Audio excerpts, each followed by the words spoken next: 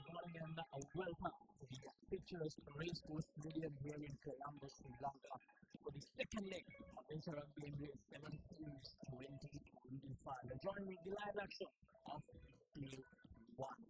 2 days of exciting rugby action coming our way. 60 games taking place in the men's and women's categories of 2014 is recompeted for the 5th elimination. So 30 games happening today on day number 1 with our activities games. Joining me in the complex of the first couple of games. Good morning, Abhi.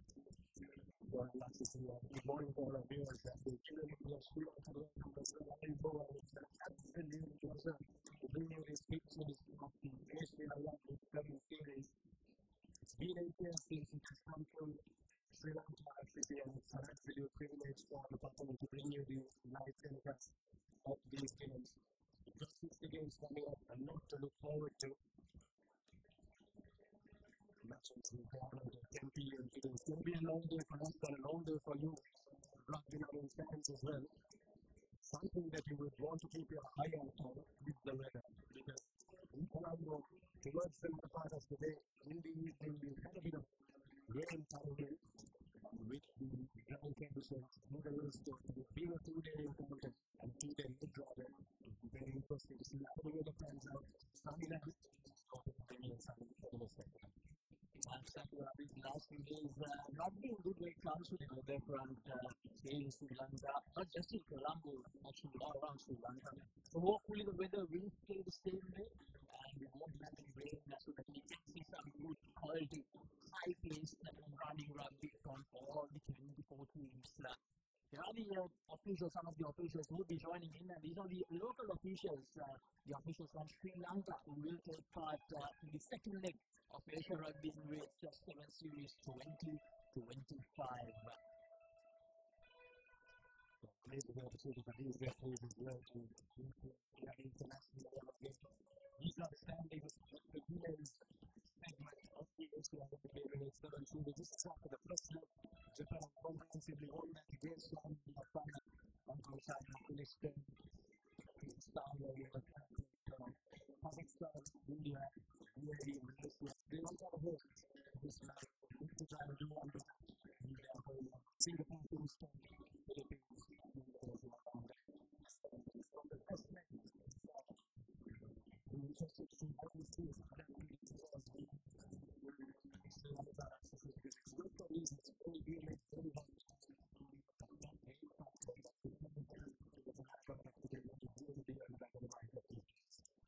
Indeed, I mean, the weather will definitely play a huge part in the plans of all these teams that you mentioned.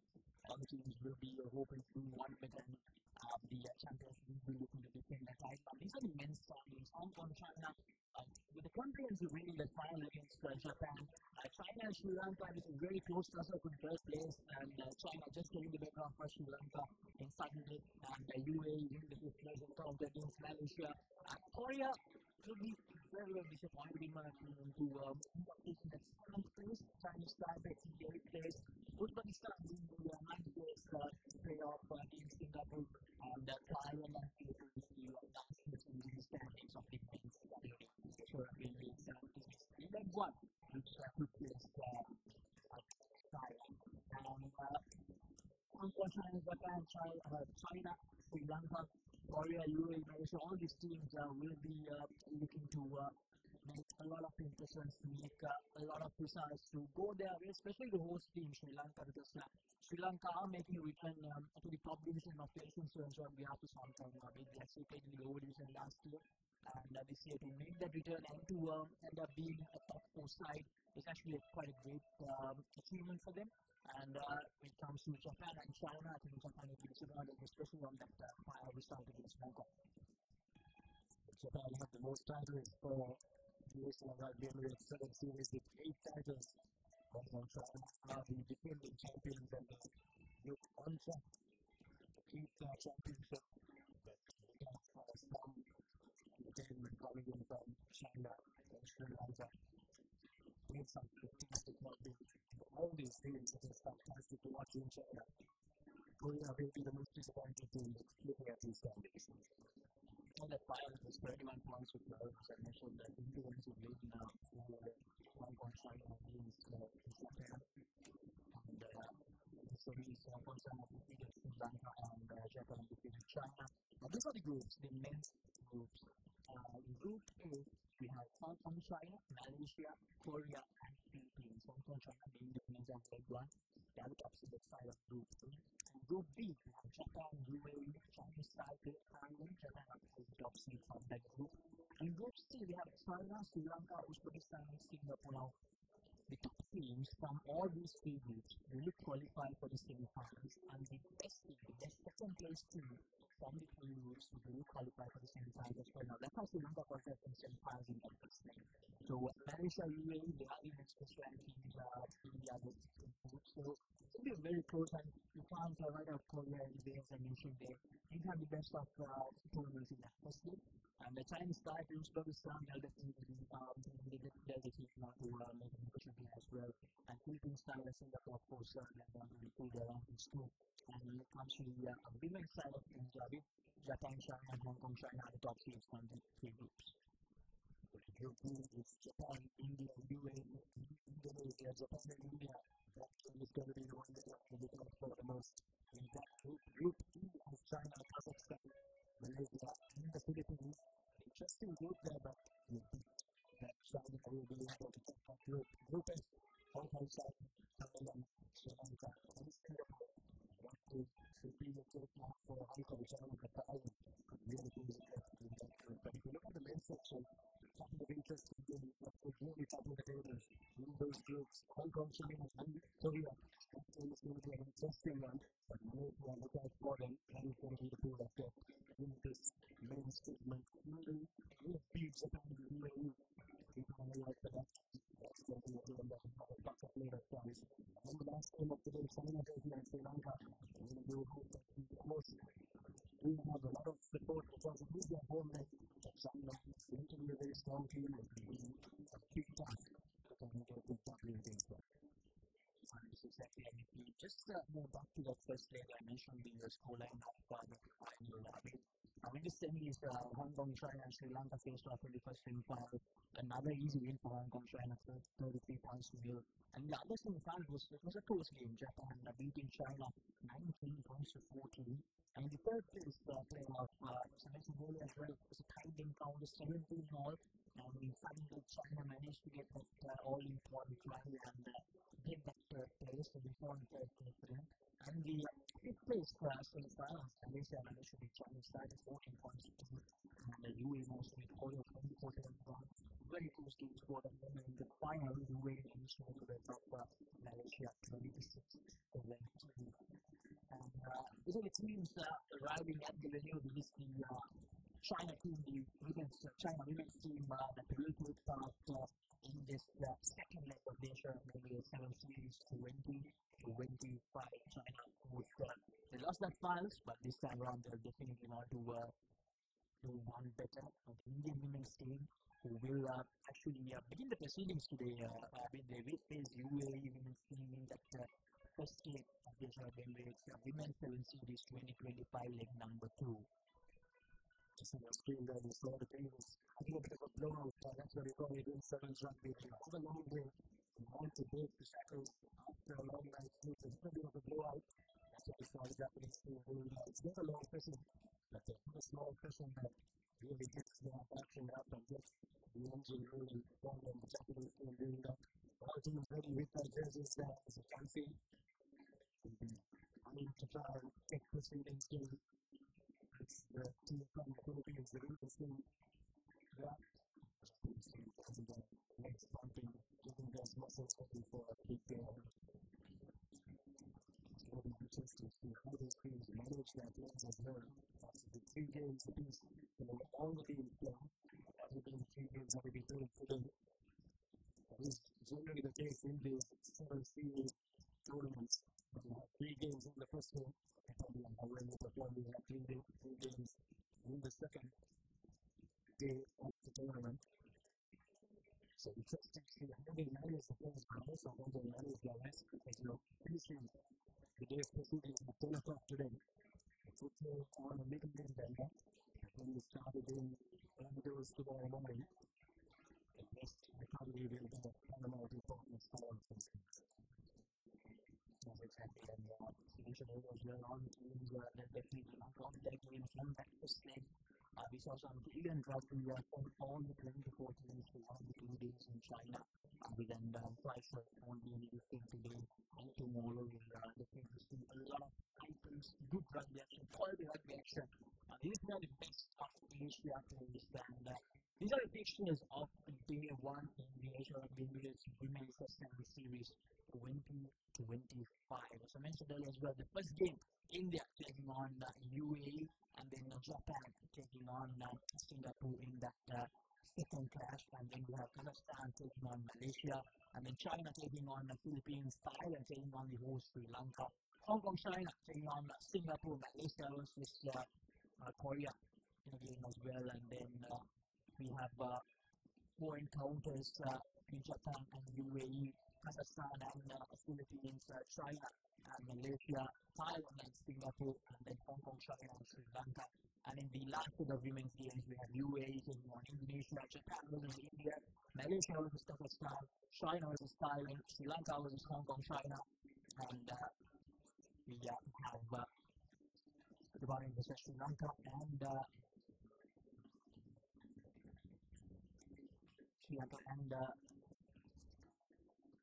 Indonesia and Hong Kong versus Thailand in the last 2 games of women's 7 series leg 2. Look at the screenshot of the game as well. We got to Australia's screen, and these are the main fixtures that are coming your way. Malaysia taking on Korea, the first one. That's a Group A fixture. Another Group A fixture, Hong Kong, China taking on the Philippines, UAE taking on Southeast Taipei, Japan, Thailand, the Necrons, and the last of the games in that section, Sri Lanka versus Uzbekistan, and China versus Singapore. Getting the local time, we have Malaysia taking on the Philippines, Hong Kong, China taking on Korea, UAE versus Thailand, Japan versus the Chinese Taipei, Sri Lanka versus Singapore, China versus Uzbekistan, and in the last set at 8 o'clock, we hope you'll be up at that time to watch these games. Make your way down to the race. Super studios are free to watch Korea taking on the Philippines, Hong Kong, China taking on Malaysia, Chinese Taipei versus Thailand, Japan versus the United Arab Emirates, Uzbekistan versus Singapore, and the last game of the game, China taking on the host Sri Lanka at 9:52 p.m. So a lot of rugby action coming your way from the Racecourse Stadium. The Asia Rugby Emirates 7 Series 2025. It's not just another tournament, it is a festival of sevens rugby in Asia, where the best in Asia plays in the most fast-paced format of rugby. Good to see some crowd building up here at the Racecourse Stadium with some supporters for UAE already here at the ground, and hopefully we will see supporters for all the teams coming into Racecourse Stadium. And ladies and gentlemen, just moments away from game number 1 of day 1. It's going to be India taking on United Arab Emirates, game number 1 of the Asia Rugby Emirates 7 Series Women's Edition, second leg. This will be an interesting encounter to start things off.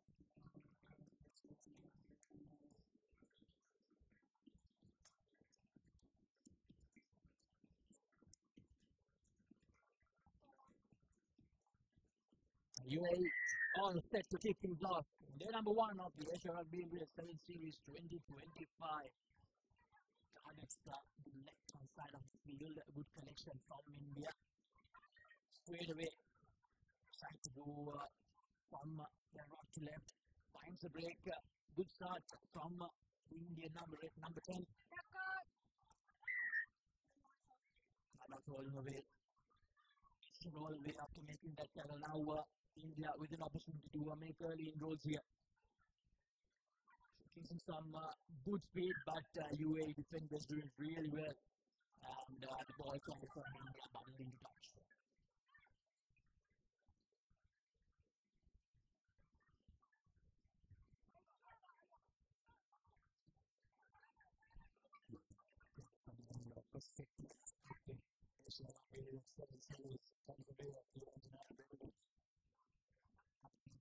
the ball exposed here.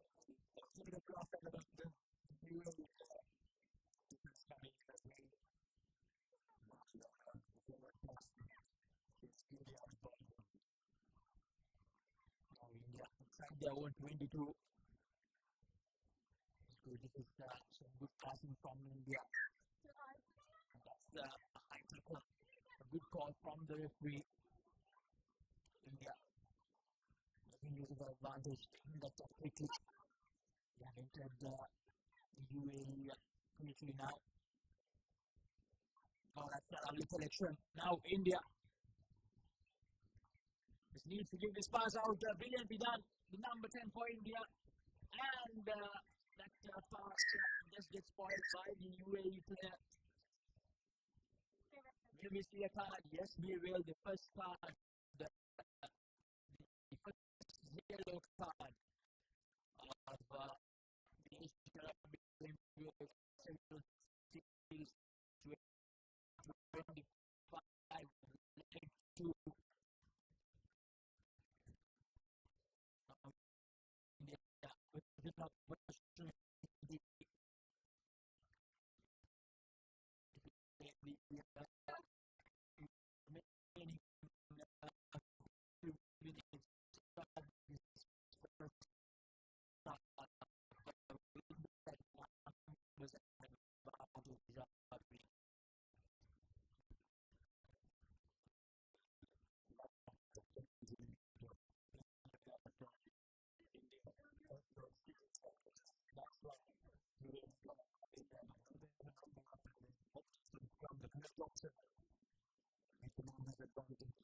With the way he has cleared the ball last season, he got to take and get the back for a bit of chance for them to try to keep critical.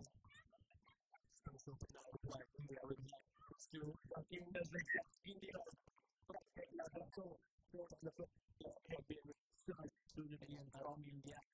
And the handling has been really, really good in the opening phase of this game. Because of that absolutely from India to start things off. They were calm and they were composed. UAE, they did the mistake and India making sure that they got the first strike for the series. Leg number 2. Nothing fancy from India. Make sure that they were on the right. When they were on the right, they took the ball right in front and take it right up to the defense, which really let the gap out right there.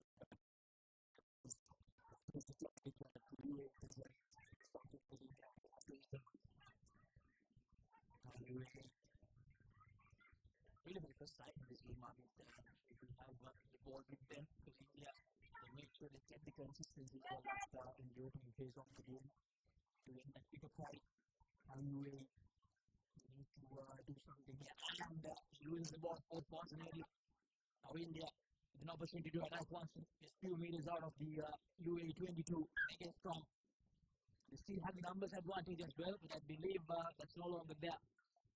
Yellow card player. She will come back. The numbers are back even for both sides.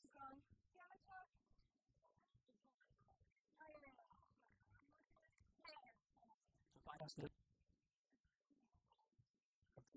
Winning our top for this half. Yeah, for this medium. The right side of the field, number 12 gives it out.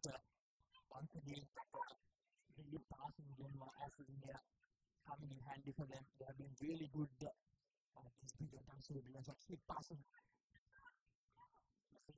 Outside the 22 line in India. From the corner, Lamy. The final defender makes sure that the son able to do the territory. And India shifting directions. All about that referee now able to do so. UAE taking it early, but once again the same mistake they did as well, not all the way. India more advantage. Now that was really first to lose by the game. So one going to touch, but unable to do so. I check out the free. From India, UAE with an opportunity. It's a foot race now. will a penalty be given? Yes, a penalty will be given. She missed tackle without the ball in hand. UAE representing Rwanda for the first time in this game. During this game, even though they didn't have possession, some good defense coming in from them, not allowing the Indians to break through once again. But very good with one-on-one tackles. The first field it's just been implementing to control the pressure from here's the feeling for UAE. Not that easy to appreciate that. And this good UAE this side. Trying to heat up here in Colombo. India gets the ball back. Offering UAE attack. There's actually brilliant. That's a good passing once again. Except for those one or two moments where India just didn't get that passing game right. They have been very consistent in this game so far.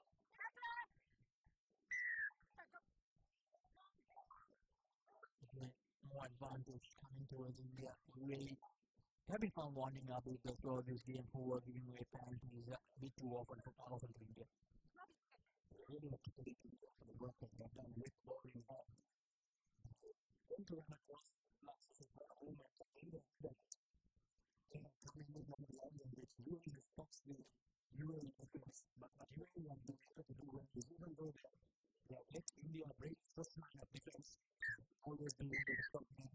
In that first half of the game to score. That's our point in the first game here against India facing UAE. Interesting first half. A lot of technical things coming from India. So the half time of game number 1, India with a solidly try in the first half. UAE, they will be disappointed with all the mistakes they have done, but still, it's just a 5-point difference. So UAE can definitely still in this game. They need to make sure that they keep the ball with them and they don't give the penalty advantage. This is half-time score confirmation. India 5, Arab Emirates yet to get up the mark in the same time. Right now, we'll go to a short commercial break and we'll be back with the second half action.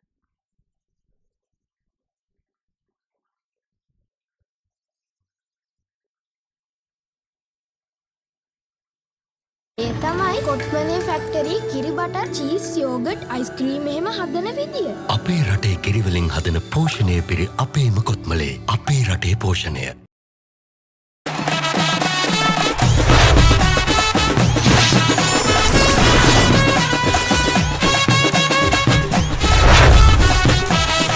Love rugby, live rugby. ප්‍රීමා කොතුමි fun තමයි.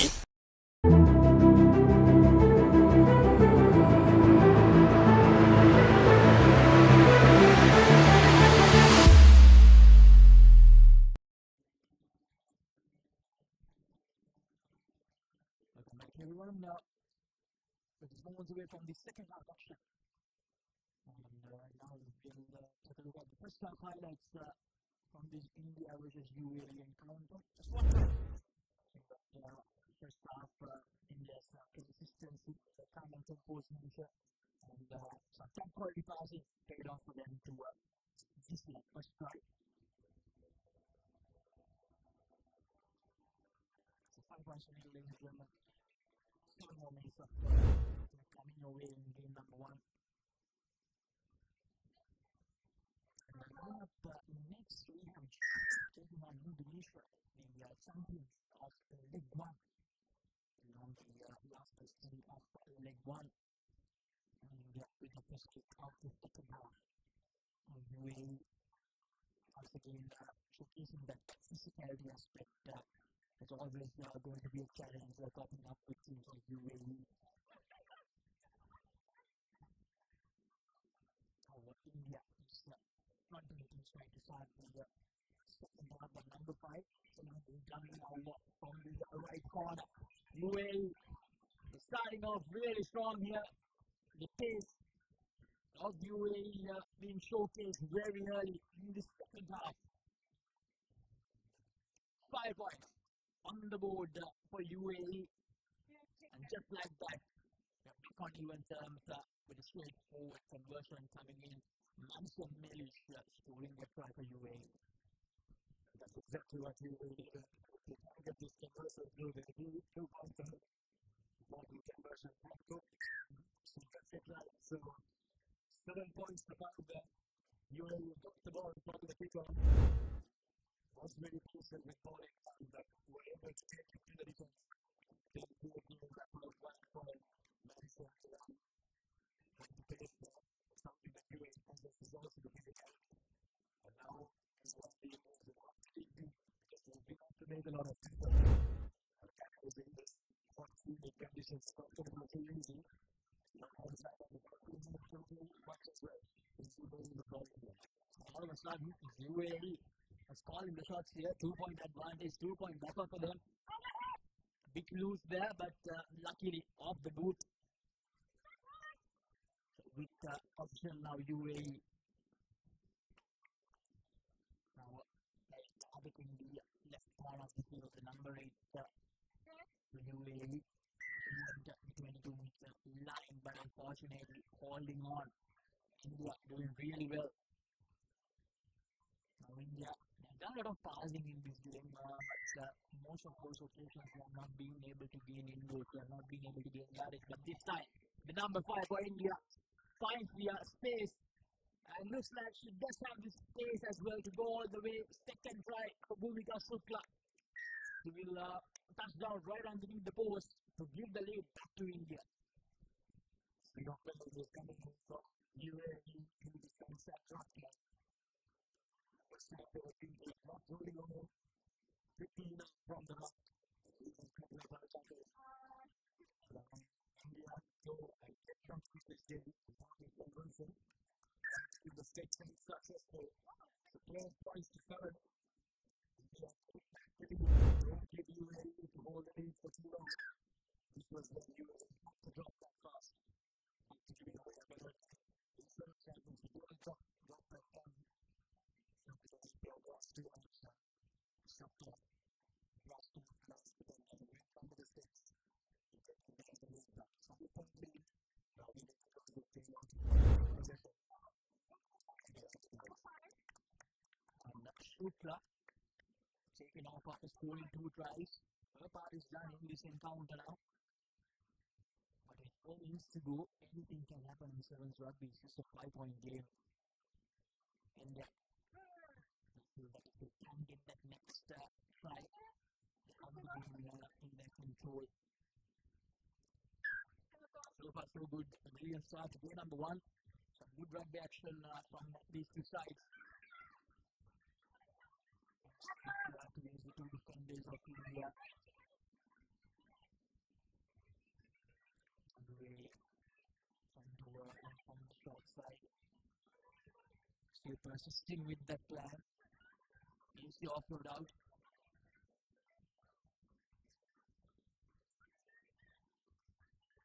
UAE searching for options.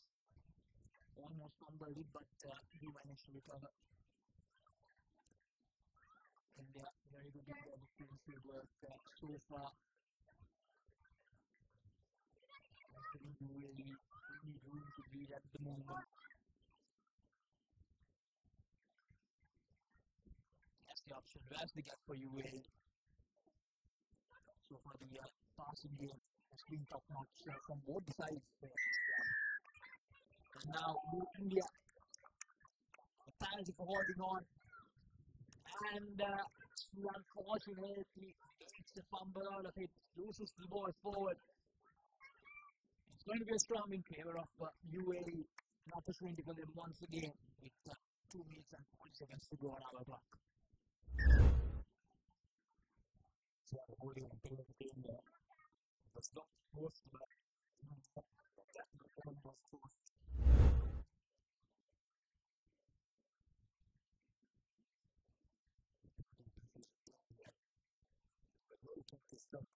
I think that this is the most important the moment for this game.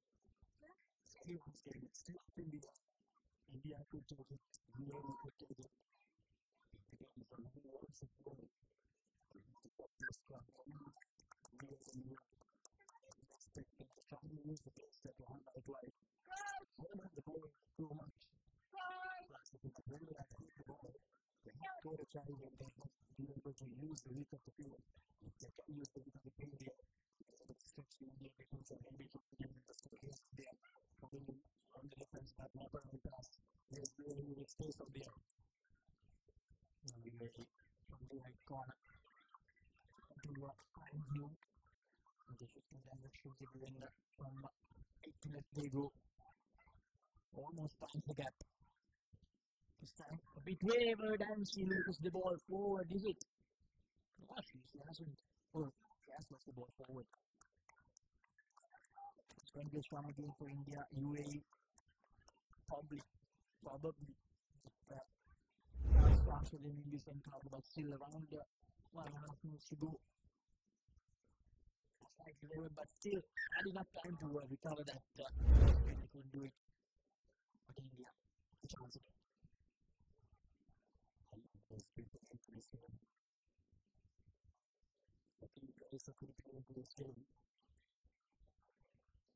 Even after having support lines and work from both these games, and always be looking for these goals, looking for work to do. And be able to close the game for some. It's not good to do that.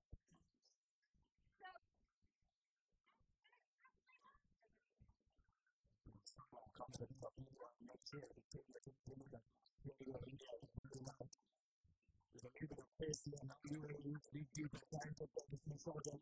India still trying to that will be curtains in this game. India for the line and for the victory in this first game. That's going to be the time that we are still the deal for them. India have been the better team in this game so far with ball and defense. Maybe not so much, but India have had another score. So that will take the first game. What a start for India. They have been absolutely phenomenal. They have been consistent, as I mentioned, throughout this encounter. There were some mistakes here and there, but overall, what a game from India.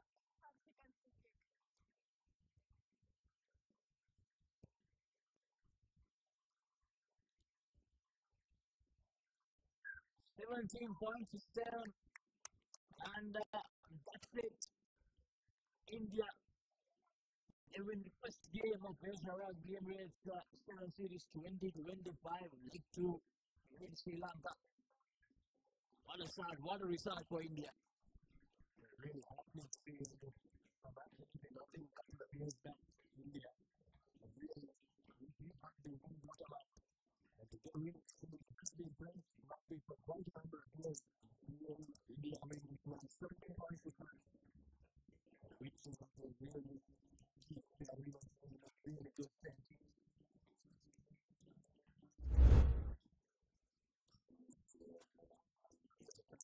From the Thursday, maybe we could make a comeback of the momentum. Yes, so coming from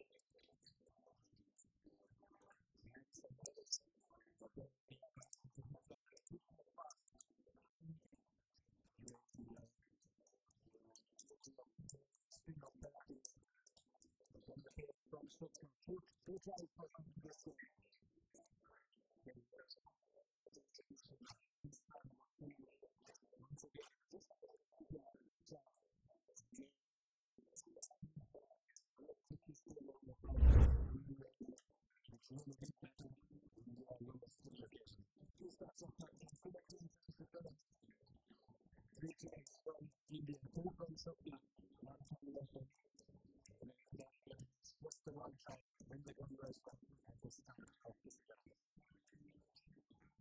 India series this year is actually second win for India against Rugby Emirates. In China, they managed to win the encounter 19 points to 12 in that fifth place in the final. So, brilliant result, as you mentioned, as well for India. Shows how much they have improved in the sevens game, especially in the last 2 years. It's really great to see India coming up the ranks in sevens rugby. So right now we will head to a commercial break once again, and on the other side we will be back with the action where the champions from Leg 1, Japan, will take on Indonesia. Stay tuned. It's time for your brand new vehicle. Enjoy exclusive leasing options for unregistered vehicles, along with a host of exclusive benefits now available at Combank. Contact 0112 353 353. Marina 888, the home of sports entertainment. With boosted odds, secure cash outs, and unlimited rewards. Marina 888, where winners are born. Love rugby? Live rugby. Prima Kotumi Fantamai.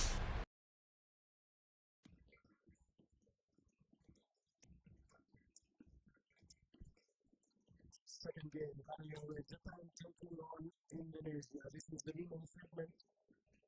Just concluded the first game where India beat United Arab Emirates 17 points to 7 Japan. Defending champions. That's the first leg. Looks like Japan win this second leg. They win the Japanese team, the victorious Racecourse Stadium a couple of weeks back in China. Match of face on final suddenly Chile. Someone that the Sri Lankan rugby community did. No was here for a couple of games.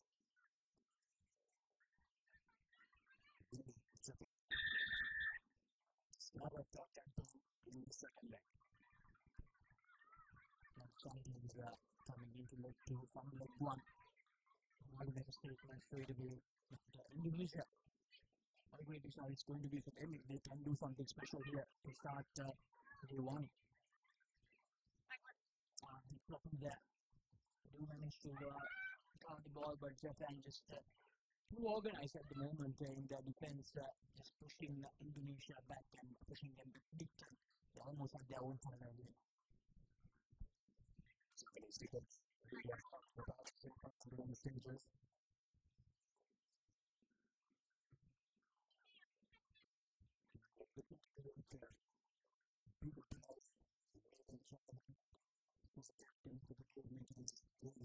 But that's going to be a penalty.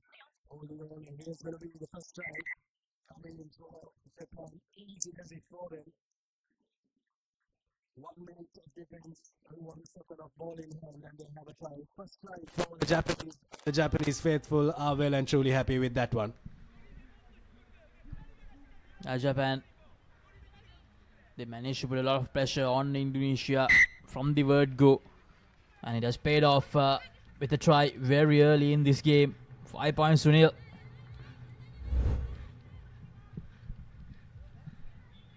Here's a replay of that try there. Unforced error from Indonesia. Generally holding on penalties are forced, but that was unforced. Good restart from Japan as well. Very contestable, but the ball trickles out into touch.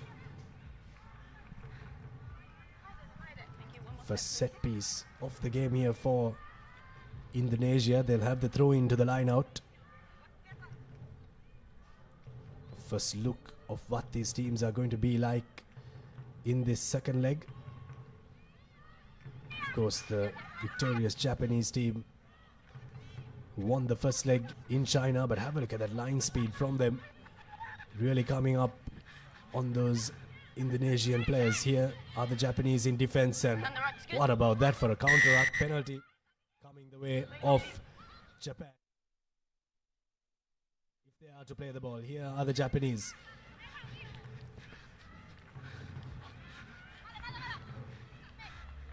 Handling errors creeping in, but the ball has been knocked back.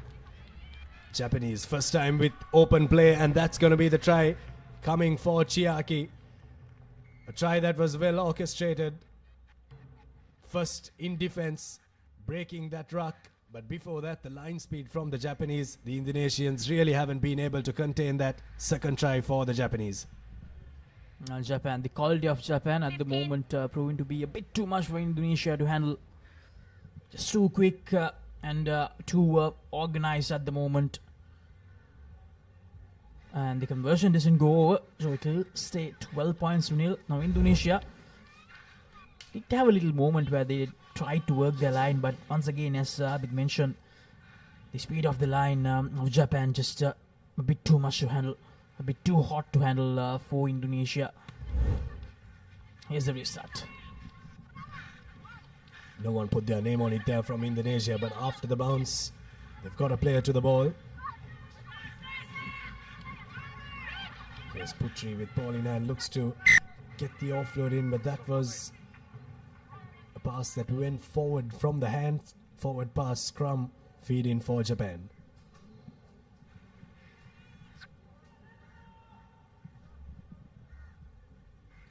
Indonesia just unable to keep the ball with them for an extended period of time, unfortunately. Yes, and supporters in for Japan as well. Earlier we also saw some supporters for UAE. So as I mentioned, it's really great to see supporters from all around the region coming in to support their teams. An island that is known for tourism, an island that is known for rugby, but right now the Japanese are reigning supreme in that division. Another try, and have a look at the Japanese faithful. Our cameraman will have a lot of work to do with the way the game is going so far.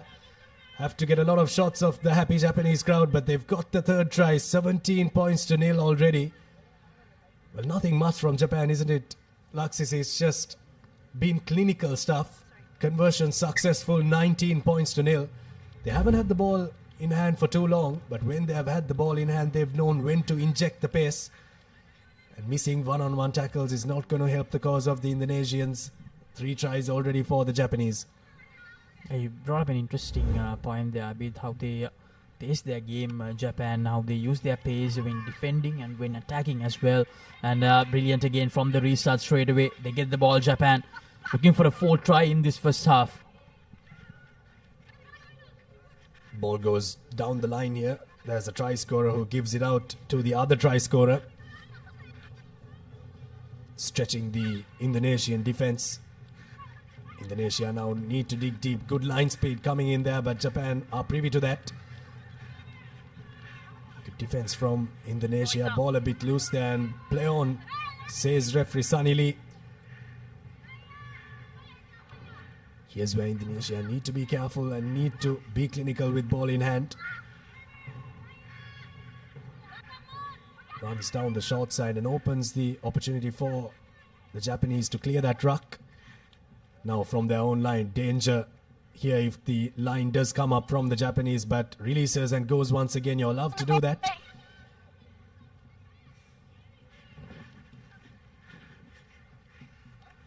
Indonesia under a lot of pressure from the Japanese. Looks to put a kick in. Doesn't connect. This time it connects. No sweeper back for Japan, but the kick doesn't go too far, so the players can get back in time. Now here's counter-attack coming in from Japan. Easy does it for the Japanese women's sevens rugby team. 4th try. A nothing kick there from Indonesia, but you really can't fault her. She had nothing else that she could do there. The pressure was right up there. And another try, this time a try that comes through counter-attack. 3 seconds to the game. Indonesia is unfortunately unable to gain any advantage whatsoever whenever they had the ball. With Japan in their defensive efforts have been very, very clinical. Have not given away any room whatsoever to Indonesia, and as a result, Japan with another easy try. Had to do a lot of hard work to create that try. But Japan, so far so good for them. 26 points on the board in the first half already. Well, midday in Tokyo right now, but if they are watching the pictures from the Papare, the official broadcast partner of this tournament, they'll be absolutely happy with that one as well. Another try coming in for the Japanese. 26 points and add another 5 to that. 31 points to nil. They're really running away with this one. The Japanese, 31 points in 7 minutes is no joke.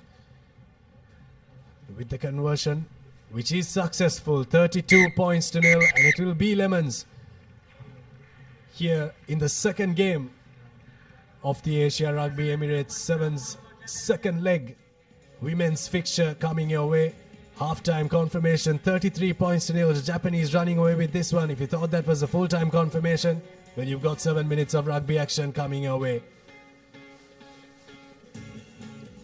head in for a quick commercial break and we'll see you on the other side with second half action.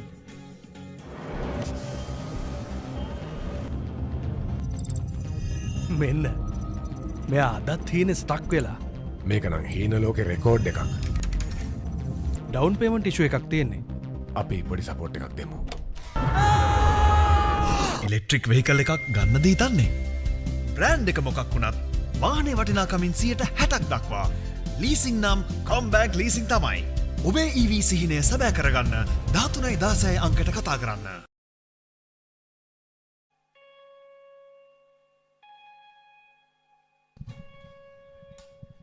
Welcome back, everyone. The Racecourse grounds, game number 2, second half coming up. But before that, let's have a look at the first half highlights. The first half is all about Japan going over the line. Indonesia, unfortunately, just couldn't do anything special.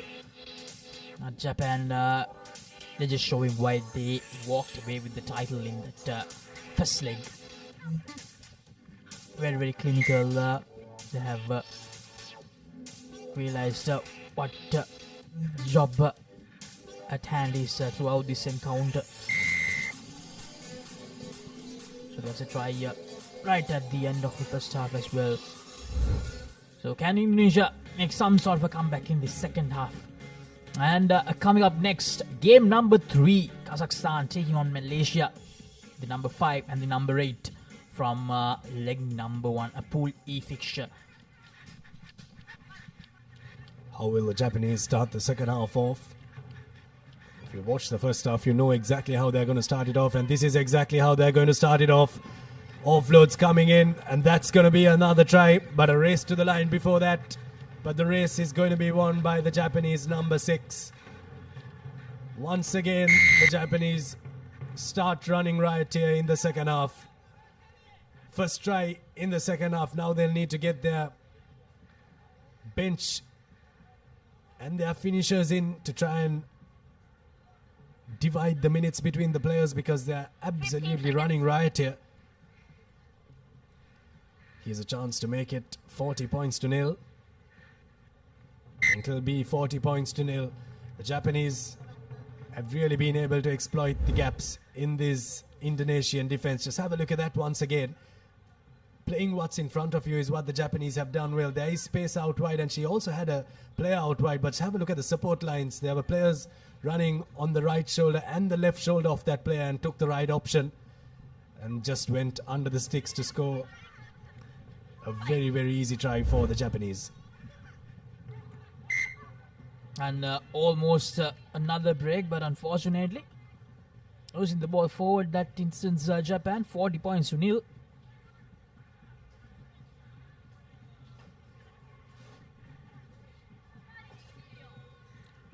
Japan in that first leg as well, they did meet Indonesia, and in that game they hammered 57 points against Indonesia.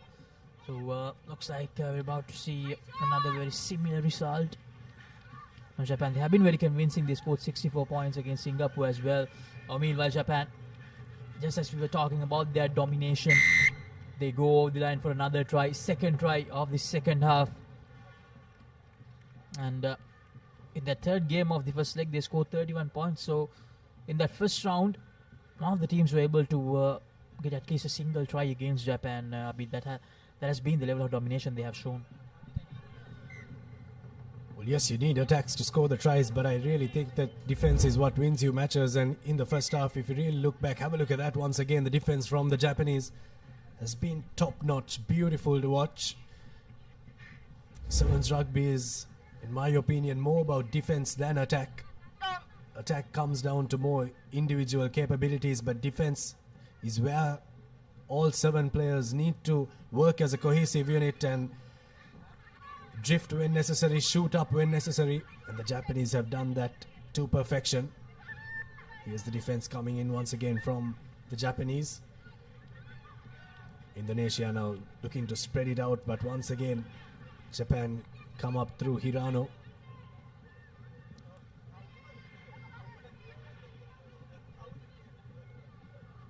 Indonesia come in the way of the Japanese, holding on once again, forcing a penalty. They take it quickly. Now need to play what's in front of them, and plays exactly what's in front of them. Exploits the gap. Another try coming in the way of the Japanese. 50 up for Japan, Abid, the first half century of the tournament. Just in the second game, in leg 2. Things have been a bit too easy for Japan here. They have not been tested at all. Should be an easy conversion. 2 easy points coming their way. 54 points. Well, as a nation that loves their cricket, looks a bit of a cricket score here. 54 points to nil. Half century up for the Japanese. And they really do deserve that for the performance that they put in this first game. Restart from Japan, and restarts also are very important. Hasn't been that important so far in this game, because the Japanese have been able to cough back possession their way. Oh, here's counter-attack from them, and counter-attack once again from the Japanese women. Another try, and this is just getting all too easy for Japan. They're running away with this one. Running away is an understatement. They're sprinting away with this one. 59 points to nil.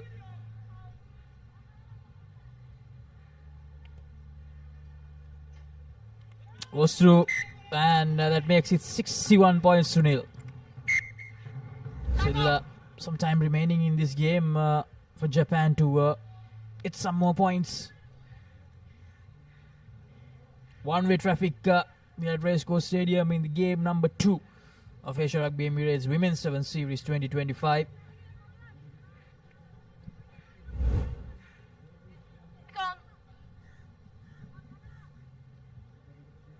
And they don't look one bit gassed out after this 61-point performance.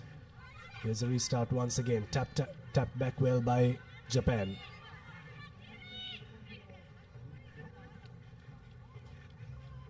Once again, the Indonesian defense being put to the test here. Pass doesn't stick, but that wouldn't matter because Japan will look to run around, draw and pass. Draw and pass number 2, and that's try number 3 for that young lady for Japan. Scores another try, 66 points now. It's been just simple rugby, isn't it? Beautiful to watch. The number 5 has been on fire in the second half for Japan. That's Mayu Yoshino on your screen there.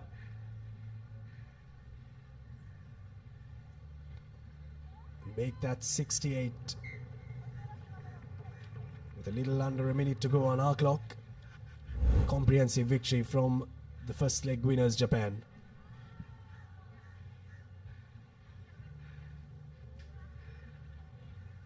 That is too easy. Too easy at the moment. A hat-trick of tries for her as well. Some more points as well with the conversions. Well collected from the restart. Searching for another try. Trying to get the number towards that 70s territory.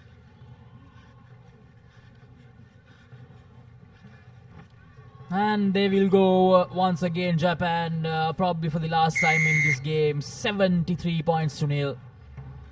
They have absolutely demolished Indonesia to begin day 1 of leg number 2.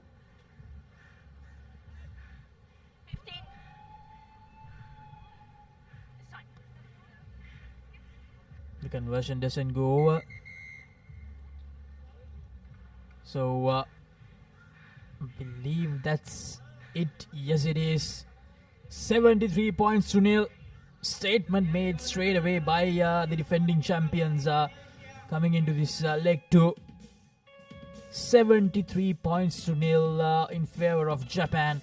Indonesia just not being able to cope up with the class of Japan in this encounter, unfortunately.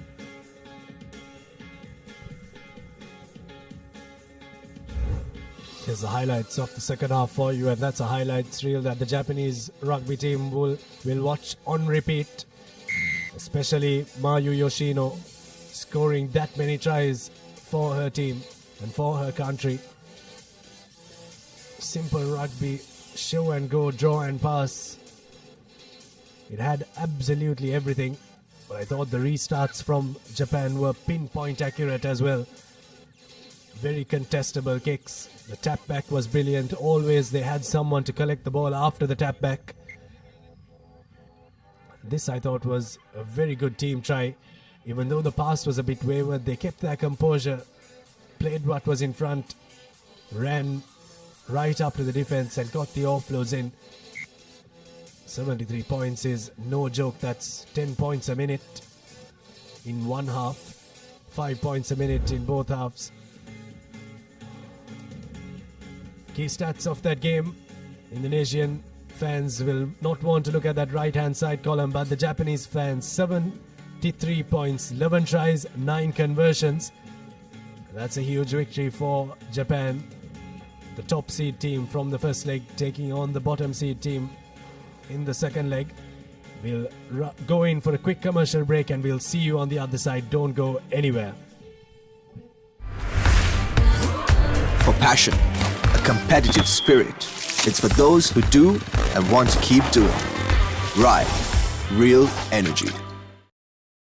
තමයි කොට්මලේ factory කිරි butter cheese yoghurt ice cream එහෙම හදන විදිය. අපේ රටේ කිරිවලින් හදන පෝෂණය පිරි අපේම කොත්මලේ අපේ රටේ පෝෂණය.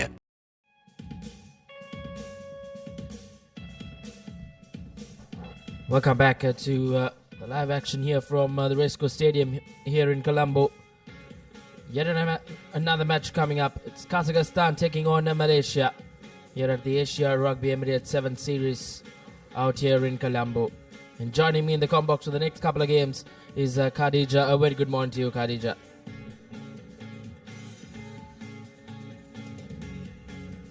Very good morning, Rashman. So,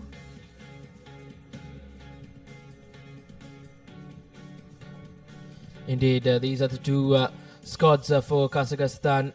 Veronica, Aleona, Amina, Irina, Anna, Yeva, and Kim.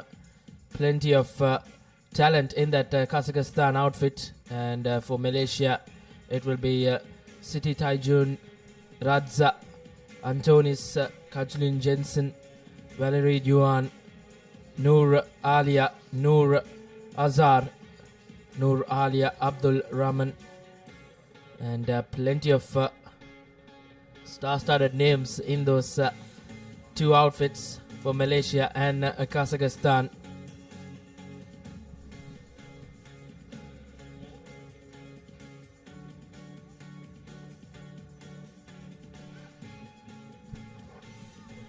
Kazakhstan outfit just breaking out from their huddle for one final time as they take on Malaysia. And the referee for the game will be referee Shankar Bekun from Sri Lanka. Will oversee things in this third game out here in Colombo. Get behind. It will be Kazakhstan with the kickoff. and we're off. So 7 minutes of pure pace and power. Let's see. And that's Malaysia with ball in hand. Great cutout pass. Now it's a run through the sidelines. Let's see if we make it. Oh, no, that's a throw out of the line out. Did a good tackle to just bundle her into touch. Kazakhstan doing the right thing, and they will have a throw in favor of them. Line out to just in front of us as Kazakhstan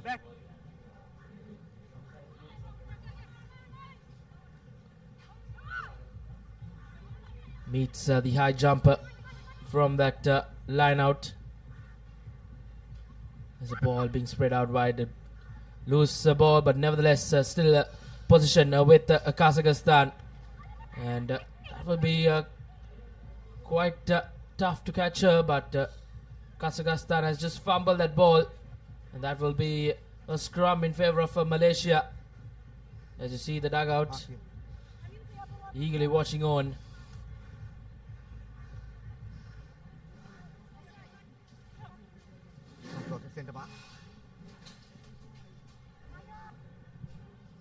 Malaysia with an important feed in. Possibly try to get out of jail. Bind.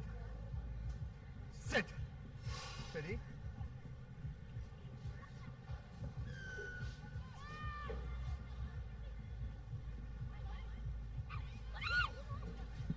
Okay. Have to take it from the spot now, Malaysia. And that's brilliant. Tackle roll away. Let's see how Malaysia plays this out. Oh, loses the ball forward. That's very unfortunate. Indeed, not what Malaysia would have wanted. They needed to get out of jail. But they have done themselves a big problem now with Kazakhstan in favor of this feed-in. We'll try and look to get through this defense of Malaysia. They managed to stay put in his opening 2.5 minutes. Kazakhstan with the feed-in. 9. The halfback opting to go on her own. Here goes Kazakhstan now. Loose ball once again. Both teams have found themselves guilty in dropping that ball forward. But now this time around Malaysia. But referee Ishanka Bekon will go into that initial infringement. Yet another fumble. So it will be Kazakhstan feed-in once again. 9. You can't. It's been a stop-start affair in this third encounter between Kazakhstan and Malaysia. Bind. Sit. Steady. It's all end-to-end action, Rashwan. So if you blink and you'll miss it. And that's a brilliant run.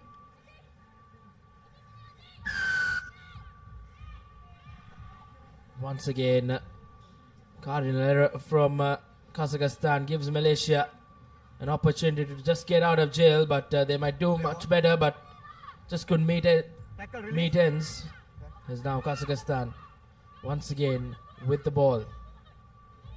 Spreading that ball out wide, but good up defense coming in from Malaysia. Just pushing back Kazakhstan in their own half now. Good hands coming in from Kazakhstan. Yes, Rashwan, I would say that's some brilliant defense action from Malaysia. Indeed, they have really defended well. They have defended the majority of this first half. And this time around, once again, fumble from Kazakhstan. Advantage being played for Malaysia. Advantage over, says referee Shankar Bekun. Malaysia with possession. They look to spread this ball out wide, but not the best of passes, but still recovers well. Malaysia puts that ball into space, but will eventually bundle into touch.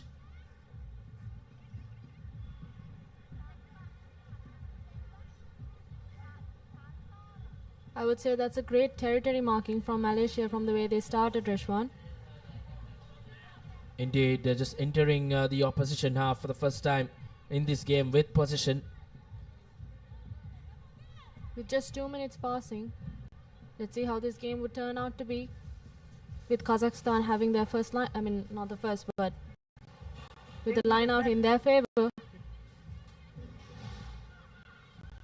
And there goes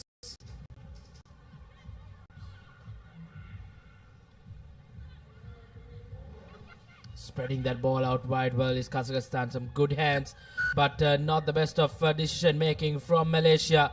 And surely referee Shankar Bekon will go into his pockets and hand Malaysia a yellow card when things were going on well for them. This will be a major setback as we enter the final minute of this first half. Playing with a player more will look to try and go over the whitewash. A cardinal mistake from Malaysia. Number 10 just put her hand out, tried to go for that interception, but just couldn't complete it. Malaysia will play with just the 6 players on the park. for the next couple of minutes. That will be the remainder of this first half and probably the opening minute of that second half as well. So very important passage of play for both teams. And Malaysia have done well from that scrum to try and change their fortunes. Spreading that ball out wide now. Back. Big thumping tackle. But now once again the number 6. Opting to go on the short side. Clear release. Let's see how this turns out. Mark here. Back, get back on the line. Backwards. So many loose balls this match, Rishwan. Release. Indeed, both teams just settling into conditions here. And against the run of play possibly, with just the 6 players on the field, it's Malaysia who go over for the first time in the game. It's at the brink of half-time as well. And Malaysia with an important score. Playing with less player on the field as well. 5 points to nil with the conversion to follow.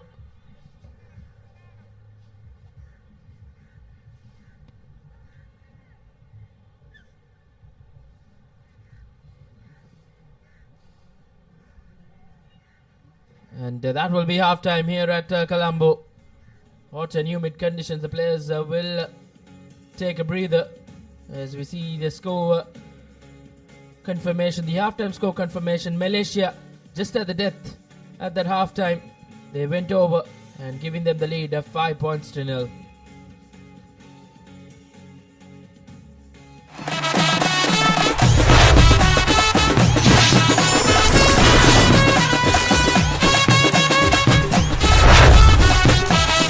Love rugby. Live rugby. Prima Kotumi Fantamari. For passion, a competitive spirit. It's for those who do and want to keep doing. Ride. Real energy. Marina 888, the home of sports entertainment. With boosted odds, secure cash out, and unlimited rewards. Marina 888, where winners are born.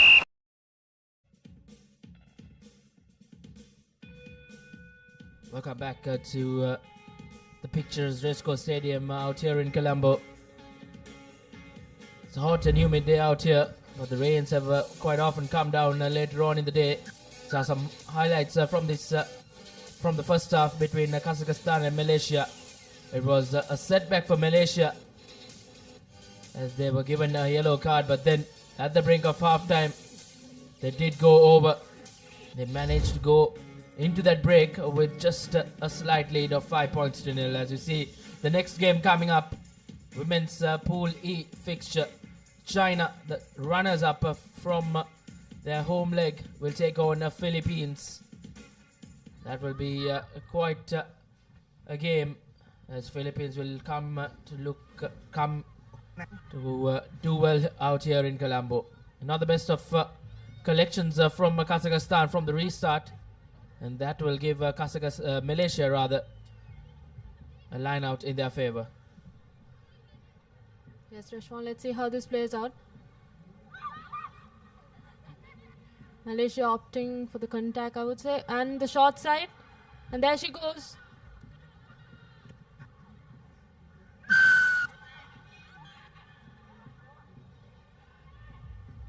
Taken quickly now once again, Malaysia not messing around.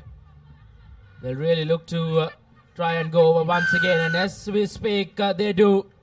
Malaysia double their lead, 10 points to nil, with just the 6 players on the field. They have really done themselves a big favor.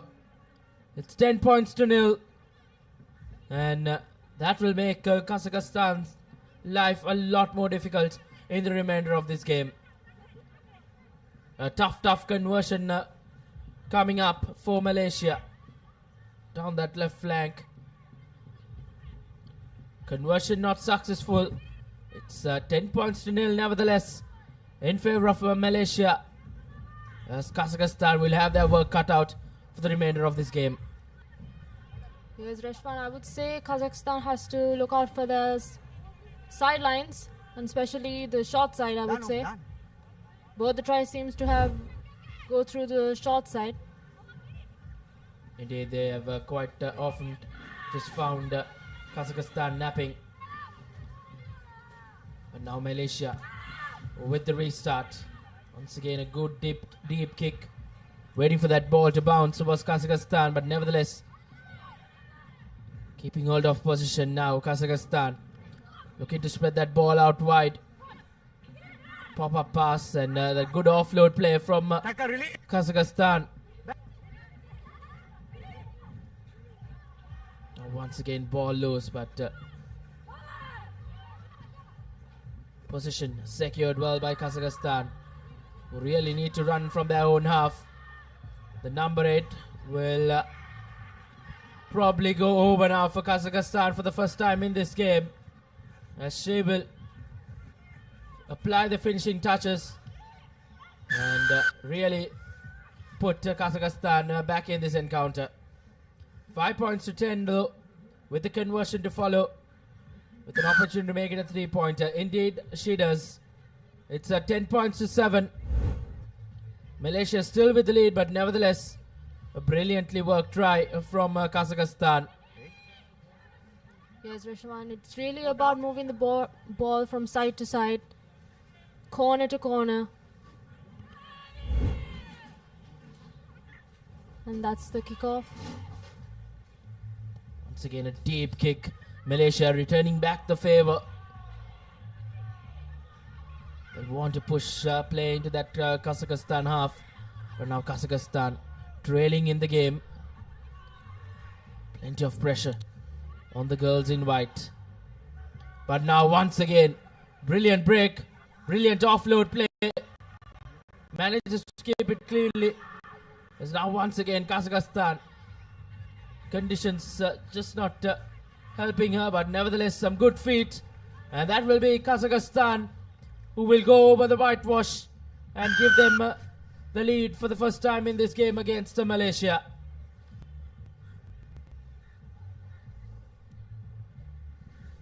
Try time for Kazakhstan. It's 12 points to 10 now. The conversion doesn't go through, as this will be a 2-point game as we head into the final 2.5 minutes. Some beautiful hands from Kazakhstan. She slipped, but she still managed to get on her feet and then plays out that offload really well, as the number 3 just goes over and applies the finishing touches to give Kazakhstan the lead for the first time against Malaysia. Yes, Rishwan, at this point of the game, it's all about ball position if Kazakhstan has to win. Time back one. Indeed, it will be important for them to try and keep position and keep Malaysia at bay, who have really found themselves try and attack from the short side, but spreading that ball out wide are Malaysia. Scanning her options, but opts to go for that kick. Kazakhstan back in their half. Good pressure coming in from that number 6 from her own kick, as Kazakhstan have quite found themselves guilty in knocking that ball forward. They've done it once again. Yes, Rishwan, I would say it's not too late for Malaysia to gain the lead as well, with how they're playing ball now.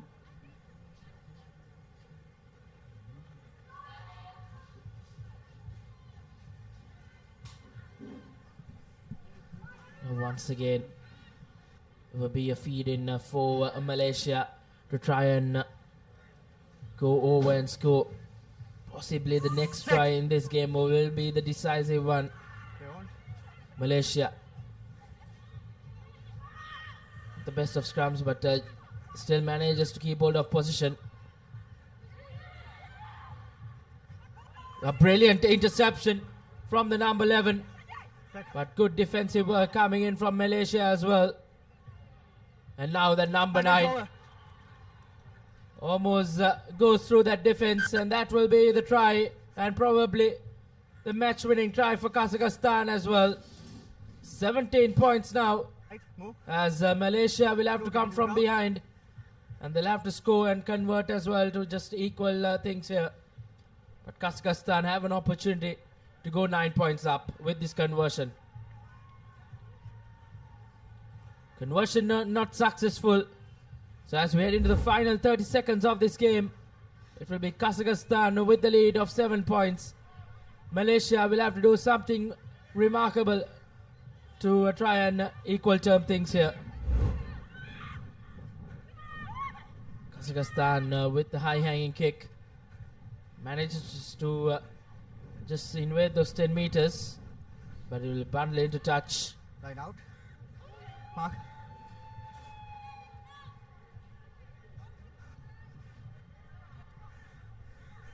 Back. Malaysia. They'll really need to try and get this ball from the line out. Good work. They'll need to attack. They'll need to show urgency. But holding on is the call. And now taken quickly once again from Kazakhstan.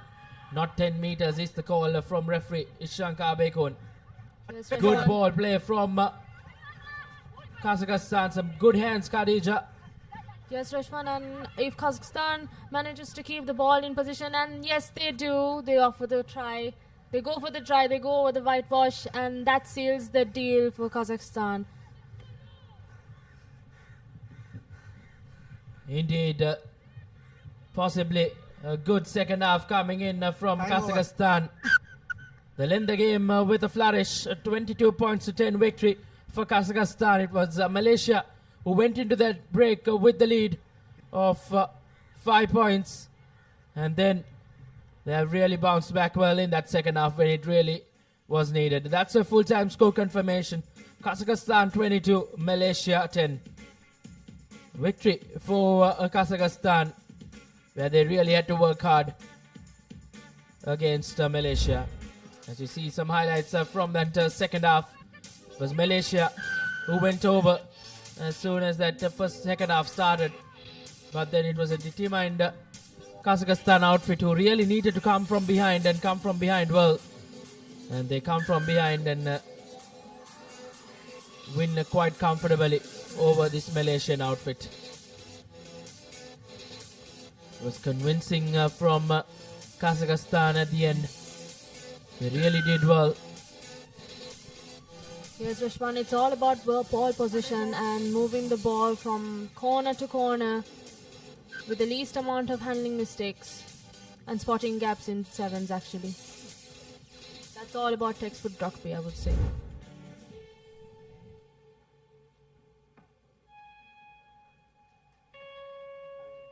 And that ends Kazakhstan and Malaysia with the final scores of 22 points for 10.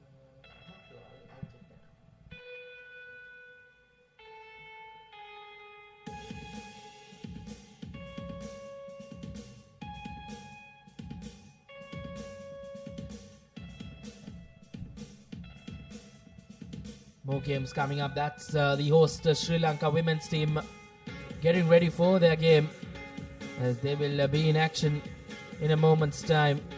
Sri Lanka will take on Thailand at 10:28 local time. The game after the game between China and Philippines.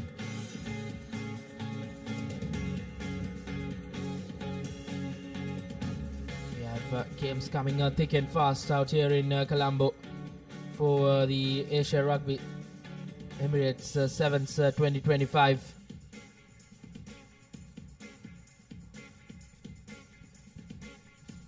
It will be China taking on the Philippines live from the Racecourse Stadium here in Colombo, and bring you all the live action is Sri Lanka's #1 sports channel, ThePapare, who are the broadcasting partners for the Asia Rugby Emirates 7 Series 2025 down here in Sri Lanka.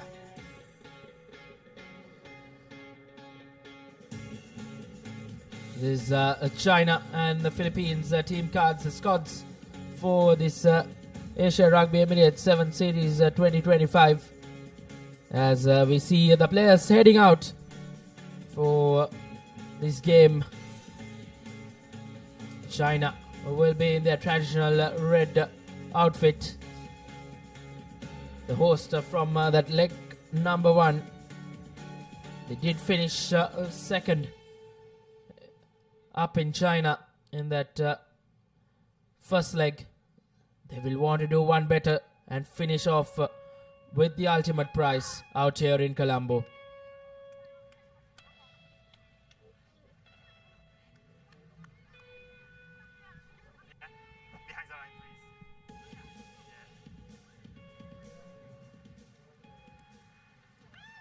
The referee who will officiate things is Ibuki Tetsuka from Japan, as China will kick things off in their tournament opener against Philippines.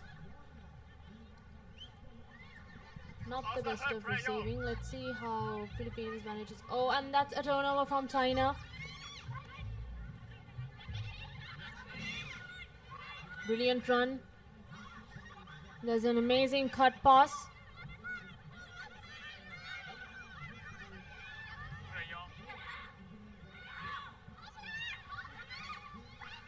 And that's one number extra on the outside. Will they be able to make it?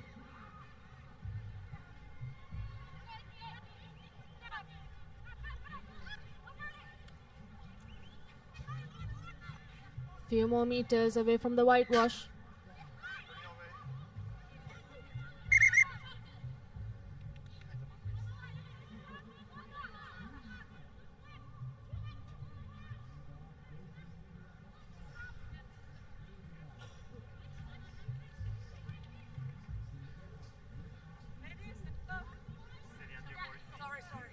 China with just meters away from the scrum now.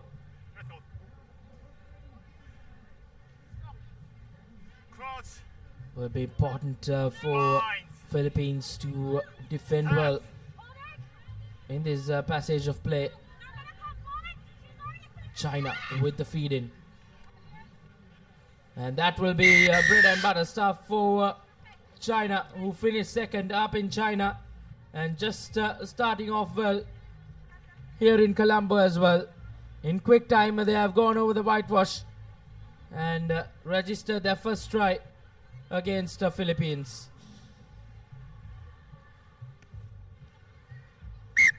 And that's a successful conversion as well.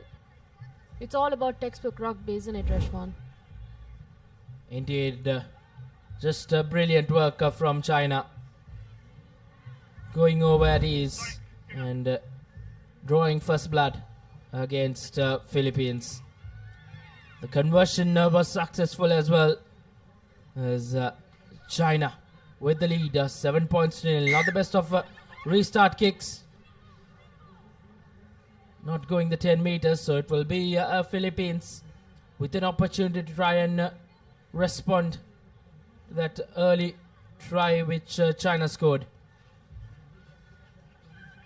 Puts in the kick, Philippines. No one in the back. It's a race, a foot race, well and surely not won by Philippines. They managed to fumble that ball in the try line, and that will be quite an unfortunate incident for Philippines to try and respond. But nevertheless, they have a scrum to defend now. As you see the replay, just couldn't get her hands to it. Yes, Rashwan, she actually spotted that there was no sweeper in the back and therefore opted for the kick. That's very unfortunate. Let's see how China plays this off.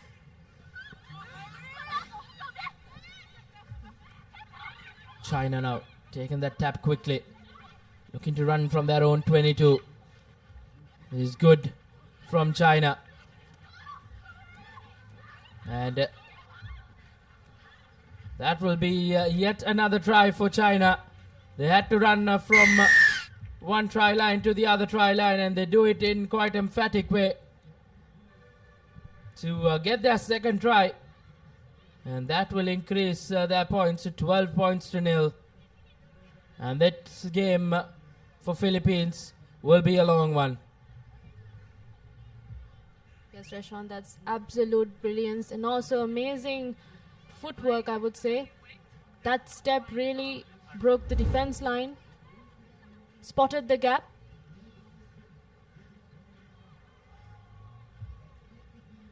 And there she goes. Indeed, brilliant work from China. Really stamping the authority here out here in Colombo. They did finish second up in China. They well and surely want to finish on the top out here in Colombo. Restart not collected cleanly from Philippines. Fumbles it, and that will be a feed in favor of China to follow. The China faithful well and surely will be quite happy with how things are going on for now. Leading this game 12 points to nil. We'll look to continue the good work as this game goes on. Yes, Rashwan, with only less than 2 minutes on our clock. Scrum in favor of China.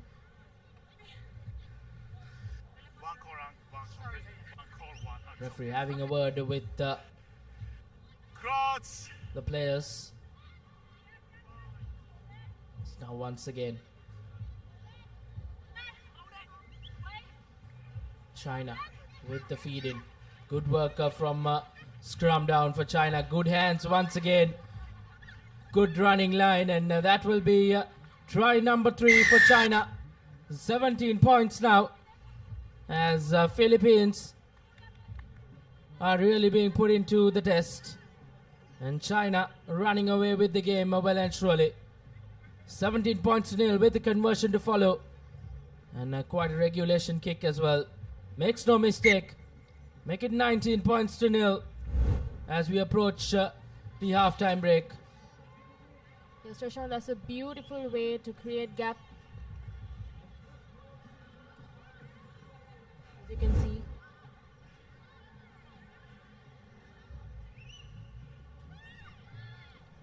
And now once again with the restart kick, China this time around. Good kick, good high hanging kick. Philippines waiting for that ball to bounce, which can be quite dangerous as China have managed to get position now once again. Long cutout pass. Scanning our options, and once again that number 22 running that correct line, and that will be China with yet another touchdown. It's 24 points to nil, and the 4th try in this game for the Chinese ladies. Just picking up from where they left off from that first leg of the Asia Rugby Emirates 7 series. They really look to finish right at the top here out here in Colombo. A convincing first half performance from China, and Philippines will really have to do something remarkable to come back into this game in the second half. Halftime score confirmation: China 26, Philippines 0. Want to stay at a luxury 5-star hotel in Singapore or the sandy shores in Maldives? Use your commercial bank Visa credit or debit card for payments on any international website or for any POS transaction overseas. Your next vacation could be a transaction away. Commercial bank Visa cards. Buy global, fly global. Love rugby. Live rugby. Prima Kotumi Fantamari.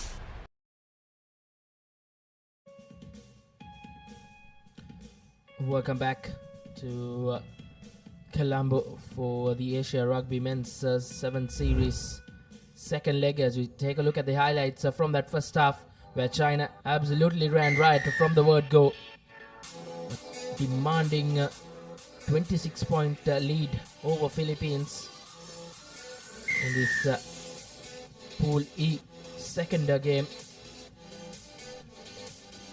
China will well and surely be the front runners in this group to finish in first. But they have Kazakhstan and Malaysia coming up next for them. As you take a look at the next game coming up, it's the host Sri Lanka taking on Thailand. Sri Lanka did finish 9th up in China in that first leg, and Thailand finished 4th. So A uphill battle for Sri Lanka against a much favoured Thailand, but nevertheless Sri Lanka are the host, playing at home, will really want to stamp their authority. It's China now. Once again, will look to try and add more points to this 26 points they have.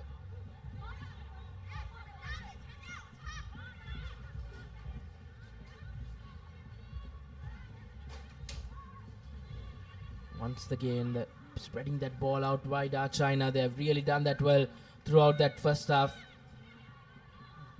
The coach would have had a much easier talk in that halftime break. Once again, a fumble from Philippines will give China a scrum in their favor and an opportunity to try and add more points to this 26 points they have scored in that first half. Yes, Rishwan, you can actually see the fatigue kicking in as well. It's quite challenging playing in these humid conditions. Cross. Bind. And that's a scrum in favor of China. That's a beautiful feed in.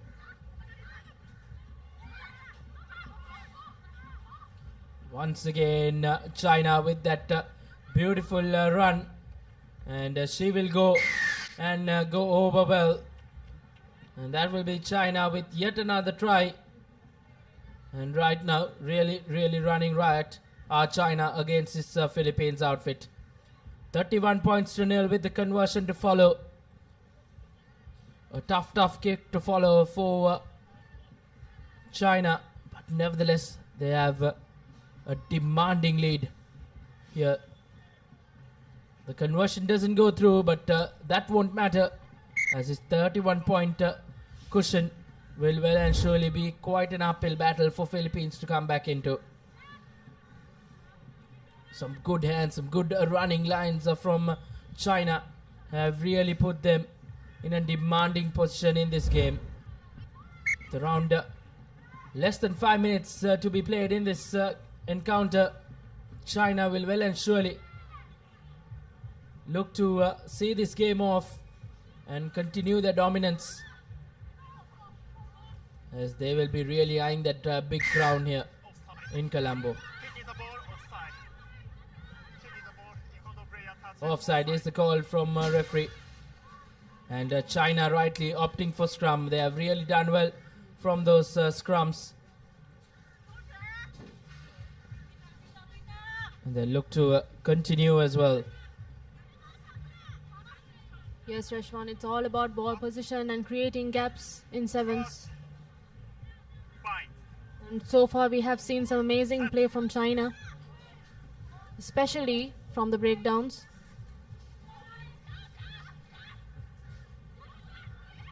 Now once again, ball out wide, allowing that ball to bounce, and the Philippines are first to it, but not the best of passes. A forward pass is the call from the referee, and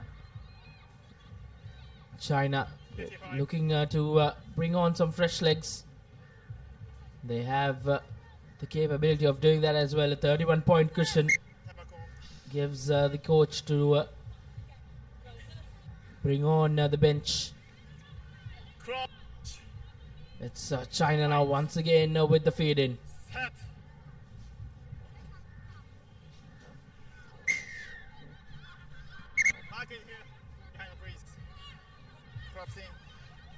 Once again, quick tap from China, scanning her options. Opts to go from the far side is China.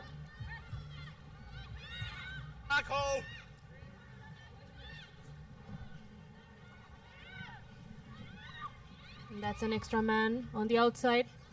Will she be able to go down the whitewash? Brilliant offload. And there she goes. Indeed, bread and butter stuff for China, as they get yet another try, and that will be 36 points to nil. This is getting a tad bit too easy for this China outfit. It was expected, and the conversion doesn't go through.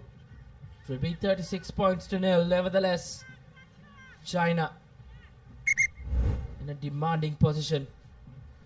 Once again, you see that supporting running line was just brilliant from this Chinese outfit throughout this game, and they've really ran a riot against this Philippines outfit. 36 points to nil reads the scoreline with around less than 2 minutes left on our clock. Plenty of work cut out for the Philippines outfit. Not the best of restarts from China, as Philippines will look to try and possibly get a consolation try, or consolation score at least.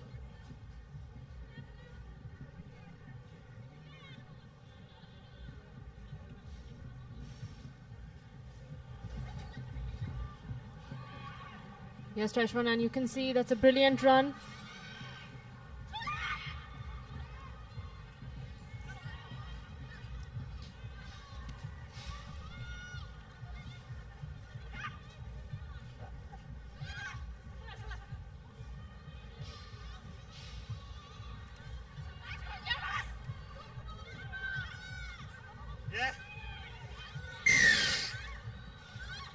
And that's holding on from Philippines. They really have to make sure to keep ball position at this crucial time. But China on attack. And there you go, that's yet another try that would seal the deal completely. It's not that it wasn't sealed before. Indeed, it doesn't get more convincing for China. 41 points to nil, with the conversion to follow.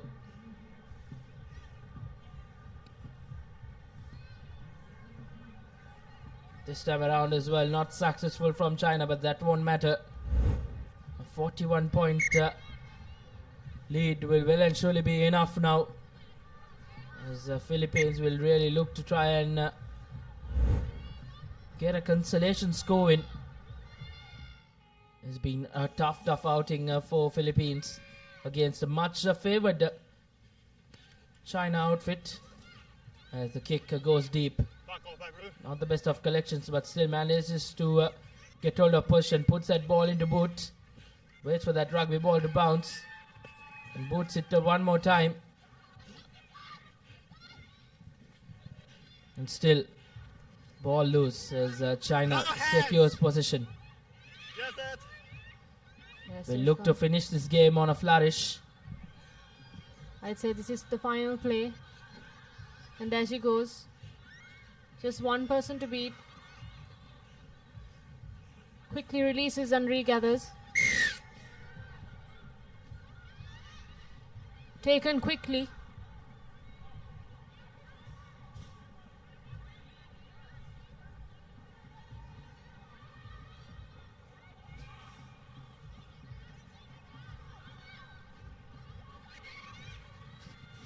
Once again, good spread from China, as they will really finish this game on a high. They do finish it with a touchdown, and elated dugout from China, as they will well and surely be quite happy with how things have gone against Philippines. 46 points to nil with the conversion to follow, and it doesn't get more convincing for China. 46 points to nil with the conversion to follow. And the conversion doesn't go through. It will be a demanding and a convincing win for China over Philippines. And they'll be quite the happy bunch who did finish second up in China. And they'll really look to go one up here in Colombo. That's your full-time score confirmation. China did run riot as they clinch a convincing win over Philippines, 46 points to nil. highlights from that second half. It was Philippines who just couldn't find any answers to this Chinese attack. And China absolutely ran riot in that second half. They picked up from where they left off in that first half as well. When they were going into that break, it was 26 points to nil. And then from there on, it was no stopping China. As they do clinch this encounter quite convincingly. Yes, Rashwan, it's all about this technique. Brilliant technique from China. Indeed, we see the key stats from the game between China and Philippines. It was 8 tries scored from China, just 3 converted, but that was not a big problem for China. 46 points to nil, a convincing win at the end for China, who look to really go all the way out here in Colombo at the second leg of the Asia Rugby Emirates 7th 2025.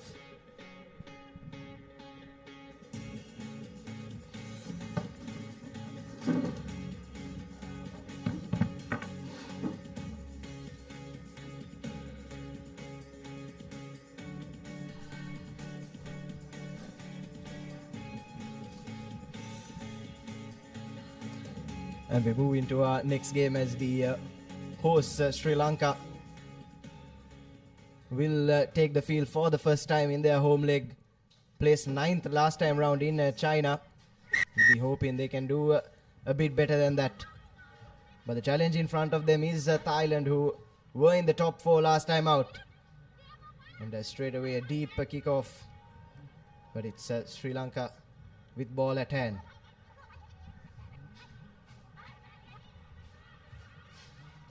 Yes, Nathan, they are at the red zone, I would say. Sri Lanka. What would they opt for?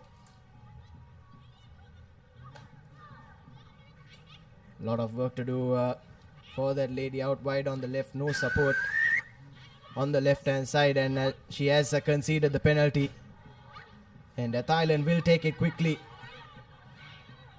Inches away from the try line, but she's dropped it cold.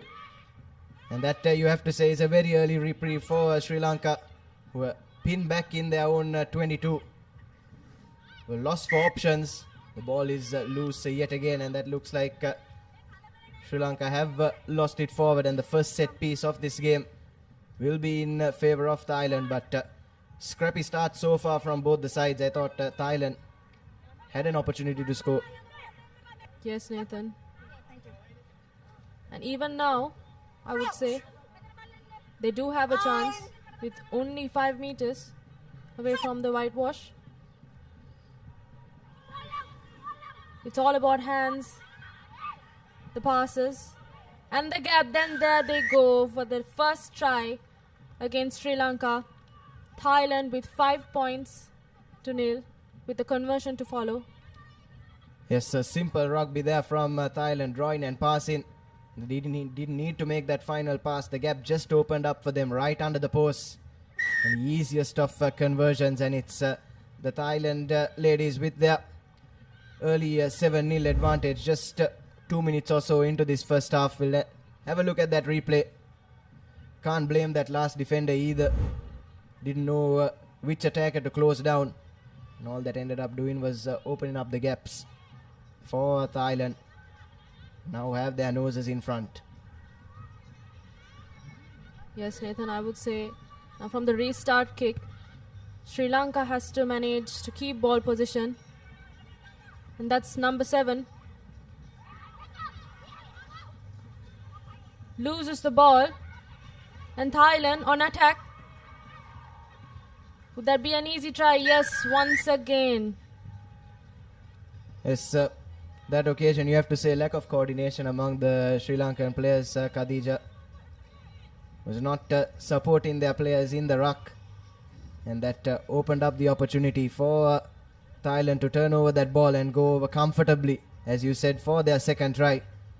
It looks all too easy at the moment for them, and the conversion is through as well from a tight angle. So 14 points up, still with almost 4 minutes left to play in this first half. We'll take a look at the replay there. Collection was clean. Good run as well But there you see just a lack of support at the ruck. Yes, Nathan. It's all about teamwork and coordination. And so far into the game,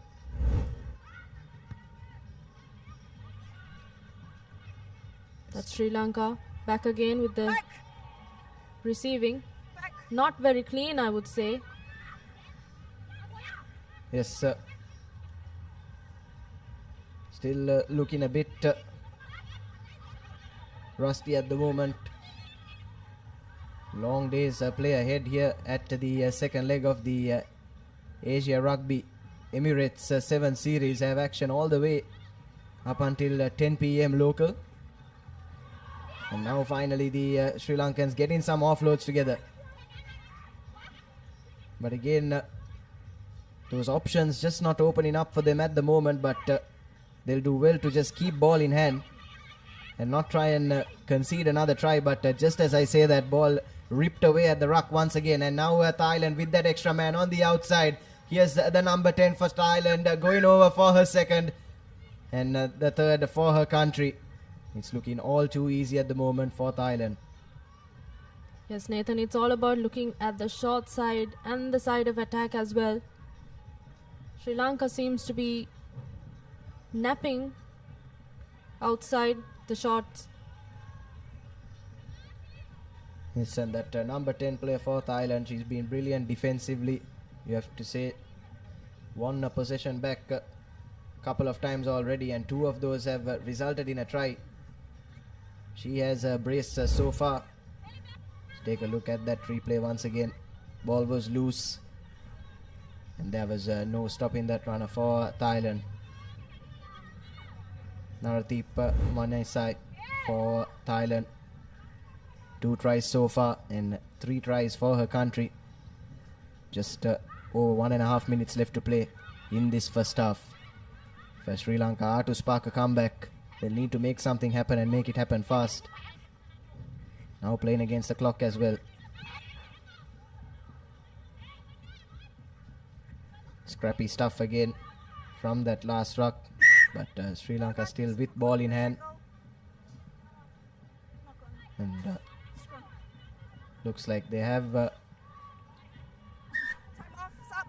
drawn the penalty as well, or is it? It looks like the ball has been knocked on in that last ruck, and it will be another scrum in favor of Thailand as Sri Lanka look to their bench. Yes, Nathan, it's all about the breakdowns and also the technique. It's all about the basics, actually, I would say, in sevens, and about speed. You have to make sure that you make the right decisions, that you support play. Yes, couldn't agree more, Khadija.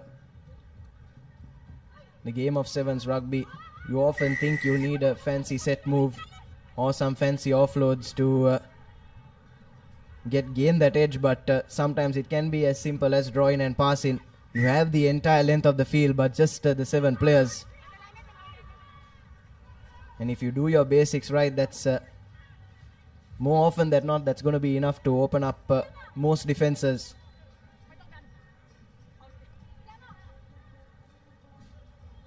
It's another scrum here in favor of Sri Lanka. As time has run out on our clocks, and Sri Lanka will certainly be hoping that they can try and pull one back before lemons. Here's a lovely wrap move coming in from Sri Lanka. The offloads sticking to hand. Have that man on the outside, but that's an important tackle coming in. Spare in the blushes potentially. And bundling her man out into touch. Coach Asela for Sri Lanka has probably has plenty to say over that half-time break, doesn't he? And you take a look at that tackle there. Yes, Nathan, it's all about the running lines, actually. The corner man has to make that run. And there you go, Thailand. Few players to beat. Oh, and that's enough forward. And that ends the first half for Thailand and Sri Lanka. So a scrappy half from both these sides, you have to say, but it's Sri Lanka that have made more mistakes, and also on the territory as well. Majority of that first half was played inside the Sri Lankan 22, and hence Thailand find themselves 3 scores ahead. There you have your halftime confirmation. It's 19 points unanswered in favor of Thailand.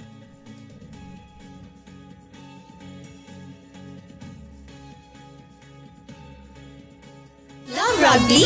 Live rugby. Prima Kotami. Fun Tamari. For passion, a competitive spirit. It's for those who do and want to keep doing. Right. Real energy. ඒ තමයි කොට්මලේ factory කිරි butter cheese yoghurt ice cream එහෙම හදන විදිය. අපේ රටේ කිරිවලින් හදන පෝෂණය පිරි අපේම කොත්මලේ අපේ රටේ පෝෂණය. So we're back for the second half, and an important second half, you have to say, for Sri Lanka.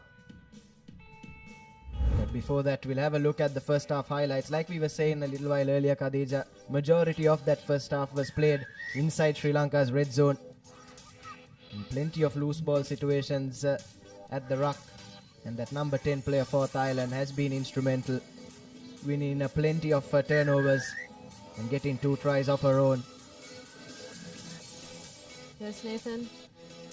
It's all about the ball position as well. Sri Lanka has not managed to keep ball position and move forward in gaining their lines.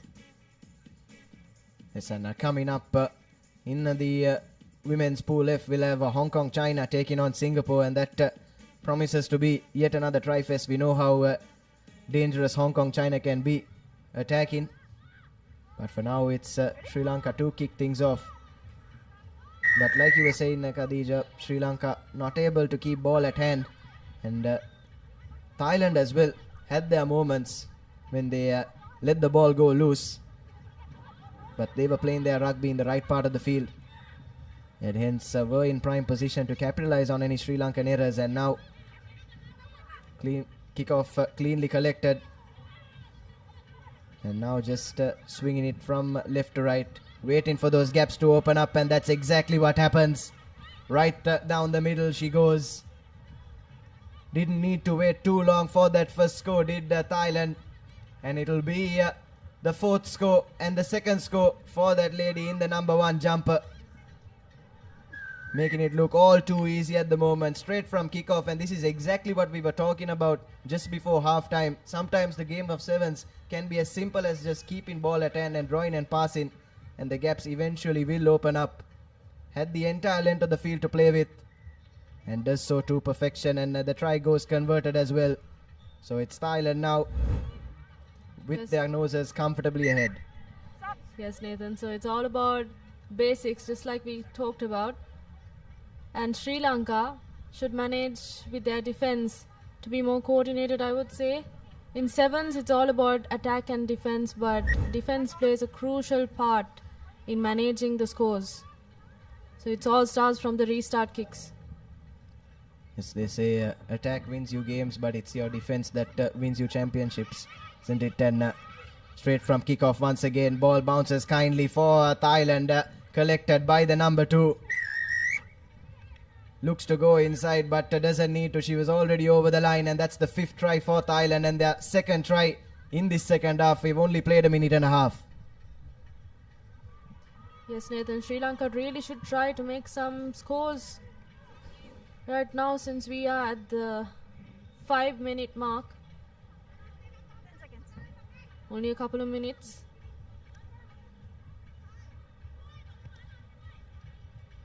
And the conversion from a tough angle goes begging, but it's still 31 points to nothing in favor of Thailand. Take a look at that try straight from kickoff.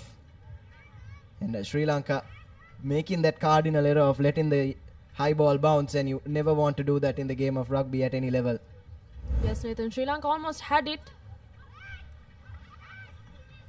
Let's see how this goes again. Bounces out. And that would be a line out. Yes, I think it struck the hand of one of the Sri Lankan players before going out, because it's a line out in favor of Thailand. Just inside 40 meters. And now's the time you want to go for one of your set moves, but she's overthrown it, and now Sri Lanka have won back possession. Quick hands through the line. But the Thai defense seems a lot more composed, scrambling and getting into their positions in the nick of time and making Sri Lanka wait for that first score. And that's holding on, Nathan. I would say the defense is quite fast, even when the position is with Sri Lanka. And there we go. So far, Thailand has made some amazing runs, haven't they, Nathan? Yes, the running lines from them, especially from that number one player. She's broken the line straight to the middle on a couple of occasions. And now it's a bit scrappy from Thailand, but still managed to come away with the ball. Here's the number two going around that left-hand side once again. The defense nowhere to be found, and that allows her to run right round the racecourse turf and touchdown under the post for yet another try to Thailand. It's 36 points to nothing with the conversion to come. Yes, Nathan, with 3 minutes on our clock, it's going to be quite a challenge for Sri Lanka to score. It's not that it's impossible, they still can, but they really have to talk and communicate in order to make scores. Yes, communication is key. You can see the ball was loose from Thailand, and in this game, from what we've seen so far, if Sri Lanka had made that mistake, you'd 100% expect Thailand to make that turnover and try and launch an attack. But here, lack of communication in the defense, and Thailand managed to win back their own loose ball. So you see some support for the home side, Sri Lanka.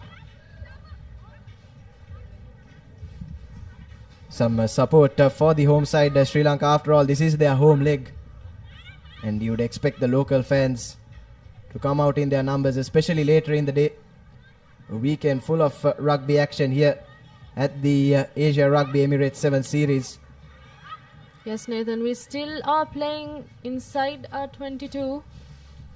We haven't been able to gain, and I would say it's all about the depth, Nathan. There you go, there's another loose ball. Sri Lanka opts for their own try. Yes, left with absolutely no choice there, you have to say. Pass not going anywhere near the hands, and it'll be a 5-meter scrum in favor of Thailand, and they'll be looking to try and add another score. Points as well is of paramount importance, isn't it, Khadija, especially considering the qualification procedure into the second round. It's the 3 first place teams along with the best loser or the best second place team in their group. And when it comes to judging that, points difference could be of utmost importance. So even when you have the ascendancy, it's important that you don't take the foot off the gas. It's Sri Lanka that have shoved illegally and taken quickly by Thailand, and she's wriggled through for the try.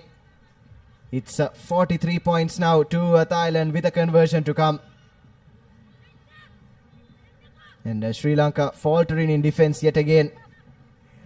This time at the scrum down. Yes, Nathan, so many cardinal errors. Not the one you expect at this level of games. Yes, certainly, Khadija, it's important that you do your basics right.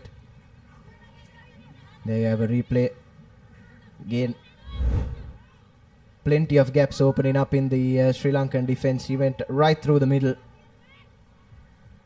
And as time has run out on our clocks, if Thailand can win this kickoff, they'll be hoping they can add another try.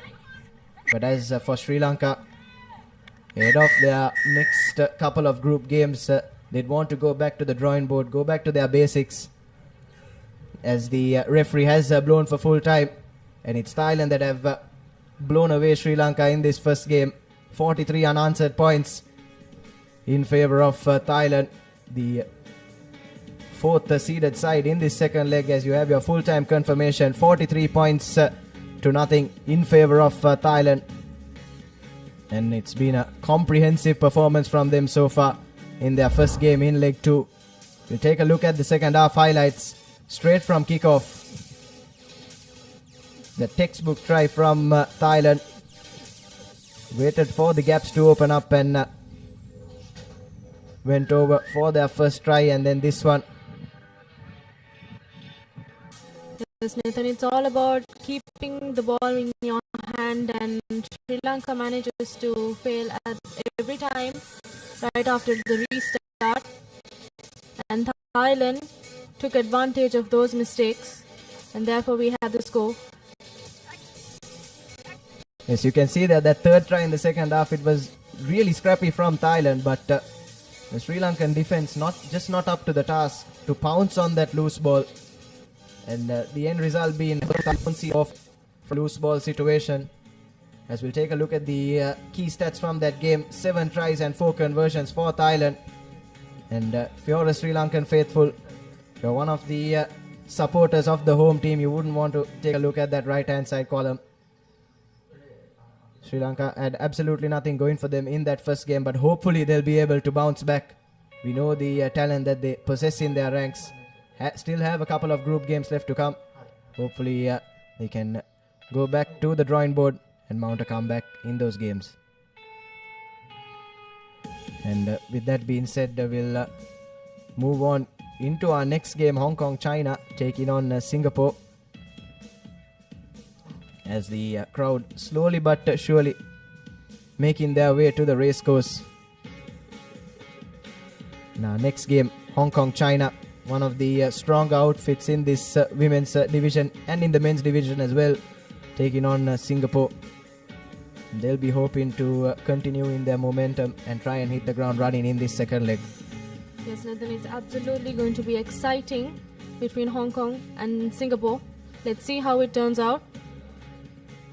So far in the games of Asia Rugby Emirates 7 Series 2025, Hong Kong has been one of the main teams that lead and dominate the field, I would say.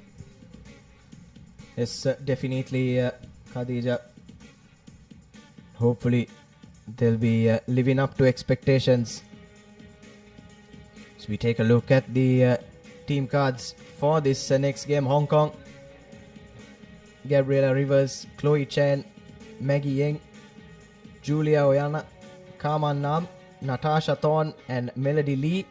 And for Singapore, you'll have Nicole Tanzi Yu, Simpeki Lily, Wang Lin Amanda, Wan Shan Felicia, Chen Chloe, Chong Min and Victoria Chu. Plenty of talent in both those ranks here at the Asia Rugby Emirates 7 Series second leg. Message to all our local viewers: if you are in the vicinity, please do make your way down to the racecourse. The Asia Rugby Sevens returning to Sri Lanka after a lapse of 8 years. Certainly an occasion worth celebrating, as now these two teams take to the middle. And all these live pictures brought to you courtesy ThePapare, the official production and broadcasting partner of the Asia Rugby Emirates 7 Series 2025 second leg.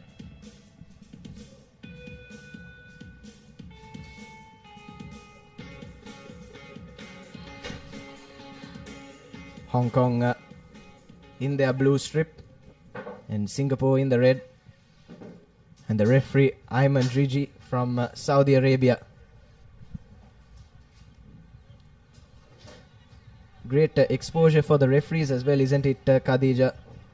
Not just the local referees, but the international referees as well get to make their way down to Colombo and ref an Asian Rugby 7 Series.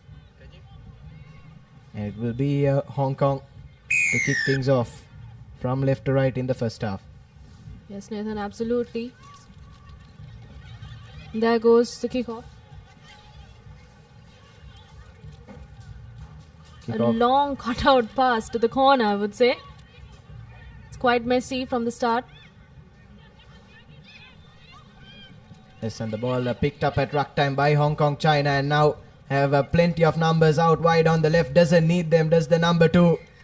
Manages to barge through for the first try in the first 30 seconds, and this is exactly the start that Hong Kong China would have wanted. But yet again from Singapore, some scrappy stuff from them, conceding the ball at the breakdown, and Hong Kong China were there to pounce, and it's a 7-0 cushion for them. Less than a minute played.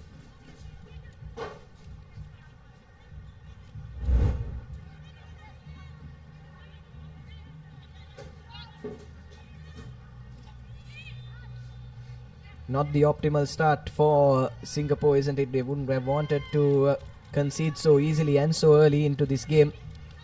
But they do have time on their side, and opportunities will come for them to try and hit back. And here's a half break coming in from the number 12. So straight away, Singapore trying to straighten up their act. Yes, Nathan. Still, Hong Kong manages to keep their composure in defense as well. Yes, and the defense is creeping up on them. Incredible line speed from Hong Kong, but unfortunately, that will be a high shot. And thought the tackler was a bit unlucky there. The ball carrier just slipped, and she's been given her marching orders as well. So Hong Kong will play the next 2 minutes with just the 6 players on the park, and this is an ideal opportunity for Singapore to try and hit back and try and pull back one score after conceding early. Yes, Nathan, let's see how Singapore manages to make score with the numbers advantage. With only 6 players from the Hong Kong side.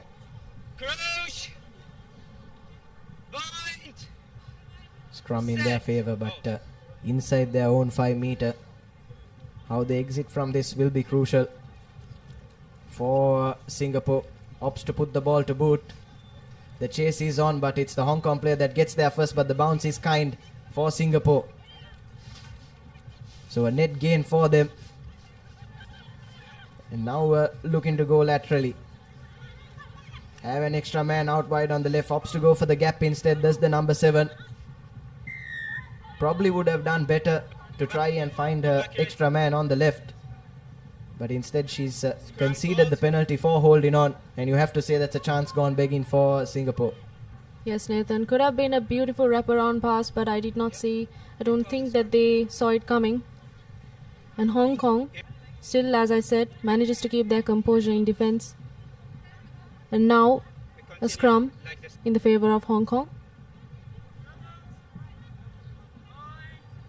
Yes, what can they make of this? A scrum on the halfway mark with 1 man down though.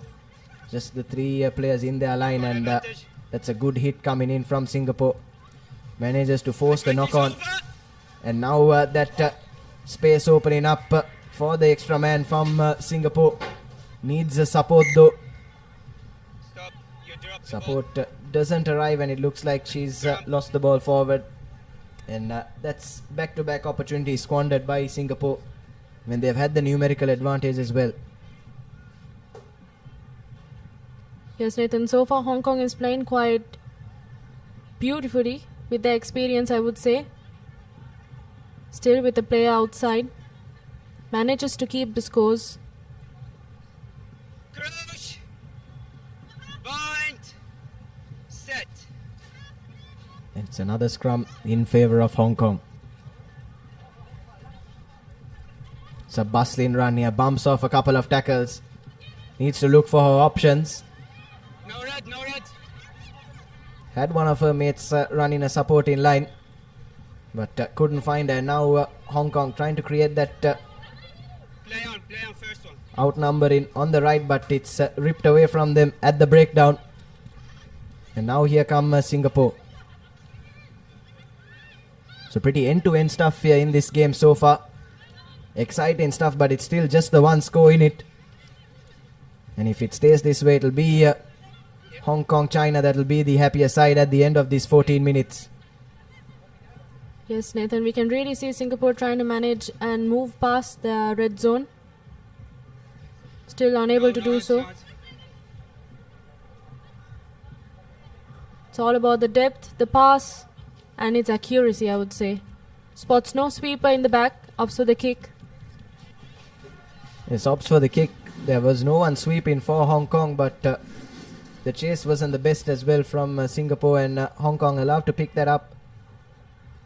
And now we'll run at the Singapore line once again. Doing well to manage the game with just the 6 players on the park, and now they've been restored back to their full complement of 7. Yes, that player for Hong Kong once again bumping off a couple of tackles, bringing her side to the edge of the 22. But after conceding early, Singapore have tightened up in defense, but attack hasn't opened up for them. Now some quick hands from Hong Kong as they motor towards the try line, looking for their second score. Create that overlap out wide on the left, and that's a textbook try from Hong Kong China, who go over for their second. They were made to wait, but eventually get the result that they wanted.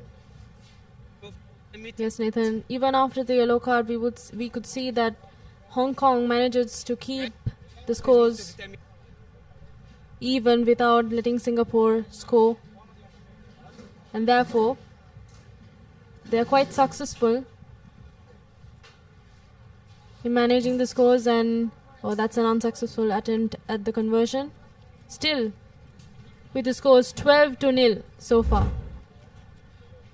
Yes, you have to say Hong Kong deserved that try for the way they managed the game with just the 6 players. Singapore did tighten up in defense, but eventually managed to create that overlap. And that's their second score with just under 30 seconds left on the clock in this first half. Excellent stuff from Hong Kong China so far, both in attack and in defense. And the Singapore player just chooses to put that out into touch, and we'll have half time. It's Hong Kong China with their noses in front, 12-0. Has been good game management from them so far. As there you have your halftime confirmation. Hong Kong China with their noses in front, 12-0. Singapore, even though they had a couple of chances, have failed to launch any attack of note, and still find themselves playing from behind. All to play for in the second half then, here at the Racecourse.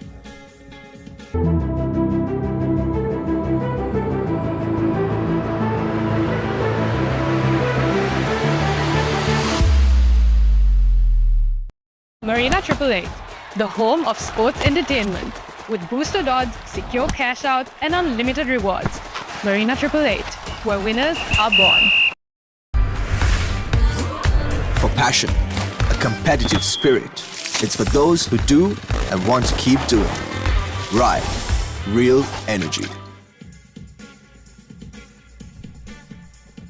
And we're back for the second half in this women's fixture between Hong Kong, China and Singapore. Here's the highlights from that first half. It was Hong Kong, China that hit the ground running, opening the scoring in just the first 30 minutes.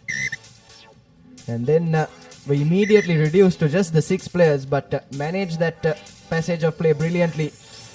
And although Singapore managed to tighten up in defense after that first couple of minutes, right on the brink of half-time, they went over for the try and find themselves 12-0 ahead. As we take a look at our next fixture, a mighty close game between Malaysia and South Korea, and it'll be our first men's fixture in the Asia Emirates Rugby Sevens Leg 2 here in Colombo.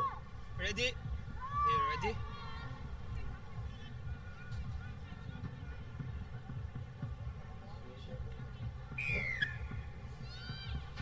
And it'll be Singapore to kick things off. A deep kick straight away goes right into the 22 for Hong Kong. And the defense doesn't sweep up in time for Singapore, and Hong Kong given plenty of open space to run into. And if there's one thing you don't want to allow these Hong Kong runners to have, it is open space, isn't it? We know how dangerous they can be from those sorts of situations. And straight away, gaps opening up, and this might be a length of the field try for Hong Kong China. Motoring towards that try line. The number 2, she goes over for her brace. And we were talking about how Hong Kong China love the open spaces. And now we just saw what they can do when they have them. Yes, Nathan, it's all about the absolute physicality of the Hong Kong China players. From the start, we could see all their brilliant hits, their running lines, their absolute massive defense.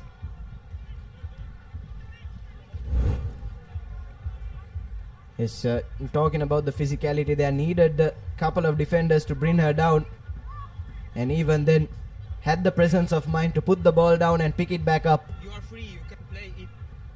They have to say that's an intelligent play there from Hong Kong China. I don't think most players would do that. They'd look to send the ball out and form that ruck, but knew that her side had the physical advantage, and that kickoff has been dropped by Singapore, and will be Hong Kong China now with a scrum in their favor within 40 meters.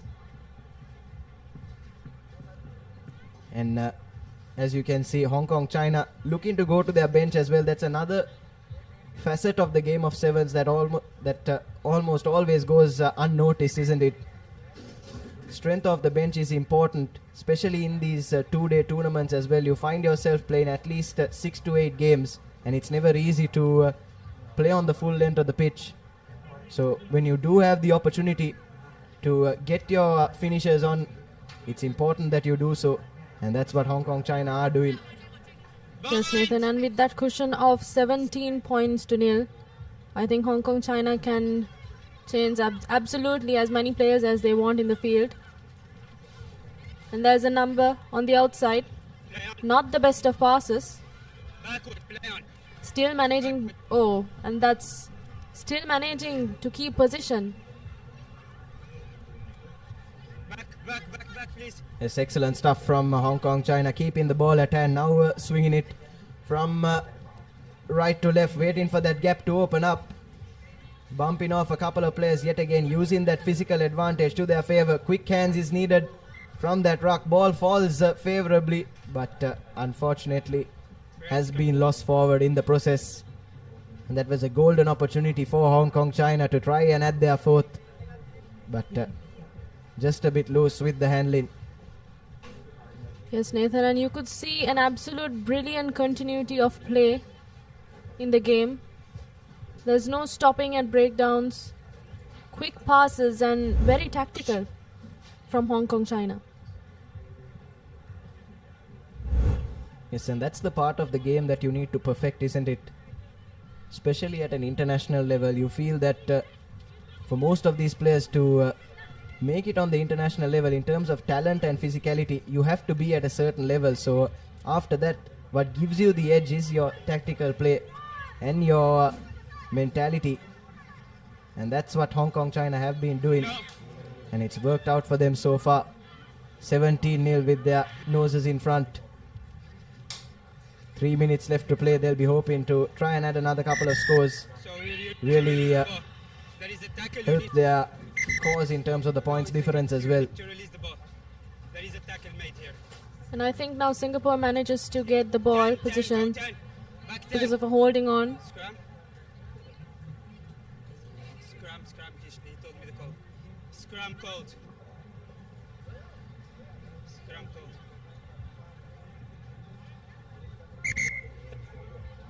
And Singapore going to their bench as well, getting some of their finishers on.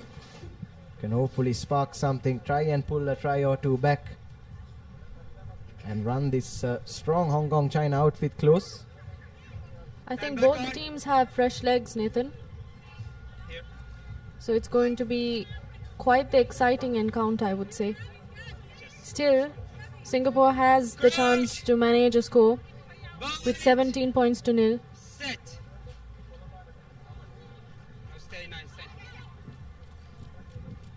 Singapore with the feed, but the support wasn't there. Lost for options. And once again, Hong Kong China showing their line speed defensively, trying to pin back Singapore inside their own half. But lovely step there, making a half break, but still support taking a bit too long to arrive for Singapore. But they have won the penalty.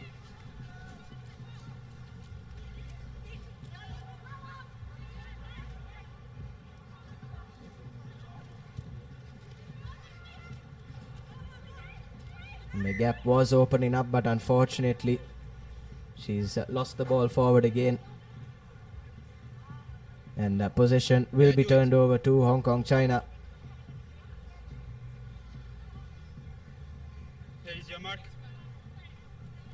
We can see Singapore having more replacements. Fatigue really kicking in during these humid conditions.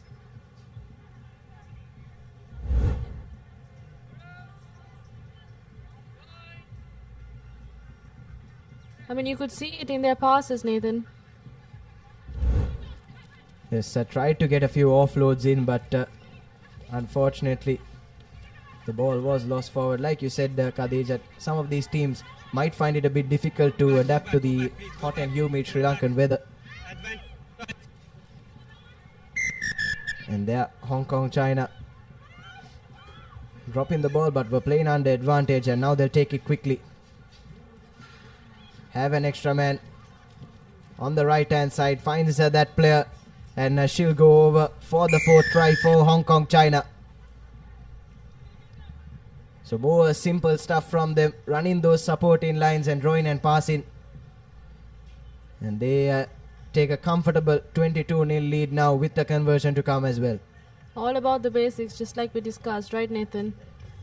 Hong Kong has managed to keep all their composure and remaining absolutely calm, but at the same time managing the momentum of the game. They weren't slow, they weren't stopping, they just kept moving. Yes, certainly. Continuity of play as well is important. And that's something that a lot of teams strive to perfect, and Hong Kong, China have done that well so far. As time has run out on our clocks, it'll be one last chance for Hong Kong, China to try and add that fifth score. High hanging kick, and Singapore just choosing to put that out into touch and go back to the drawing board. They'll look to mount a comeback in their next couple of games, but it's Hong Kong, China as expected that have hit the ground running. 22-0, a comfortable victory for them over Singapore. Singapore had their moments, but especially in attack they did falter on a couple of occasions, and couple of try scoring opportunities went begging, but there you have your full-time confirmation. It's 22-0 in favor of Hong Kong, China, who get the perfect start to their campaign in the second leg of this Asia Rugby Sevens. And we'll take a look at the second half highlights. That was a really intelligent try. Yes, Nathan, absolutely brilliant stuff from Hong Kong, China.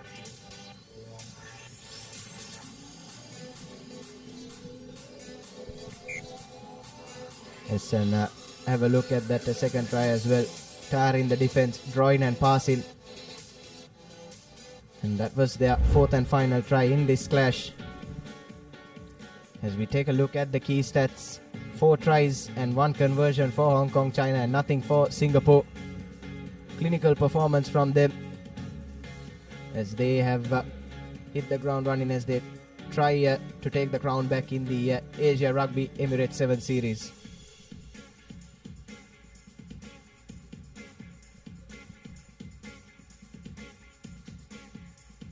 And up next we'll have our first men's fixture between Malaysia and Korea. It's the crowd slowly but surely building up into the racecourse. Plenty of foreign support as well, isn't it, coming down to Sri Lanka to support their national teams. So take a look at the next game. Malaysia taking on South Korea here at the racecourse in Colombo.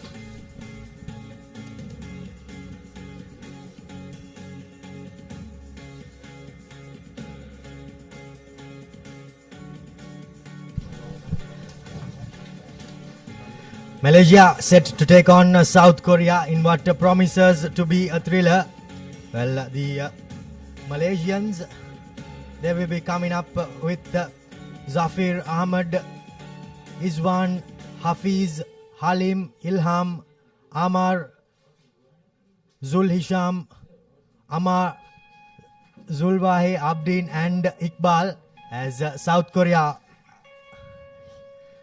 Koreans have Kim, Lim, Ji-woo Park, Ging-woo Kim, Kim, Moon, Ji-hoon Park, Sebin Lee, Jin-yong Lee, Hwang Yong will make out the South Korean outfit. As you see the two teams, the first men's fixture for the day, Romario. It's going to be an interesting one. South Korea, of course, will not be too happy with their performance in China, but this leg will be the leg that they'll try to draw one back and try to do one better from their 7th place finish in the first leg. Indeed, they will no doubt be hoping to better their 7th place finish. As Singapore, well, they will no doubt have a task at hand as referee Ayman from Saudi will be the man in charge, with Taranu Chaturanga on one touchline and Suranga Arunashanta on the other. You have the Malaysians there. They toured Sri Lanka at the beginning of this year in the 15s format. A couple of these players also featured in that 15s outfit. But now it's going to be a different challenge for them in the shorter format of the game. Sevens is a format that they've performed well, but how can they cope with the pressure here in the second leg at the Asia Rugby Emirates 7 series? The men's segment kicks off here in Colombo. Contestable kickoff from South Korea, but they get the ball back. Here's quick hands for the Koreans. It's Park who creates the gap, and there's space on the outside for Hwang to go through. That's going to be the first go. Easy does it for the South Koreans, identifying where the gap was, but I thought that try was scored from the kickoff.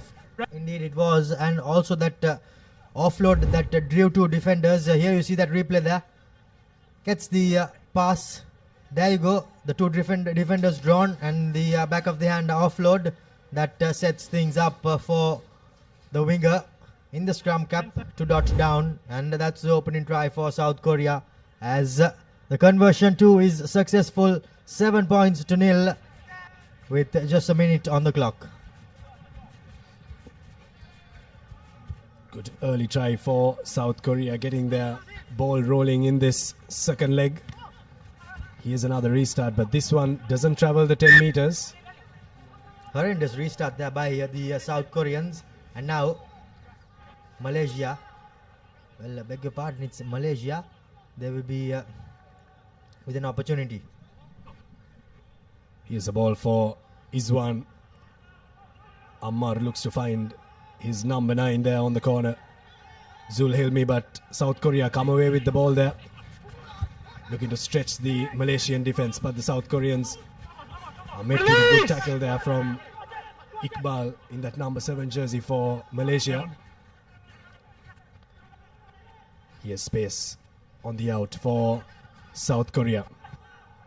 Ji-hoon Park there, brought down by the Malaysian defense. Now spreading it from side to side once again, skipping a couple of tackles, ducking under another, and gets past the 50-meter there, but good defense on the ground there from Malaysia.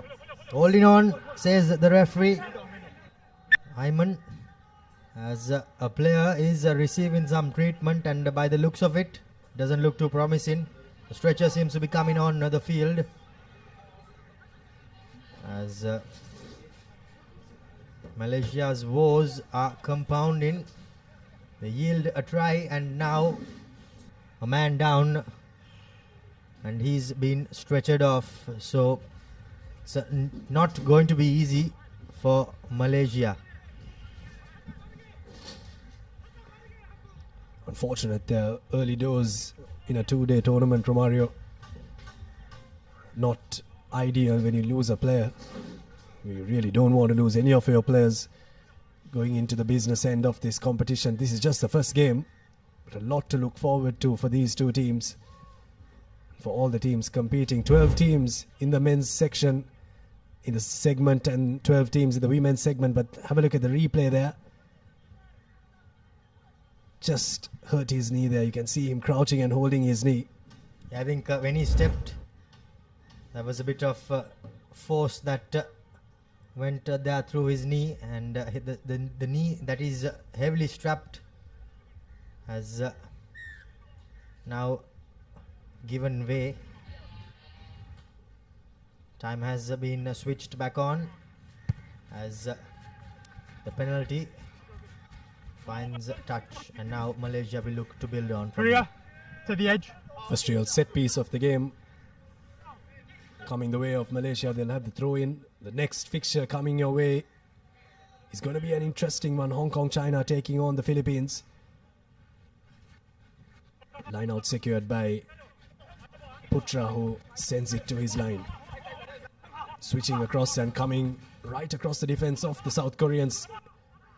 Zuhairi finds a gap. No one wants to tackle him from South Korea. Brought down 5 meters away from the line. They need quick recycle ball here.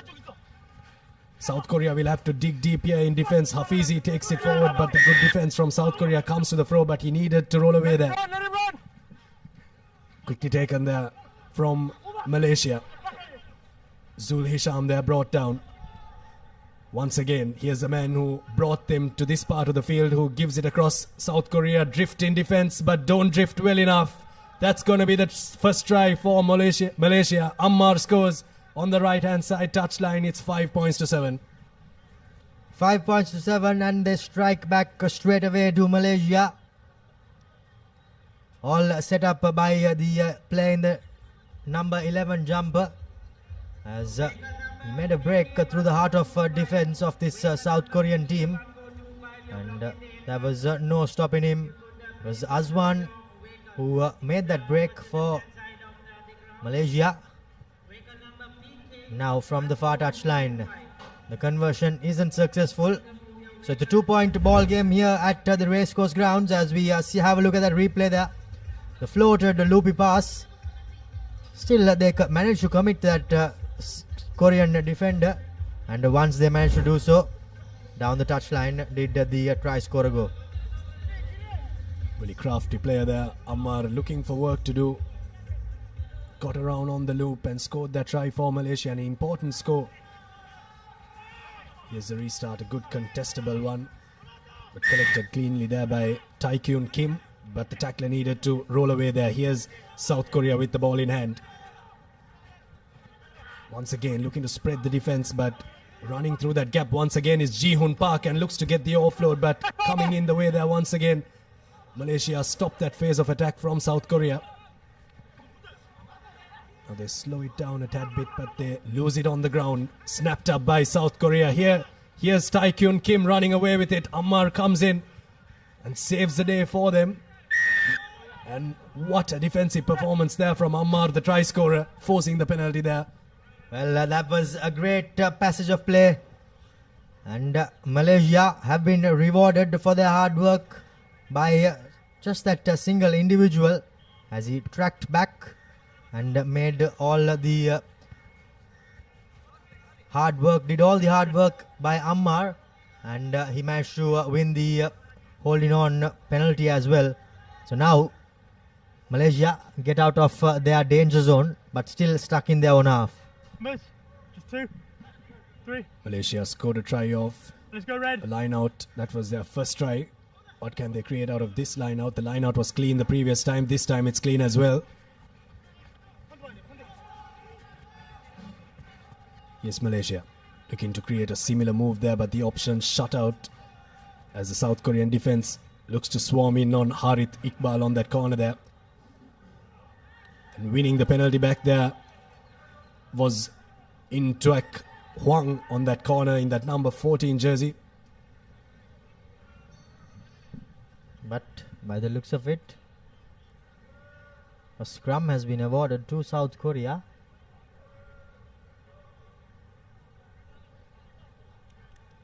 As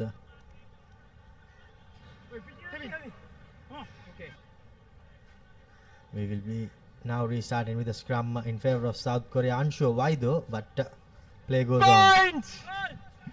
had a penalty coming their way. Maybe they would have opted for it, we're not too sure. But here's ball for Ji Kwal Kim. Swings it to Ji Hun Park, and now on the corner. Met in a huge tackle there. Good one coming in from Azwan Zuhairi, and wins the penalty back once again for Malaysia. The defense has been fantastic so far. They've allowed South Korea to run a bit, but not run too much. They might have missed the first tackle, but the second tackle and the work on the ground has been fantastic from them. I think added to that, the South Koreans are finding themselves with less support as the first half comes to an end. A tight first half, 2 points separating the two teams here at the Racecourse Stadium in Colombo as the South Korean fans fill in. Game number 1 of the men's category on day 1. It's Malaysia with 5 and South Korea with 7 points.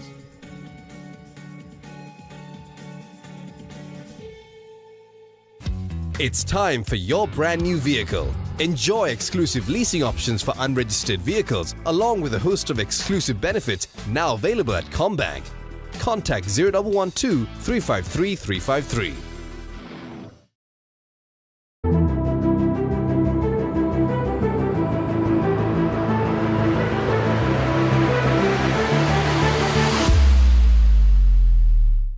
Marina 888, the home of sports entertainment. With boosted odds, secure cash out, and unlimited rewards.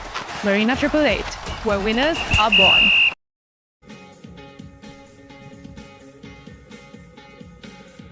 We're back here at Racecourse with live action from the first game of the men's segment.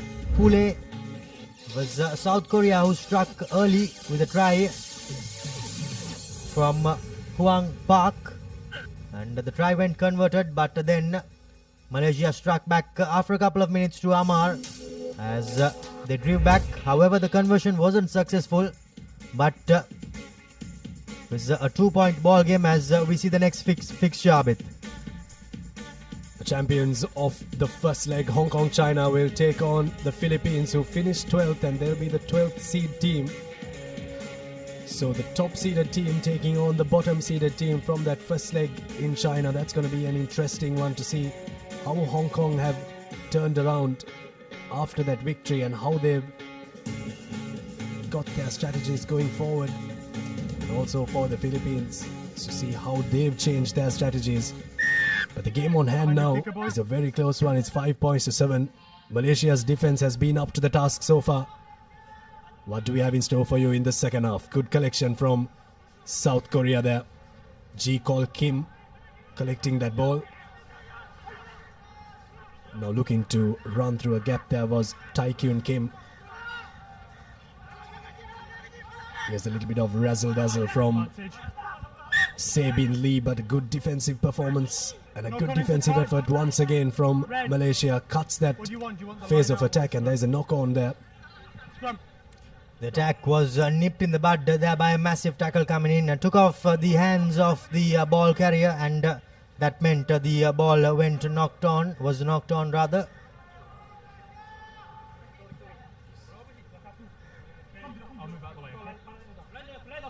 Crouch! Bind! Set!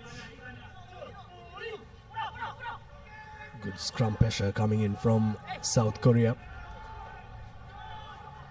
Yes, Zuhairi has been a real live wire so far in this half, as has that man with ball in hand. Ammar gets the offload into Zuhairi. Stepping back in, still on his feet. Looks like the man who really has got a lot of go-ahead for Malaysia. Now stretching the defense. Getting the ball into the hands of Zul Hisham, who is marshalled well by the drift defense of South Korea. Once again, Zuhairi gets the step in and steps past two players, gets the offload in. Here's the try coming in for Malaysia. That's one for the highlights reel. Adin Iman Putra will score that try. That gets Malaysia the lead. But that was all created by Zuhairi. What a try for Malaysia. Great piece of play there by the Malaysians. And do we have a surprise brewing here in the first game of the men's segment in Pool A. Malaysia have struck back. They have gone into the lead. Now have an opportunity to extend it further. The conversion from right in front is successful. So now it's a 5-point game. As we have a look at that replay, here you go. Step 1, 2 and 3 gets the offload away, and by that time, well, the South Korean defense was reeling and there was no stopping this youngster.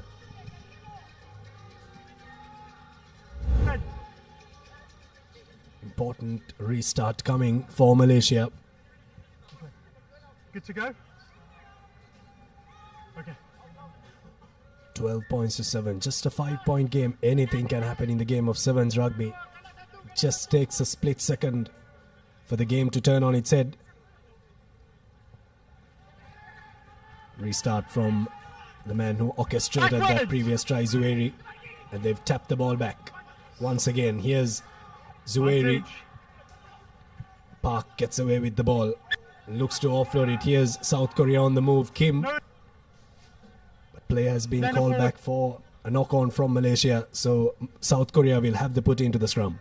Well, they did have the advantage, but the referee pointed out that there was a forward pass, and that's why he decided to bring back play. Well, rather, he did not have any option but to bring in play back for the first infringement, and a scrum in favor of South Korea.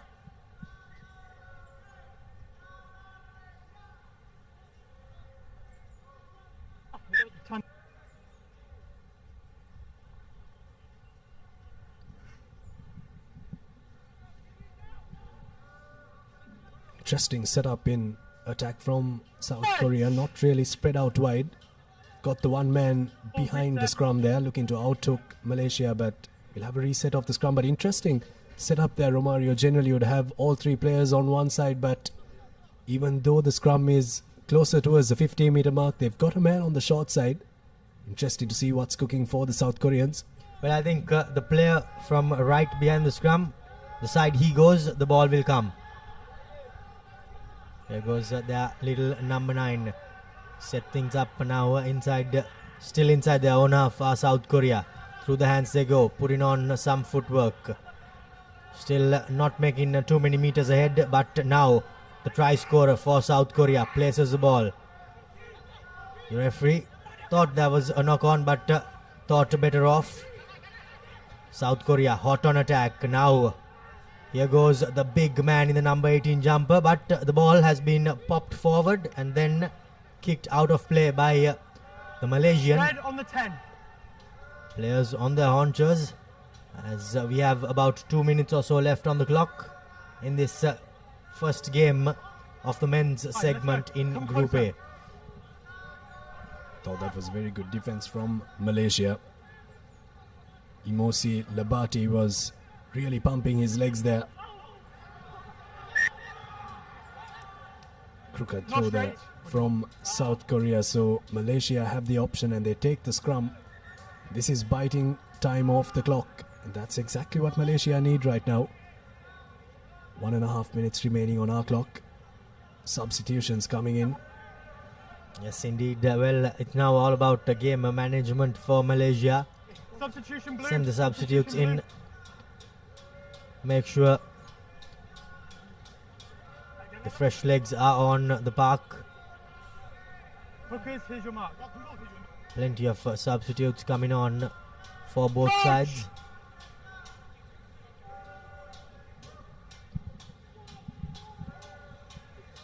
South Korea will look to put pressure at scrum time, but the ball comes away quickly for Malaysia. Here's a little wraparound move for the Malaysians. Opens up a little bit of space and they grubber it forward. The ball might just bounce kindly here for Malaysia. And he was taken out there. That should be a penalty or maybe even a penalty try, but it'll be interesting to see what the call is going to be from the assistant referee. Straight away comes to the TMO, does the referee. Now decision time. TMO check.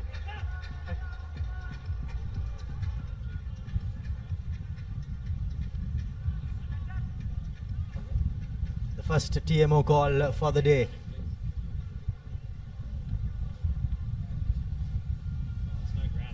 Referee Ayman alongside Suranga Arunashant. Having a look at the screen. The kick was good. The number 7 somehow managed to reach his kick, but here you go. There you go. He was taken out blatantly by the two men, and if that did not happen, it would have been a try all day for Iqbal in the number 7 jumper. Now it's decision time for the referee. Penalty try. Will it be a penalty try? Will it be a yellow card? Or will it be both? Here you go. He was no doubt reaching that ball first was Iqbal, but then he was taken out. Now it will be interesting to see who the referee gives the yellow card to, Abid. No matter the yellow card, the penalty try has been awarded there. 14. Jin Yong Lee and In Tak Huang were the two men that brought that player down, Iqbal, and try scored. That means it's a 7-pointer, and it's going to be a yellow card for In Tak Hung, who is going to go to the bin for the last 1 minute of this game. And Malaysia have got a full 7-pointer, and it's 19-7 here. Okay, when you're ready. Indeed, there you go. The yellow card was coming, and it did come in the end rather.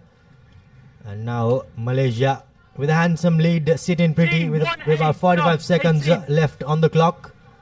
6 men of South Korea.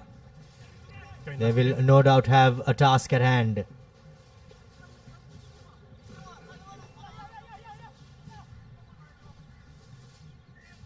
Imosi Lasati, or Imosi Labati rather, has been called to the bench.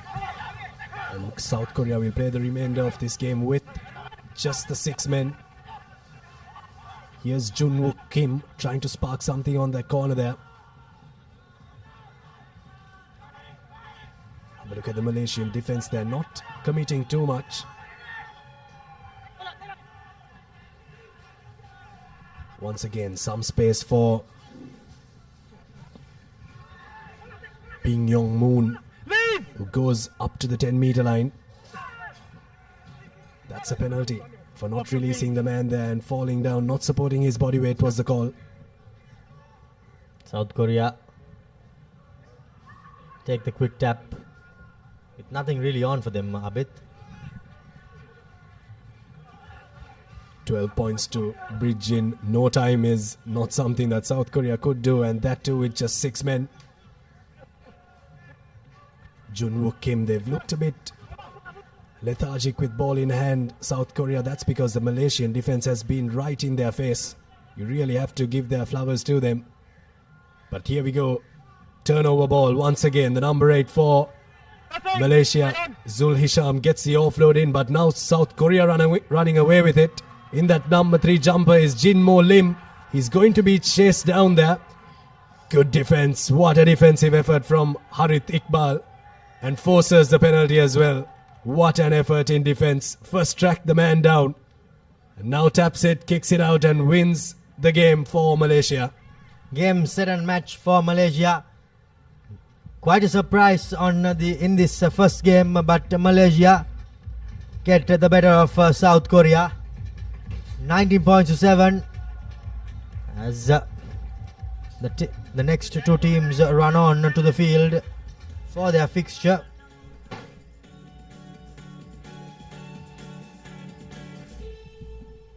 Malaysia 19 and South Korea 7. Your full-time confirmation. That was the first men's segment game here in Colombo, the second leg of the Asia Rugby Sevens tournament. Here are the highlights of that game. Malaysia will be quite proud of their performance in attack, but I think you really have to take your hat off to them in defense as well. Indeed, they did hang on when South Korea put them under the pump in that first half. And then on in the second half, it was all Malaysia.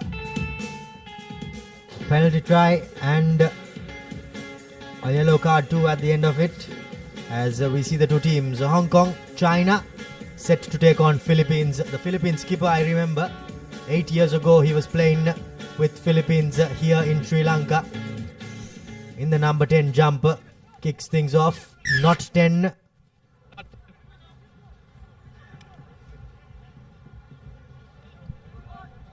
Short arm penalty for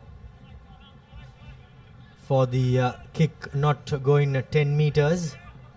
So straight away, Philippines will have an opportunity to apply a bit of pressure on Hong Kong. But we all know what a potent team this Hong Kong outfit can be. Philippines, they finished last, but here you go. In the number 5 jumper, goes straight through the heart of defense, does the Philippines player, and he goes under the post, rounding it off, dotting it down, and an early advantage for Philippines, 5 points to nil. What a start to this game for the Philippines. They couldn't have asked for a better start. 5 points up already against the champions of the first leg, but it's a game of sevens rugby. But nonetheless, they've got the score early on. Conversion is successful, so 7 points to nil early on. What a try for the Philippines, really catching the Hong Kong defense on that occasion. The loops going around for them, but I thought the running lines from Philippines was what opened that gap for them to go through. Filipinos will be very happy with that one. 7 points to nil now. Important restart coming up. It looks to go deep and find a bit of grass there. Chasers are up as well. Have a look at the pressure coming in there from Philippines. Fantastic work in defense. Here's Hong Kong China trying to run out of their own half. Thought there was a slight hand there from the Filipino. Yes, that's the call. Hands in the ruck there. Hawkeye, the referee, somehow managed to spot that.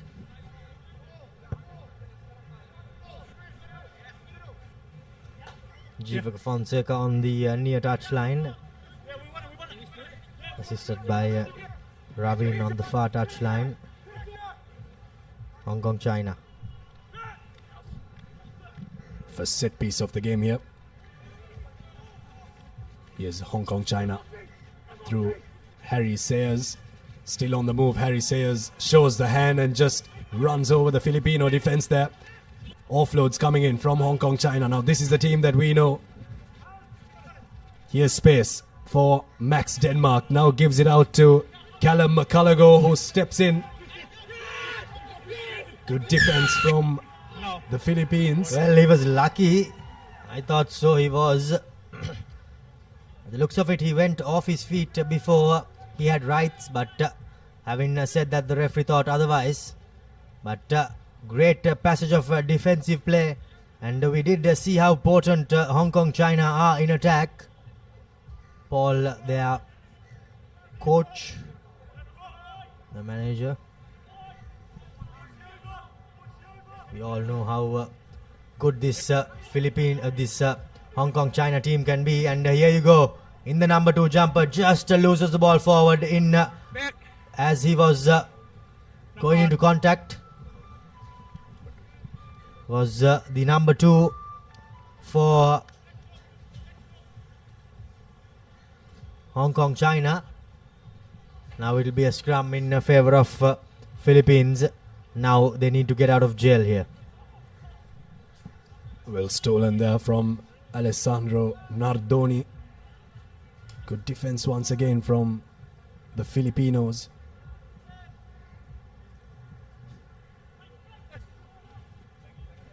Here's a scrum for the Philippines. Roland Henry takes it up to the 22-meter line. Opting for the kick there, Christian Ledesma, and finds a little bit of space there at the back. And he's got a man chasing up as well. Have a look at that pace and have a look at the defense there. Fantastic work from Jonel. But now Hong Kong China are running away with it. Good territorial play there from Philippines, but now it's with Hong Kong China. Offload sticking now. And space on the out, and it's going to be a sprint to the line for Hong Kong China. After all of that from the Philippines, Julian Burren will go over to score a try for Hong Kong China, but you really have to take your hat off to the Philippines for that ambitious territorial kick. But the class of Hong Kong China getting them a score here, 5 points to 7. Indeed, the class of Hong Kong China prevails as they score their first try of this Asia Rugby Emirates 7 series, the Colombo, the Sri Lanka leg of it. The second conversion successful, 7 points to the good. As we have a look at the replay there, after a long passage of play inside their own half, Hong Kong somehow managed to spring the ball wide through their quick hands, and then all got away. Restart collected by Philippines. Yes, Jonel loses his footing there off the boot from Philippines, and it's play on. So here's Philippines running away with it. He needs support. The Hong Kong China defense comes in on time. Have a look at that spot tackle there. But somehow they recycle once again. Here's the Philippines. Breaking, releases, gets up once again. It's Ethan Tyler there. Needs someone around him and releases the ball pretty well. And it's advantage coming the way of the Philippines. There was a slight knock on from Hong Kong China. Now, numbers. Good spot tackle, good defense once again. Shooting up there. Fong Kit Fang there for Hong Kong China. Outrageous offload there from the Philippines, but still they hold on to possession of the ball. There was a slight obstruction, but it didn't really obstruct play, but holding on is the call from the referee. Quite unfortunate there are the Philippine volcanoes. They did really hard, but now they will be taking a quick tap and ending this first half. Or are they? Put the ball into touch to Hong Kong China with one last opportunity as the clock has, the time has run out on the clock.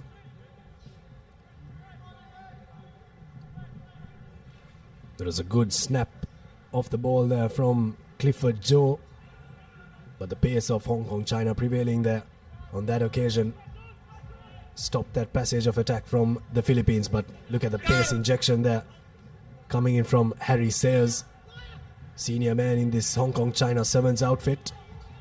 Now here's their captain, Max Denmark, still has possession of the ball and now gives it out to Callum McCullough, who will step past that tackle. Easy does it for McCullough, and he'll go under to score for Hong Kong China, and that's exactly why they didn't tap it and kick it out. Indeed, that's exactly why. It goes to show how good they really are these Hong Kong China players. They backed their decision, and once the man in the corner got that ball, there was no stopping him with his long levers. No chance of wrapping their arms around for the tackler. 14 points to 7. Hong Kong China lead Philippines at the halftime.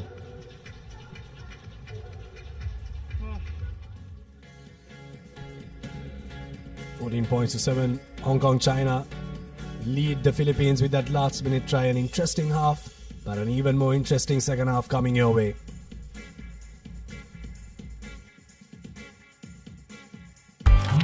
Why real energy? For passion. A competitive spirit. For life on the move. To work hard and play hard too. Real energy is for the night owls, the hard workers. It's for those who do and want to keep doing. Right. Real energy.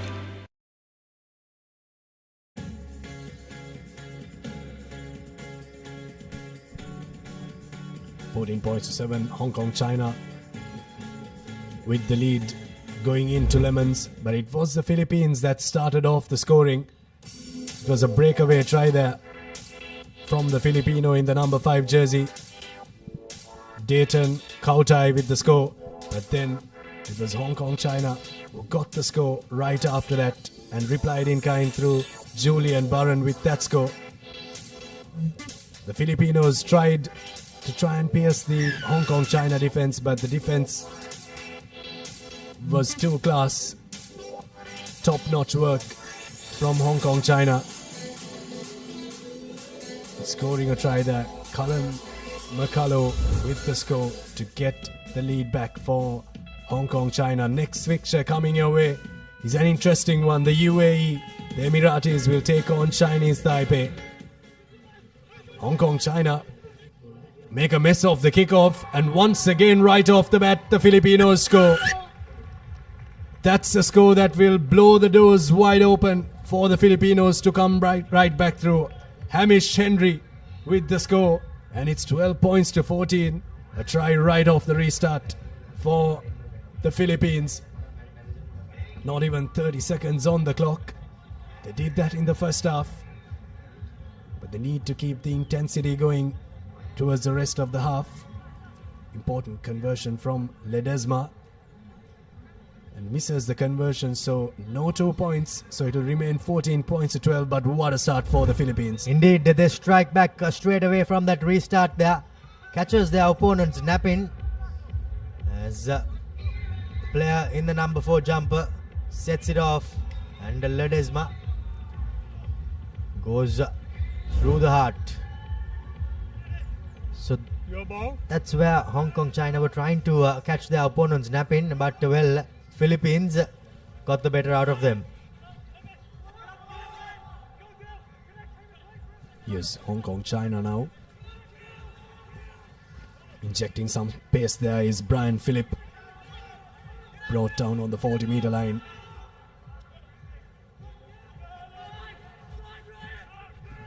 Here's Hong Kong China now. James Christie takes it into contact and gets an offload into the try scorer's hand. Callum McCullough. Here's the captain now. Max Denmark gets another offload in. Julian Barron. Well, it's getting a bit repetitive, isn't it? The Filipinos score right off the bat in the start of the half, and Julian Barron in that number 10 jersey bridges the gap once again. Hong Kong China, the champion outfit they are, they strike back straight away and pull things back. So it's a 2-point ball game, as we beg your pardon. It's a 21-12 as that offload off the ground was which set everything up. Stop.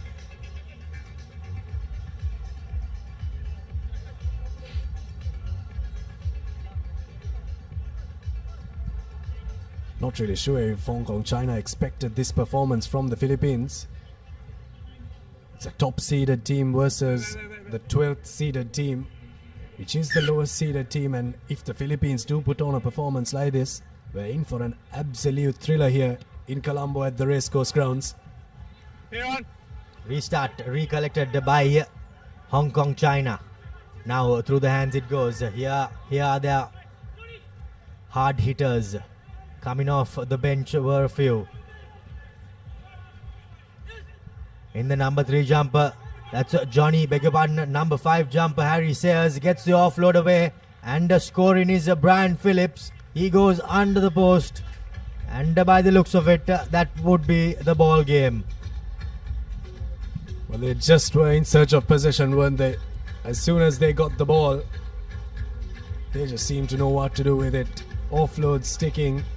Just such a well-oiled machine, Hong Kong China. That score coming through Brian Phillip.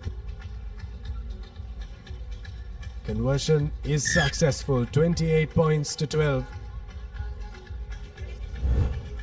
Here's a replay of that try once again. A break coming in from Harry Sayers. But then the offloads, it's just a treat to watch, isn't it? It indeed is a treat to watch, and also the support play from Hong Kong China. Well, it's on a different level. Yeah, okay. That clearly is now preparing to kick things off. is the try scorer Phillips. Puts a high restart. Sayers tries to go up but isn't successful. Retaining possession are the Philippines. Through the hands they go.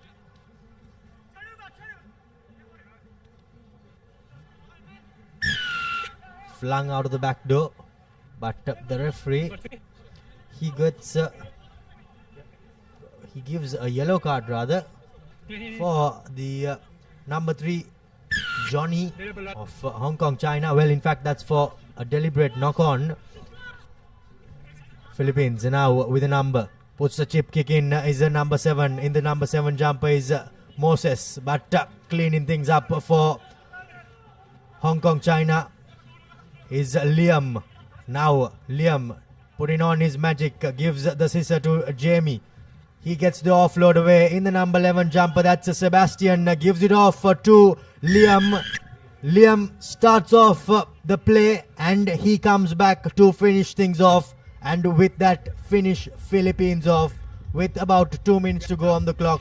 33 points to 12. Hong Kong China running away with it. Well, they really are the full sevens package in this Asian circuit, aren't they? They've got counter-attack, they've got set-piece, they've got physicality, unmatched physicality. Hong Kong China. What a score that was.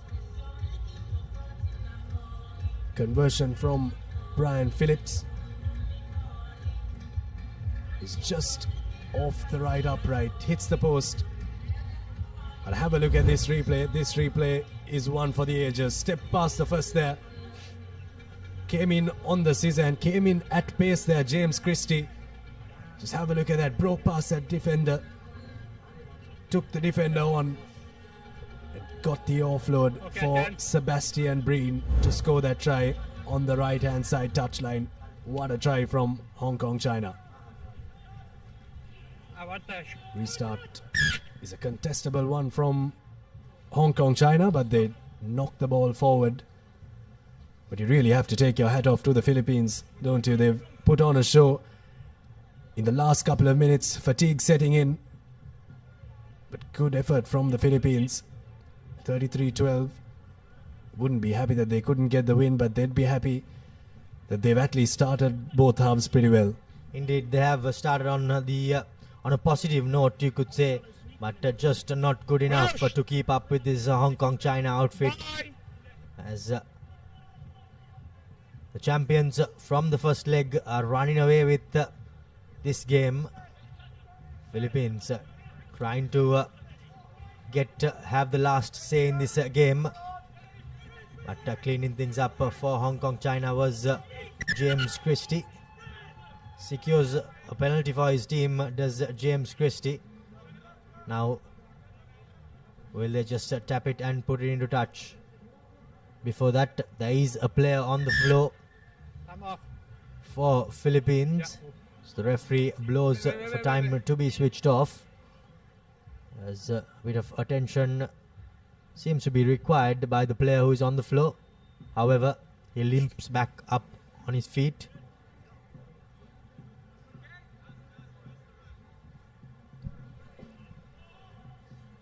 Well, what an opportunity, isn't it, Romario, for the Papare, Sri Lanka's #1 sports channel, to bring you this live telecast.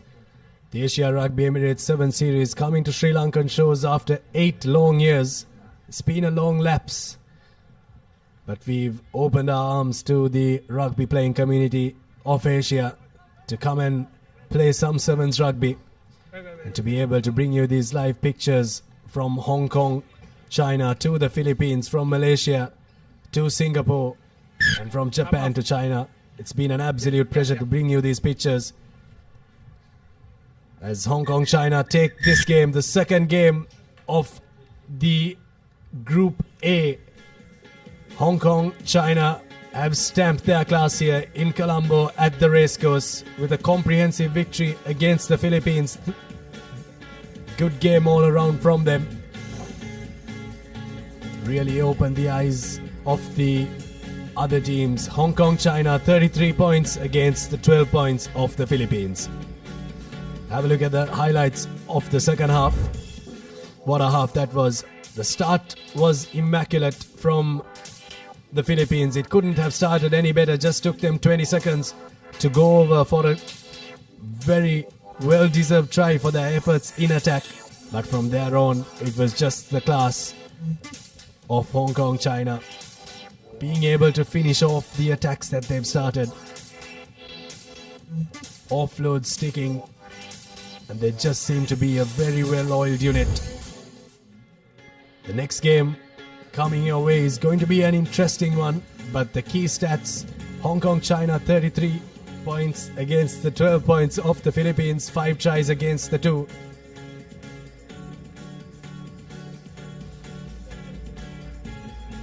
Interesting match coming up. We'll have a change in the voices in the commentary box. It's Reshwan and Denan to take you through this match. Thank you, Abid. Game's coming thick and fast here at the Asia Rugby Sevens, Emirates Rugby Sevens rather, as we have yet another game on our card. It's UAE taking on Chinese Taipei here at the Asia Rugby Emirates 7 Series 2025 played here in Colombo. It's the opening game of Pool B. As I welcome Denan to the Combox. A very good morning to you, Denan. Yes, right before midday, Reshwan. So, interesting match up next. It'll be referee Buki who will be the match official.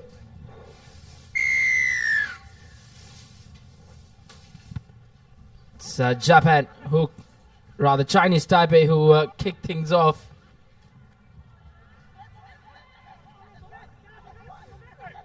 UAE, good position. It will be UAE with position, taken that tap quickly.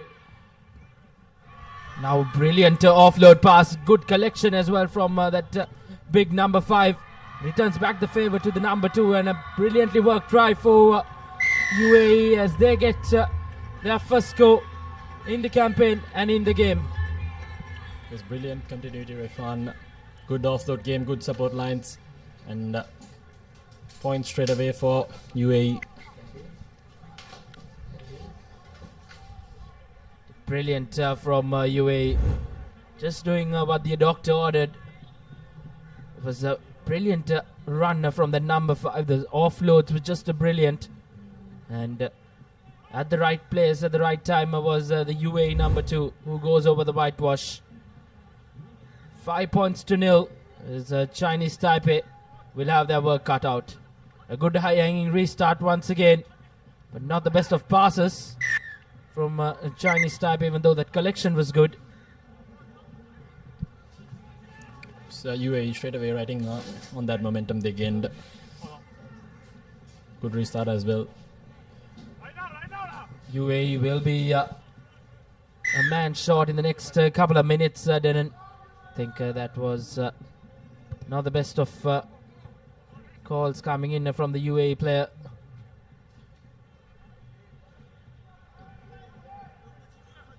Good touch finder, which we normally don't see. Chinese Taipei opting for that, as you see that yellow card infringement, putting that hand out, and an easy decision for the referee. Is indeed Taipei just Chinese Taipei just opting a bit of breathing room there. Straight away moved on to the yellow zone. So we'll look forward to build as they trail 7 points. Good grab in that instance. Just moving the ball straight across field. Now good step back inside. Very well tackle.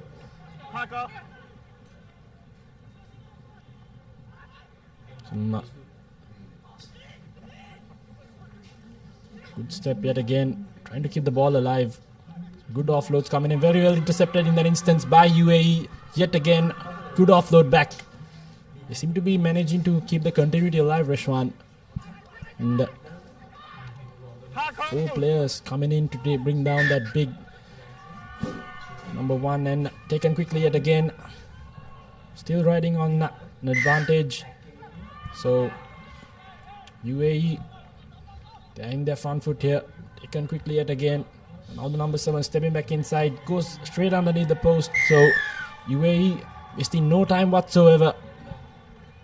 Indeed, they are here to play, and well and surely putting Chinese Taipei under a lot of pressure in these opening exchanges. It's 12 points to nil, and mind you, playing with just the 6 men on the park as well. Make that 14 points with a successful conversion. It's UAE who are bossing against this Chinese Taipei outfit. Just have a look at that replay. Stepping back inside. Easy does it for him. Seemed to be a big match here with physicality and skill at the moment. But Chinese Taipei still not out of the game. They have an entire half, a little bit over 2 minutes left. So it's important that they find a good collection and capitalize on the position they already have. So we say that yet again a wayward pass intercepted, but regathered by Chinese Taipei. So looking to burn the man on the outside, keeps the ball alive, but left behind for no one to regather. So will be UAE with position again. Yet again, good power run there by their number 1, setting it up for their players. The captain moves it to midfield, swings it straight across to the number 7, the try scorer. Cutting back inside yet again, trying to keep the ball alive. Did brilliant from UAE, really keeping hold of position. Chinese Taipei really haven't had any opportunity to try and run at this Philippines Chinese Taipei defense. And now once again a fumble from UAE will give Chinese Taipei an opportunity to try and run at this UAE defense. UAE very determined to keep the play alive. Some fancy offloads going in. In that instance, just couldn't gather the ball. So they seem to be not opting to form many breakdowns in the game. Want to keep the ball alive and keep maneuvering their defense. Now Chinese Taipei feeding for the scrum. It's playing quite flat. So again, to cut back inside, offload's not going to the hands as well as does for the UAE players. Yet again, hospital passed almost, but nevertheless, the holding on penalty. So UAE some prime position right before half time. Did now once again to be UAE will look to try and go over once again. They have really bossed position and done really well in this opening half with around So they've capitalized on their opportunities really well and managed that first half quite easily. I'd say Chinese Taipei needs to pick up on their defense. As we said, that the captain now getting past their defense, trying to burn it on the outside now. Steps back inside, still on his feet. Throws and wayward offload. Still, but nevertheless, gathered by Chinese Taipei now. UAE scrambling in defense, stepping in. Hand goes out, so it will be most probably another card. Yes, so second time deliberate knock on there. They're not what UAE would have wanted. They've really played out well in this first half.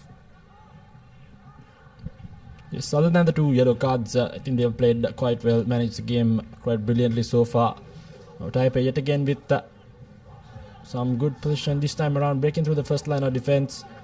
Very well tracked back and caught. Good work at ruck time yet again by the number 6. Good work rate shown right before halftime, and their big number 1 just fends off the defense. Looking to go all the way, and he will go straight underneath the post. So another try right before halftime. It's 19 points before the conversion.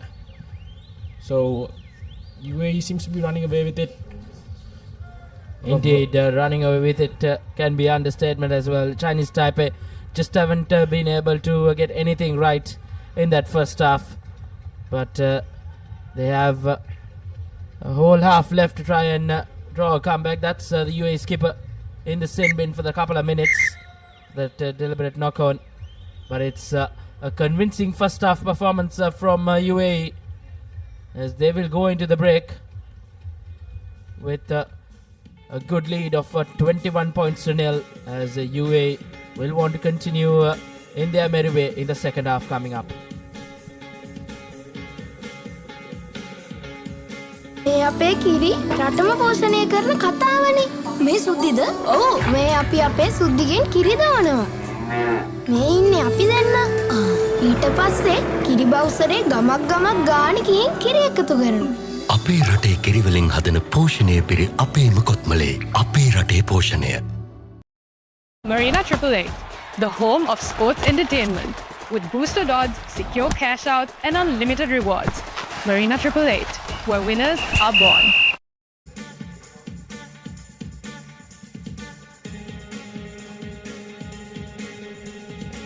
Once again, live from pictures the Racecourse Stadium out here, as we say the first half from this game between UAE and Chinese Taipei. It's been tough going for Chinese Taipei. It was UAE from the word go who dominated proceedings.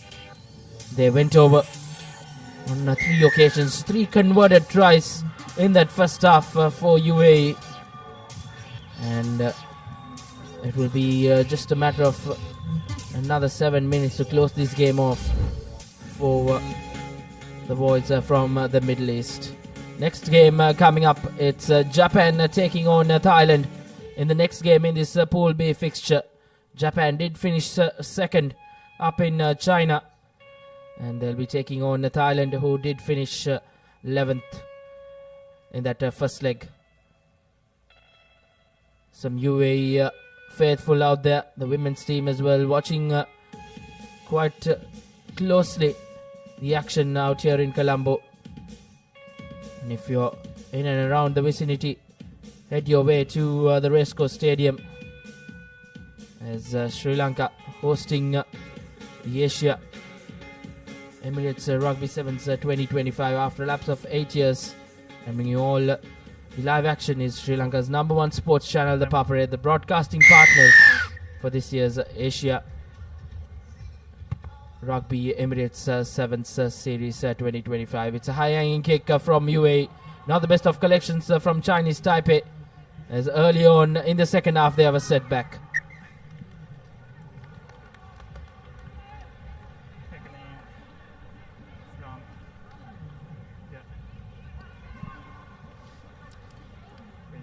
Straight away, not what Chinese Taipei would have hoped for. Moving on to the second half as well. UAE yet again in a prime position straight away, just outside the 5 meter. Indeed, now once again UAE will look to threat this defensive line of Chinese Taipei. Good feeding. Good distribution play from that halfback as well.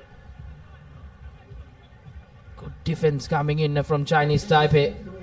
But it might not be enough, as the number 12 from UAE will go over for yet another try in the game. The 4th one, as UAE well and surely running right against Chinese Taipei. 26 points to nil with the conversion to follow. So Finley Anderson in that instance going over.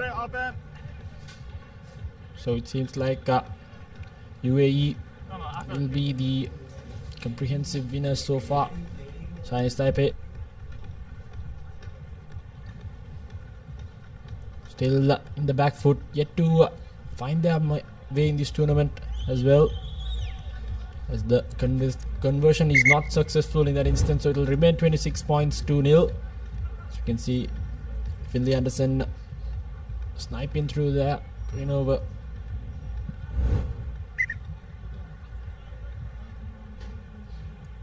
Brilliantly done by UAE. Probably be back to their initial number as the captain returns for them, as he's into action straight away. Good kick, good collection as well from Chinese Taipei. As now Chinese Taipei really trying to find some answers. Hasn't been easy going for them throughout this encounter against UAE. For them, it will get tougher. And in the process, they have lost position as well.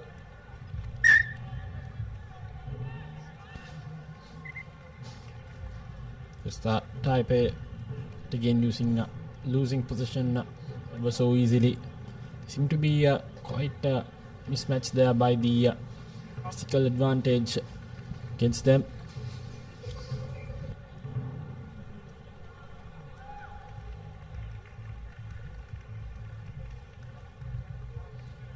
Decent crowd in this morning here at the Racecourse Stadium. Surely the atmosphere will pick up as the game goes on, as the day goes on rather.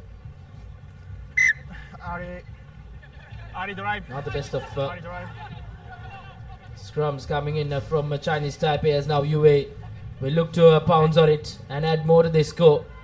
The number 7 who did go over in that first half, Mohamed Ali, gets his second in the game, and the fifth for UAE. It's Mohamed Ali in that instance going over. Quite the nippy player he is.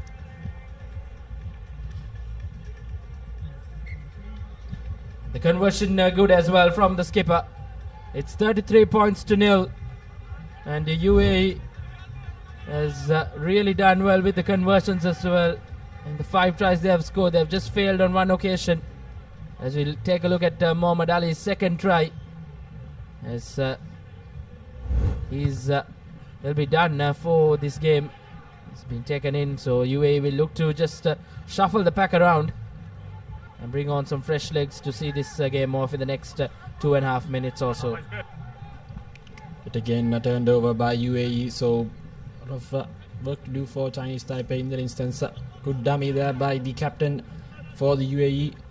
Good work at rock time, but it again seems to be pouncing on it, and he'll be burning it on the outside. So consolation try coming in for Chinese Taipei. It's the number 11, Yunwu, who will go over for a try now. Finally finding their way in the game is Chinese Taipei, but is it too late, Rishwan? Indeed, just probably a tad bit too late for Chinese Taipei, but still could take these positives for the games coming up later on for them. 33 points to 7 as a world work try. They really pounced on that mistake by UAE. There's some brilliant individual performance there by Yunwu, who has done quite brilliantly there.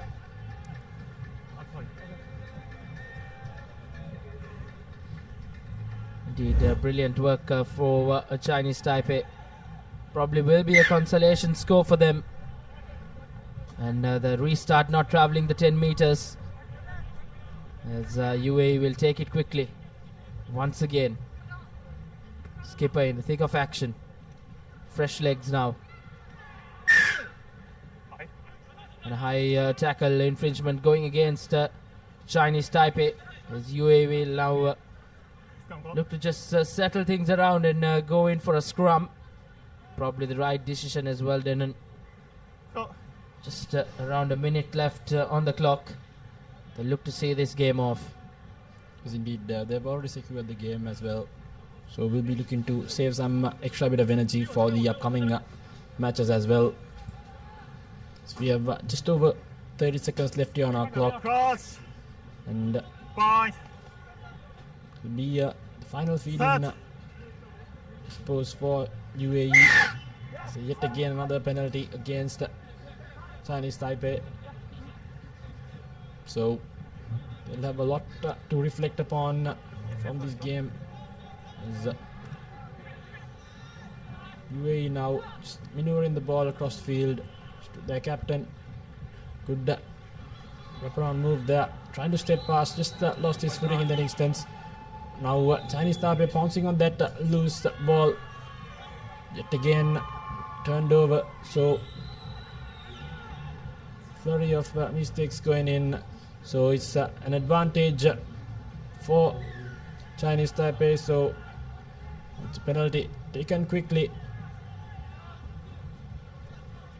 Moves the ball, the number 8 finding some space and trying to burn the number 11 of UAE, as he does it ever so easily. So Anting Chen goes over for a try now, final try of the game, I believe, and they've just bounced back in the second half, but a little bit too late for Chinese Taipei. Indeed, but still finishing this game off on a high. Chinese Taipei. It was a tough outing for them against a much favoured UAE outfit, but nevertheless Chinese Taipei could take plenty of positives going into the next 2 games they have today. As the full-time whistle goes off here, it's UAE who clinch victory against Chinese Taipei, 33 points to 14. It was a convincing win, but well and surely Chinese Taipei in that final exchange has tried their best to come back into it. 33 points to 14 reads the full-time score confirmation in favour of UAE.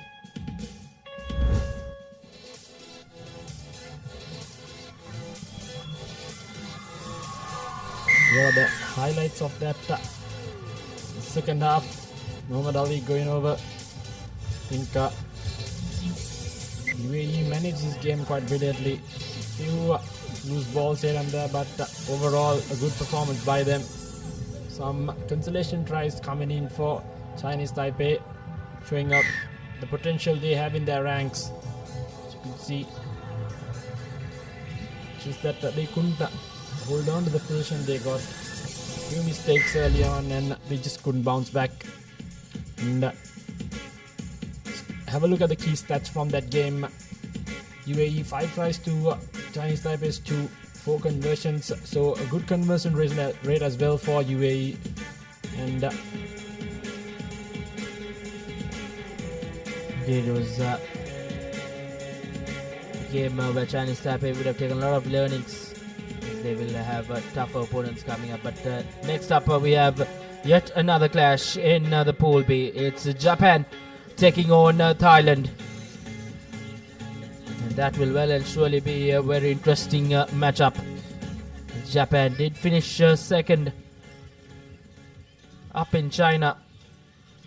And Thailand did not have the best of the campaigns, as Q Shengangang will be the official who will oversee things in this game between Japan and Thailand. It was Thailand with a high-hanging kick to kick things off.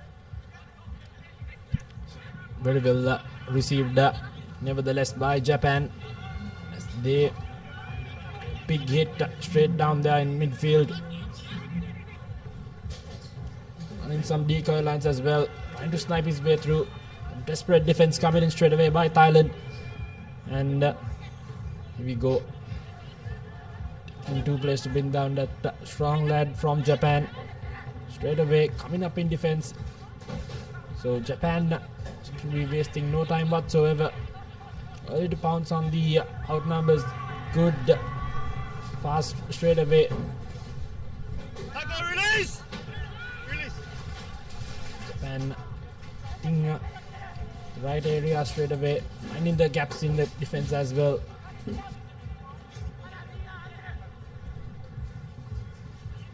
Seems to be a matter of time as they will go over, and it's the number 9 for Japan who will open the scoring. They will draw first blood in this game.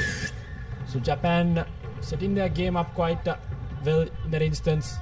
A few breakdowns here and there, and eventually a very well scored team try, I'd say, Rishwan.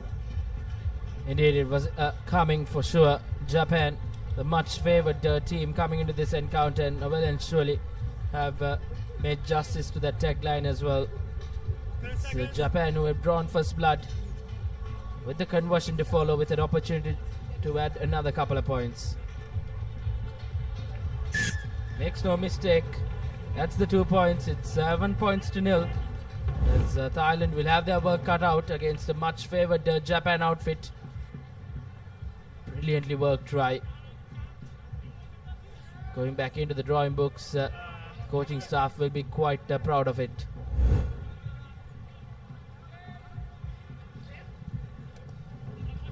Again, a good high-hanging restart in that instance by Japan. Very well contested, but nevertheless gathered in that instance by Thailand. As now they will have possession for the first time in this game. Straight away, big hit midfield, drawing in some defense now. Overlap there in the corner. Still opting to play it in midfield. Good pressure coming in the ruck as well.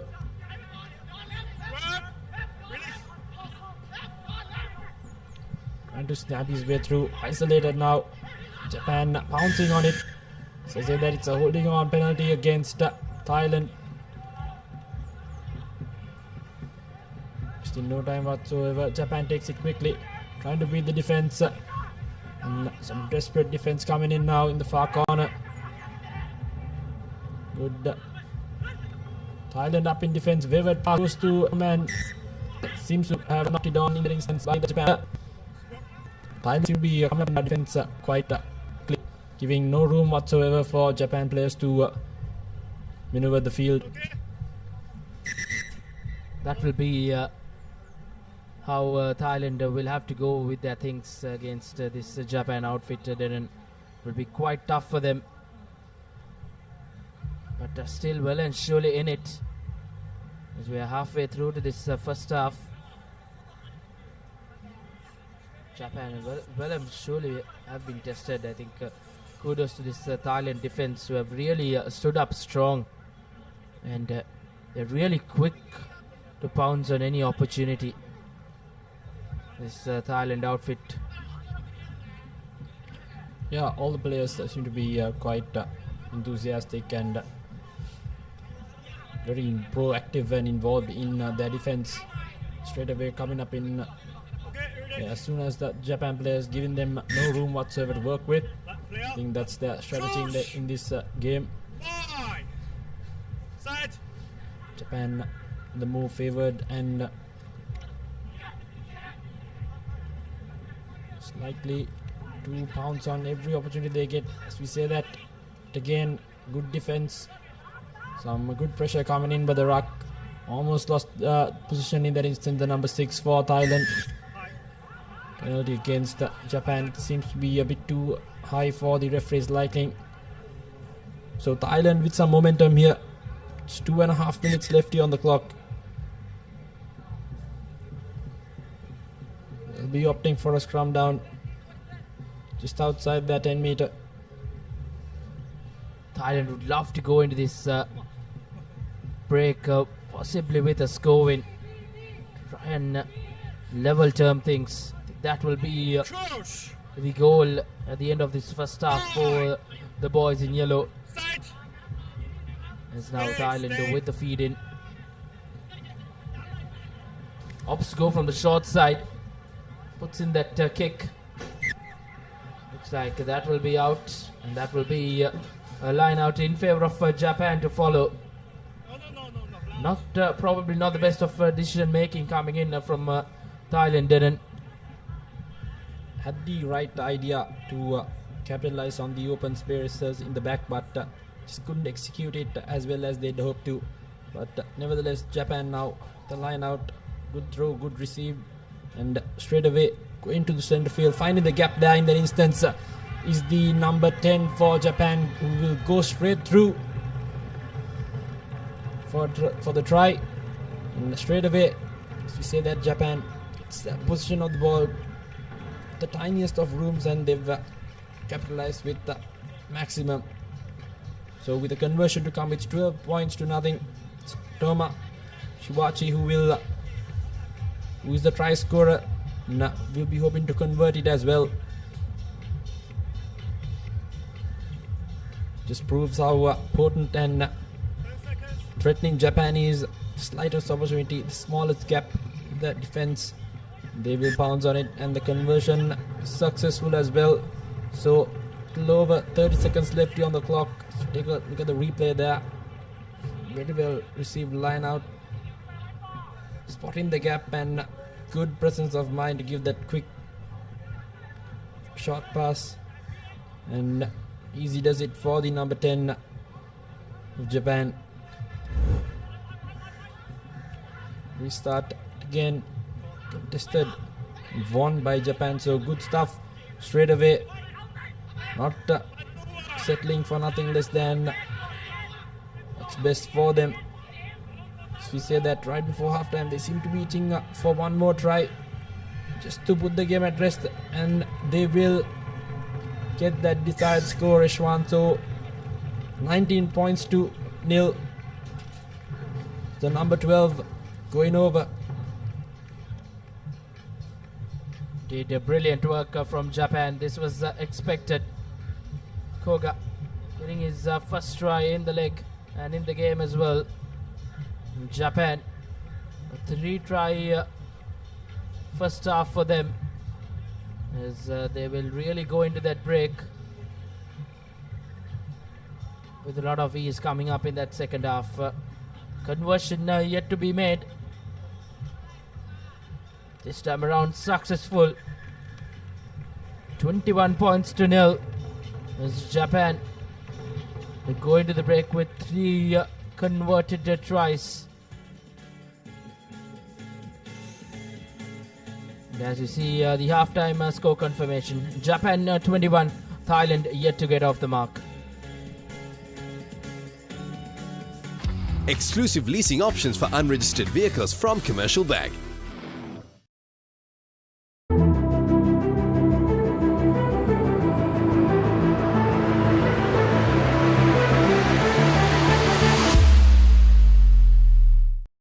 Marina 888, the home of sports entertainment, with boosted odds, secure cash out, and unlimited rewards. Marina 888, where winners are born.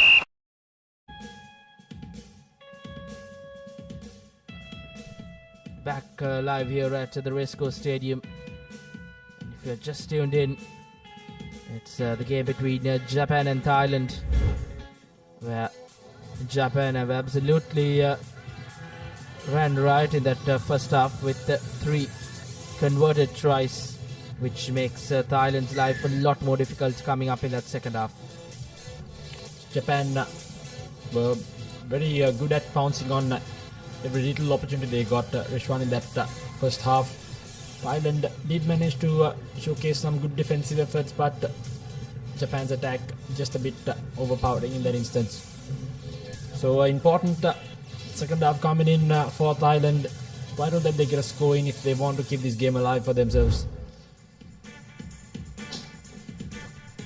Next game coming up, it's the hosts Sri Lanka taking on Uzbekistan in the opening game of the men's Pool C fixture, as the host will want to put on a show in front of the home crowd here at the Racecourse Stadium. Sri Lanka, led by the Candy speedster Kavindu Pereira, finished 4th up in China. They'll well and surely want to do much better here at home. A lot will be expected, but before that it will be the second half, the game between Japan and Thailand. It's Japan who kicks things off for this second half.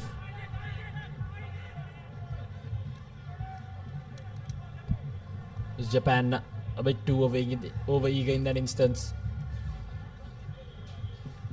So good opportunity for Thailand now.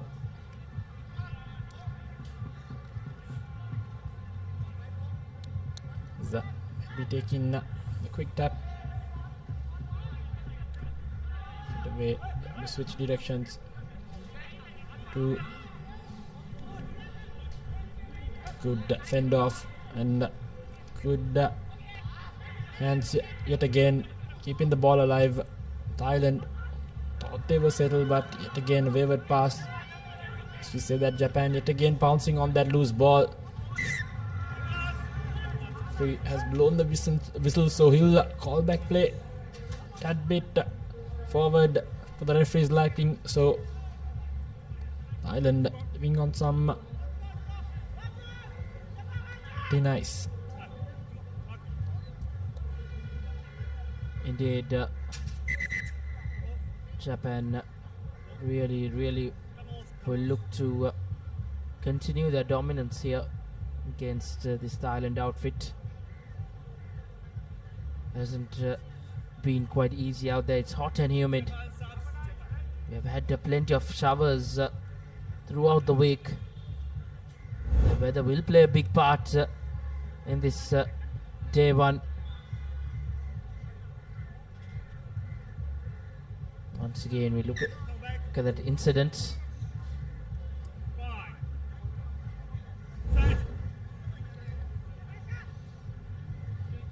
Good feed in from Thailand. Gets that ball out. Quickly out to that speedster. We look to try and get past this Japanese defense.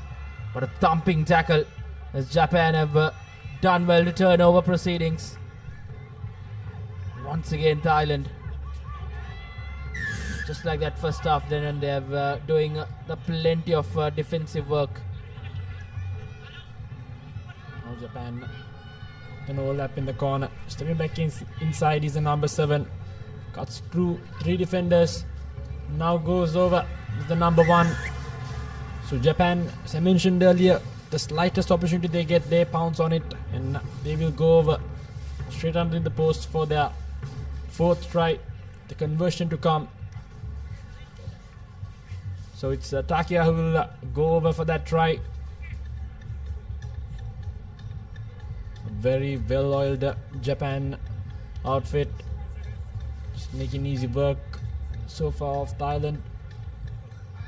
Just been the best versions of themselves in terms of attack. Even though the scoreline reached 26 points, I think they have done quite well to keep this Japan team in bay. Just Japan a bit too good in that instance. Straight away. Indeed, they did come with that tagline of the runners-up in China in the first leg of the Asia Rugby Emirates 7 Series 2025. So well and surely they look to impress here as well. And they have started off in good fashion.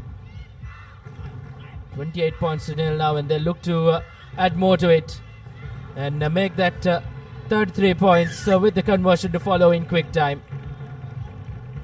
It's good contest in the restart.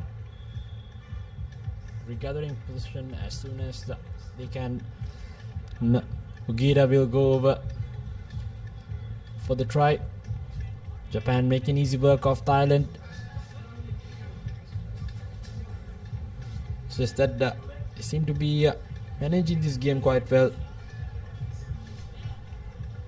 Showing a lot of skill.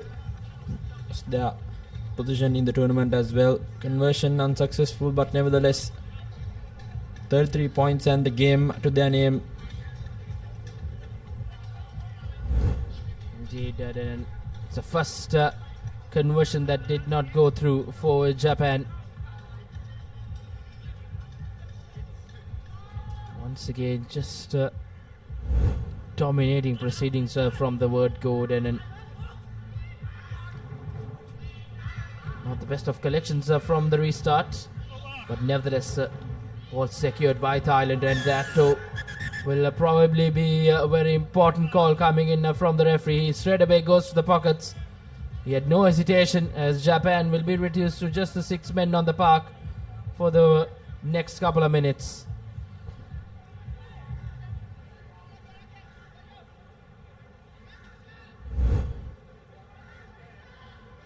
Let's take a look at that incident.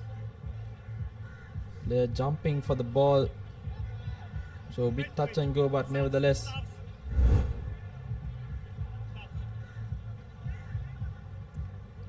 that restart rush one, it's almost like Thailand didn't contest for the receiving ball. So a good effort coming in there by the Japan player.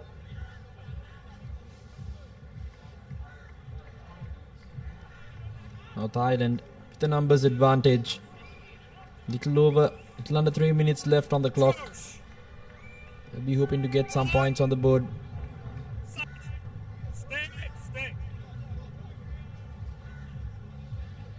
Once again, good feed in from Thailand, but just not able to get hold of that offload pass. A chance that would have really given Thailand an opportunity to try and get us going, but that's not been the case.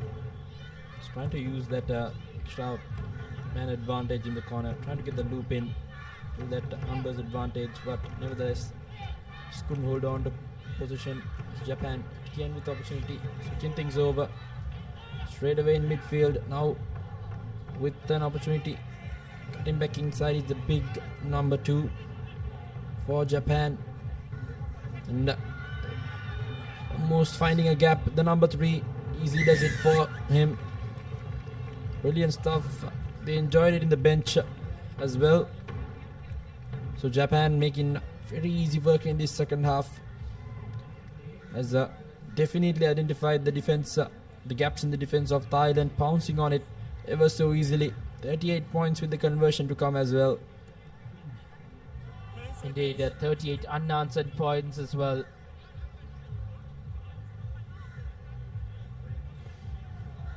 This time around, make it 40 points for Japan. Well and surely in prime position. They would like to add more points into it, as they will be back to their initial number of 7 players as well. So Thailand will be kicking themselves down and not being able to get any advantage from being a man up.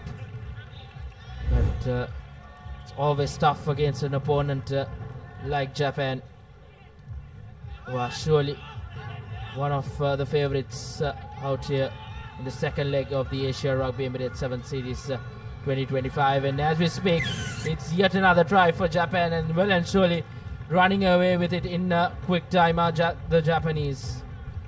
Shows exactly why they are in the top 2 of the tournament as well. Straight away from the restart, gathering the ball, pouncing on the loose.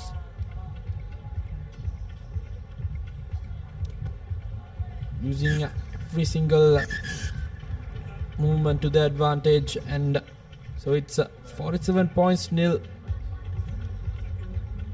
and it'll be full time. So a very comprehensive and dominating performance by Japan, capitalizing on opportunities they got, making no mistakes in defense as well. Keeps the opponents to 0 as it's a full-time confirmation. Japan 47 points to nil against Thailand. Indeed, a convincing win for the Japanese here. 47 unanswered points, and they have started off this campaign in quite fashion as well. As we take a look at the second half performance from Japan, they did really dominate from the word go, and have surely will be one of the front runners to finish on the top here in Colombo as well. Thailand will have their work cut out in the next couple of games they have today. They will have to take plenty of learnings from their next 2 games. Japan into that game with a try as well to conclude a convincing win for them.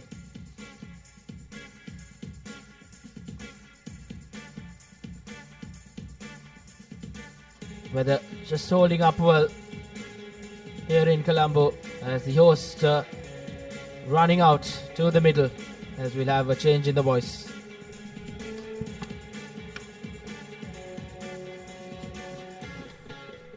Yes, good afternoon everyone, as we're just about to see host Sri Lanka taking on Uzbekistan. Sri Lanka coming out for the first time in this tournament. Did reasonably well in that first leg to enter the semi-finals. They'll be looking for a repeat of that at the very least. The good news from Sri Lanka's point of view is the man who is going to take the kickoff, veteran Srinath Suryabandara, back in the squad. Joining me in commentaries, Sudarshana Piris, as Suryabandara kicks off. Lovely hanging kick, knock back well into Suri's hands, pops it off to Ekanaika. That's Chatura Soiza. Sri Lanka, good start here, keeping the ball alive. Jansen, another new addition to this Sevens outfit, as bit of a delayed pass by the skipper, resulting in the possession being turned over. Now it's Uzbekistan recycling the ball, making that initial break. Nice offload. Sri Lanka scrambling for defense, but penalized for a high tackle. Uzbekistan take the quick tap. On the move is their number one. Will he be able to go over? Yes, it's Uzbekistan who draw first blood. Sri Lanka paying the price for not holding on to possession. And Uzbekistan quick to pounce on it. And they'll take an early 5-0 lead. Yes, brilliant play by Uzbekistan, taking control of the ball when they could, and also using their bigger physical traits to try and break through the defenses of the closer quarters. Abdullah, Sri Lanka did have something very positive going, but couldn't get the finishing touches, as that's a beautiful conversion. 7 points. And straight away Uzbekistan in front. Yes, well, it just shows how important possession is going to be in this game. Sri Lanka will want to try and avoid contact as much as possible. Keep the ball alive, but just that one missed pass, paying the price. Kick-off started once again. Sri Lanka with possession. Johnny the Dilshan making a half break. Brilliant bit of work by Kazakhstan. Turning position over once again. Or rather Uzbekistan, pardon me. As Sri Lanka have managed to turn position. Again, just not being able to get the ball out was Sri Lanka's keeper. But Sri Lanka have done well to retain position. They've got to make it count now, as the Jensen gets it out to Surya Bandara. Offloads well. So far, Uzbekistan's defense has stood strong. And that counter-arc resulting in a knock-on. So this early few exchanges to Sudarshana. Sri Lanka, though having position, just haven't been clinical enough to get over that first line of defense. And Uzbekistan have made them pay. The timing of that counter pressure was sublime, putting pressure on Surya Bandar, who was trying to retreat and distribute the ball. Now Sri Lanka will have to put on a good defensive effort here, try and disrupt this as Uzbekistan to their dangerous number 12. Cut out pass, not to hand but on the bounce. Dinali Kanaika managing to tackle the man on the outside for Uzbekistan, looking to create a little chip and a chase. Nobody chasing, but that's going to be a penalty.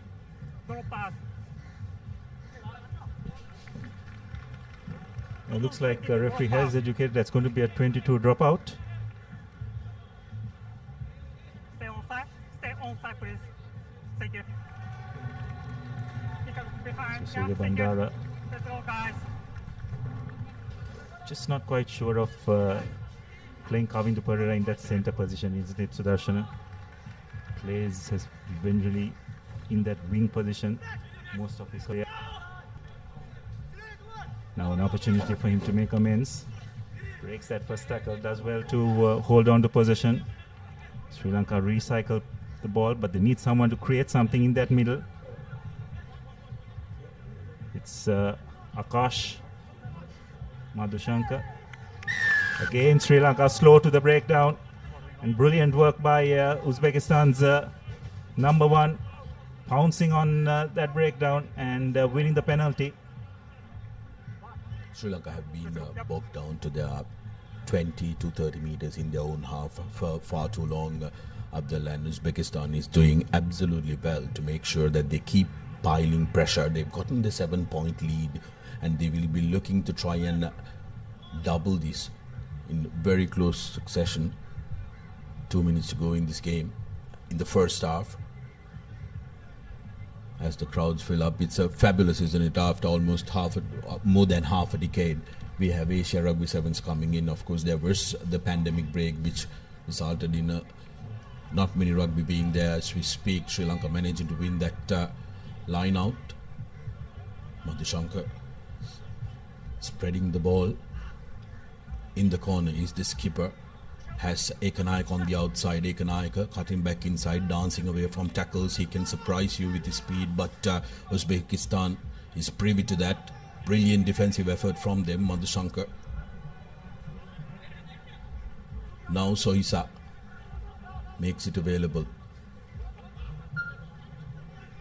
Dilshan. Jansen. Sri Lanka not being able to break the defense. I'm wondering why nobody has decided to put the ball behind Uzbekistan, because they do have the speed and the runners to try and chase that. Now Madhushankar opts for the boot, but not successfully. Possession won again by Sohisa. Kavidu, Dilshan, Ekanaika, Jansen going from end to end without being able to break the defense. Surya Bandar. Kavidu changes direction. Play almost at a standstill. Sri Lanka happy to slow it down, but good rough defense bringing out the error. Yes, I just don't quite comprehend what Sri Lanka is trying to do here. Just by slowing the pace down, they're just playing right into Uzbekistan's hands. See the officials there, newly elected president of Sri Lanka Rugby, Pavitra Fernando. Just don't think tactically Sri Lanka have been smart enough in this first half, is it, Sudarshana? Just very static in the way they have gone about it. And also there seems to be surprising a lack of penetration in midfield, isn't it? They just haven't been able to get through that first line of defense. Spectators slowly making their way here to the racecourse. Expect a crowd to build up as the evening comes on. So just probably the final play of this first half. Sri Lanka surprisingly find themselves down 7 points to 0, but you have to give a lot of credit to Uzbekistan. They've definitely shown a lot of patience. Feed into the scrum. Recycled once again, Uzbekistan. Just looking at their options. Lovely wraparound move. Fortunately that the ball not going into position. Ekanaika does brilliantly well. Sri Lanka need to finish strong here in this first half. An opportunity to do so. Spreading the ball wide. Akash. Fortunately just running across, and it's that man, Srinath Surya Bandara. Eventually on the stroke of half-time, the veteran put Sri Lanka on the board, much to the relief of all spectators here at the racecourse, well, the Sri Lankan ones at least. Surya Bandara himself tried to add the extra points, which he has no trouble in doing so. So after a pretty lackluster first 6.5 minutes, Sri Lanka going to half-time 7 points all. Sri Lanka will be very relieved, and half confirmation 7 all.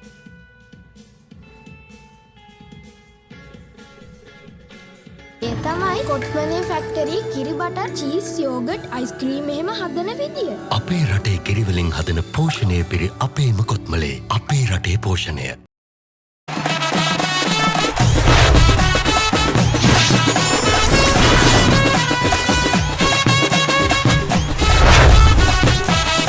Love rugby. Live rugby. Prima Kotumi. Fun Tamari.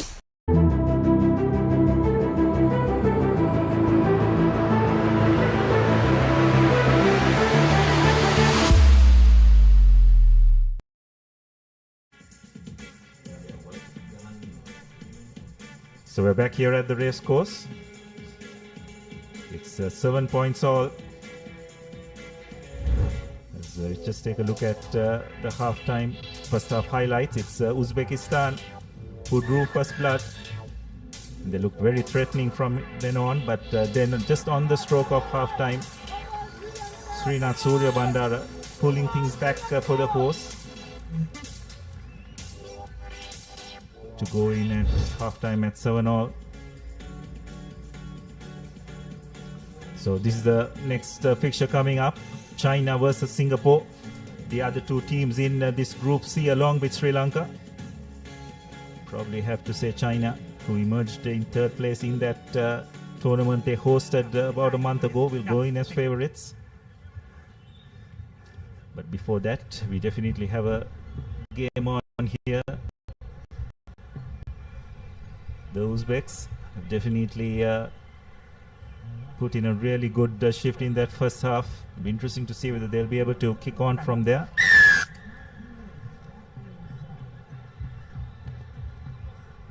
Uzbekistan's number 10 to kick off. Lovely high hanging kick, brilliantly taken by Chatra Soiza. It's Uzbekistan who have managed to win position over on the short side. Janidu Dilshan read it really well, but Sri Lanka have done well to turn position over. Got to get the ball out wide. They have numbers. That's a really poor distribution. Fortunately, no harm done. Gayan Pereira does well to keep position alive. This is much better by Sri Lanka. They just need to get a bit of penetration in midfield. Dange, the newcomer to this outfit. Jansen creating a one-on-one situation for Janidu Dilshan. Wonderful bit of footwork, and he will go over for Sri Lanka's second try. And Sudarshan, I think that's what Sri Lanka need to do much more. Just create those one-on-one situations. They do have the advantage of some very skillful runners, but they've got to give those runners a bit of space. The Sri Lanka now really coming into groove.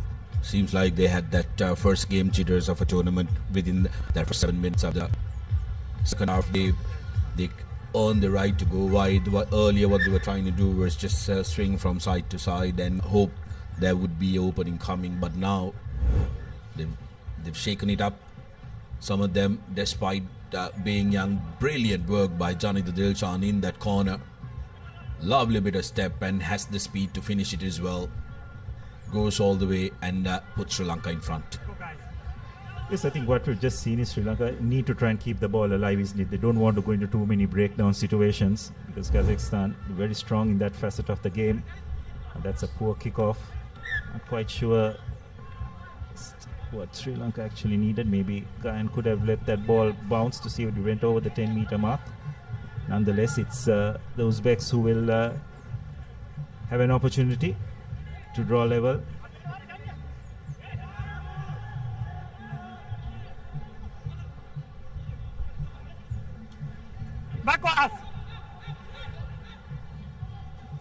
Chatra Soiza, good defensive work. Penalized for offside. It was a knock-on. The Uzbek player was not behind the player who knocked the ball on. So Sri Lanka have taken this quick tap. Jansen getting out to Dange, and that's Gayan Pereira. Just a little bit of injection of pace Sri Lanka needed in midfield, and Gayan Pereira has definitely brought that. Has been outstanding for Sri Lanka, not just in that first leg but even in that under-27s tournament. Real good addition to the Sevens outfit as conversion is successful. Yeah, great prospect for Sri Lanka, isn't it, Gayan Pereira? Young, has speed and has a very good head on his shoulders as well. Realize he just doesn't need that no argue to connect because he had the pace to go through. Get Sri Lanka's third. The Lions happy. 21 points to 7. Now Sri Lanka slowly but surely running away with it.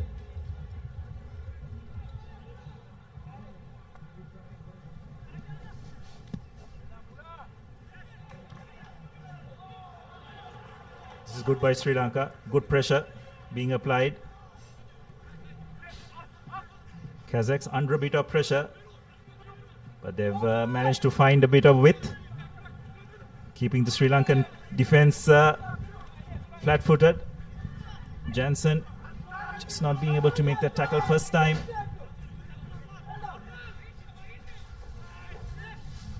The Uzbeks, they have numbers out wide. Someone's got to straighten the line and get it out. But Sri Lanka have done well to scrap back in defense. It's a 2-on-1 situation. Lovely bit of footwork by the Uzbek number 9.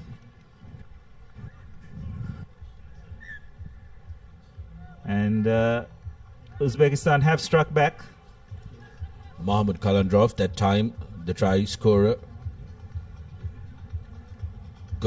Good bit of footwork by them, creating that opportunity, and just like that,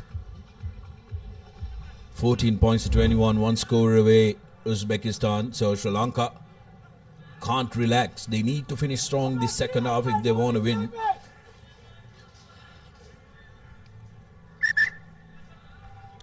Great game on our hands because Uzbekistan managed to upset and unsettle Sri Lanka with that opening score, Abdullah. And first half, it was just as 2 tries scored, 1 from each. So they will want to make sure that they finish off strong. For the lack of the pace that they have, Uzbekistan, they do have a couple of very nippy players who can create trouble by stepping. But Sri Lanka says, not today.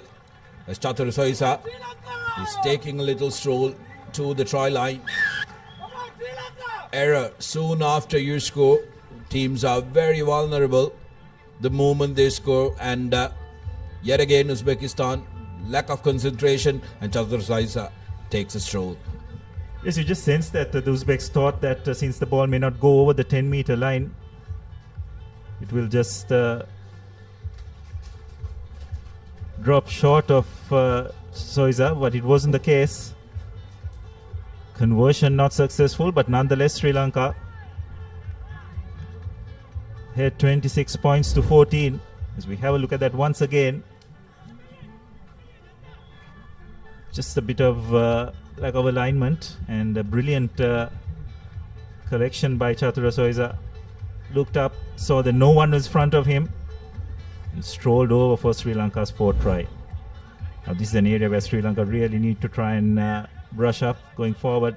Another poor kickoff.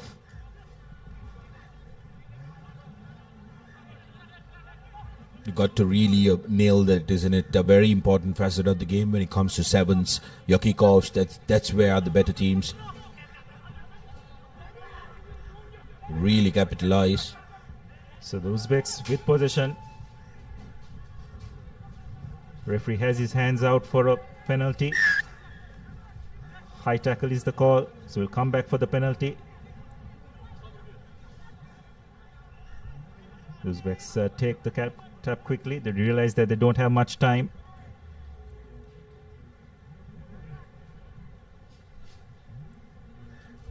Position recycled, but the clock is running down. Sri Lanka's defense standing tall thus far.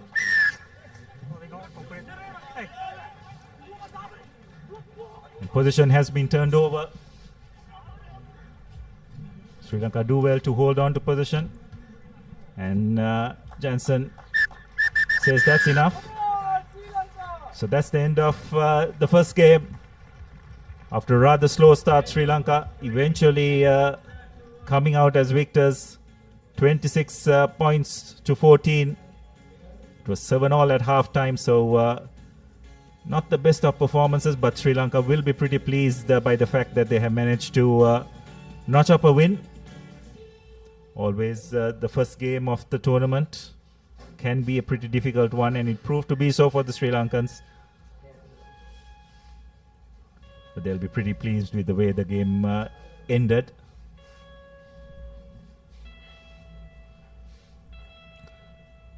And just awaiting the commencement of the next game.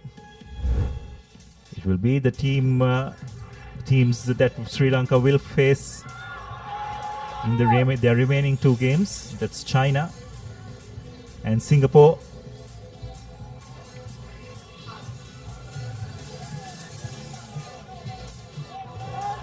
Just just waiting for those two teams to get on the field as we have a look at the highlights of the game. Sri Lanka did start off slowly, but put in a good shift in that second half.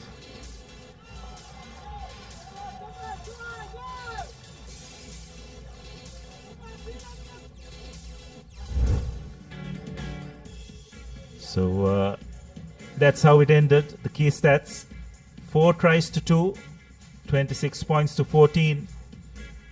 And you have to say, Sudarshana, Sri Lanka will take that after that, how the way the first half ended. Yeah, definitely. I think Uzbekistan will be the more disappointed side because they did show promise in the first half, and had Sri Lanka bothered, had they managed to score another try, that would have been absolutely brilliant for them. But Sri Lanka will be happy on the result, but will want to brush up on their start and also especially on their kickoffs. Another Pool C encounter, China taking on Singapore in this second Pool C encounter. First for the day for both these teams as well. China, Bing, Wen, Han, Liu, Hu, Gao, Ma, Fan, Xing, Zhang, Bang and Yi.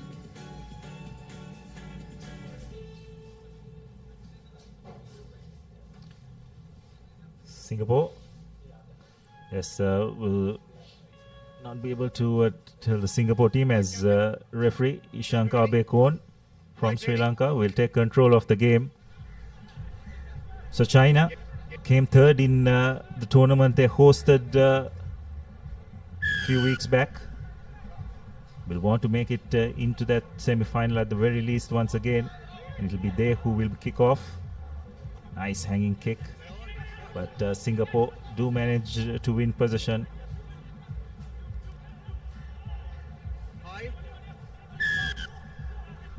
China penalized for a high tackle.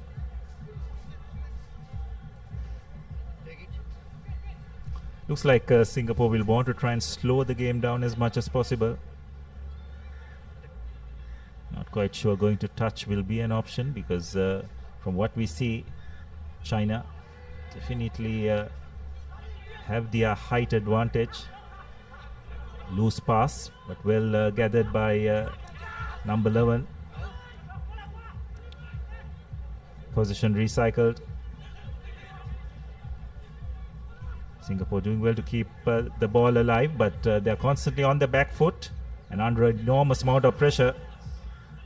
And eventually they have knocked the ball on. And China have pounced on that loose ball and have gone under the post for the first try. Good work by China, and this is the quality that they have, which have taken them to that third position.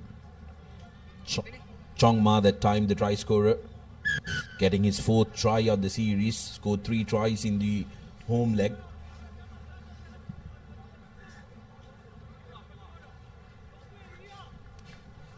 Yes, China pretty much focused purely on the sevens format. They do not play 15-a-side rugby, so have put all their eggs into this basket. Being an Olympic sport, you know how serious they take it. Absolutely, it's brilliant that sevens was admitted into the Olympic Games, isn't it, Abdullah? That really changes the interest around the globe for it when it becomes a medal sport. And the Asian Games are coming up next year as well, 2026 in Japan. So that's going to be a focus for many of these teams. And this tournament, they will make it as a pedestal where they can build up from, they get a glimpse of the opposition and the opponents that they have to play against. China, of course, has been a rising force in this format of the game in the continent.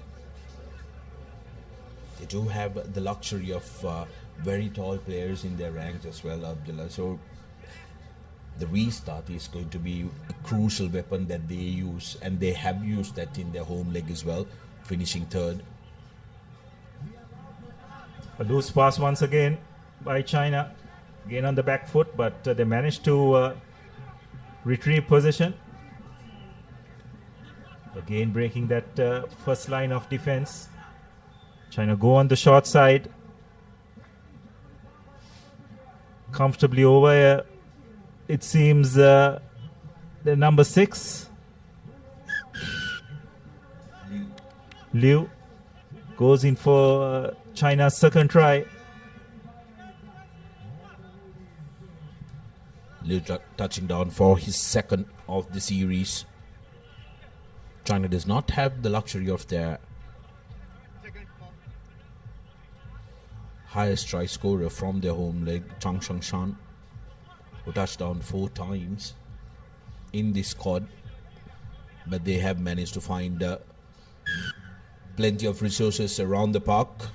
This time it came through Liu touching down for his first. Yes, once again you can see Singapore very narrow in defense. A lot of players committed to the breakdown.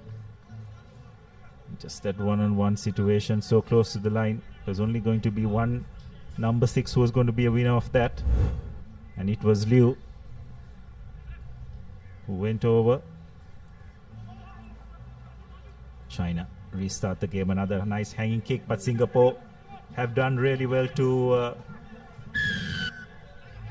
turn possession over.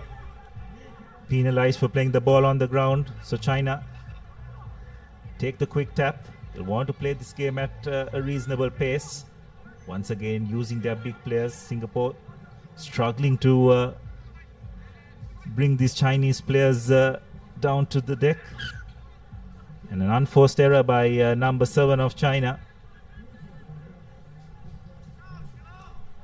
Zheng Hu that time losing the ball forward, but good defensive pressure by Singapore, who have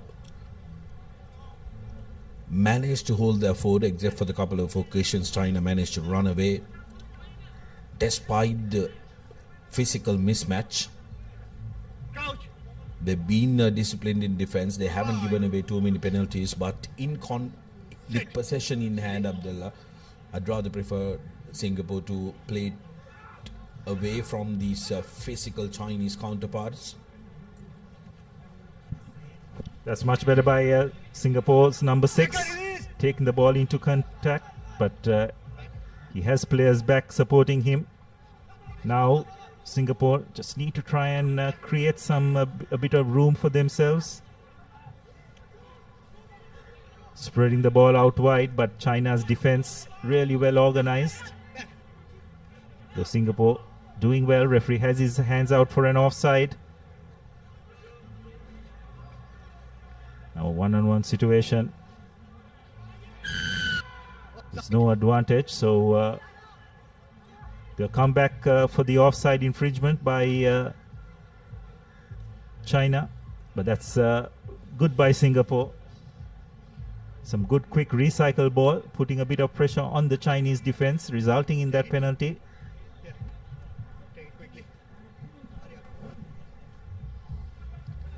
Can understand Singapore taking their time, just running the clock down, deciding to go to touch. And it's a very decent touch at that. Abdullah brings play into the 40 meters of China. This is a place where Singapore haven't been able to come for the past 6+ minutes. Yes, now the interesting thing, Sudarshan, is going to be this line out, isn't it? Just when they line up head of the line out, you can see the disparity in the height. And China have done well to disrupt. Turn possession over. Advantage over. China spreading the ball out wide. And it's the center 3/4. Number 17 who goes over for the third try. Yi touches down for China's last in the first half. Some good work, all due to the shape that they held in that line out, isn't it? They were defending the line out, but the moment they got it, the backs, they occupied the entire field, really stretching the Singaporean defense, and they had all the pace they needed as well. Zheng Yi botches the conversion, but that will not hurt China. 19 points to nil into the half time, and they'll be in a very comfortable position. Yes, they will. But again, Sudarshan, you just have to wonder that option of going to the line out. Is it? We're talking about the height disparity of both teams. Need to try and keep the ball alive is Singapore. I don't think they can afford to go to set pieces or go into too many breakdown situations. So that's how it is at halftime. China comfortably ahead, 19 points to nil. Very pleasant conditions here at the racecourse. We're going for a quick commercial break and join you in time for the second half.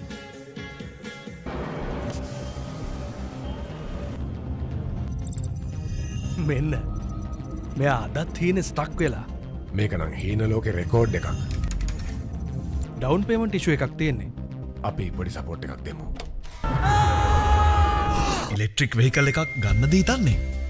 Brand එක මොකක් වුණත් වාහනේ වටිනාකමින් 60ක් දක්වා. Leasing නම් කොම්බෑග් leasing තමයි. ඔබේ EV සිහිනය සැබෑ කරගන්න 13.16 අංකයට කතා කරන්න. So welcome back to the second half. Just have a look at the first half highlights. Singapore, although initially winning position, just couldn't hold on to it, and from the in-swing knock-on, China pouncing on it. And from then on, China just managed to continuously pile on the pressure. 3 unanswered tries, with the final try on the stroke of halftime after a lost line out by Singapore, enabling China to take a comfortable lead, 19 points to nil at halftime. Next up, India taking on Indonesia in the women's Pool D fixture. Indian women's team have absolutely impressed in their opening showing. Very impressive work, and the development that goes in India, really lifting their standards. Singapore with the kickoff. It's comfortably taken by the big man, number 7, Zhen Hu. But unfortunately, it's been knocked on.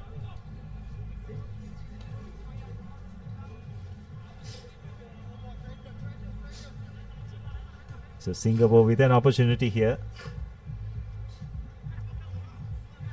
Singapore really need to make sure that they hold on to possession and avoid that contact area. We did see that there were some nippy campaigners. The ball wasn't in when it was out hook.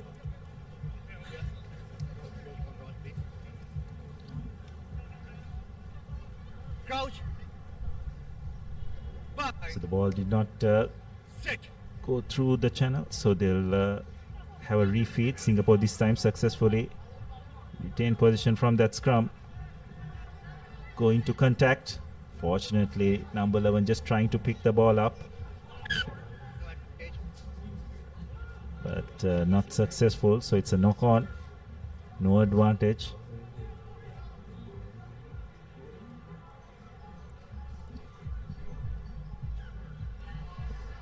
Five and a half minutes to go in this half, and Singapore, if they want to try and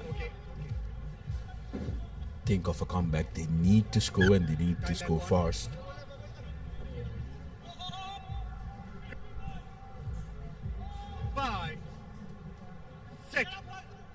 China with the feed, comfortably win position, spreading it out wide. Lovely step. China have done well to get over that first line of defense. Now they look to try and play the game with a little bit of width. Again, Singapore just obstruction seems to be the call at that breakdown. So quick tap taken by China.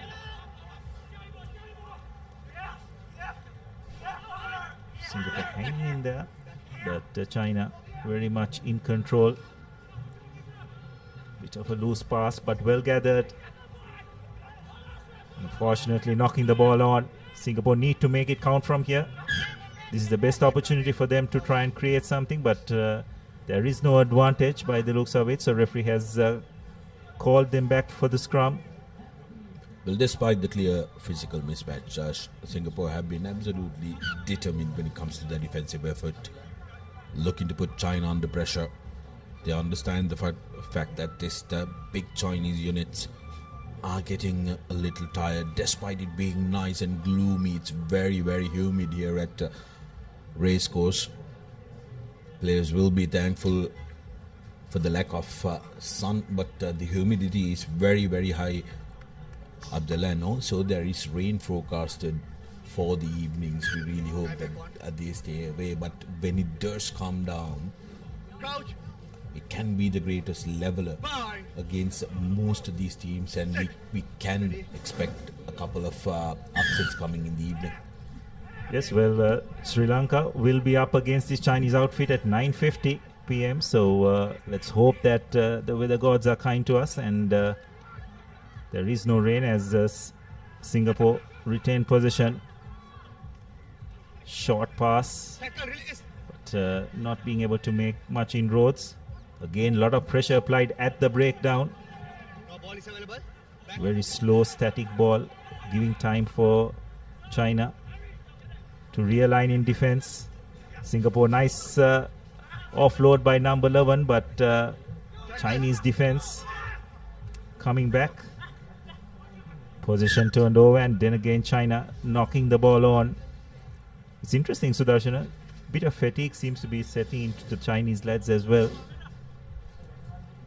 Yeah, brilliant work by Chong Yong Teng from Singapore, throwing himself around. Still, it's never easy, and Singaporeans have been putting in a very dedicated effort in this second half to keep the game scoreless. Just need to find that impetus and venom to penetrate this Chinese defensive effort, because some of them you can see, like you mentioned, have look like they're fatigued. It's difficult to try and adjust to this humidity, Abdullah, because you can't see the sun, and it's despite it being very gloomy, it takes the zap out of you.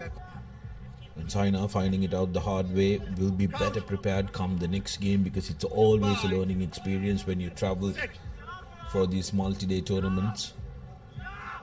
Fielded the scrum by Singapore. Again, losing possession. Wonderful counter ruck by China. Win the penalty. Hands in the ruck is the call. China now looking to spread it wide. And they will go over for their first try of this second half. Han putting the finishing touches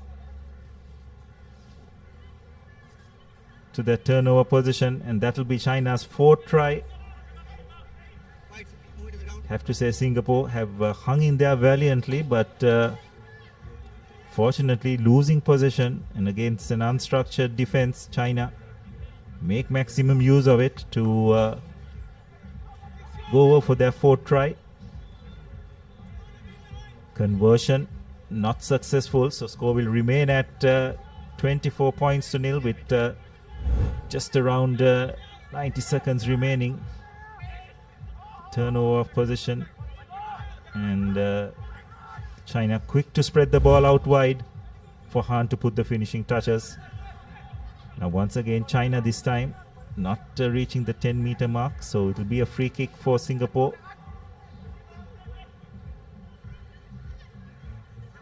Singapore will be looking to try and get their attacking prowess moving, because yes, this game may be done, but got two more games coming up.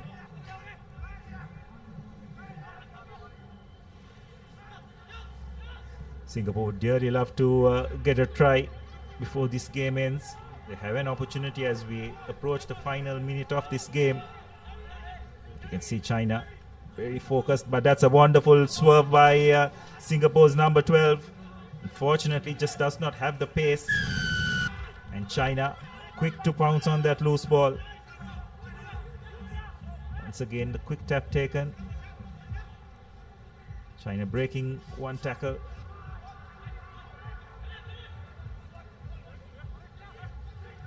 Spreading the ball out wide. Long floating pass. Wonderful sidestep by number 5. Still a bit of work to do.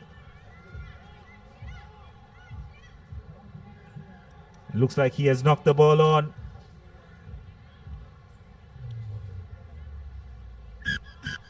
And that's it, according to Ishana Bekon. Singapore, much better performance in that second half, just conceding the one try. But nonetheless, it's China who emerge comfortable victors, 24 points to nil. And they'll be pretty pleased with how this game ended. Maybe not totally the performance per se, but overall, I think they'll be pretty happy that they managed to get the all-important win. As we have a look at the highlights of this first half, it'll probably be just Han's sole try. Good plucky defensive effort by the Singaporeans. These are the key stats. So it's 4 tries to nil. 2 of the tries converted. And that's how it'll end in favor of China.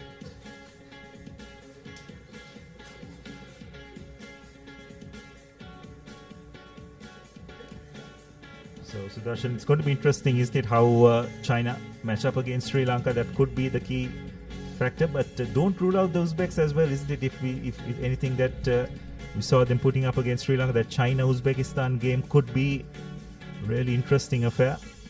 As we prepare for the next game, it's India versus Indonesia in the women's segment, and we'll have a change of commentary.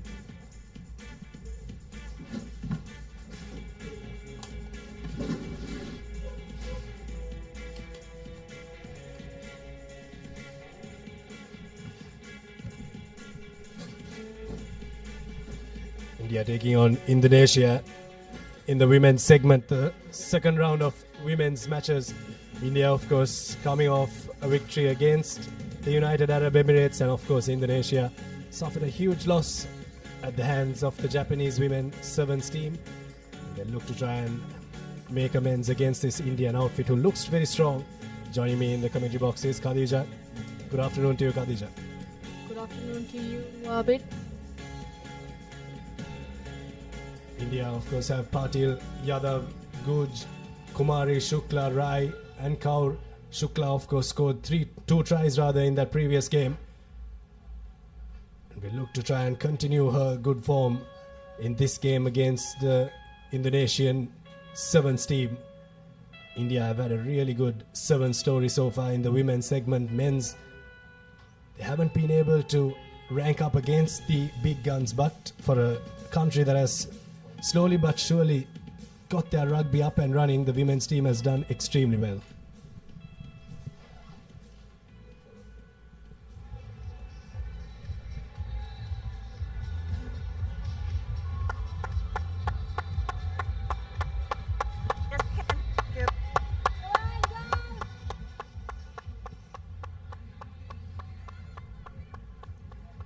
Referee for this game is Christabel Lim.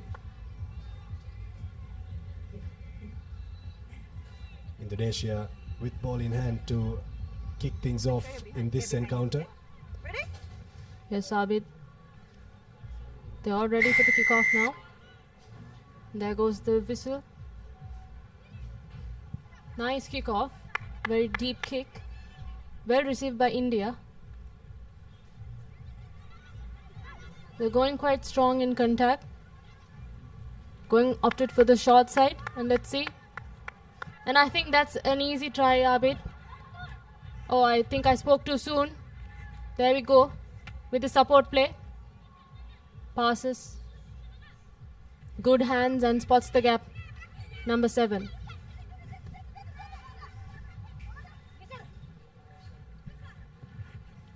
And there we go. Number 2. Shikha Yadav goes in for the first try of India and Indonesia. 5-0 with the conversion following. Good try there for Shikha Yadav from India. Good work from India to run the ball all the way to the other end of the park.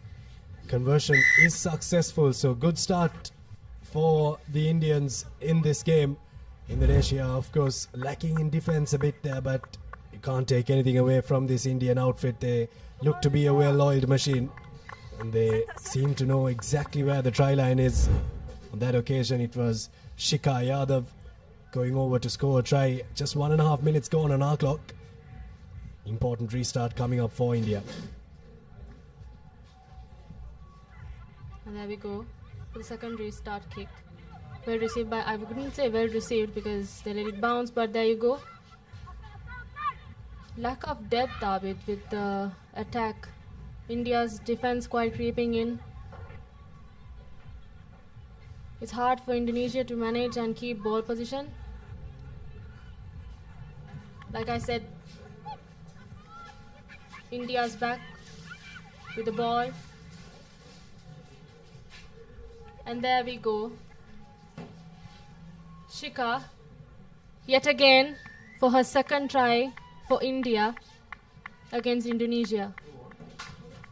Good defensive effort, I thought, from India on that occasion. Shikha Yadav, 2 tries in this match and 2 tries in this leg so far. What a start she's having in this game, the second game of the day for them, as it's converted 14 points to 0. India take the early lead, but I thought it was fantastic defense from India to really shut out all the options for Indonesia. That's something that they will have to work on. Same thing happened in the game against Japan, where they really ran riot against the Indonesian team. But when this Indonesian team has ball in hand, they can spark something. So we'll see what they can spark as they receive the ball from the restart.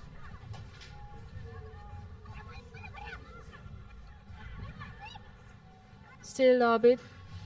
With Indonesia, the only thing that they lack is the depth, I would say, because in attack for sevens, they should be quite in depth so that the defense would be beaten, because their running lines would not be quite accurate the whole match.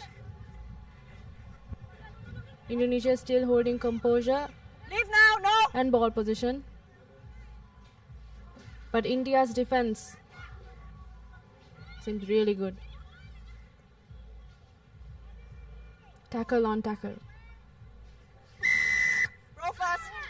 Tap, tap, please tap. Come on, India! Not rolling away penalty coming the way of the Indonesians. Like you mentioned, depth is something that Indonesia will have to work on. They've got physicality, as you can see there, with a big hit there. But a team that has a lot of potential here, but the Indian defense is right up there. Yes, Abid, physicality itself would not win sevens. They're supposed to keep... Oh, there you go. India gains ball position and they're outside.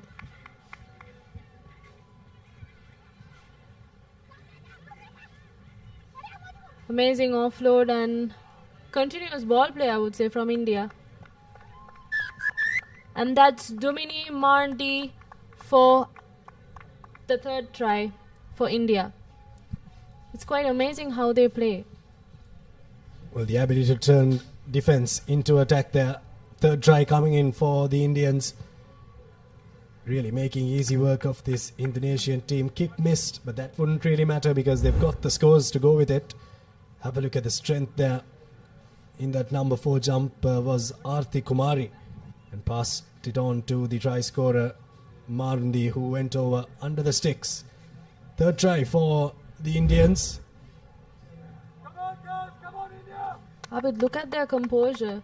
How composed India is, even with the defense that Indonesia is holding them up against. There we go, the restart kick, well received by Indonesia this time. That's a clean pass.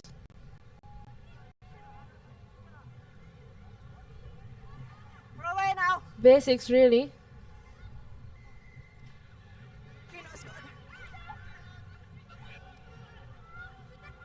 India back with the ball. That's quite amazing how they gain possession of the ball during breakdowns. That's something that Indonesia really has to work on. And that's number 13, Kalyani Krishant. Wow, well on, well. Look at India with much of ease, I would say. With only 55 seconds on the... They played a very good half so far indeed. India 24 points already. Second try in this leg for Patil. Conversion this time has the direction but not the distance, so it'll remain 24 points to nil. We'll have a look at the replay of that try. Have a look at the in the number 9 jersey, the try scorer Mardi taking the ball up to the defense, drawing the last man. The last player was drawn in very well there. They've been very good with ball in hand, India. Restart this time. Doesn't travel the 10 meters, so it will be a short arm penalty for Indonesia on the halfway mark.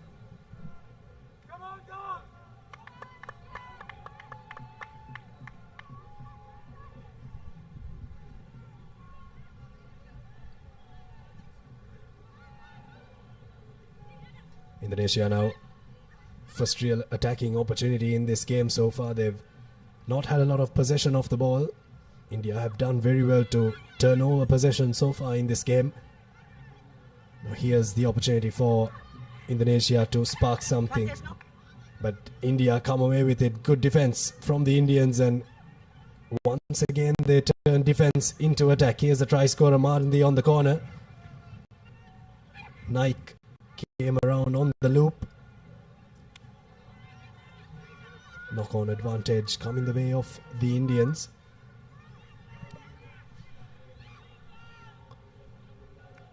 Here's India.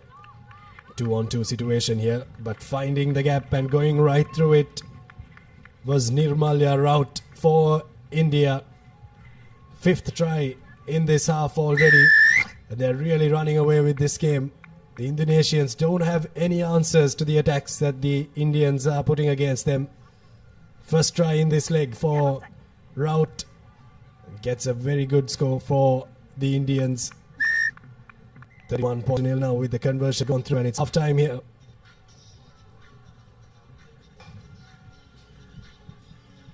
Good half from the Indians. In their perspective, they'll be very happy with that.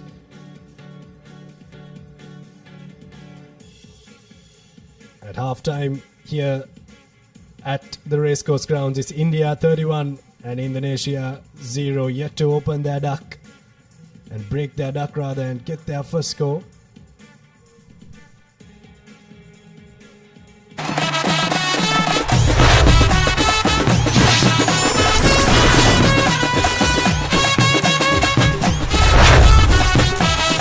Love rugby. Live rugby. Prima Kotumi Fantamari. Marina 888, the home of sports entertainment. With booster odds, secure cash out, and unlimited rewards. Marina 888, where winners are born.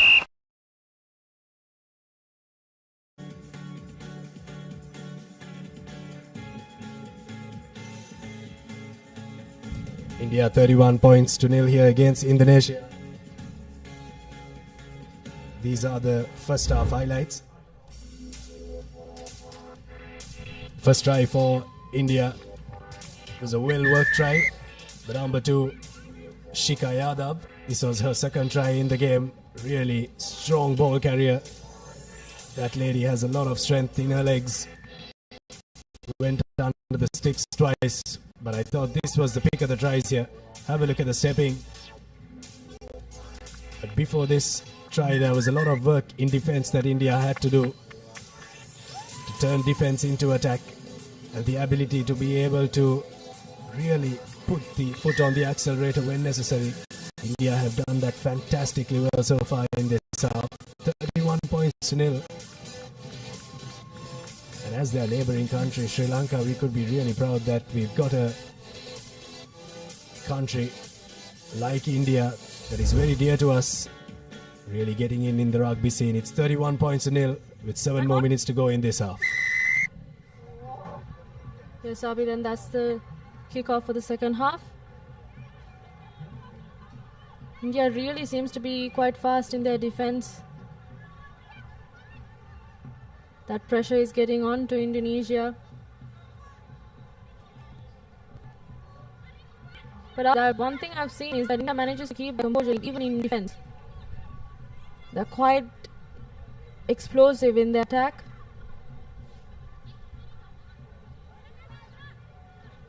Interesting point you make there, Khadija. They haven't let Indonesia still go across their gain line, which they've done very well. The UAE, of course, did score a try against them, but they've really kept this Indonesian attack at bay. Have a look at that once again. Composed in defense, shooting up when necessary. Good tackle coming in there from Amandeep Kaur. And still Indonesia doesn't manage to quite get out of their red zone. Still moving back. Unable to gain position because of how amazing India is in their defense. And like I said, there you go. Numbers on the outside for the Indians. Very good work once again at the breakdown.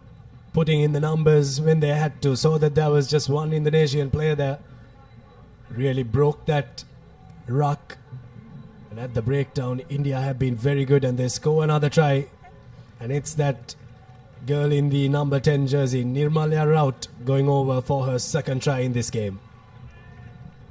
Conversion is successful as well. Fantastic work from the Indians. They've got all the skills that you need to possess in the sevens format. 38 points to nil. Have a look at a replay of that try.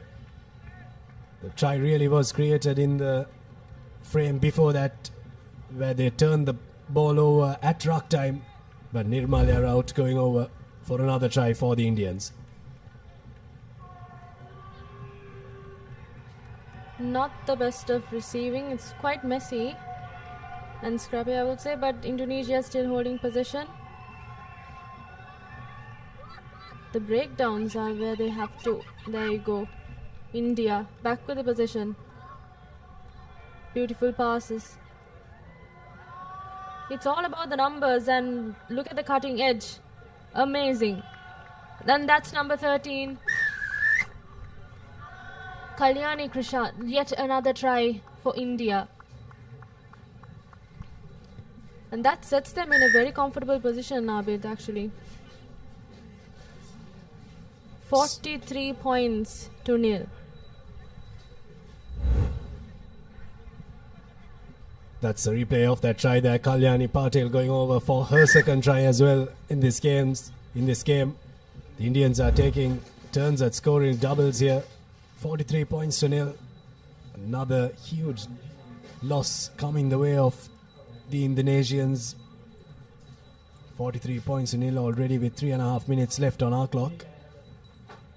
Almost half of the second half remaining, so India could keep on racking up the points. It'll be an interesting one because India will take on Japan in the next fixture that they have. So that will be an interesting one. Both teams comprehensively defeating Indonesia. And in this pool, that will decide who tops it. Japan, of course, won the first leg in China, so they will go into that game as favorites, but the Indians will definitely look to try and pose a threat.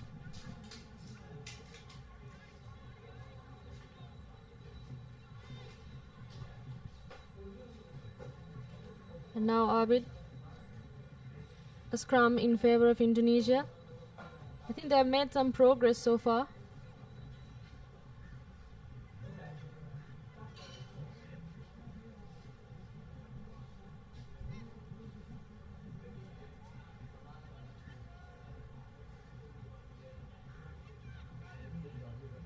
And that's a successful feed in.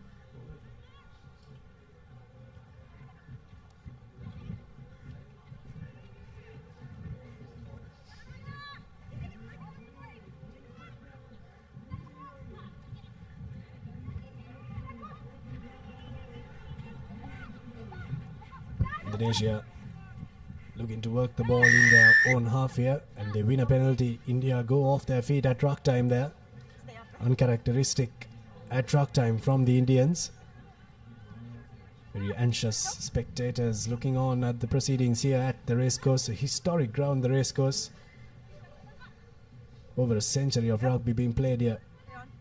India win the ball at ruck time. Arti Kumari there. Deliberate slap down is the call from the referee, and a yellow card is issued to the Indonesian number 10 there.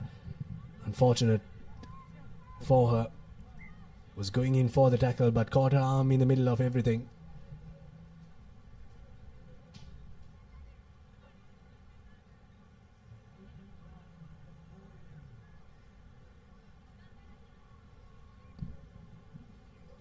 India have opted for the scrum off the penalty. The better option to take their one player up for the last 1 minute of this game. Oh, good work by the Indonesians. Very good scrum, looking to outtook first, but they wheeled it very well as well, and they've forced a knock on from the Indian scrum half. They'll have to put into the next scrum. Yes, Abid, with less than a minute left on our clock.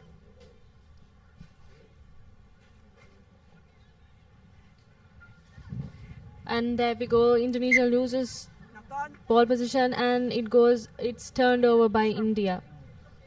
India is quite strong in their breakdowns and mainly in defense. They're quite fast. And with the continuous play that they manage in the game, with their momentum and their physicality, I think that poses the main challenge for Indonesia. That, of course, said with the numbers advantage as well. That's an amazing show and go from Sandhya Rani for India.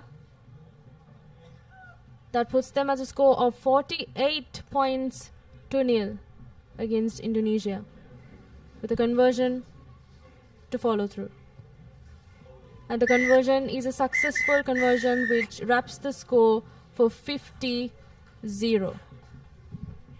Match done and dusted. India have notched up their half century and they've comprehensively beaten Indonesia. Very good showing from the girls from India. They've really stamped their authority in this Asia Rugby Emirates 7 series. 50 points to 0. India have beaten Indonesia. Highlights of the second half coming your way. Interesting half from India. I thought the game was won more in defense than in attack, Khadija, but good work from the Indian players all around, rotating passes, putting the offload when necessary, but also committing at the breakdown, identifying when the Indonesians were lacking in defense at breakdown time, flocking in when necessary and getting the scores for India. Key stats of that game: India 50 points, 8 tries, 5 conversions. They'll be pretty proud of the conversion rate as well. They'll be pretty proud of their performance as a whole against Indonesia in their second encounter, and they'll look forward to a big game against Japan later on in the day.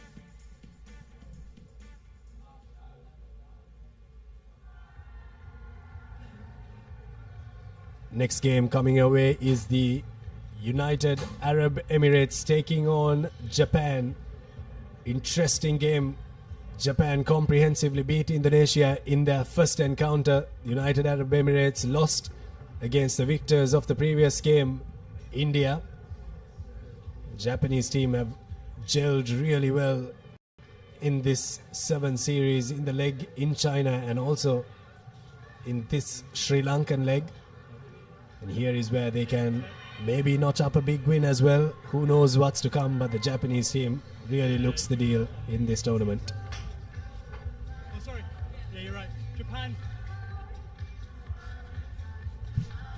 Referee Francisco Camisa also travelled to Sri Lanka a couple of months back.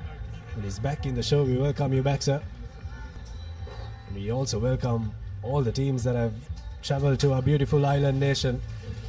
Sri Lanka is a touristic country with many touristic attractions. I really do hope the players get a chance to go around the country and visit, of course, after they finish this tournament. But here we go, kick-off rather, from the United Arab Emirates. Japan collect the ball cleanly. And that's an amazing run from the Japan number 10. Is that a try, Abid? I see. And that is an amazing try. Quite easy, I would say. Well, right off the kickoff, Japan have scored a try. It's Sakura Mizutani who scored the try right under the posts. And what a start to this game for Japan. Not even 30 seconds went for that 60-meter dash to score the try. Her second try in this leg. The conversion, very accurate with their conversions in the previous game. And that has not changed one bit. 7-0 early on for Japan.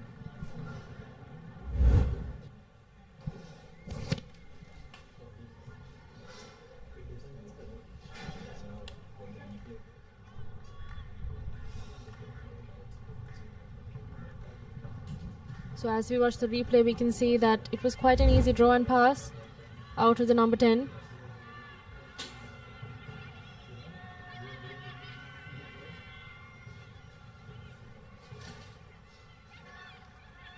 Look at the depth of it, the passes of the UAE team.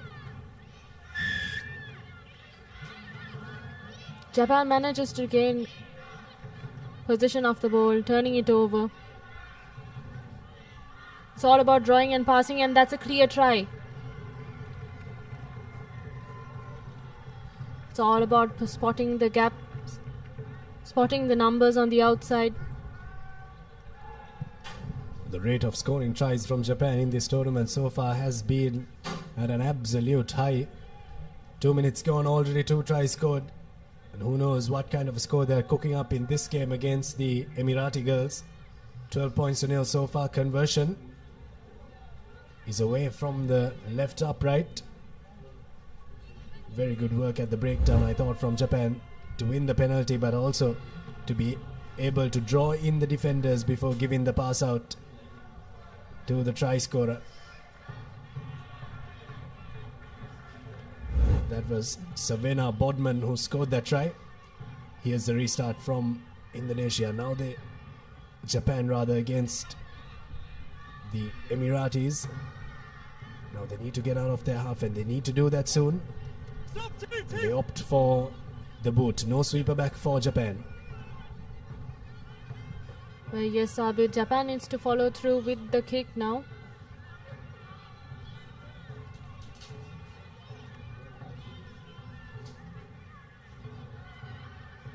If you really see, they're quite physical, and there we go with their offload. Amazing, amazing pass. Great momentum.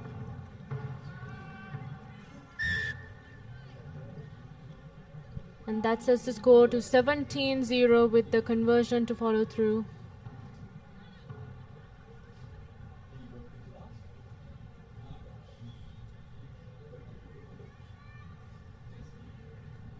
Chiaki Segusa with the score for Japan. Conversion is successful, 19-0. Once again, Japan have got a score, and that score they manufactured it off a very good restart, putting it very deep. Offloads coming in from the try scorer Bodman and to the new try scorer Chiaki Segusa, who goes over for another try for Japan. 3 tries so far.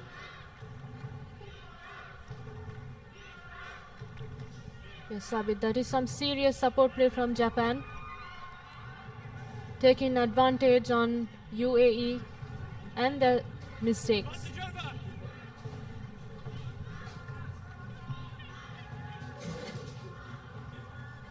Still holding position.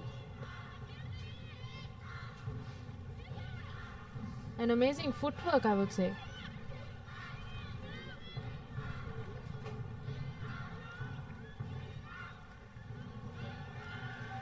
It's really commendable as to how they can flock the defense into one position and then spot the gap. And there we go. There's another try for Japan against UAE. That brings up the score to 24 points to nil with a conversion to follow through. Haruna Konishi scoring the try there. You mentioned, Khadija, about the footwork, and I thought the footwork from Konishi was also immaculate there to score that try. Dancing around the Emirati defense. 26 points to nil now. Japan look on course to score another big score. That's the Emirati boys on your screen there. Also travelled to Sri Lanka early on in the year. Played in the 15s format, but this time donning the 7s jersey for their country. And with the restart kicks, Abid, the moment you let the ball bounce, that's going to be challenging for you to regain position. And there we go, Japan turned over. And that's another try. That's another try for Japan. It's all about the basics, really. And Japan is really sticking into the basics. It's all about technique and their tactical play. Savannah Bodman goes over for her second try of the game as the conversion goes through. 33 points to nil. They've converted almost all of their tries except for the one. Have a look at the physicality here. The ability to break through 2 tackles. Not an easy thing to do. These Emirati girls are no slouchers when it comes to defense, but on that occasion Japan really making easy work of them.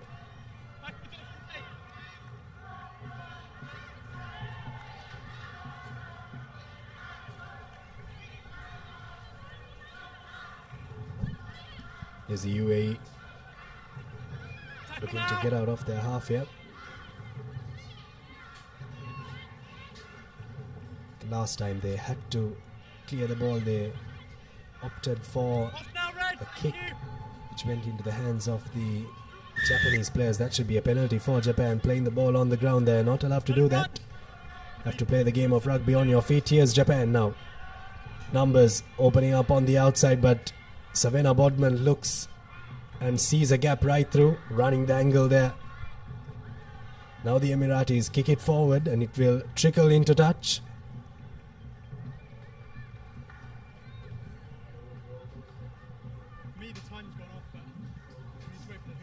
Proud Japanese supporters watching on here. Couple of minutes remaining on referee Kamisa's clock. Time's off. Not so it'll be half time. Referee Kamisa says that's that for the first half. Good half for the Japanese team. They look on course to score another big one. In the first game against Indonesia, they scored 73 points. And this one, they've already scored 33 in the first half. 33 points to nil. The Japanese leading the Emiratis. For passion, a competitive spirit. It's for those who do and want to keep doing. Right. Real energy. ඒ තමයි කොට්මනේ factory කිරි butter cheese yoghurt ice cream එහෙම හදන විදිය. අපේ රටේ කිරිවලින් හදන පෝෂණය පිරි අපේම කොත්මලේ අපේ රටේ පෝෂණය. Marina 888, the home of sports entertainment with boosted odds, secure cash out, and unlimited rewards. Marina 888, where winners are born.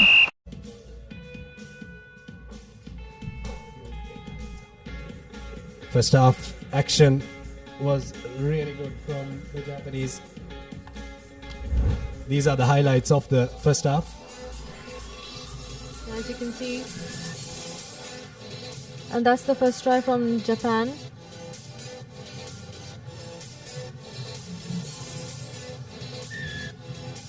The second one quite easily created with the number on the outside. And with their absolute physicality and support play, they really are good in running their supportive lines. It's quite commendable, I would say.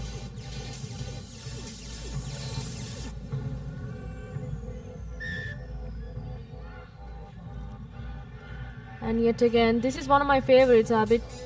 Quite amazing footwork from the number 13.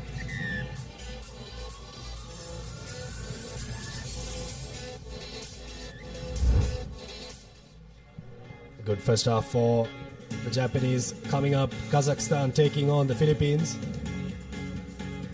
Off your screen, the kick doesn't travel 10 meters, so the Emiratis will have a short arm penalty on the halfway mark. Very uncharacteristic from the Japanese.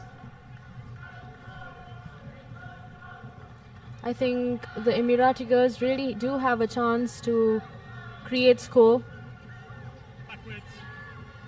Quite the loose ball. And they kick it off on the back with no sweeper behind, but there is a chaser, and there she goes. Now Japan in attack. Space created outside, spots the gap inside, and she sprints down to the try line. It's almost a 60-meter sprint, I would say. Good defense brought down by the Emirati girls, and still manages to score. The drums rolling in the Japanese crowd there. What a try that was from Japan, but I thought that was fantastic defense from Madison Melish for the UAE. Scored a try in that previous game. This time almost saved a try for her team, for her country, but Japanese have a bit too much class as they go for the try. We'll have a look at a replay of that try. Good sprint coming in there. Have a look at that. Spotting the gap. There was numbers on the outside, but just look at that moment where she had the ball in both hands. And when you have the ball in both hands, it really does create the doubt in the mind of the defender. But that's where Melish came in, dragged her down just a meter away from the line. But then the knowledge and the awareness to collect the ball and go over. Chiaki Segusa scores her second try. UAE with the ball position. Amazing passes. Will they be able to get out of their red zone? Every time there's a restart, it's always get out of the jail for the Emirati girls this time. Japan's defense is quite strong. And the speed of defense actually.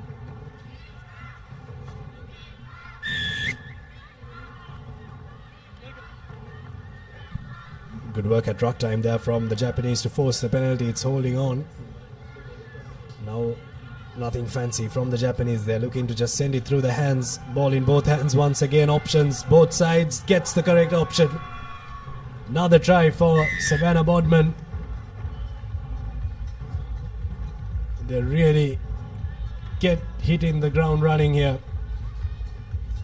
43 points already. Savannah Bodman scores her third try. That's a hat-trick in this game. Third try of this second leg as well. Conversion is off the right post, so it will remain 43 points to nil. What a try that was, Khadija. And let's look at the replay over there. That's an amazing pass. Actually, Japan manages to win and turn over the ball right after the restart, almost quite immediately. There we go with the restart kick. Well collected. And yet again, not the best of passes, I would say. And that's a big hit coming in for Japan.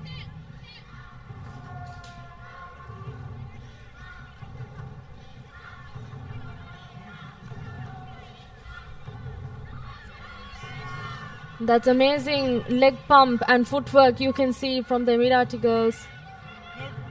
And that's turned over by the Japanese defense. Quite strong and fast. Spots the gap and passes it outside, and there we go. Yet another try from Bodman. Fourth try for Savannah Bodman. She's making it a habit here of scoring tries. Great work from the girl in the number 6 jumper for Japan. Conversion is successful, so 50 up for Japan. Second half century in this tournament. Have a look at the replay of that try there. That was a sprint there, but before that there were a couple of loops from the Japanese players, which really did open the gap for Bodman. She has something to brag about at the end of this game. She can tell her players that she scored a majority of their tries. Good restart, and what a collection, but penalty coming the way of Japan. They take it quickly. And that's amazing ball play again. An amazing offload, and she spots and misses through from the UAE crowd like it was nothing. It's all cakewalk over here now. Yume Hirano is the try scorer.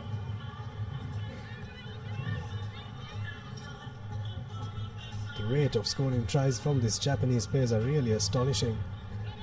73 points in the previous game, 57 points in this game so far. 3 minutes remaining on our clock. Looks like they're on course to beat their own record. There's a replay of that try, just the ability to break the tackle there from Yume Hirano. Scores it under the post. Once again, restart time. This time they force the error from the UAE. Here's ball on the short side, another try coming, and that's the 5th try for Savannah Bodman. Well, 3 tries have been scored in absolutely no time, in like 30 seconds. Japan have scored 3 tries and taken their tally up to 62, and this girl on your screen has been on an absolute fire. Yes, Abid, she really does run to score, and that's the only target that she sees.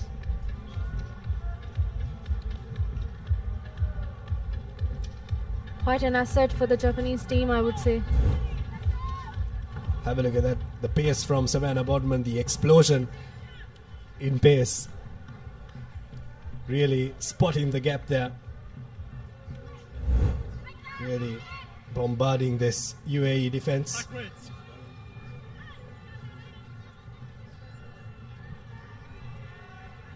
A lot of deja vu for her for scoring that try. She's done it multiple times here. 5 tries so far.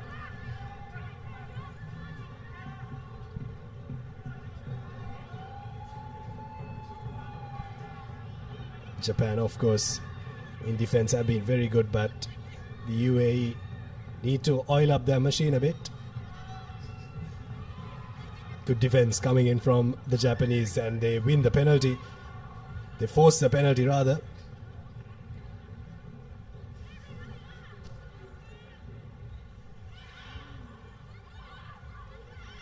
With just 1 minute on the clock, and that space outside, and that is going to be another try for Bodman, and I think this is her 6th try, Abid. We're losing count of it. Thankfully for us, the Papare production team has the tally for us. 6 tries in this match so far for Savannah Bodman. She can't believe that she scored so many tries in this game either. 67 points from the Japanese so far. Conversion is not successful. Well, I would really love to be a win three-quarter in this Japanese team, because they really know where the space is and they know to work it. And that's the game for Japan. 69 points to 0. The referee Kamisa has blown the long whistle as Japan take home another big victory. 69 points in this one. Huge victory. As you see the confirmation of the full-time score, Japan 69 points against no tries and no penalties from the UAE. Big win for the Japanese. And let's look at the highlights. In this game, Abid, Japan really manages to win over and turn over the ball into their position and turned every defense into attack. UAE, even though they do have great pattern and great work, they're not quite as best in their coordination as Japan is. And that's the key stats for the match. Japan 69 points with 11 tries and 7 conversions against UAE.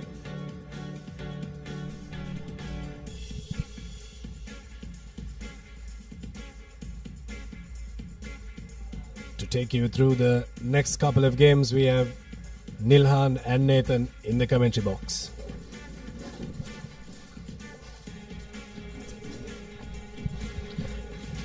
Thank you, Khadija. Thank you, Abid. And yes, next game between Kazakhstan and the Philippines. Kazakhstan managed to get the edge over Malaysia with a second half comeback in their first game. The Philippines, though, were found wanting against a strong Chinese outfit in their first outing. As we take a look at the two team cards, as I welcome Nilhan into the commentary box. Very good afternoon. Very good afternoon, Nathan. Both teams are looking for their first win of this second leg. And this will be the ideal opportunity. They lost a chance to top their group, so next best thing is to finish second and be the best second team in 3 groups, so they can qualify for the cup semi-finals.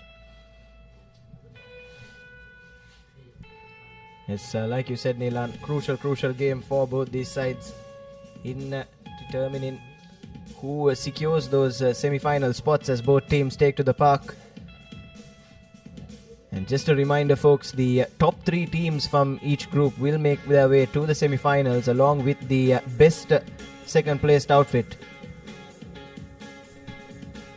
So that allows the teams who go down one game to stay in that competition and look to win the next 2 games with a good margin, so they can stay in the hunt for that last semi-final position. Yes, certainly, Nilhan, and that will be important for both these teams considering they are sharing a group with a strong team like China. We saw a real drubbing in the previous game, 69 points to 0 victory for Japan. They've really played like a champion side so far in this tournament. But both these teams will be hoping to be a lot closer this time around, as the kickoff almost along the floor is collected cleanly there by the Philippines. But straight away Kazakhstan up with their defense, and now looking to swing it. Here's a wrap move coming in from the Philippines, but the Kazakhstan defense holding strong for now. The Kazakhstan team gave a good fight and now they're up against this Philippine challenge. They need to win this game so that their hopes of the semi-final spot is alive.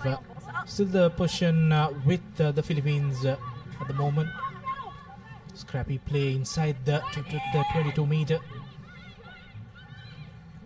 The Kazakh team keeping them in their own half, but still Philippines play it slowly and looking to find that gap. Is that number 11 jersey, but still closer to the middle the pitch as Philippines get advantage. Yes, Kazakhstan just a bit guilty of being a bit too eager in their defensive effort there. Thought they did well in the first couple of minutes, even though they didn't have any of the ball. Did well to confine this Philippine side into their own 22. But eventually, Philippines playing patiently, coming away with the ball, winning themselves a penalty, and now make their first entrance into the Kazakh half. And now here's the number 12 step in. Goes past one, needs support to arrive quickly. And so far it's been pretty patient stuff from the Philippines. Spots the gap, does the number 8. Gets that offload in but goes straight into the hands of one of the Kazakh players. But unfortunately, she did spill the ball in her efforts to intercept that one. And it'll be the first scrum down of the game in favor of Kazakhstan. Finally, after 2.5 minutes of play, they get this opportunity. On paper, they are the strongest side after winning that Malaysia game 22 points to 10. So they get a big W here. They have a chance to qualify for that cup semi-final spot. But Philippines playing a good game, keeping the ball slow but steady. They have made towards the 40-meter line of the Kazakh defense. Now the number 12 spotting the space in the corner, tries to run around one. She does. Unfortunately, good cover defense from Kazakhstan. Now looking for options. She finds that gap, but unfortunately knocks the ball in the process. So a good build-up play, but unfortunately couldn't convert that into any points. Yes, certainly. And that Filipino think tank will be rather disappointed. Like you said, Nilan, was a good build-up. Really had all the momentum going their way, but unfortunately at the 11th hour there was a loss forward, and it's Kazakhstan that have an early reprieve. Now with a scrum just outside their own red zone. She found that gap also in the previous attack. Unfortunately went down, as now the Kazakh player is looking to go to the corner, and she changes the directions, find space, giving a handoff to that Philippine number 10, and she doesn't have the pace to go. Support arrives in form of the number 3 jersey, but good defensive work from the Philippines number 15, earning them the penalty. That's a brilliant from the Philippines. Looked like a length of the field try for Kazakhstan for all money, but excellent pace to not only catch up to her man, but some of her supporting players arriving as well, and ending up winning the penalty for their side. But Kazakhstan have given them a dose of their own medicine, now winning the penalty, and a lovely offload to the number 6, who will touch down right under the post for the opening try in this clash.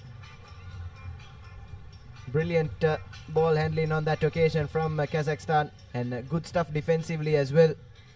Weren't bogged down by conceding possession just a few moments ago. Managed to get back up, win that penalty, and some fancy offloading sees them dive over for their first try. Yeah, that's Anna Melkinova going over for the Kazakh side. That's the 7 points that they were searching throughout this first half. We're into the last 2 minutes of play. Philippines trying to play a positive brand of rugby.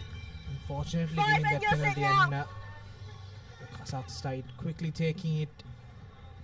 Now the restart goes straight into her boot, but collection done by the Philippines number 7. Now find some space, still going. Finally brought down near the halfway mark. Now look to spread in the corner, 3 against 2. Unfortunately, the pass is a bit late, but there was a hand in that process. Could be a yellow card. There we go. That's for the intentional knock-on. 10 from here. Putting a hand into the pass, we've seen throughout this tournament, guarantees you a yellow card. Yes, Kazakhstan now reduced to 6 players on the park, and will finish the first half with just the 6 players on the park. And this is an ideal opportunity if the Philippines can capitalize.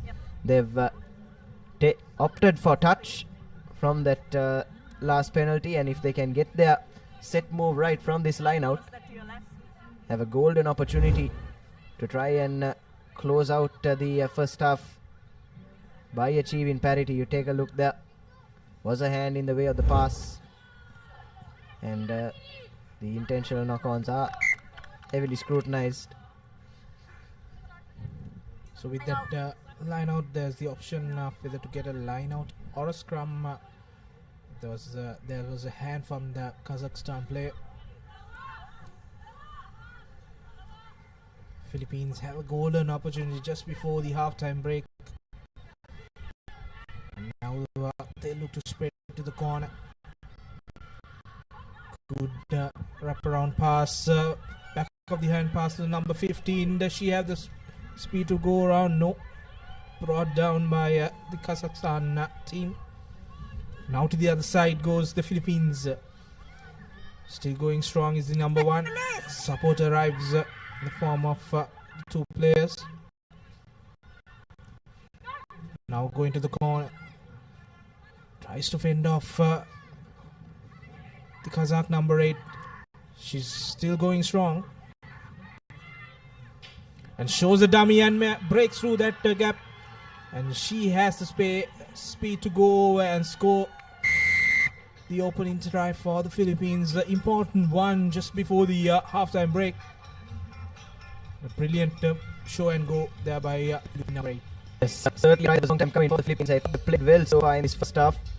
And finally, on the stroke of limits, managing to capitalize on that numerical advantage. And that's Jacqueline Linden that goes over for the first try for her country.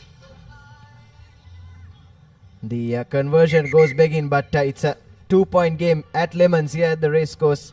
Kazakhstan will start the second half with just the 6 players on the park as well.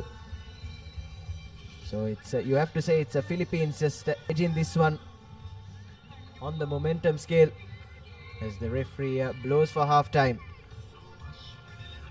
That's the halftime confirmation. Kazakhstan 7 points and Philippines 5 at the halfway mark of this game.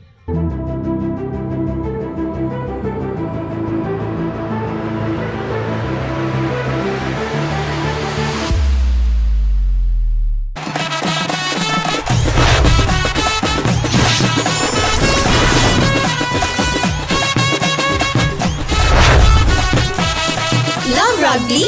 Live rugby. Prima Kotumi Fantamari. For passion, a competitive spirit. It's for those who do and want to keep doing. Ride. Real energy. Welcome back to the Racecourse International Stadium. As we see the first half highlights. Opening try from Mena for Kazakhstan, scoring it just under the pose, and then in the last move of the game, Philippines scoring that try. Unfortunately, they couldn't add the extra, so that the score will stand at 7 points to 5. Coming up next, Pool E fixture, China taking on Malaysia. It's another important game in this women's segment of the Asia Rugby Sevens. Yes, especially for China, isn't it? Nilhan were the runners-up in the women's segment last time out on their home turf, and they'll certainly be hoping they can go one better this time around here in Colombo. As we're all set to resume now for the second half action. It's a deep kick coming in from the Philippines, collected by Kazakhstan. Step back.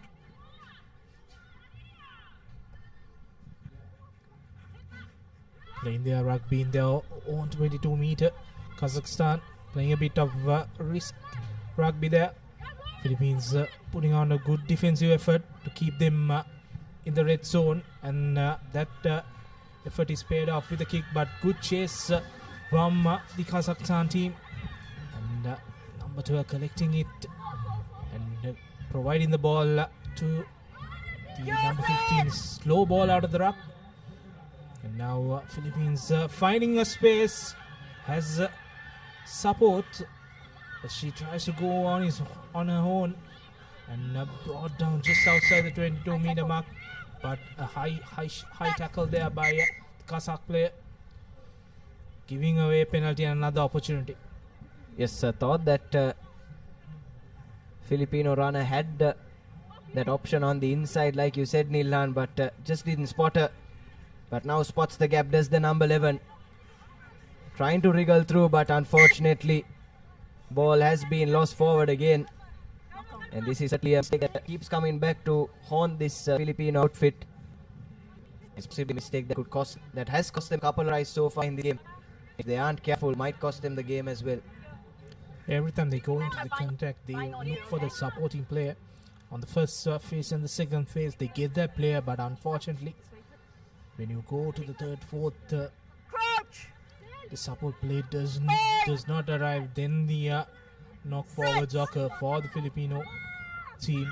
Now Kazakh knows that they struggled here on in the second half, and now another knock forward in the process, playing the rugby in their own 22-meter. They have to spread it wide and get their faster runners the ball, but unfortunately stagnant play in the 22-meter have cost them once. Now another opportunity for Philippines. That they have been the side surprise package in this game, been dominating this territorial and position wise in this 7 minutes and the 3 minutes we have seen in this half as they go to another set move. No hands. So trying to overload the blind side on that occasion, the Philippines, but Kazakhstan did well to read that. And now they'll have to go through the hands once again. That lady on the left was in acres of space, but unfortunately pass didn't go to hand, and that's picked up on by the Kazakh chaser. And now Kazakhstan trying to run it out of their own 22, finds the extra man on the left, but unfortunately, as has been the theme in this game so far, Nilhan, that's yet another spill from one of these sides. Yeah, there could have been another try in the offering for the Kazakhstan team. Time off. It will be a She scrum drew here. that last defender Time is off. and passed that ball. Unfortunately, couldn't collect that ball in the process. And she did all the hard work, and she felt tackled also when she made that offload. As the Philippine player was committed into that tackle.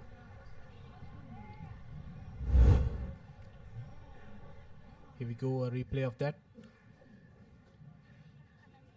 Bit too late and high, Nathan. It's something. Can I have it? Unfortunately, everyone is. Kazakhstan couldn't collect that pass. Yes, play has been halted momentarily. Couple of players nursing some injuries, but that certainly looked like a dangerous play there, Nilhan, at least to the naked eye, and the referees as well for this tournament have the privilege of taking a second look at it, and they might be tempted to send that last move upstairs.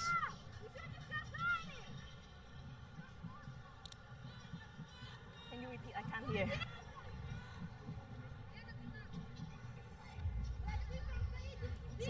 They are having a check with the TMO. Okay. No foul play here. We play with the scrum. On the No five, please. foul play says On the five. the referee, and they're going to start with that knock-on scrum. It's an ideal opportunity for the Philippines Is there any subs from to Philippines? try and take the lead for the first time in this game. Yeah. Time is still off. We haven't seen many games go down to the wire today, Nilhan, but certainly this one looks like it will, as the Philippines now look into their bench for options. Yeah, they're chasing the game. They need to bring that fresh legs on. Last 2 minutes in play. And they are trying to breach this Kazakhstan defense for the second time. It's all to play for, but good defensive work by Kazakh player. Unfortunately, she played the ball in the ground, so advantage in favor of Philippines as they didn't make any progress from that penalty position. Referee comes back to that hands in the ruck infringement. Yes, you can't fault the intent there from Kazakhstan. Had rights to the ball, unfortunately had her foot on her hand on the ground though. And the Philippines, as they have done with a few of their penalties so far, opt for the touch finder. And it looks like they do have a few well-drilled set moves up their sleeve. Do the Philippines. This time work at the line out is clean. And now a resort to their line. Needed to get that pass out though. Support arriving quickly. Scanning their options now are the Philippines, trying to step through. But only managing a half break so far. This is good rush defense from Kazakhstan. Pinning back the Philippines, but spots the gap, does the number 7, gets that offload in. And again, stringing a few good offloads together at the moment are the Philippines, but it's Kazakhstan that come away with the ball. Excellent work at the breakdown there to win the loose ball situation. And now it's game management that'll be important for Kazakhstan. Just a few seconds left on the clock. Tries to step through, does the number 2. And the ball just rolls out of touch. And could this be one last opportunity for the Philippines? Yeah, it will be the final play in the second half. One last opportunity for the Philippines. They have dominated this game, but unfortunately 2 points, that solitary conversion is making the difference in this game, as fresh legs coming for the Filipino side for the last play. First things first, need to get this line out sorted.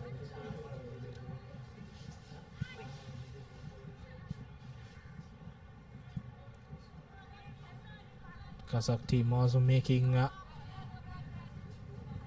change to this final move. Also play for one of the closest games we had in this tournament so far. Philippines looking for options, trying to spread it, but back of the hand pass does not go into the hands of the number 1, and the ball comes out for the Kazakh side. Just need to kick this out, but they try to go over for a try. The number 11 goes in the corner. No progress from that move. Still ball with Kazakh side. Now the Kazakhstan team just need to get this ball, and she goes through the gap and scores the second try for the Kazakhstan team. And that's a game, set and match for the Kazakh outfit. Yes, finally Kazakhstan managing to put this game to bed. Try coming through Eva Becker.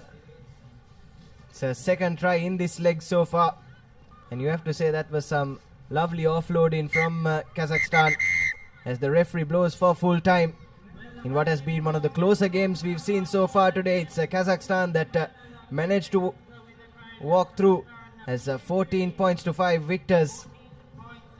And I feel that that physical advantage that they had allowed them to dominate the breakdowns, and that's why they were able to secure that victory, and that's why that full-time confirmation reflects that 14 points to 5 in favor of Kazakhstan, who have won probably the most decisive game in this group, isn't it, Milan? Yeah, so the Kazakh outfit has 2 wins now, and the Filipinos lose in the second game. That's the final move try. The game was in the balance until the last move. Key stats 14 to 5, 2 tries, 2 conversions, and 1 solitary try for the Philippines.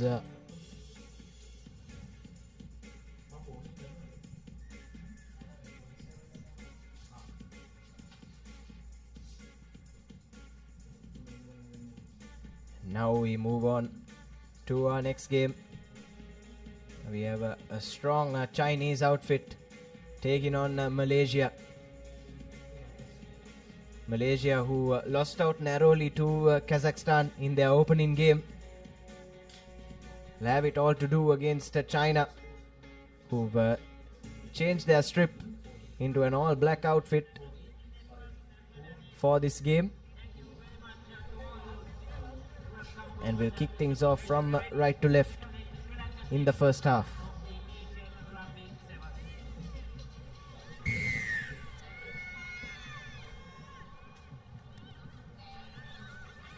High hanging kick, just going the 10 meters and winning the ball back for China. Now quick ball out in the corner. She tries to go on her own. Now the ball is out. Chinese players looking for options. Just need to find the gaps. Good piece of rugby.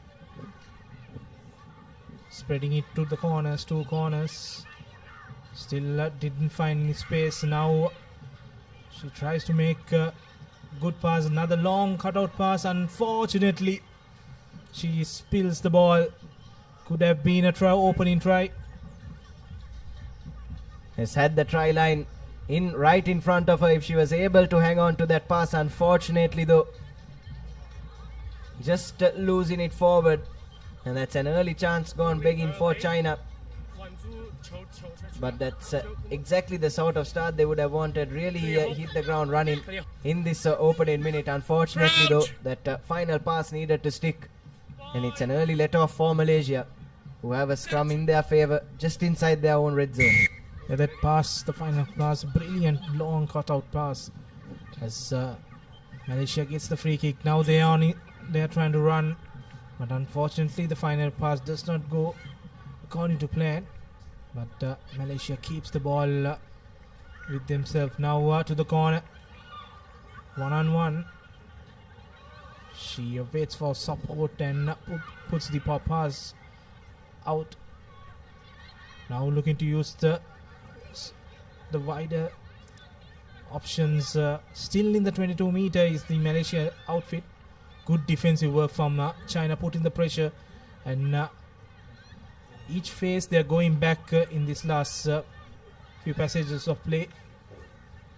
Yes, impressive defensive line speed there from China. It's all been lateral for Malaysia.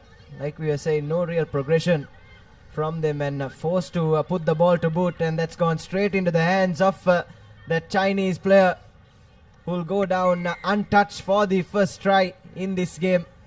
And you have to say that's a deserved try, isn't it, Nilan, for the effort they've shown, especially in defense so far in this first 2.5 minutes.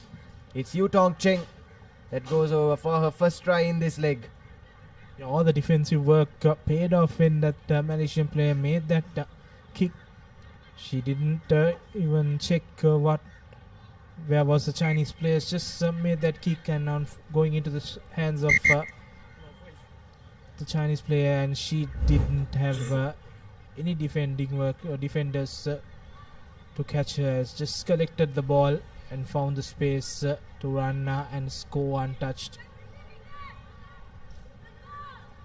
Easy try.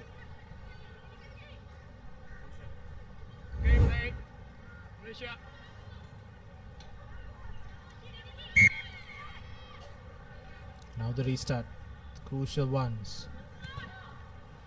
This time another high hanging kick. Good collection this time from the Malaysian outfit. Still going backwards is the attack, and they spill the ball in the process, but that goes back, says the referee. Some good creative work, but still no space in the Chinese defense, and getting that penalty. Straight away goes into contact, finds space, has that player on her left, but now changes the direction to the right. Unfortunately, she spills the ball. She did the correct thing, gave away position back to China. Yes, and Malaysia managing to make those half breaks, but unfortunately for them, just don't look like they have the pace to really go the length of the field, and that's allowing China to catch up to them and sort of pin them back inside their own half. And now have forced the error, and China with a centre field scrum. Set.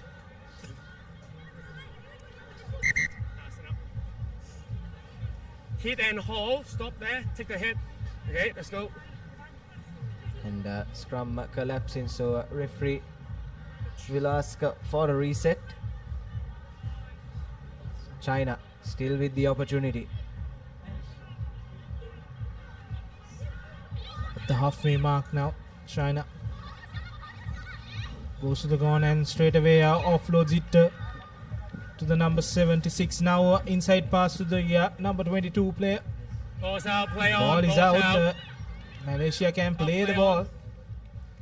And a good offload to that number 65. Very interesting numbers for the Chinese outfit. Yes, all too easy for China at the moment. You have to say though that last try was a major defensive lap from Malaysia. Julia Wang though, the benefactor, who goes over for China's second. But off that last broken play, Nilan, ball was available at the back of that ruck for at least 3 to 4 seconds. Had ample time and had rights to the ball as well. Did the Malaysian defense right there. But took that number 6 player a while to realize what was happening, and that was enough time for the number 65 for China to pick up that ball, put on the afterburners, and touchdown for her side second. The kick does not go the 10 meters, so free kick in favor of Malaysia. As you said, that 3 to 4 seconds, they could have captured that ball. Could have seen a different outcome. China, on the other hand, had 2 opportunities and taken the maximum out of it. Now Malaysia trying to use the corner. And, the number 4 has the speed. Good stepping skills from her. Still going strong. Just near the 5 meter mark. Need to get the ball out quickly. And the number 6 goes over for Malaysia. And that's an important try in this game as it heads towards the half-time break. Yes, Nuriza Azizan for Malaysia will take the credit, but I thought that try was created by that lady in the number 4 jumper.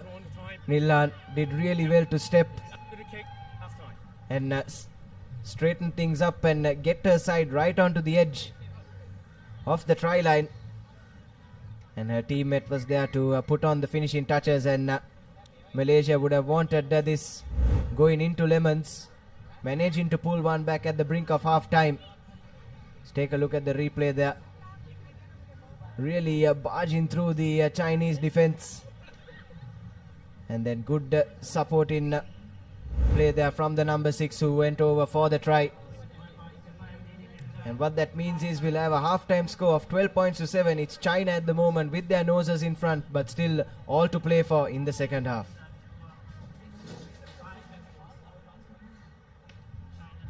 මේ අපේ කිරි රටම පෝෂණය කරන කතාවනේ. මේ සුද්දිද? ඔව්, මේ අපි අපේ සුද්දිගෙන් කිරි දවනවා. මේ ඉන්නේ අපි දෙන්න. ඊට පස්සේ කිරි බවුසරේ ගමක් ගාන කියෙන් කිරි එකතු කරනවා. අපේ රටේ කිරිවලින් හදන පෝෂණය පිරි අපේම කොත්මලේ අපේ රටේ පෝෂණය. Marina 888, the home of sports entertainment, with boosted odds, secure cash out, and unlimited rewards. Marina 888, where winners are born. So welcome back, folks. Moments away from the second half of this clash between China and Malaysia. Taking a look at the highlights. It was the Chinese that hit the ground running. And this was their second try.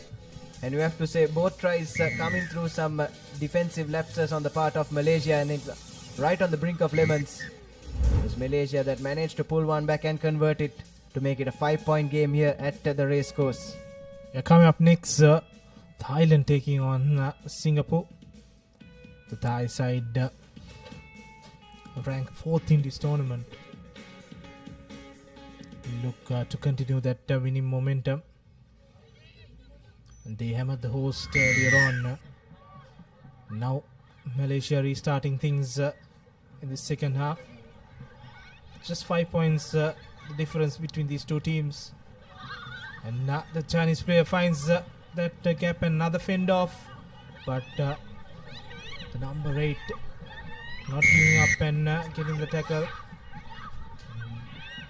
Giving away that penalty. Quick tap taken. Now quick hands to the corner. Has an extra number. And easy goes the number 76 for China to open the scoring in the second half. Yes, try coming within 30 seconds of the resumption, and that's exactly the start that China would have wanted, especially after Malaysia managed to pull one back right at the end of that first half. It's Zihan Liu that goes over for her second try today, and it's 17 points to 7 now in favor of the Chinese. Conversion is unsuccessful, but it's still a 2-score cushion for China. We take a look at the replay there. Textbook rugby from China, drawing and passing, and eventually finding that extra player out wide on the left. All she had to do was dot that one down, and she did exactly that. And it's China now with a 10-point lead. The restarts have not gone according to plan for China. This is the second time that they're giving the ball away for Malaysia. That's somewhere that they will look to improve going deep into this tournament. This is Malaysian number 864. These three players have been the ones to watch out, as we just say the number 8 collects that ball and scores the second try. So China scores, Malaysia returns the favor back, and still the game is a 5-pointer with a conversion to come. Yes, Noor Azhar there going over for the try, and this is a lot better for Malaysia, isn't it, Nilan? Aware to the loose ball situations, managing to win one of those loose balls and go over for the try did Noor. And this conversion will be an important one, and it goes through.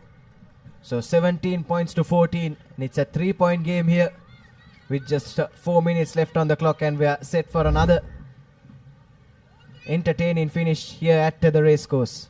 Yeah, they put the Chinese players under pressure with that kick, and the try scorer for China couldn't collect that kick, and she was there to collect for Malaysia and went over. Another high-hanging kick, good tackle by Malaysia. Next score is the crucial one. If China can go through, then Malaysia will be under the pump. All to play for in this last 3.5 minutes remaining, as China fumbles the ball. And a golden opportunity beckons up for Malaysia. Yes, Malaysia with a scrum right on the edge of the 22-meter for China. And like you said, Nilan, golden opportunity for them. What they do with this set piece will be crucial in determining which way this game goes. Then hole. Out.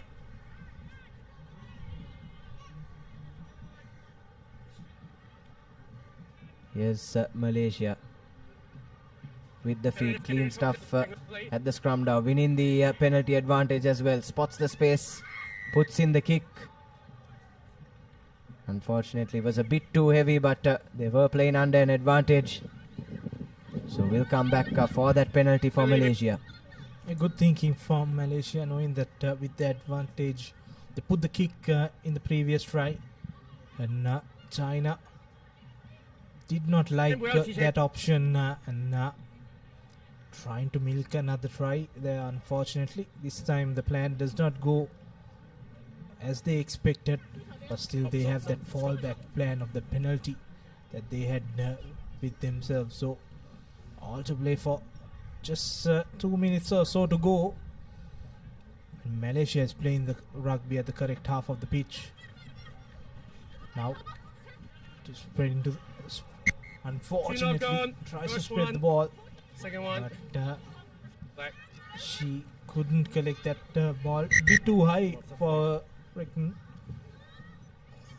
Yes, not the best of passes coming into that number 4. Nothing much she could have done with that. And Malaysia have let that opportunity go begging. And how costly could that be? The next 1.5 minutes or so will tell us. But it's China now with a scrum. And be looking for a good exit from this one. It's important that they get out of their half. Now looking to use a shorter side, but Malaysian defense on point. Not committing a lot of defenders, but this time the Chinese player finds a gap and she puts on the afterburners. Despite the challenge from the number 9 of Malaysia, China scores their 4th try, and that could be the game for China. Yes, looks like the game has been put to bed now by the Chinese. A length of the field try coming in. And excellent stuff from Lee Chen. Her 2nd try of the day as well. And looks like will be the game winning try for her side. As the conversion is through, it's at 24 points to 14 with just 30 seconds left to play. But Malaysia, on the other hand, will be really disappointed, won't they, Nilhan? Had a couple of golden opportunities inside the Chinese red zone to perhaps try and edge this one. But it was China that did well in defense. And when the opportunity came, Lee Chen was there to pounce, ran the length of the field, and has dotted down for potentially the match winner. They were in the game until the last minute. So some improvement from that Kazakhstan game for Malaysia. It looks like Kazakhstan and China will play for the top spot in this group. Malaysia will have to settle in that third place in the group. Now another penalty, knowing the time is up. China goes and opts for a scrum. Yes, Malaysia as well, Nilhan, will feel really hard done by 2 narrow defeats in both their games. Going down by a small margin to Kazakhstan as well earlier today. And even in this game against a much stronger Chinese outfit, they were in the game for most of the 14 minutes, right up until that last try. It's China looking to go for the kill now. Swings it out wide onto the right hand side. Has the entire try line in front of her. And this will be the cherry on top for China. Their 5th try. 29 points to 14 with the conversion to come. And this is a perfect ending for them, you could say. Finished the game in style there. And she had the presence of mind to come around and score under the post, so that her mate can just put these extra 2 points. That's it for this game. Last minute not going in favor of Malaysia and leaking 2 tries. Scoreline wouldn't do any justice for this game, for the fight that Malaysia gave towards China, who are ranked 2 in this tournament. Yes, you have to say, Nilhan, on point there. Malaysia were in this game right up until those last 30 seconds, but it's China with 2 tries in the last minute that managed to nick this one. It's 31 points to 14 at full time. And it's China and Kazakhstan that will face off to see who will top this group.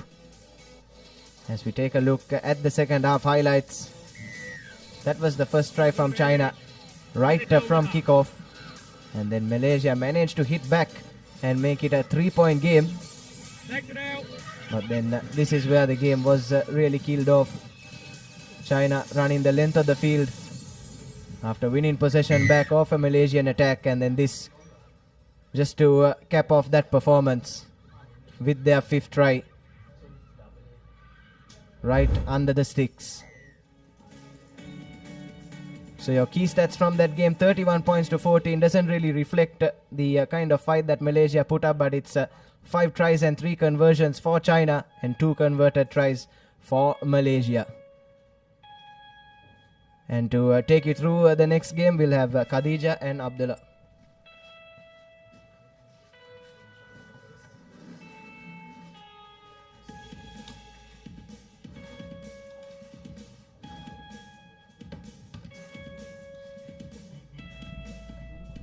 So this is the next game that's coming up.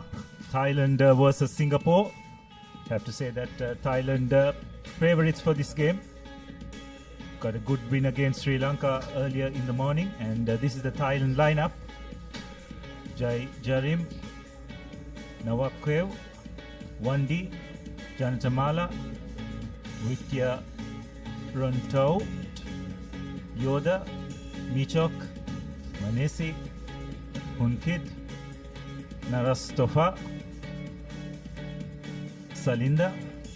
Yes, and just running out of time to go through the entire name sheet of both teams, as Malaysia and Singapore have taken the field. Joining me in commentary is Khadija. Khadija, so far from what you've seen in the women's segment, what do you think this game will have for us? Yes, Abdullah, I think it's going to be absolutely exciting. And we have our referee, Hibiki Ikeda.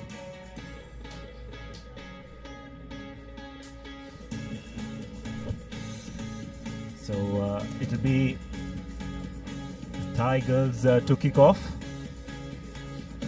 Very impressive in that first leg in China, as well as their first game against today, a comprehensive victory. As it's a long-ranging kick, not collected cleanly by Singapore. Nonetheless, they managed to get possession, and they've dropped the ball, and Thailand have pounced on it to get the first score of the game right under the post. Poor collection. Not even seconds after the kickoff. One small mistake from Singapore, and Thailand manages to pounce on it and make score. And there goes the conversion. It's successful. I'm sorry, it's unsuccessful. Yeah, that's right, Khadija. The kickoff in sevens rugby plays a big role. That from that point of view, Singapore just not being able to execute the collection of the kickoff, although they have done it well this time. But again, a pretty loose pass, putting them under a lot of pressure.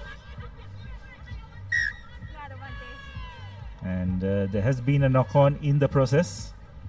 So it will be a scrum in favor of the Thai girls. See Thai reserves just checking their boots. Some good dry conditions here in Colombo. Weather gods have been kind to us thus far. Let's hope that it remains so. So it will be a feed in for Thailand. Good clean scrum. Lovely wraparound move. Really good hands by Thailand. It's their number one wing three-quarter going over after a lovely wraparound move.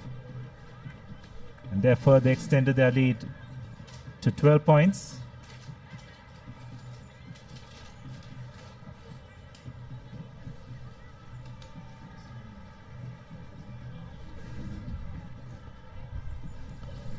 So the conversion is successful. So the score should be 12-0. First conversion, I believe, was missed. As we have a look at that try once again. That's a lovely move, wasn't it, Khadija? Wonderful straight running lines, creating the overlap and a bit of space for the wing three-quarter. Yes, Abdullah, that was an amazing wraparound pass, creating a loop around the corner. This time, well received by Singapore. Yes, Singapore done well. Now they retrieve position, but they're just in their 25. Don't want to spend too much time here. They've done so far in terms of retaining position, but yet are under a bit of pressure, and eventually deciding to kick ahead. Cannot fault the idea, but you have to question. I don't think the chase was as good, so it's an opportunity for Thailand to regroup, and which they have done. A lovely show and go, some good desperate defense. And that's a penalty. Some good defensive work by Singapore. They take the quick tap.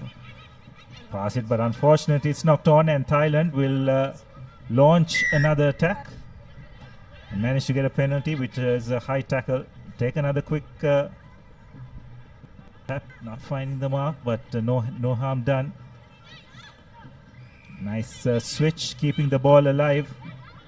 One thing, most of these Thai girls are very good athletes. You can see the way they are moving the ball and the way they move themselves. Lovely ward off, a missed tackle, and that will be the third try for the Thai girls. That was some amazing technique, Abdullah, I would say. Great momentum of the game. They really manages to keep composure and just keep playing by moving the ball without no issue at all, even with the defense from Singapore. Singapore really needs to work in getting out of their jail, working well with the Thailand girls. Yes, so the conversion is successful, was it? Yes, indeed. The conversion is successful, and there we see the replay. That is an amazing handoff given right into the face of the Singapore player and right under the post. Yes, you can definitely see that this Thai team is much more accomplished. They seem to have played together, have a great understanding of each other. Singapore still very much finding their feet. They managed to retain possession. Again, a little bit of indecision. Taking it into contact. Done well to retain the ball. Show and go, but once again the Thai defense extremely strong. And they're right over that ruck, and they managed to win the penalty. They take the quick tap. Fortunately, pass not finding its mark, so the ball will go into touch. Behind the mark, behind the mark. No, you can. I believe that's the Thai coach, Lotte Raikobula, former New Zealand Sevens exponent. He's really done a great job with this women's team of Thailand. They've really made strides amongst the top 4 in Asian rugby currently. Singapore with the throw-in. Fortunately, it's not straight. So once again, position turned over.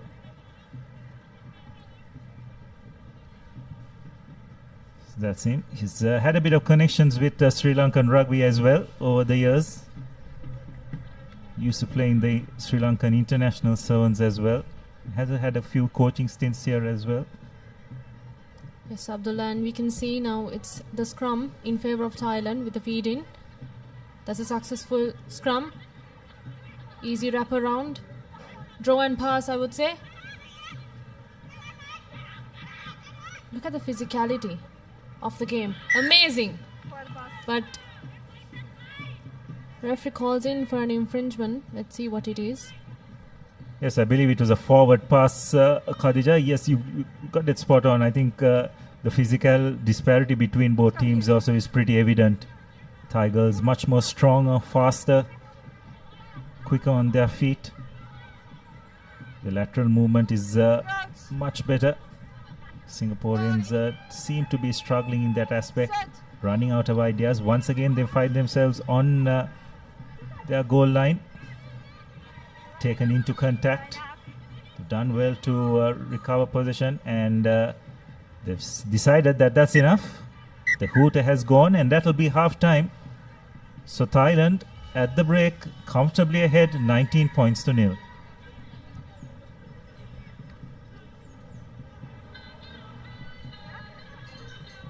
So what do you make of that first half, Khadija? Is Thailand just a halftime confirmation, 19 points to 0 in favor of Singapore.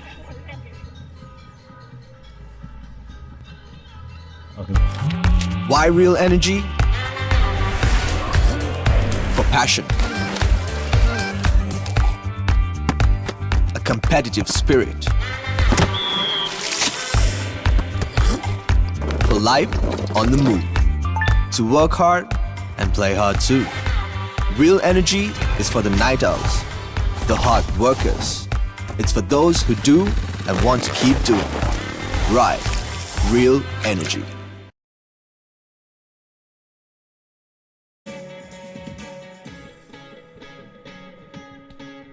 So welcome back to the Racecourse grounds as it's halftime here in this women's segment game between Thailand and Singapore.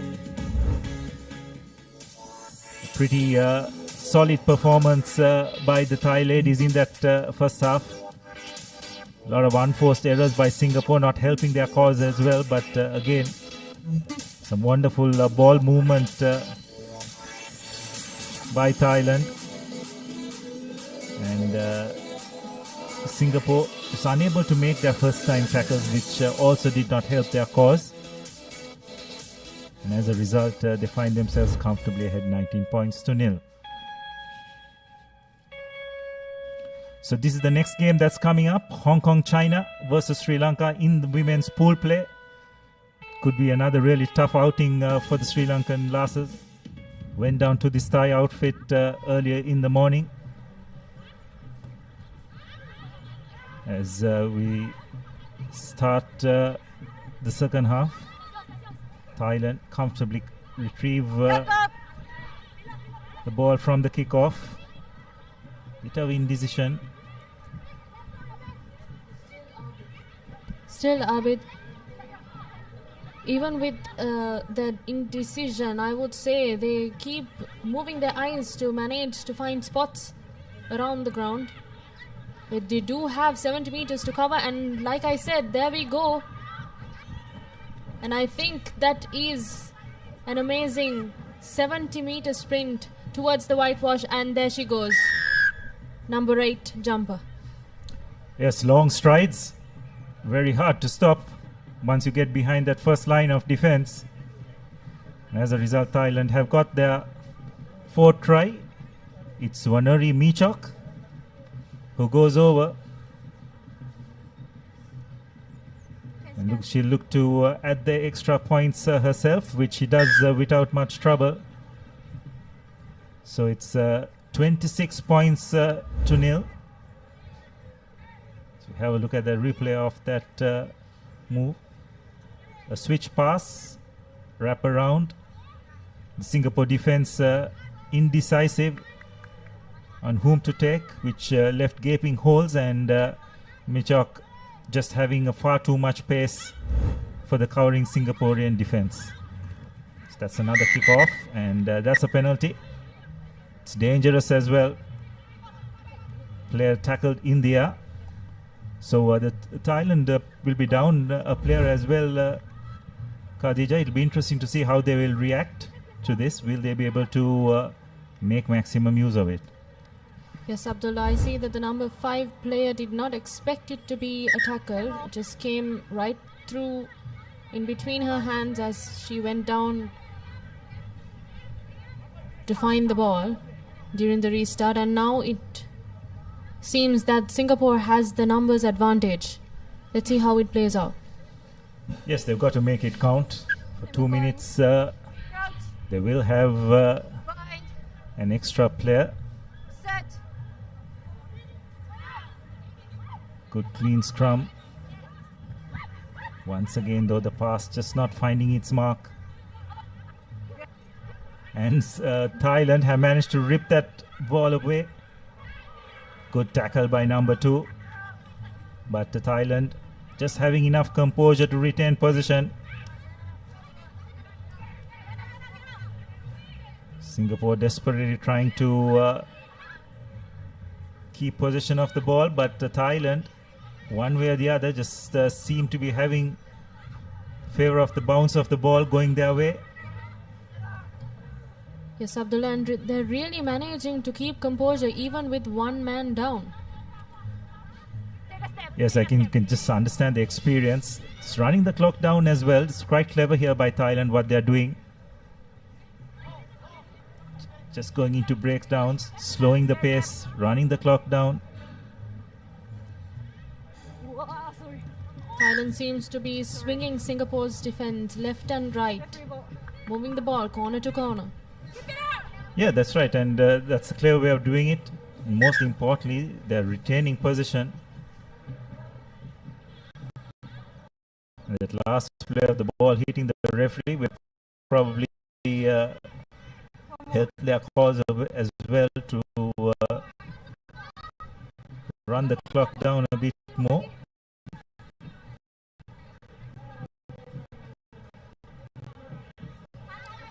Yes, Abdullah, it's all about retaining possession of the ball after all in a game of sevens, and also how you manage time with 7 minutes on each half. That's right, possession is key, isn't it? You don't want to defend too many minutes in a game of sevens rugby. Thailand, again keeping it tight, using their physicality to good effect. It's now their number 4, drawing 2 players and just getting that pass out to their number 10. Once again, the defense of Singapore caught being far too narrow. And despite being a player down, Thailand put another try to delight coach, being a predominant performance far. Yes, Abdullah, this is brilliant defense in reading in defense as well. Thailand manages to read defense and read the Singapore misline. This actually shows experience with their composure during the game to manage and retain ball position while also making sure that they have momentum of the ball, that the ball is in play. Is something from the Thai girls. Yes, and you can the difference in class is pretty apparent. A team that is constantly amongst the top 3 or 4 teams as against a team that's probably in the lower rungs. The difference is quite apparent. Looks like there was a knock on there from the kickoff. Referee is playing advantage. So Singapore with an opportunity to attack, but once again being hit behind the gain line. Not rolling away is the call. Taken quickly by the Singapore number 6. Now moving into the sidelines, and yes, she has been sent out of the line out. And now it would be a line out in the favor of Thailand. Yes, just not enough pace out wide. There wasn't a very clear overlap there, but Singapore just do not have enough pace in their lineup to get around this Thai defense. Once again, nice clean line out. Thailand switching play.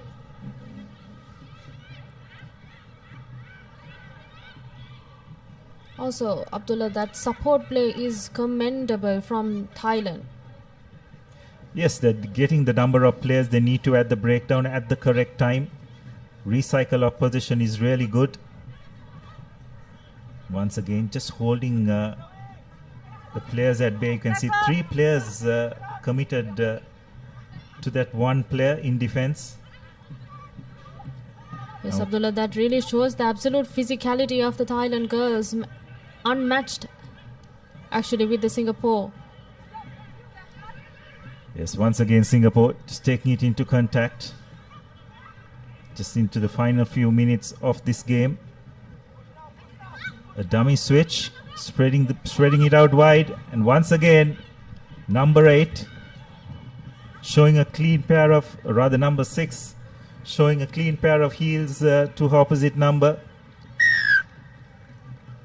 to go under the post for another try. It's been a dominant performance by Thailand. 38 points to 0. No doubt will definitely be one of the contenders as Yodhya, the try scorer. No mistake with the conversion, so that will be the final play of this game. Thailand winning comfortably, 40 points to 0 over Singapore. And another convincing win for the Thai girls. It's 2 from 2 as far as they're concerned, and look like favorites to make it to that semi-final. but they'll have a key encounter against Hong Kong later on in the day. And that's the confirmation. 40 points to nil for Thailand against Singapore. These are the highlights of this second half. Far too much pace and guile from this Thai team. Singapore tried as hard as they did, just did not have the pace or the strength to match up to this strong Thai outfit. Once again, spreading the ball out wide, just missing those one-on-one tackles. It's Thailand all the way.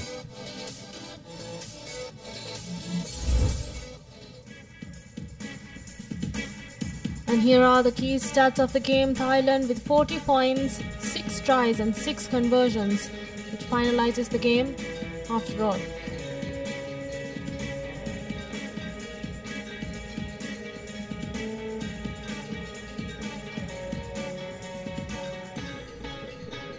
So this is the next game that's coming up. Hong Kong, China taking on Sri Lanka. Could be another tough encounter for the Sri Lankan girls.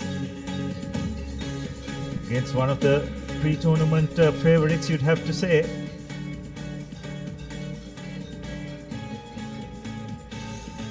Just awaiting the arrival of both teams onto the field. And this is the lineup. Rivers, Chen, Yeng, Oyanya, Nam, Olsen, Thorn, Lee, Eden, Ho, Chen, Chong, Leenam and Forrest. For Sri Lanka, Kumudumali, Vijay Tilaka, Dilrukshi, Madhumali, Mahendran, Satsarni, Lianage, Dilini, Krishna Kumari, Nayantra, Jayasingha, Hema Kumari, and Jayasingha. So Khadija, you would have played against a few of these players in the domestic scene. Yes, absolutely, Abdullah, and I could say that there are quite commendable players. Really talented. Yes, what they need is probably a bit more exposure, probably continuous training, because the standard of women's sevens rugby in this Asian circuit has definitely grown leaps and bounds, isn't it? We've seen how much India has improved over the years. Very strong outfit now. So Sri Lanka with a bit of catching up to do. But I'm sure that within the next few years we'll see a bit of development in that aspect. Yes, Abdullah, I would say that all this comes from experience as well. So I think Sri Lanka needs to be more exposed into games, even especially in the women's division. Because I know that they can do their very best, because we have some very talented legs over there. Yes, well, I wouldn't argue with you on that point, Khadija. Having played against most of these players. But as of now, it's going to be a really tough encounter for the Sri Lankan girls. They need to get in a good performance here. Pretty disappointed probably with their performance in that first match, as it's top Dechand Detani who will take charge of this game.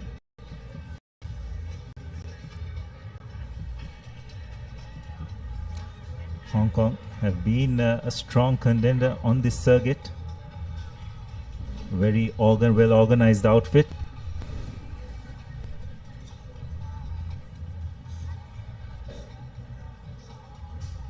It will be Thailand to kick off. Pardon me, it's Hong Kong to kick off.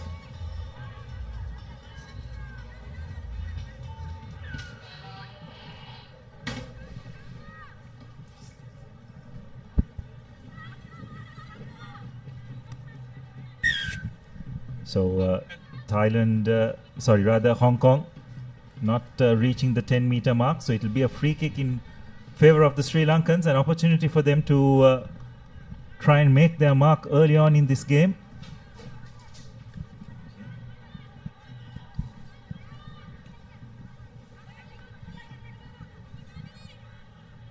Short tap taken. Sri Lanka switching play, trying a cutout move. Successful, but they managed to retain position. Once again, though, poor pass, not finding its mark.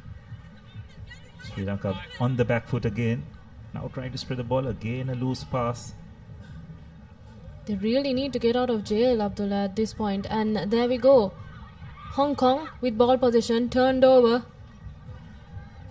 Numbers on the outside. Spots that there's no man in the field. And there we go. The first try against Sri Lanka. Yes, a couple of loose passes not helping the cause.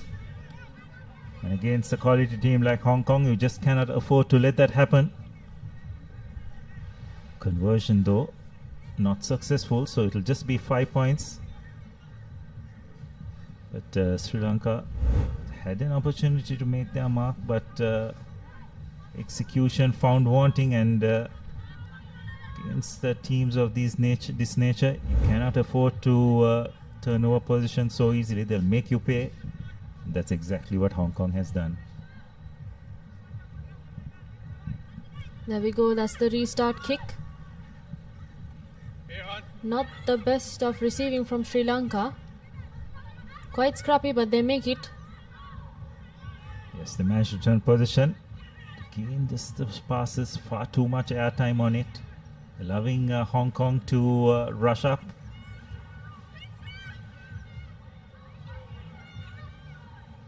Again, passes just not finding its mark. Now Sri Lanka just find themselves about 5 meters away from the try line, and position has been turned over.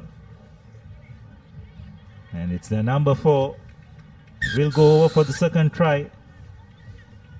Sri Lanka just do not look comfortable when in possession of the ball. Just unable to find their mark, and Oyana going over for her second try. Conversion successful this time, so it's 12 points to nil. You have to say, Khadija, isn't it? Sri Lanka just putting themselves under pressure with not finding the mark in terms of their passes. And Hong Kong getting too many breakdown situations against teams of this caliber. They'll make you pay.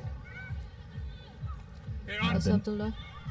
And now we see from the restart, that's one of the first mistakes that we see from Hong Kong.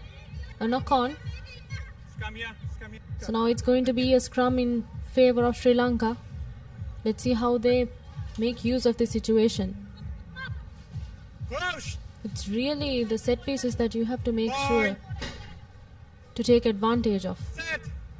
Yeah, absolutely. And I think that's where Sri Lanka just have to be clinical.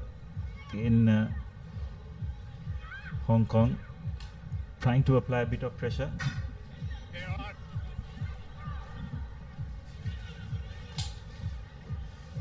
Position being turned, pressure being applied to Sri Lanka. They managed to hold on to possession. Just getting over that first line of defense, but the recycle ball a bit slow, enabling Hong Kong to realign in defense. Sri Lanka quite difficult in managing to move out of their 22 in their red zone still. Yes, and Sri Lanka penalized for not staying on their feet in the ruck, so another penalty for Hong Kong. They take the quick tap and they've spread it out wide. Sri Lanka just not being able to get the numbers across. It'll be their number 11 who goes over for their third try.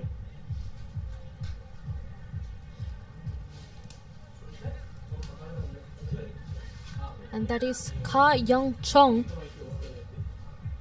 for the third try for Hong Kong China. As we have a look at that once again, it all came out after that infringement at the ruck by Sri Lanka. Hong Kong quick to react, taking the quick tap, spreading it out wide and going under the post for their third try.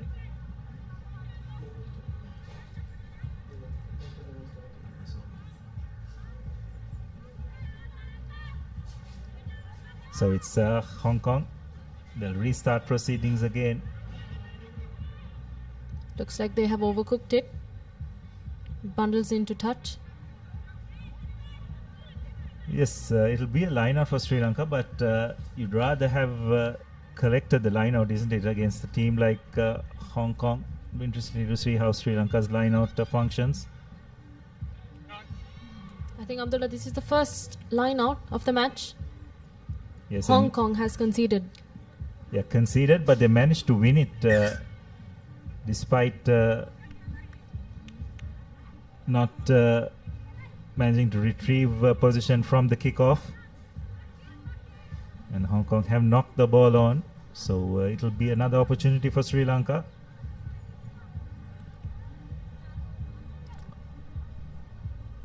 Sri Lanka just seem to lack a bit of options and enough attacking threats in their arsenal.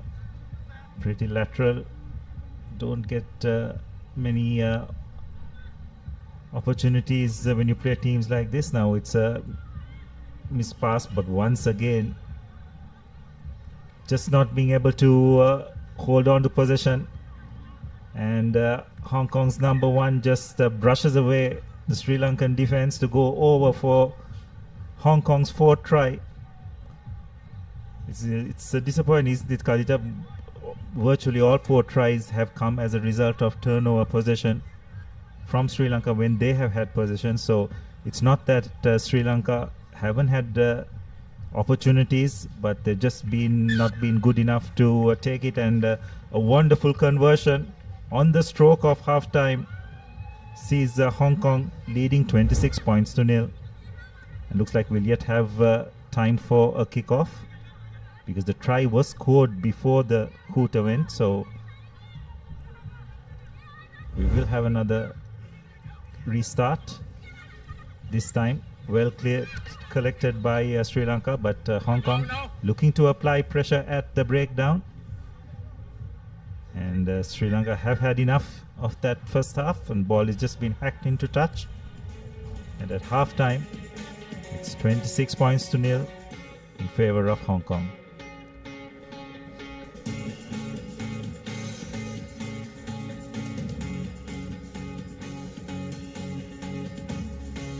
So that's the confirmation at half time. Hong Kong leading 26 points to nil.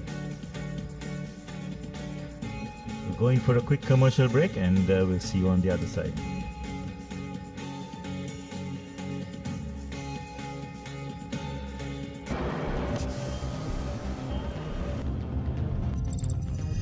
මෙන්න මෙයා අදත් හීන stuck වෙලා මේකනම් හීන ලෝකෙ record එකක්. Down payment ඉෂුව එකක් තියෙන්නේ.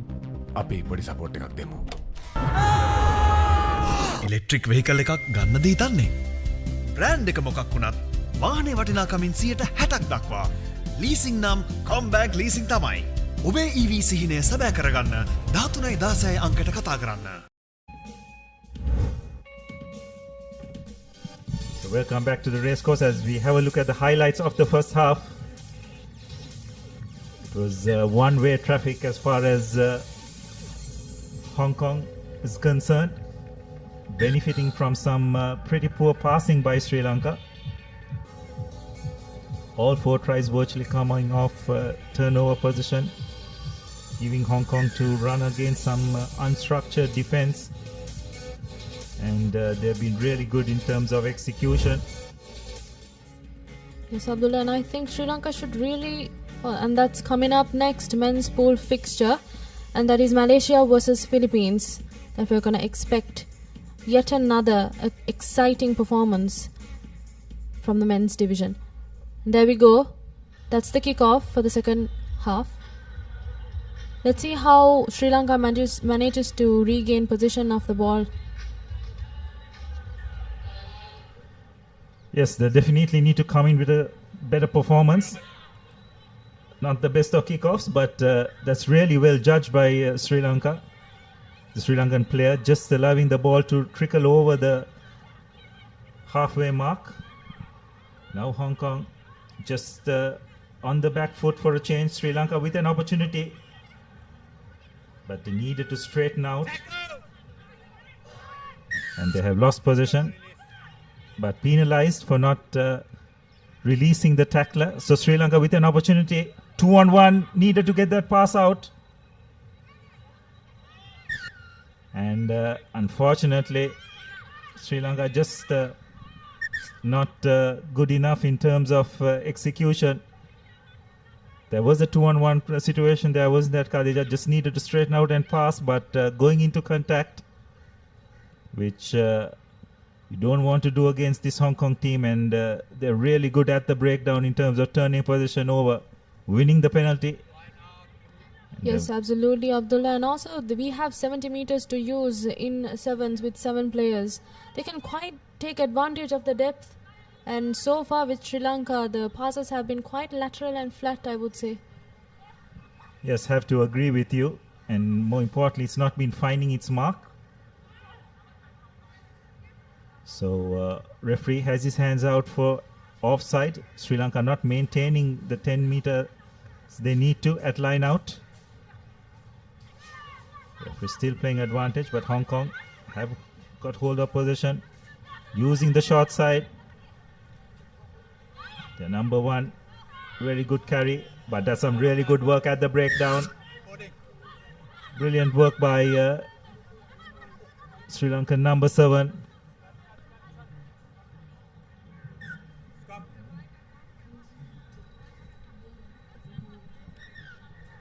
And that's Lianage who made that turnover. Quite clever to come and drag the ball out.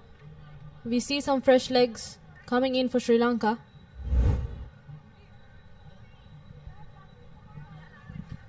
Yes, let's have a look at that again. Some brilliant work by is that Charini Lianage? Yes, that is Charini Lianage. Yeah, an A division referee as well, showing some wonderful technique at the breakdown to turn possession over. Sri Lanka interestingly have opted for a scrum from that penalty.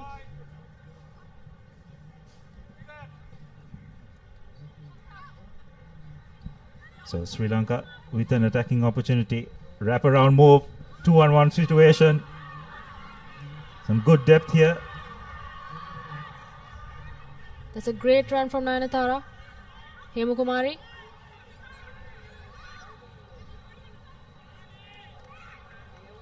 Unfortunately, a bit of indecision, resulting in possession being turned over. Pass looked to be forward. Yes, it has been spotted by the referee. So another opportunity for Sri Lanka. I think that's why they opted for the scrum, Abdullah.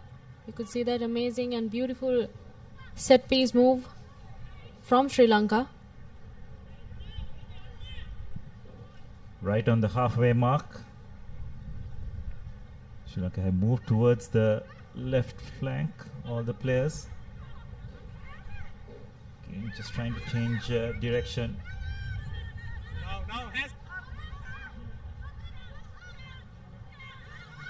On your right, bro. Slow ball. Hong Kong rushing up and putting pressure on their defense.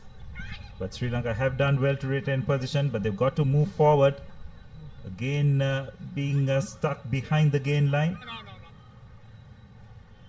The ball was hit out of the Sri Lankan player's hand. That's why play was allowed to go on. But no harm done as Hong Kong have managed to win the penalty. Number 8 just looking to pass the ball back. Knock on is the call. So a bit fortunate for Sri Lanka.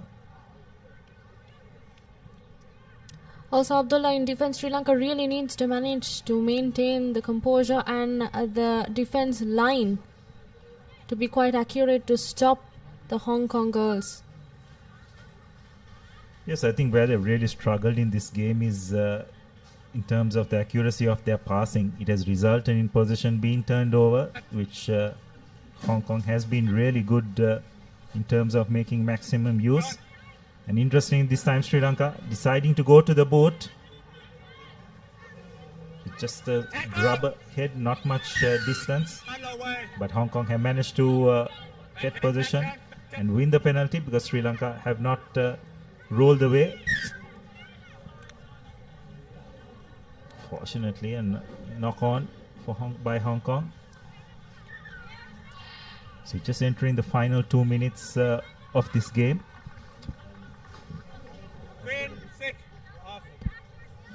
And that's Kanchana Mahendran coming in.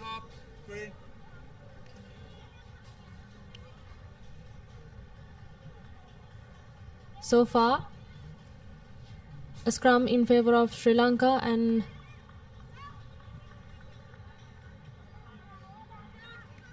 yes, Sri Lanka will dearly like to get something on the board. They wouldn't want to be scoreless for 2 consecutive games. But the way things have gone thus far, looks like that's the way it's going to be. yes, Abdullah, but they still do have time to make some score.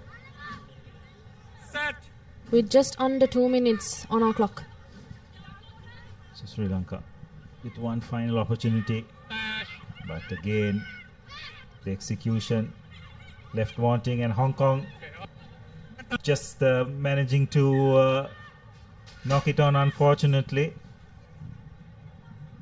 They had made use of the advantage, so Sri Lanka will get the scrum.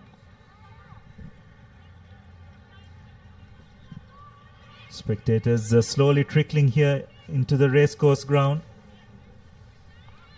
As the day goes on, I'm sure the crowd will increase.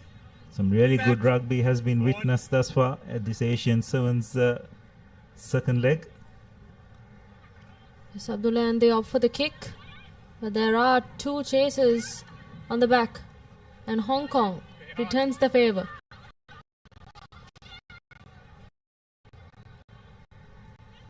Yes, well, that's a really good touch finder, if you can say so. A bit fortunate. Bounce of the ball favouring Hong Kong. So Sri Lanka will have a line out 5 meters away from their try line. But will be under a little bit of stress.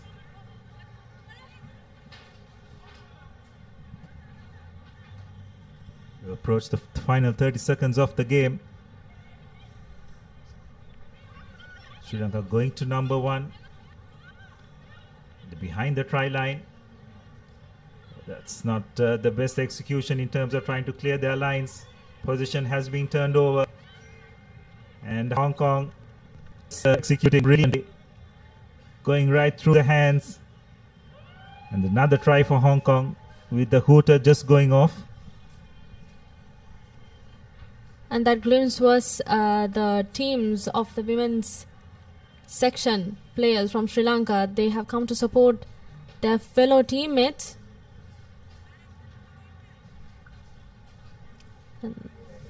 So the conversion is not successful, and that's the end of the game. Comfortable victory for Hong Kong, pouncing and making maximum use of Sri Lanka's errors. It's a game where I'd have to say Sri Lanka probably just will have only themselves to blame in terms of their poor execution. And that is full-time confirmation score 31-0. And Abdullah, it's really about the technique, isn't it? It's about managing possession and maintaining depth. Sri Lanka lacks depth in their attack, and that is why the defense of the Hong Kong players seems to be right in front of their faces. Yes, and I think it comes down to just having enough exposure at this international level, isn't it, Khadija? That's probably an area where Sri Lanka lack. Hong Kong, you can see a very experienced team. As we have a look at the key stats, 5 tries and 3 conversions to Hong Kong, which makes up their 31 points. So that's a commanding victory for Hong Kong, and Sri Lanka yet with having to get a single try in this tournament, but they'll have an opportunity against Singapore later on in the day. And this is the next match that's coming up in the main segment. Malaysia taking on Philippines. It will be a close encounter, and to take you through to that game, Sudarshana Piris and Romario De Silva.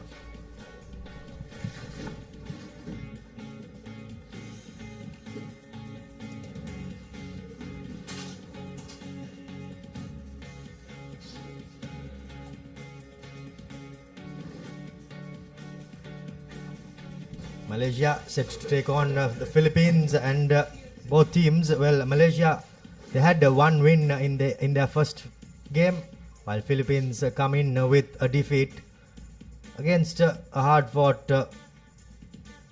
Hong Kong team, well, the champions from the first leg made easy work of Philippines. Malaysia, on the other hand, they did have a good outing against Korea and will be looking to continue in that vein of form. I have Sudarshana with me in the comment box. Sudarshana, well, the sevens action only keeps coming. Brilliant, isn't it, Romario, to have Asia Rugby Sevens coming back for the loved Colombo leg. As we see the crowds coming in as well. Malaysia taking on the Philippines here at the Racecourse, coming to you live on the Papare, official broadcaster for Asia Rugby for this tournament. In fact, it's great to have the Colombo leg, as you said, Sudarshana, after a lapse of 8 years. Yep, largely due to the fact that the pandemic wiped out all sporting action as well. It's why it has taken so long.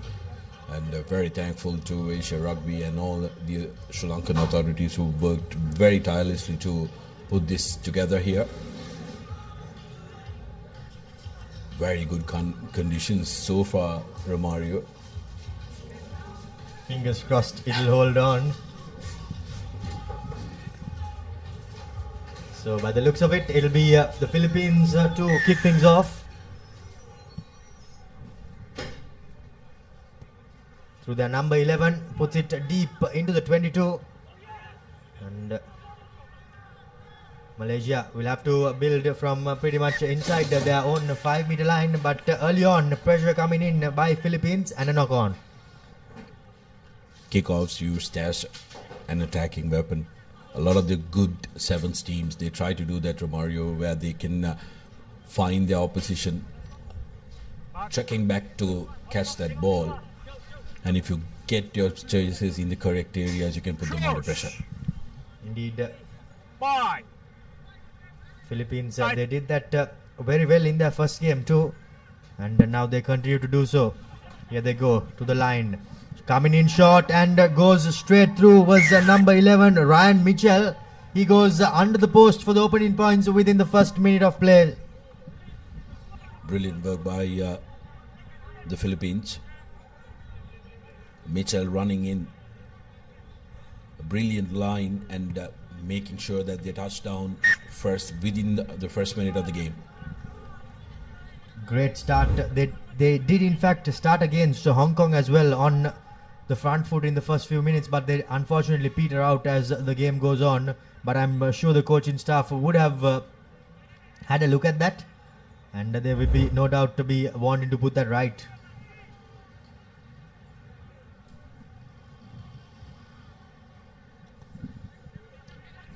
Restart this time around again, let bounce by Malaysia. They did that the first time around as well, but this time around cleaned up much better. Now sending it through the hands rather. Loopy passers not helping their cause. But Malaysia somehow, the player wriggles his way to the floor. Cross kick coming in. Again the ball was let bounce. Unfortunately, I think if he could have accelerated and got onto that ball without it bouncing, I think he would have been gaining some good meters. Was there for the taking for Malaysia. Bounce of the rugby ball cannot be judged, and it's very, very difficult. Hong Kong, I beg your pardon, the Philippines taking it quickly. No, 2 meter. 2 meter. The referee awards a shot on penalty. Quickly taken by the Philippines, spreading it wide now. Numbers and space on the outside will hit. Moses have the speed and the legs and the finish.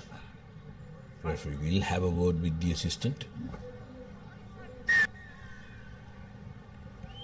and awards it after consultation with Robin Alexander. Second try for the Philippines coming through Michael Moses. Great piece of play here by Philippines. Just doing the basics right, catching and passing. The passes to stick in well into the breadbasket of the recipient and makes life very easy.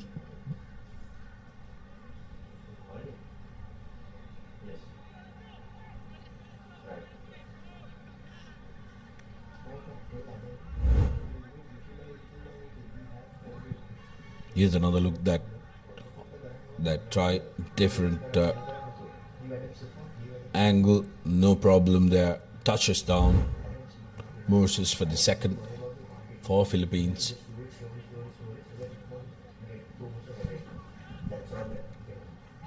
Back, player. Malaysia sending it through the hands. Now they have a number on the outside, but good rush defense coming in by Philippines and bringing the man onto the floor. Malaysia down the short side they go, trying to break. He does break, so a half break, gets the offload away as the number 7 unfortunately lacks support and the ball has been turned over. Now Philippines accelerating through and gets a lovely offload. Does the player in the number 11 jumper, and this time around as well. Well, in fact, Philippines have received a penalty for holding on. That was Curtis in the number 11 jumper for Philippines, who made a good half break there, Sudarshana. Yeah, some good work by the Philippines.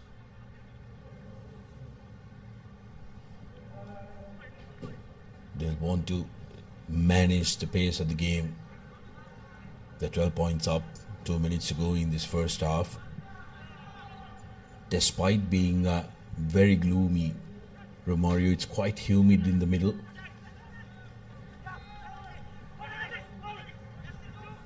Taking the ball into contact as Sedong now puts a right foot step, trying to get away but unable to do so. The ball squirts out, but the referee goes back for the penalty advantage.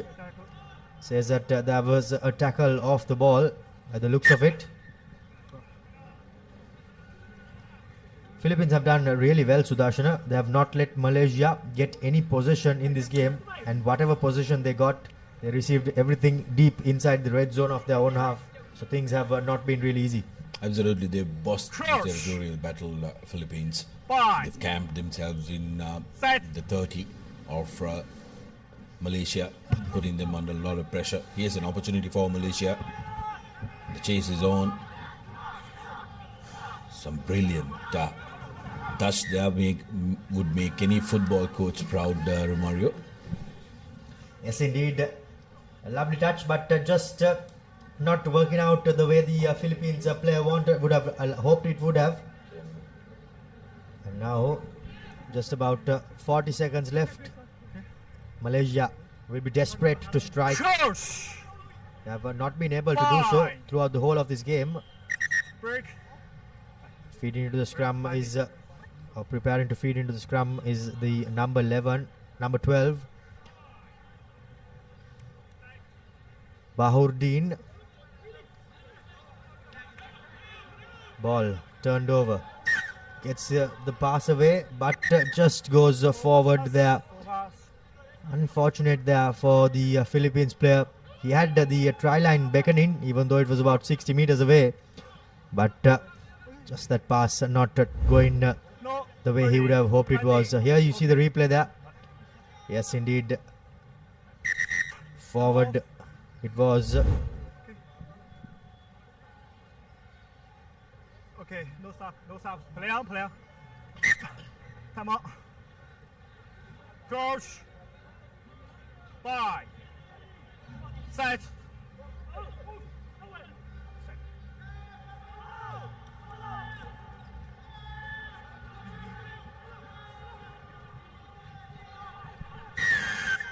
Philippines trying really hard to disrupt, but a yellow card coming for a deliberate knock-on there, Sudarshana.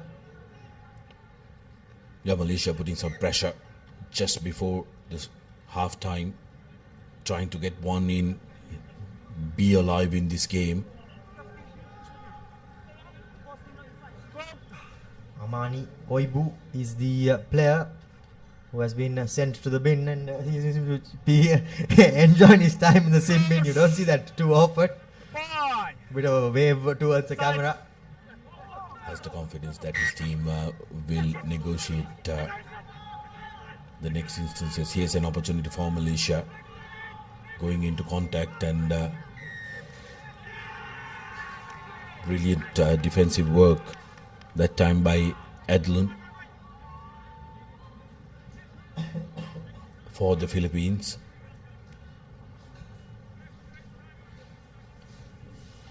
So Clifford Dawson in the number 1 jumper. He did represent the Philippines 8 years ago when they came to Sri Lanka. They did manage to defeat Sri Lanka, in fact. I remember that game quite well. So it's halftime here in this game.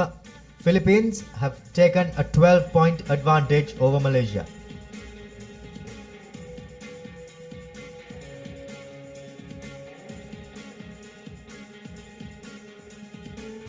It's time for your brand new vehicle.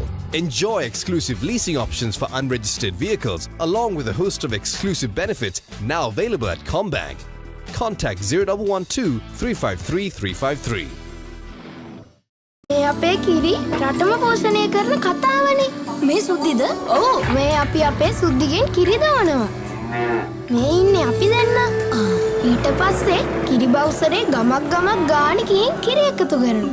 අපේ රටේ කිරිවලින් හදන පෝෂණය පිරි අපේම කොත්මලේ අපේ රටේ පෝෂණය. Welcome back to the live action from Racecourse Asia Rugby Emirates Sevens.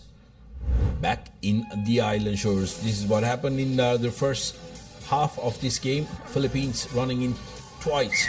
The first one was a brilliant dive from Ryan Mitchell right underneath the post, followed by Michael Moses touching down far left.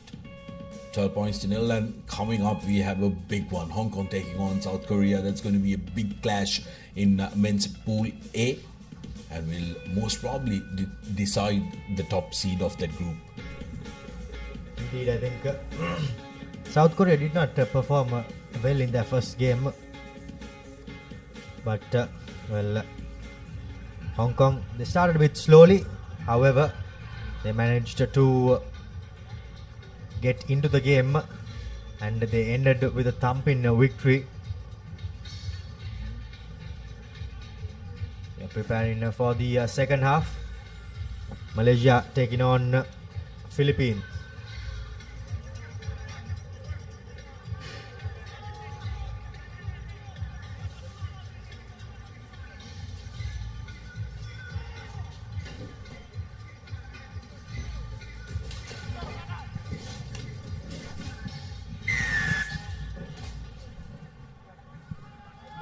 Malaysia, Fox in the referee, but somehow puts a shallow restart this time around.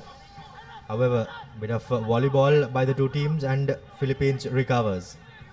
Now throwing it far deep into their own half. Players trying to get a bit of footwork on. Good strength shown there by the ball carrier. Philippines retaining possession, sending it through the hands. Looking for a switch was the number 6. Adlan. Hospital pass there, but well negotiated. However, the first man comes in clean and turns it over. The Philippines player, he did not release the tackler. Great work from Iqbal, and here's an opportunity. Just on top of the try line, that's going to be a penalty. Need to take it quickly. Malaysia. And here's the big man. Gets away and gives it out to the number 11, Zuhairi, who touches down for Malaysia. This is brilliant from them. They needed to make sure that they were the first to score, Romario. And they've done that.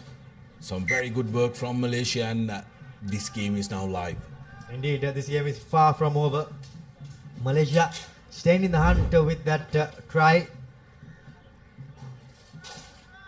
Zuhairi, he did have a good game the first time they stepped foot on this paddock here early during the early hours, and his form continues.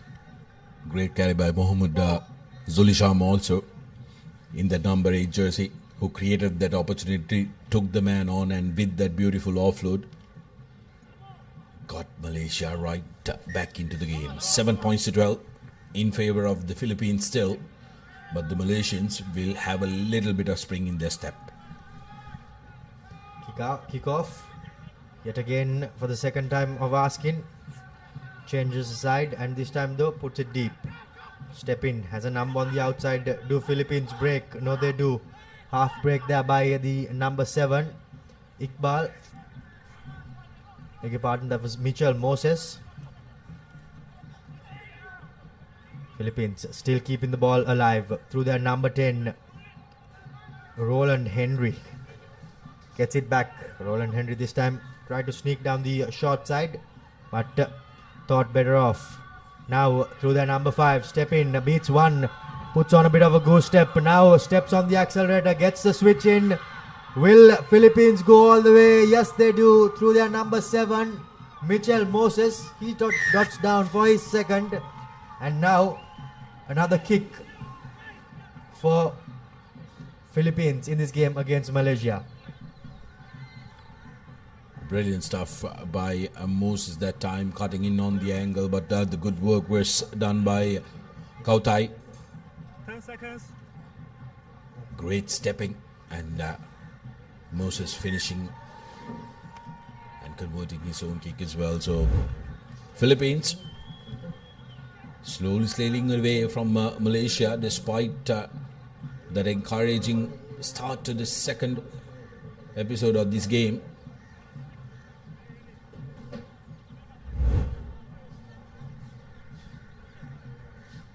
Three and a half minutes to go.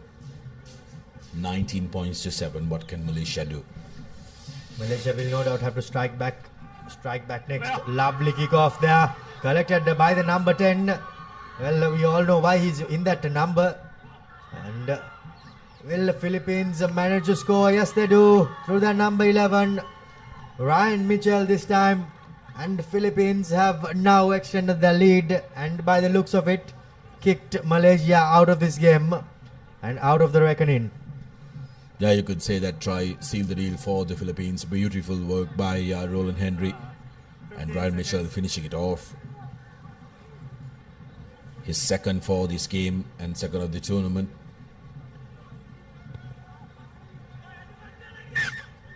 And no problem with the conversion as well. So Philippines really steering away from Malaysia. Malaysia will be looking to get their defensive discipline right. Romario, plenty of holes opening up where the ball left. So that's something that they will have to take a deep look at before the day finishes. Yes, indeed. And Philippines, well, they have analyzed their first game and they are bouncing back really well. They did open the scoring twice against Hong Kong but fell away. This time around though, they are sticking to the pace and keeping up to it. Kick off. Collected, but the referee says there was a slight knock on in there. About 1:30 plus a bit of change left on the clock, as a few changes coming in, fresh legs for Philippines, and they will no doubt be hoping for an injection of pace. Sudarshana. Absolutely, and also management of your squad is also very important to remind you, especially given the fact that it's a 2-day tournament. You've got to play 3 games today and then possibly 3 games tomorrow as well.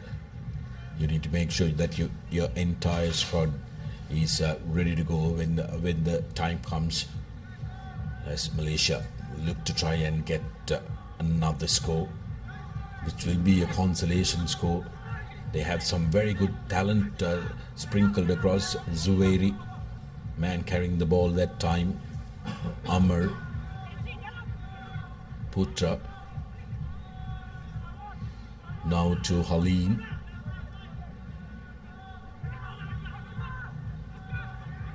Making a break, brilliant run by Ilham. Will he have the legs to go all the way? Support is there, securing it. And that's going to be touchdown for Zarif from Malaysia. And they show they are here to play, Romario. Very good work done by the number 11 Suwairi. Zarif touches down. Yeah, surely here to play Malaysia. Just falling a bit short in this second game though. At a great conversion coming in. 14 points to 26. Zueli with the extras, set up the try, made the try assist, and made easy work of that conversion as well. Time, unfortunately, though, has run out for Malaysia, but they will be happy with how they came back in the final few minutes. But having said that, they'll have quite a bit to brush up on before they go into their third game. Restart yet again used as an attacking weapon. Lost forward, however, by both teams. And the referee says that there is a bit more left on the clock.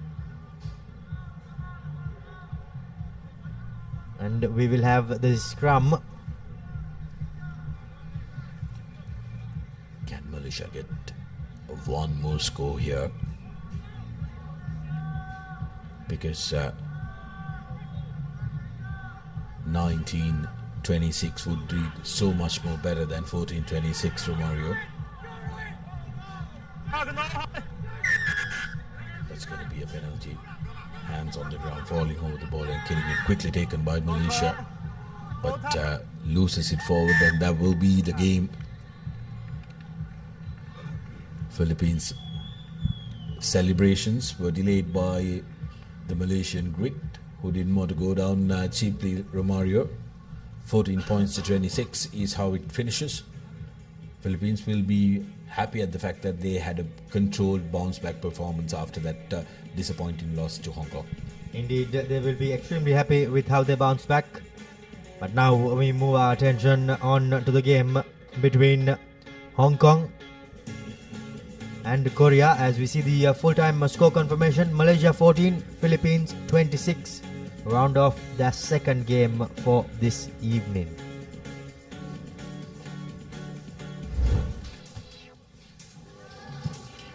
Highlights of the game: Malaysia getting their touchdown early in the second, making it live.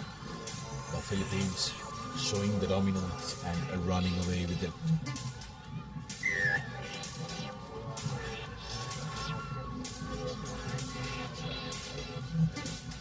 What will be very, very encouraging for the Philippines will be the fact that they managed to have multiple scorers contributing to their success.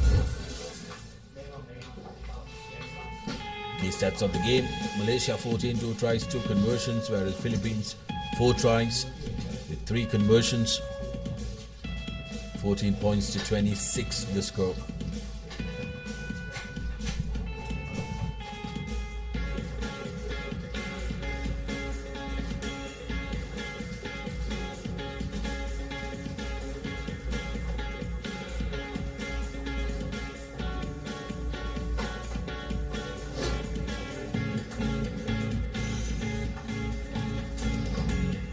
The big clash, Hong Kong, China taking on South Korea. A big one coming your way here from the racecourse. If you're in and around Colombo, make your way to the racecourse grounds. Here's the kickoff from Hong Kong in this important fixture in this group. Well collected there by South Korea. Need to get a victory here, these two teams. Top teams of each group will go into the next round of the cup competition. And there is space for one more team that finishes second. Penalty coming the way of Hong Kong, China. They force them to hold on to the ball there.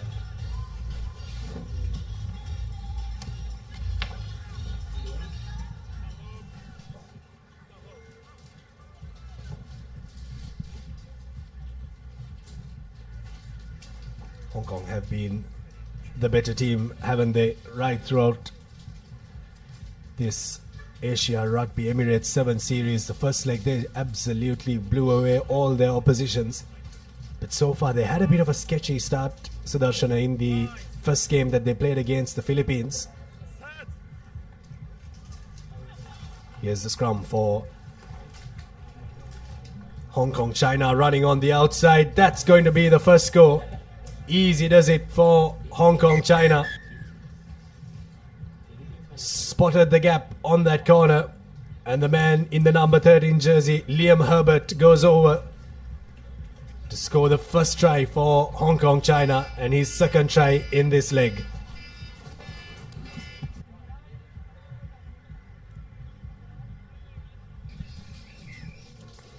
No problem with the conversion as well.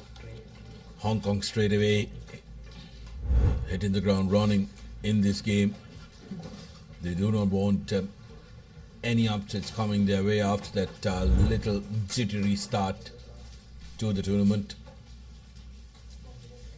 Korea this time managing to secure position as the skies seem to be opening up. There is a little bit of a drizzle.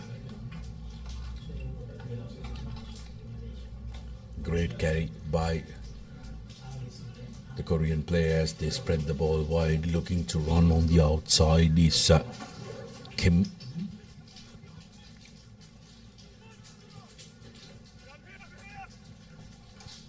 He is King.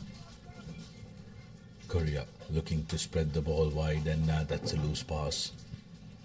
Was building up some momentum, but ball turned over.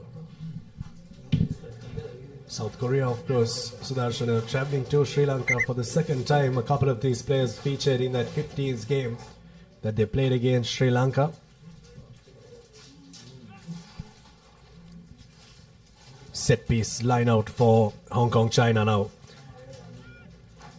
Slowing things up for a second there, Sabin Lee. Callum McCullough scored a couple of tries in that first game. Takes it into contact for Hong Kong China. Now there's space on the out. Here's a try scorer Liam Herbert who decides to switch back in and run across the South Korean defense. No one seems to want to tackle him there. Now here's the ball for Johnny Eseono, and he's going to step his way through. Huge left foot step and a try for Johnny Eseono for Hong Kong China. They score their second try in this game.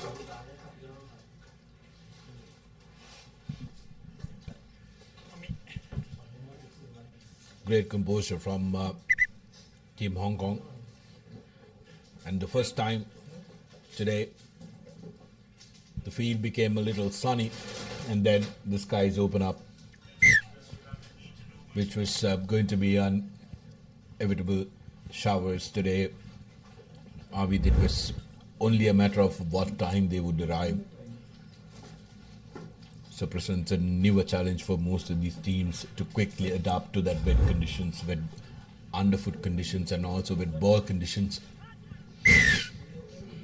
Spreading it wide is going to be a little bit of a task, but the better teams will look to adapt. Sebastian Breen takes it forward for Hong Kong China over the ball there. Ji Hun Park evading the first tackle and evading the second tackle. Third try for Hong Kong China. It's James Christie who goes over in that number 8 jersey. A little too easy here for Hong Kong China. They've really had a bit of analysing done of that previous performance. It was not the best performance from the Hong Kong China team, but this performance, they've really brushed up on the mistakes and they seem to have got their act together. Yeah, Hong Kong will be after the rhythm that they want to achieve. It's going to be very important in this two-day tournament, to try and get into that rhythm and to try and keep that rhythm throughout the 2 days of the competition. As we take another look at Christie's try, brilliant work in that front-up collision, and then he had the speed and the vision where the space was. Taken to contact there was Chi-Ko Kim for South Korea. Here's a little bit of space opening up for Ji Hun Park, but it shuts down quickly. The drift defense of Hong Kong China is right up to the task. Good depth in the attack from South Korea, but good defense from Hong Kong China, really cramping them up for some room here. Imosi Labati takes it out of the 22.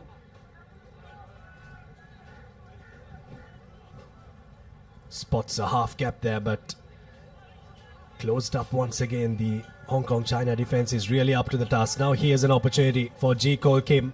He's got Imosi Labati with him. They need a couple of supporting players. Oh, just lost his footing there. Ji Kol Kim.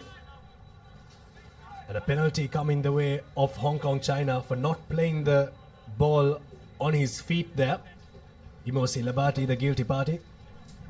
Yeah, rugby is played on the feet. The moment you go down, you have no right to the ball, and the ball at that time guilty of that. Opportunity for Hong Kong to put in another attack, and they will be looking to make sure that they execute perfectly. It's going to be crooked. It's an opportunity for Korea to try and regroup. Final play of the first half on our clock. South Korea have won the series once in 2010, 2021 and 2022. They were the runners-up, but they've slipped away from contention for that title in the last couple of years. Sudarshana, Hong Kong, China and Japan have really stamped their authority in this Asia Rugby 7 circuit. Here's an opportunity for Korea, putting the ball behind the Hong Kong defense. The chasers overrunning it. Still available, and Christie says enough is enough. Let's get some water in, and as we go into half time.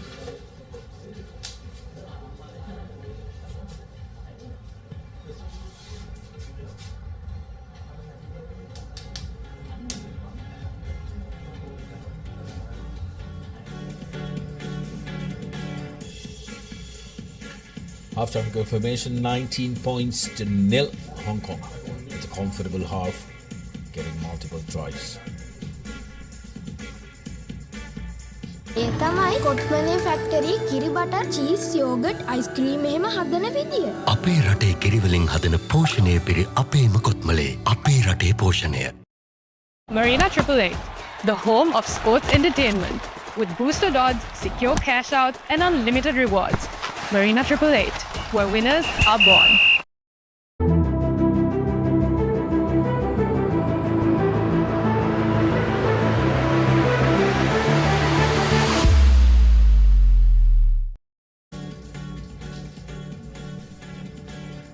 Welcome back to the live action brought to you from Racecourse. As we take a look at the highlights of the first half, Hong Kong with a dominant performance, 19 points to 0. Liam Herbert starting off the proceedings with a try, and then Johnny Ezono cutting back inside and running in for the second for Hong Kong. And then came James Christie's run on the outside, breaks the first tackle, and space and speed to exploit. Hong Kong 3 tries to none. Next game coming up will be a men's Pool B fixture. UAE taking on Thailand.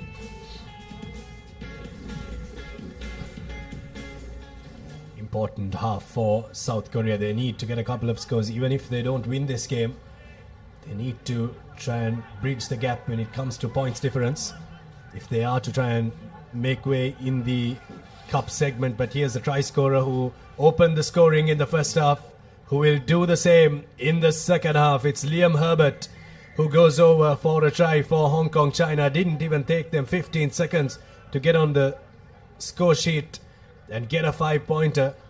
Hong Kong China well and truly running away with this one. Yeah, making it look easy, Hong Kong. Herbert that time, yet again, really making South Korea hurt. Conversion doesn't find the mark, but Hong Kong will not worry. 24 points to 0, comfortable win, beautiful offload from Herbert. Beg your pardon, Christie. And then Herbert says, Al Cruz along the way gets his second of the game. The restart with South Korea under pressure. Here's pace. Well, he had the legs, but no, Christie is there to cover that. Not releasing the ball, so penalized. Not releasing the tackled player, rather. Opportunity for Korea. With the slide down, it's becoming a little muddy here at Racecourse. But Korea looking to create phases and loses the contact.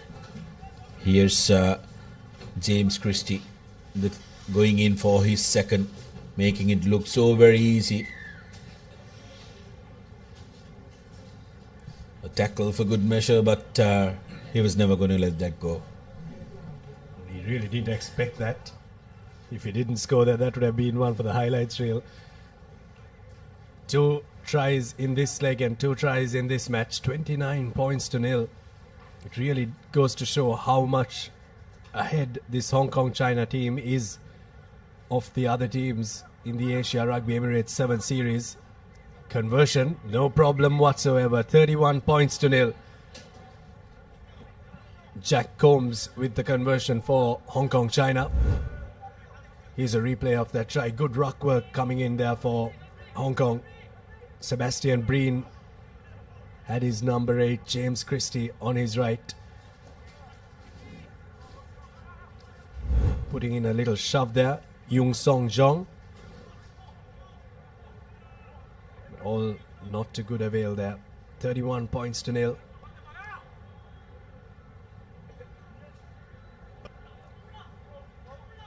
If South Korea suffer a big defeat here, it will really hinder their chances of getting into the next part of the tournament. Slight knock on there from Hong Kong, China. Well spotted there by the referee. Yes, South Korea not managing to see away the threat of Hong Kong's restarts. This is the difference between good and brilliant teams. Hong Kong really using that restart to very good effect and as an attacking option. Some things that you can perfect in the training pitch, isn't it? 3.5 minutes to go for South Korea. It will be feeling like a lot more than that. Hong Kong, on the other hand, are enjoying themselves here. They'll be looking to make sure that they keep this rhythm going. And this is the kind of victory that they would have looked forward to after that Philippines game, Abid. Well, they're enjoying their rugby, and that is why it is so enjoyable for us spectators to watch as well. They really do put on a show each time they put on that Hong Kong-China jumper. Good ruck pressure coming in there. Well, that's a lovely contest for all the forwards. Somehow, Hong Kong-China have outhooked it, and Jack Combs comes away with it. Here's Harry Sayers, who gives it out to the man in the number 12 jumper, Fong Kit Fang there. But bundled out into touch, cramped for room there, but what a tussle there at scrum time.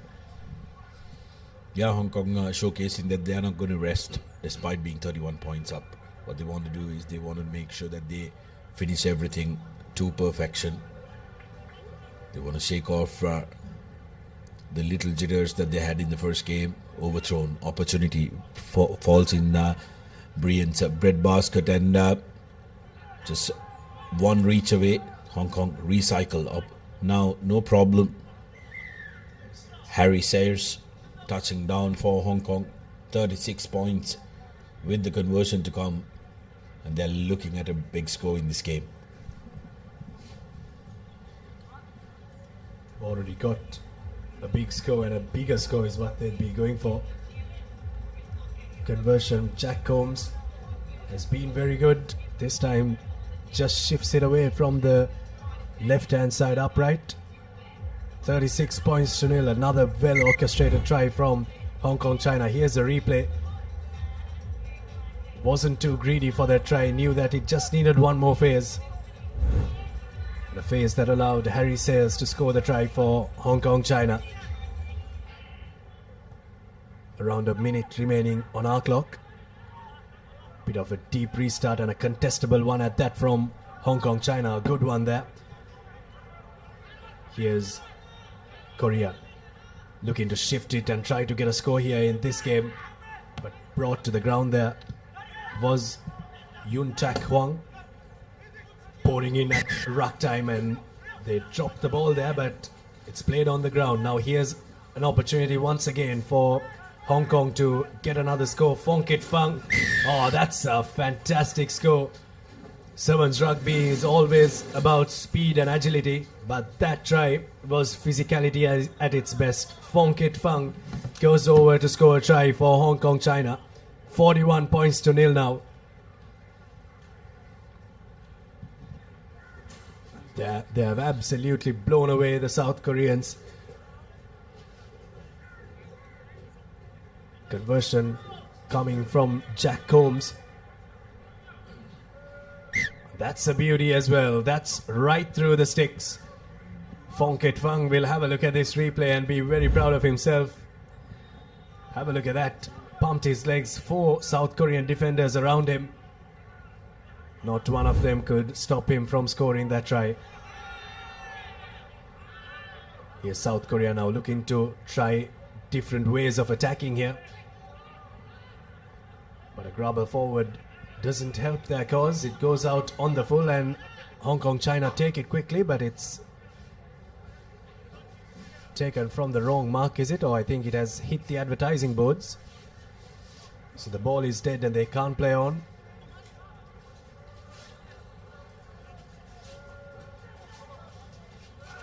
Line out, not clean, so it's collected by Sebin Lee for South Korea. Half gap opening up for Jae-wook Park. Still playing with some tenacity here. Giving out to Jung-wook Kim here on the outside. Running around is Yoon Sung Jong. Good defense coming in from Hong Kong, China, and they turn the ball over, and that has really been the story of this game so far. Hong Kong, China have been able to turn possession over like it has been absolutely nothing. The captain gets the ball in the hand, Max Denmark, and gives it out to Nardoni. Here's men on the out for Hong Kong, China. If South Korea want to defend this, they need to drift, and they need to drift fast, and they don't do that well enough. Harry Sayers will have the final say in this game. A try that takes them up to 48 points with the kick to come, and it really puts the cherry on top of the cake. What a performance it has been from Hong Kong, China. Second try for Harry Sayers in this game. And if this goes through, it'll be a half century for Hong Kong, China.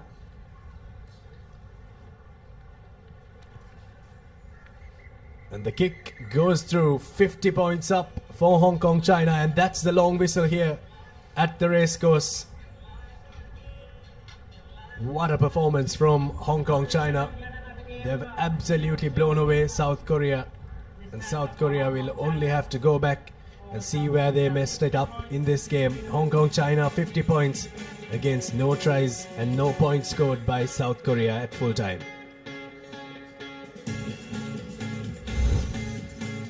Here are the highlights from that second half, and it's a highlight reel for Hong Kong to watch and be proud of. First score coming for Liam Herbert from Hong Kong, and then this good ruck work, breakdown work was fantastic. And Christie going over for his second try. Scored one in the first half and scores another in the second half. A little bit of a shove later on from South Korea, but to no avail. 50 points to nil is how it finishes. 8 tries and 5 conversions for Hong Kong, China. And for the next game, we will have a change of voices up in the comm box.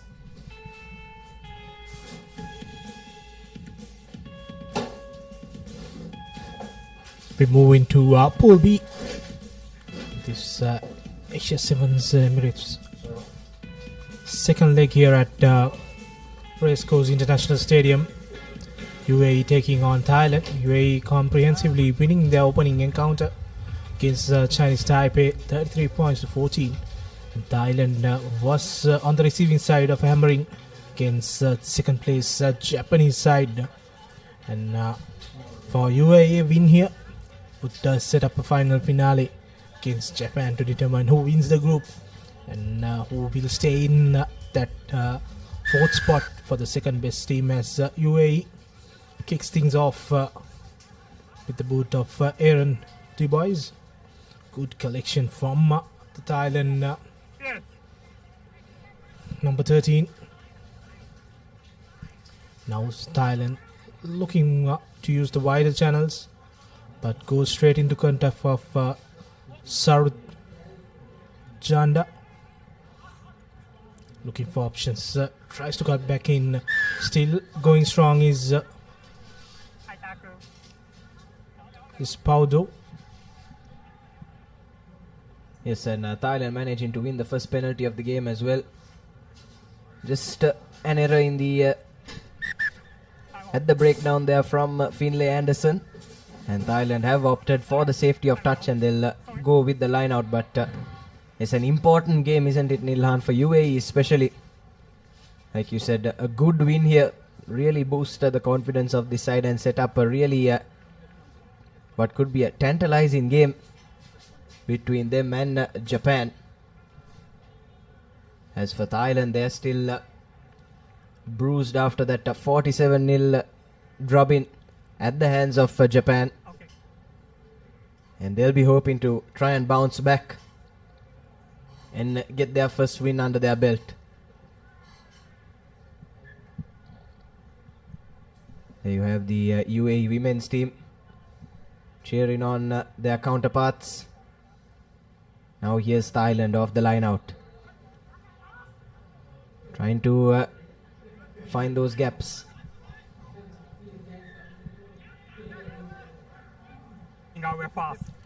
Wins the penalty and takes it quickly now for Thailand.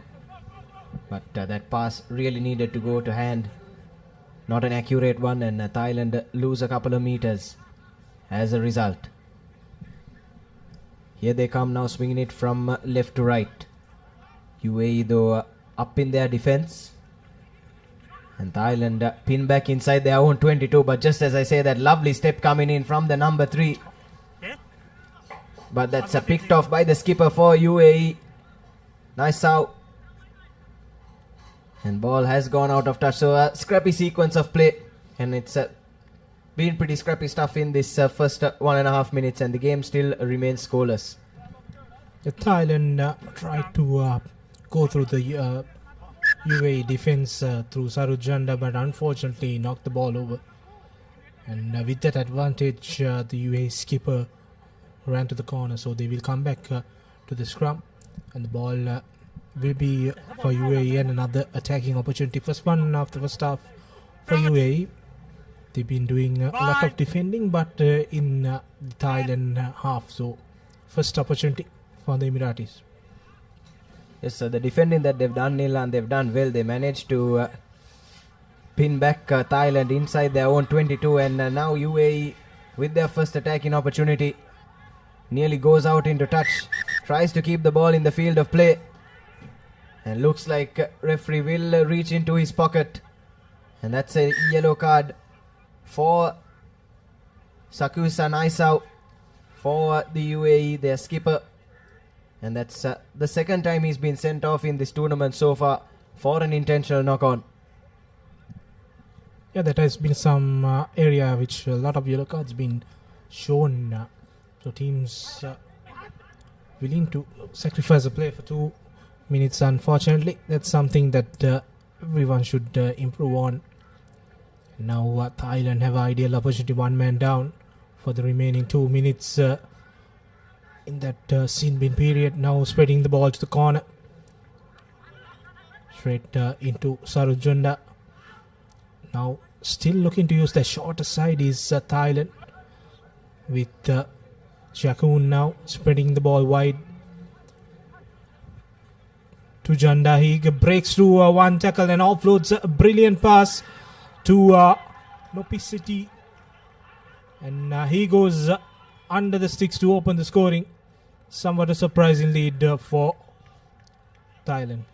It's a brilliant stuff there from Thailand, and like you said, against the run of play, have taken the advantage, but kudos to them. They've taken full use of that numbers advantage, and it's a first try of the game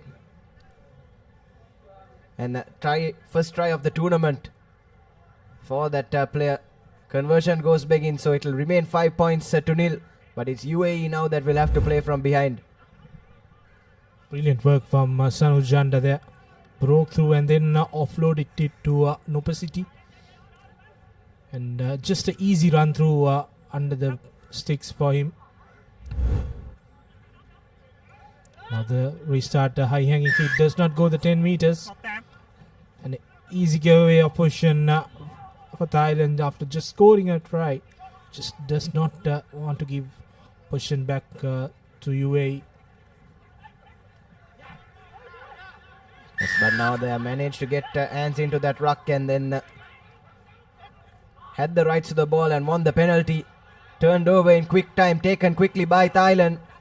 They're trying to play this game at pace. Pops it up nicely for the number 3, and that will be the second try for Thailand. And a brace for an opposite Kradekyang. And what a start this is from Thailand. Totally against the run of play. UAE are stunned at the moment. Especially Thailand exploiting that one-man advantage that they have when UAE are still down with that yellow card. So brilliant work there by Unap Improm to break through that line and then offloading it to Nopasit to go over for his second try. And a surprising scoreboard, as you see. Thailand playing the correct brand of rugby, doing the basics and exploiting the gaps. You play a little bit patiently throughout a few phrases, and when you're down one man, surely a gap will open up. Yes, UAE now restored to their full complement. Their skipper has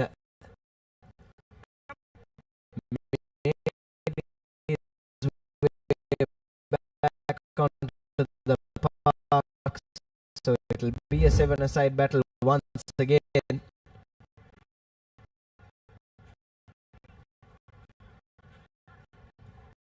And kickoff is nicely palmed back, but straight away Thailand up in the faces of the UAE players.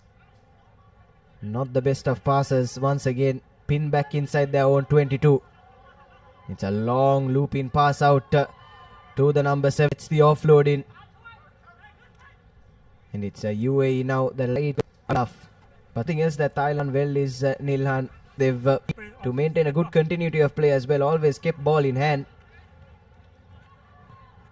Yeah, that's when you continue to play phrases, definitely you will get a lot of openings, and they have exploited that brilliantly.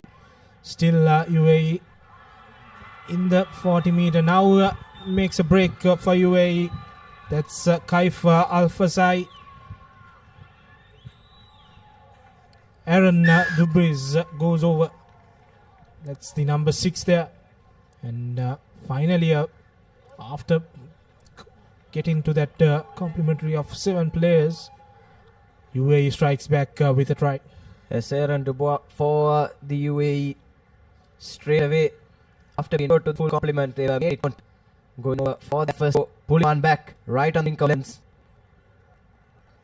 And it points to 5 as referee blows for half time. So anyone game at the moment will take another look at that try. Dubois was there. Plenty of support at the truck, and no one covered the blank saw it and managed to go over easily. And make this quite the entertaining clash when we come back after half time. It's 10 points to 5 in favor of Thailand.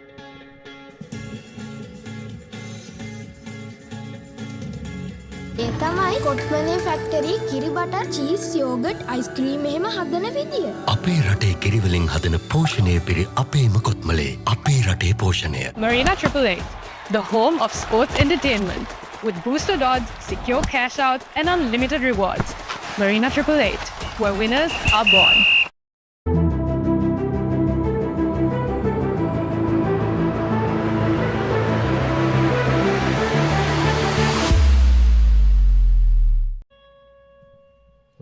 to the Racecourse International Stadium as we see the first half highlights of the UAE-Thailand encounter. Thailand opening the scoring with a brilliant try from the number 6, and he went over again for the second try. They got to a lead of 10 points just before the halftime break. A brilliant passage of play by UAE, especially Finlay Anderson clearing that ruck and allowing Aaron Dubois to go over for that first try to cut the deficit by half. So 5-10, and coming up next, a big one, Japan taking on Chinese Taipei. Japan runners up in that first leg. Yes, certainly the Japanese outfit will be looking to do one better this time around. Lost to Hong Kong, China in the final in that first leg. They'll be taking on Chinese Taipei in their next game, and kickoff has trickled out of touch. It'll be a line out. No one went to collect that ball. Straight away. Early line out. Still a few drops of water. The heavens slowly opening up here at the Racecourse Stadium. This is going to change a lot of games in this final half of day one. Yes, that was to be expected, wasn't it, Nilhan? Considering the weather we've had in Colombo over the past few days, it's I would say that we are lucky to have continued play like this until 4:30 in the evening, where the heavens have slightly opened up, but hopefully rain does stay away for as long as possible. But a bit of rain in the mix would really make some of these games interesting, as you said. Now it's UAE, some sloppy passes, see them losing a few meters, and now they've got to exit on their own 22. Tries to put in the chip kick, but the Thailand man is the first one to it. And now a golden opportunity in attack for Thailand. Thailand now setting things up. Goes on his own. Is Chepong now to Janda. Janda passes off to Paudo Mu, and he goes over for the third try. And Nathan, things are getting interesting here at Colombo. Yes, sir, certainly, Nilhan. We said the game was in the balance at Lemons, and whoever was going to score first in this second half would have a mighty advantage, and that team has been Thailand. Under the post try coming in, managed to push back the UAE into their own 22, win the turnover, and then in a matter of few phases go right over for their third try, and the conversion is through as well. So it's 17 points to 5 now, Thailand with a 12-point advantage at the racecourse. A very crucial conversion there. Now things would get interesting as you see a replay of that. Brilliant work there by Samru Janda, opening up for Faudamu to go over for the third try. Now UAE need 2 converted tries to win the game. And 12 points deficit will be crucial for Thailand. When they went down in the first game, who would have thought they will come back strong against this United Arab Emirates side, who came in on paper as the better side in this group. Slide held up in play just before the restart. Yes, but like you said, Nilhan, it's been brilliant stuff from Thailand so far. They've done well to brush aside that heavy defeat at the hands of Japan. 57 points to nil it was. And they've really put on a good show in here against what is a pretty strong UAE outfit in their own right. Now another high hanging kick from the try scorer. Palmed back. But no one there to collect it for Thailand, and it's the UAE that come away with the ball, but unfortunately just made a bit of a mess of it on that occasion. Concedes the scrum. Tobias Oakley, the guilty party on that occasion for the United Arab Emirates. It'll be a scrum on the halfway line for Thailand. Pressure straight away on UAE. The mistakes are piling up now. Thailand bringing on the replacements as they spread the ball wide now to Tenet Jagai. Goes past the 50-meter mark, setting things up to the try scorer there, Mo. And good pressure from UAE, but Thailand securing the ball. And now will look to spread to the corner. No, he goes on his own. The big number 1, Tevain, and winning that penalty for not rolling away this time. And Paudu Mo will take his own time and calls for a scrum. So they know that UAE needs to score twice to stay to win or equalize the game. So all to play for in this last 2.5 minutes. Thailand just need to keep their position intact, and they could seal the first upset of the day. Yes, certainly. It's all about game management now for Thailand, as you said. Just need to keep ball in hand. They've done well with ball in hand so far, and in defense as well. Here's that danger man now step in, winning the penalty as well. Sarujanda, the dangerous man, has been everywhere throughout this game. Set up 2 tries also, and straight away when you get the penalties, they know they want to wind down the clock, and they take that scrum.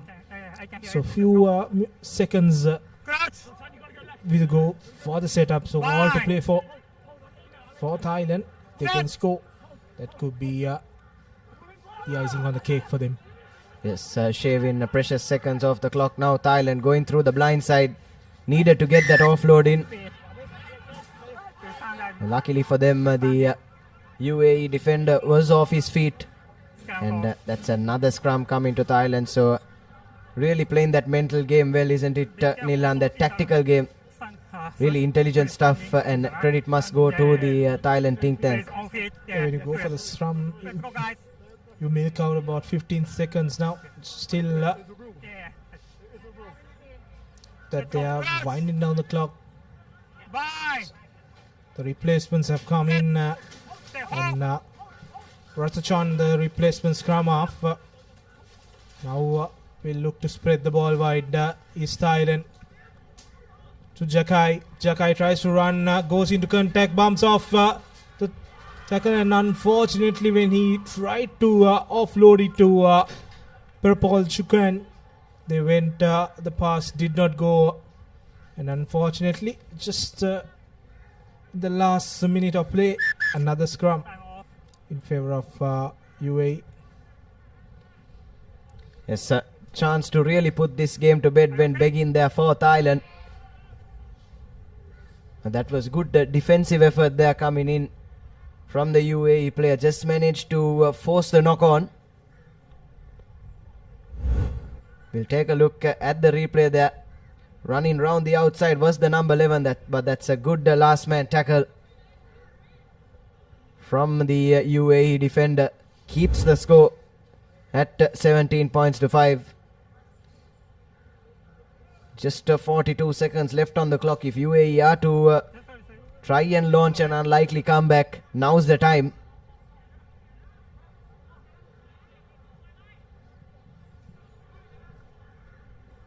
Still the drizzle is on, so is the sun also. So got sunshine on one end and dark clouds on the other.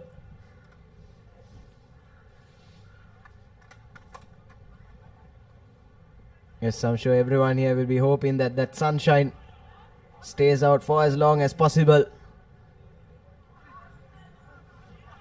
It's all sunshine for the moment for Thailand, as they manage to force yet another knock on from that UAE player. Another good tackle coming in from the number 13, and that's yet another scrum.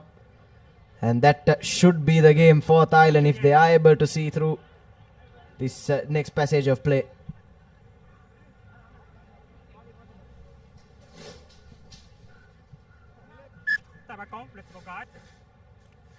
This could be the last move of the game. And UAE, unfortunately, going down to Thailand. Was not expected from their end, but a brilliant performance from this Thai side, who had shown up, and brilliant work from this man on screen. Knowing that the time is up, he tries to keep the ball for himself and kicks the ball out, but does not find touch. That's something we see rarely, but no problems there. The ball finally goes over the line, so that is the game. UAE going down to Thailand. That's the first upset of the tournament. It's a bit of a nervy end in there for UAE. That final kick not going into touch, but trickling out eventually, and you have your full-time confirmation. Thailand 17 points to 5 victory over UAE. And you have to say that's the first upset of sorts in this tournament so far on day one. But full credit must go to this Thai outfit. They were put under pressure in that first half, but did really well to keep ball at hand. And that was their only try in the second half. Lovely offloading game they have on them. Going right under the sticks and sealing 17 points to 5 victory to get off the mark in this tournament.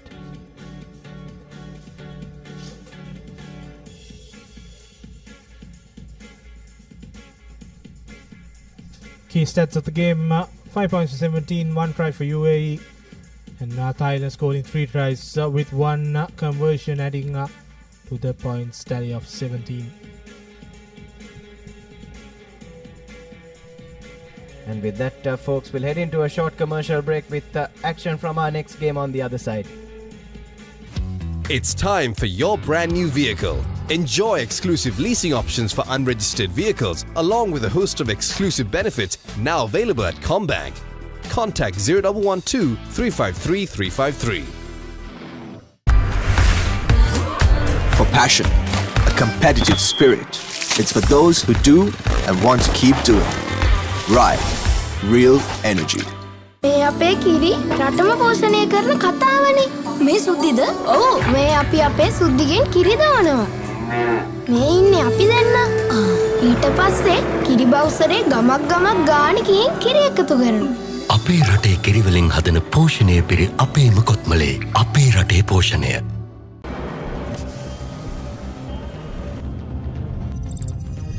මෙන්න. මෙයා අදත් හීන stuck වෙලා. මේක නම් හීන ලෝකෙ record එකක්. ඩවුන් පේමන්ට් ඉෂුව එකක් තියෙන්නේ.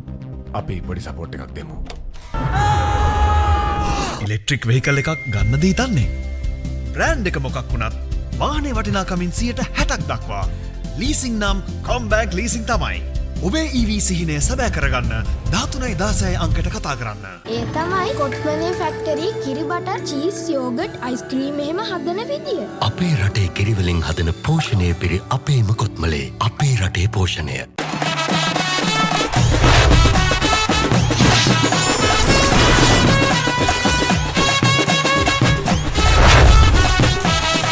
Love rugby. Live rugby. Prima Kotumi Fantamai. Want to stay at a luxury 5-star hotel in Singapore or the sandy shores in Maldives? Use your commercial bank Visa credit or debit card for payments on any international website or for any POS transaction overseas. Your next vacation could be a transaction away. Commercial bank Visa cards. Buy global, fly global. It's for those who do and want to keep doing. Right, real energy. Exclusive leasing options for unregistered vehicles from Commercial Bank.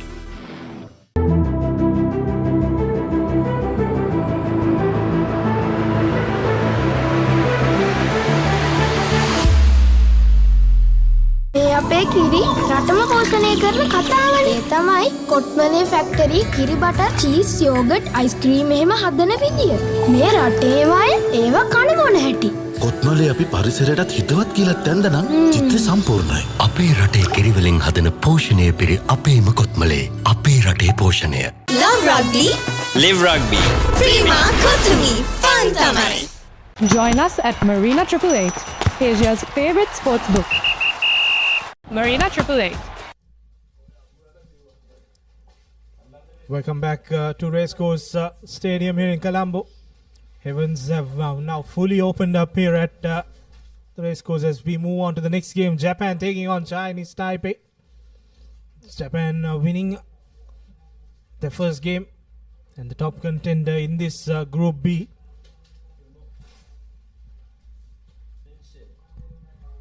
Yes, Japan, after missing out in that first leg, will look to try and go one better this time out here at the Racecourse in Colombo. As you take a look at the two team sheets, Chinese Taipei suffered a defeat at the hands of UAE in their first game.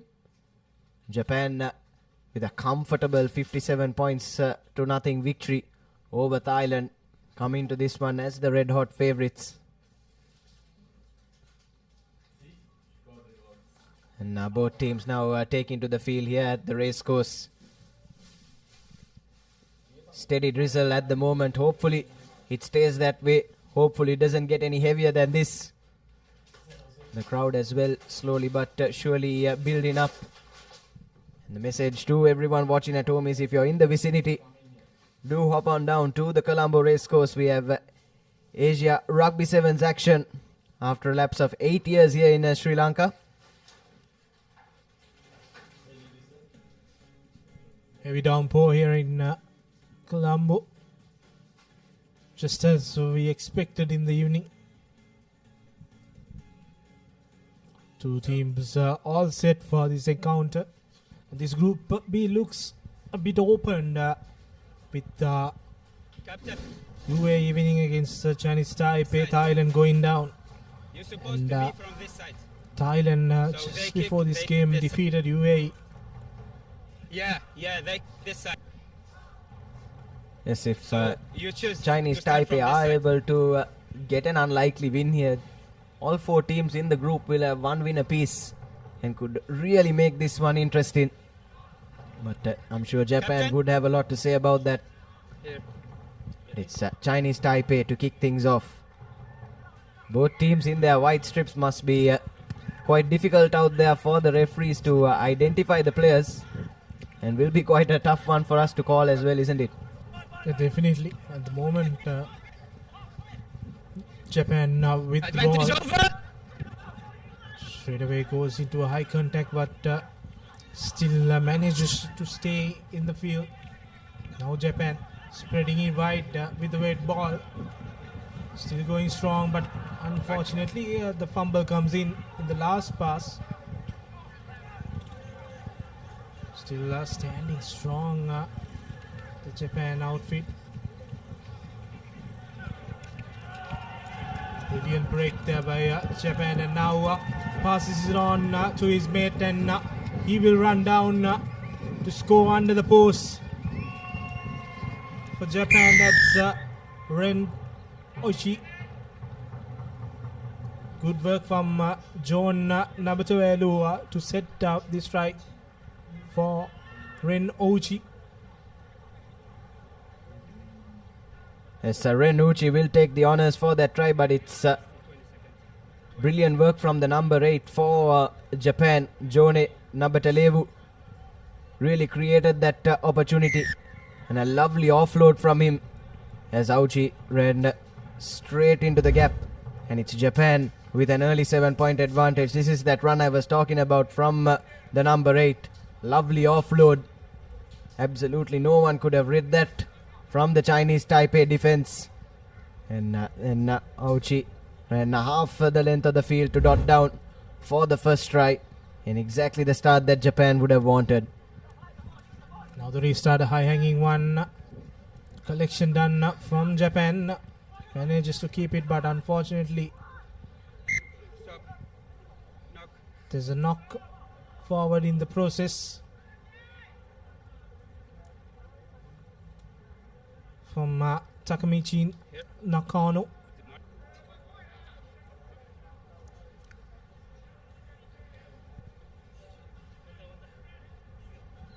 The first scrum of the game in favor of Chinese Taipei. Inside their own half. Now looking to swing it to the left hand side. Spots the gap. Still waiting for the space to open up though. Chinese Taipei eventually opt for the grubber. There's no one sweeping for Japan, so that was the right call. Now it's a foot race to the ball from the Chinese Taipei chaser, but that's brilliant stuff from the Japanese player to get back just in the nick of time and make sure he spares the blushers for his side. And now we're looking to go from defense into attack. Japan stepping inside, heavy right-footed step coming in from the number 5, that's Naoya Ogito, and he'll jog through towards the try line, and that will be the second score from Japan. And this just shows how much they can hurt you, isn't it, Nilan? When you kick to them and when you give them open space to run into.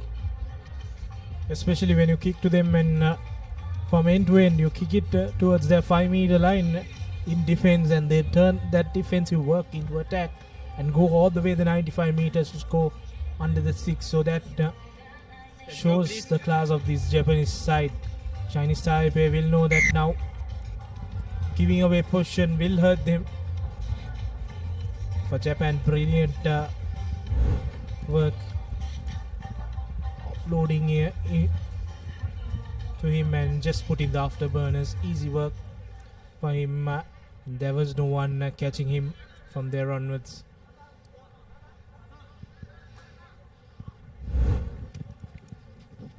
Now the restart, now the high hanging one goes to 10 meters and knock forward from Chinese Taipei. That's Jun Yilin. Japan continue to Hariocho. Now quick ball out to the corner and easy running this time for Japan. That's Shirato Suoka going over.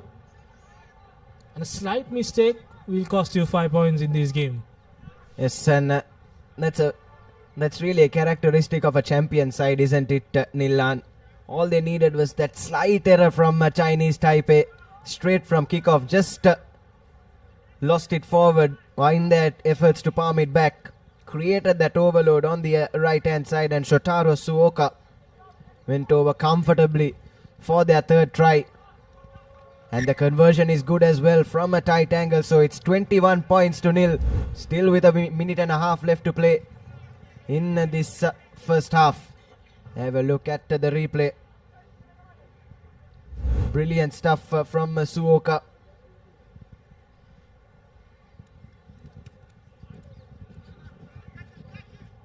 And this time though, the restart doesn't go the 10 meters, and it'll be Chinese Taipei with a penalty at the center of the field.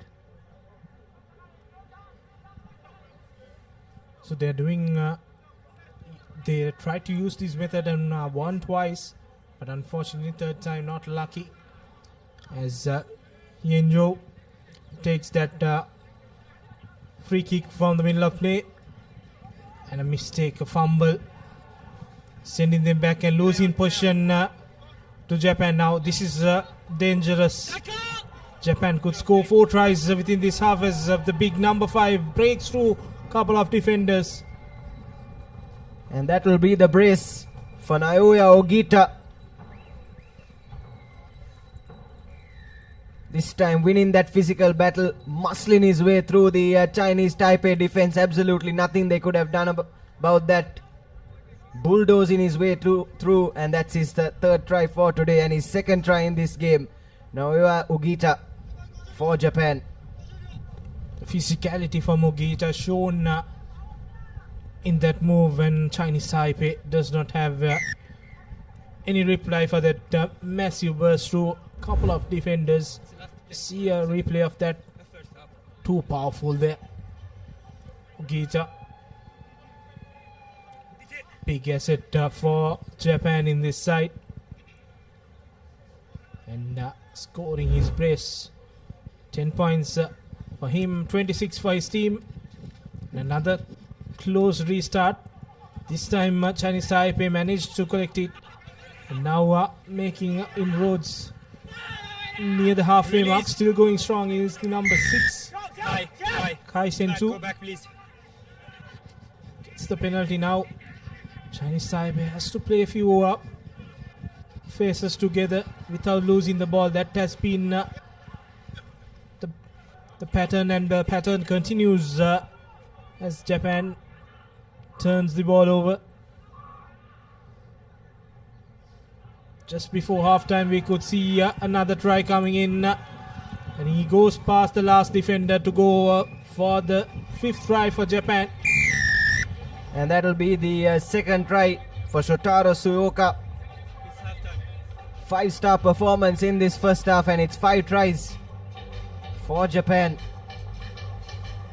No reply from Chinese Taipei. The physicality winning it. First time it was Ogita, now Suoka. Scoring his second try in this game. 5 tries within the first half. Japan on top of this game and in this pool also. Conversion no good, so that will be half time. Brilliant performance from the Japanese outfit.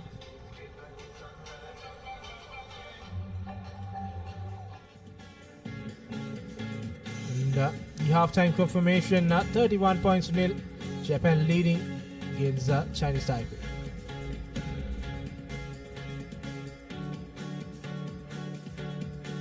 Love rugby? Live rugby. Prima Kotumi Fantamai. Marina 888, the home of sports entertainment. With boosted odds, secure cash out, and unlimited rewards. Marina 888, where winners are born.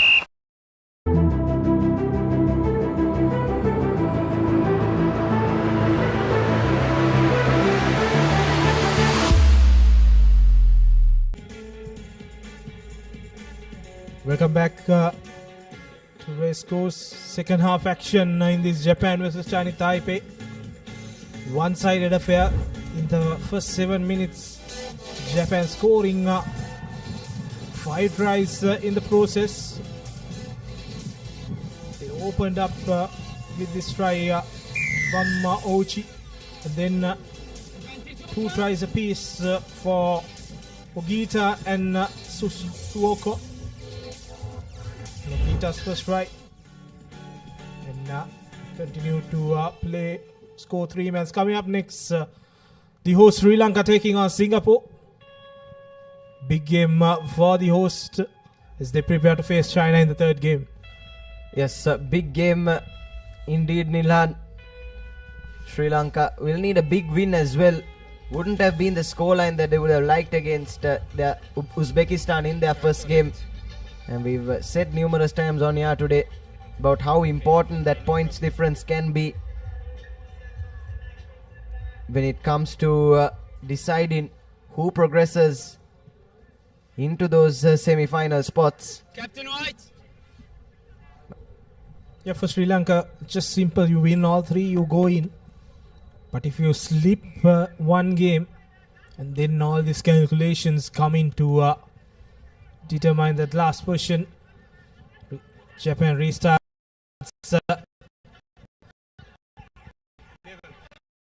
the game with another high-hanging kick, but Chinese Taipei still going lateral. No progress. Them now into their own 22-meter. Brilliant defensive work from Japan, keeping them in the red zone, and good counter-rucking there, and taking the ball and offloads it to the number 4, and goes through 2 defenders easily to score under the post. The 6th try of this game.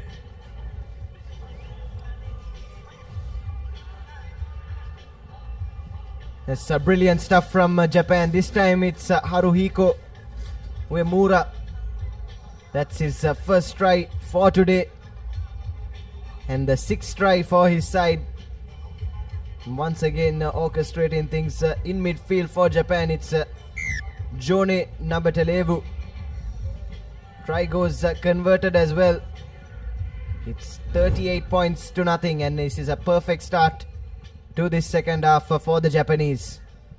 Yeah, they do a lot of defensive work. They held you, and keep them at bay, and then when they see opportunity, they counteract it and they turn over the ball. And that brilliant defensive work has converted them into points as they lead 38 points to nil. Now winning the restart.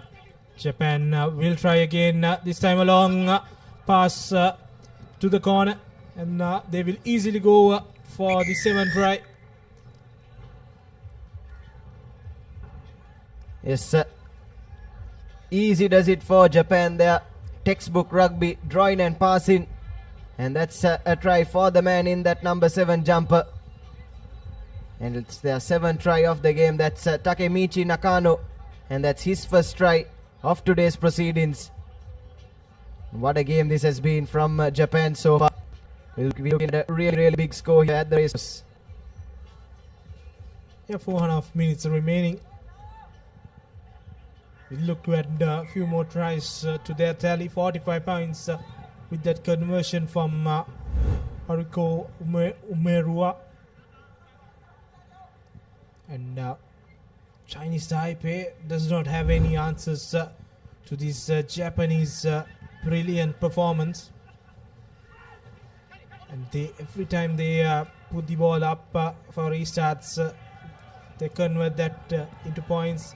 This time also in the corner, just a few meters away from the try line. Now Japan setting things up again. Long cutout pass to Suga for his trick. He goes over. That's Shotaro Suoka scoring his hat-trick in this game. Brilliant work from this Japanese outfit. And Chinese Taipei does not have any answers to this onslaught. Yes, more of the same from Japan. Suoka going over for his hat-trick, as you said, but just drawing and passing, tiring out the defense of Chinese Taipei, getting them out of position, opening up those gaps, and dotting down in the corner with ease. And that brings up the half century as well for Japan. They now lead 54 points to nothing as that conversion goes over. Still 3 minutes left in this game. Spotted the gap, and that was a lovely step from Suoka, beating the last couple of men and went over comfortably for his hat-trick. Tries have kept coming in this second half. Now the restart, another high-hanging one, and this time too, Japan collects it. Now will spread it wide to find some space in this Taipei defense. And just like that, he goes through that gap and goes over for another try for Japan. Easy piece of stuff for the Japanese. Yoshiyuki Koga with an absolute beauty on that occasion. Had numbers on his outside and his inside, but went straight through the defense. Lovely show and go from Yoshiyuki Koga. That's his 2nd try of the day and his first try in this game. And Japan with a real statement victory here. They've been doing this basics brilliantly throughout this game. Just putting that restart up 12-15 meters, high-hanging ones, and then they secure the ball and then just spread it wide. And somehow they find some space in this Taipei defense. That's a brilliant conversion from the corner. That's another 2 points for Japan. You see, no one touching him there. Just an easy path to the try line. It's Yoshiyuki Koga. And now Taipei have just palmed the ball back straight into the hands of the Japanese from that last kickoff. And still with a minute and a half or so left to play. Spots the gap, does Toma Shivachi. Goes straight through the middle. Easy as you like for Japan. And that's yet another try for them. Absolutely no fight in defense put up by Chinese Taipei on that occasion. Shivachi scanned his options for a moment but didn't need any of them. There's plenty of space right through the middle and went over for probably one of the easiest tries he would have scored in his career so far.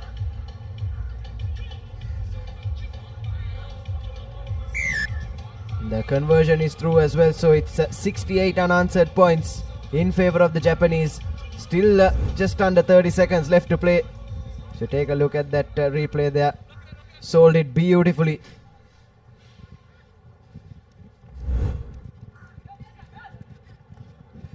This time again, Japan palming it back straight from kickoff. They'll be hoping for one more, but unfortunately, on that occasion, pass just went a bit forward. Watch scrum. Here, please, here. Last play. It's the last play. And it'll be a scrum in favor of Chinese Taipei to close out this game. Opportunity for Taipei after a long time in the second half. They've been on the receiving end. 68 unanswered points for Japan. All to play for Japan as they continue their winning momentum. Winning the second game, and that ball goes into touch. Stop. Out. What is out? That is it. That's the end of the game. Comprehensive win for Japan against Chinese Taipei. Easily securing. And they will face UAE in the last game of the group in the evening. And that's the full-time confirmation. 68 points to nil. Dropping from Japan to Chinese Taipei.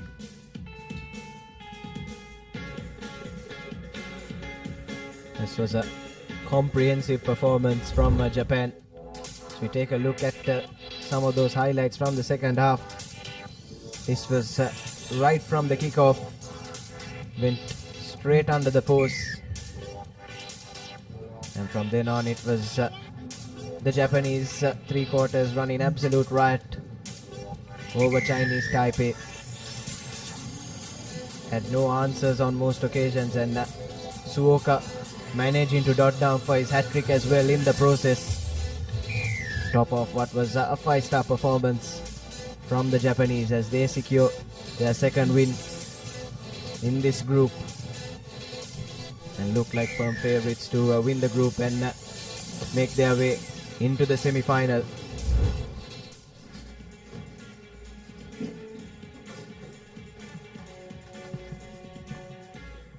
So we take a look at the key stats.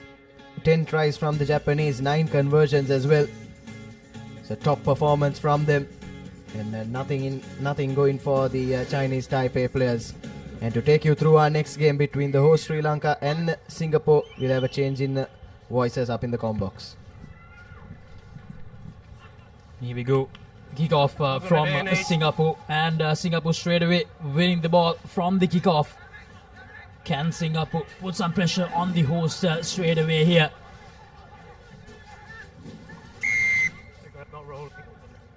Sri Lanka is quickly taken by Singapore. Ishraf. Sri Lanka managing to put some pressure. And here's Singapore responding with some contact, but good tackling coming in from Jensen that time. Singapore still keeping the ball live. Going to Liu. Recycled well, quick ball from Liao. Singaporeans are showcasing very good enterprise. Seems like they've gotten great confidence after that Chinese game. Surya Bandar at that time falling on the ball. Very good start from Singapore. Sri Lanka were guilty of this in the last game as well. Didn't get a very good start. Now Sri Lanka just giving away too many penalties to kick things off in this encounter against Singapore. Now remember, the last game for Sri Lanka will be against China, Sudarshana. So it's important that Sri Lanka try and get a win here to make sure that they qualify for the top 4. An important game for both the teams. Singapore, after losing against China, they want to make a statement here as well.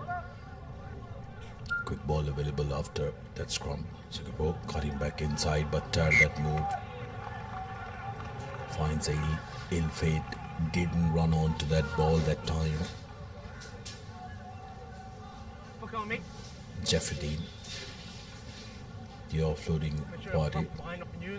Coming to Pereira in the number 12 jersey for Sri Lanka. The skipper will have to do a lot of work here. Like to see, make sure that Sri Lanka gets on the front foot. Plays in at centre. But Jansen will be keeping an eye on the shorter side where he has Surya Bandara, who can really create here. Suri, one-on-one, cuts back inside, makes the ball available, takes 3 defenders. That's a penalty. Jansen takes it quickly. Looking for options. Here's Akash Madhushankar, stop and a go. Cuts back inside and makes it available. Dilshan. Soisa finds Kavindu. Kavindu running outside. Ekanayaka. Dinar cutting back inside. Soisa. Good defensive work coming in from Liao of Singapore. Sri Lanka keeping the ball alive. Surya Bandara in the corner. Surya Bandara 2-on-1. Surya Bandara gets through. The wily old fox. Srinath Surya Bandara. This is what Sri Lanka has been missing for over a year. How he can create when it looks like there is absolutely no space. He creates it. Srinath Surya Bandara, one of the best ever for Sri Lanka, especially in this format. And he's proven to everyone that he still got it, Sudarshana. Even after all these years, he's still one of the top players for Sri Lanka. He scored that first try in that earlier game as well for Sri Lanka against Uzbekistan when Sri Lanka were struggling. And here again, Sri Lanka were on the back foot a bit. Srinath Surya Bandara. Yeah, that's the 5 points, but unfortunately the 2 points he's unable to add it. The curve just not enough on that conversion from Suri. Take a look at that. Scans the ground. There is no space, but he creates it. Commits both the players. With Akash Madhushankar on the outside, creates that doubt on the defenders. Whether to go for him or mark Akash Madhushankar and Surya Bandara says Sal score the first one. Sri Lanka getting the first score of the game. This time a very good high hanging kick. Backwards. Singapore under pressure, in trouble. Julian Liu managing to settle it down. Deep inside their own half and the interception. Jonathan Dilshan intentionally not on is the call, but he'll be shocked. Because if he did manage to hold on to it, that would have been a try for all money. Singapore will be breathing a massive sigh of relief. Here's another look at that. Dilshan. Ball just jumping out of his breadbasket. Very unfortunate. He has to spend some time in the bin. But Singaporeans will be looking to try and get out of their red zone. Exactly. Singapore trailing by 5 points. An opportunity to make use of this numbers advantage they have. Working the line here. That space open for them on the left flank. They do come out of their own 22 and lose ball here. And Ninagek and Nayak, unfortunately, he did collect the loose ball, Sudarshan, but lost it forward. They're not managing to hold on to that place. Singapore with an opportunity space. Will they have the legs? And seems like he will go all the way. Daryl Liao. None of the Sri Lankans are giving chase heartily. Except for Chatur Soisa, who doesn't want him to waste time. So 5 points all. Scores level with that numerical advantage. Singapore identified that space and made sure that they got one up. So all level here at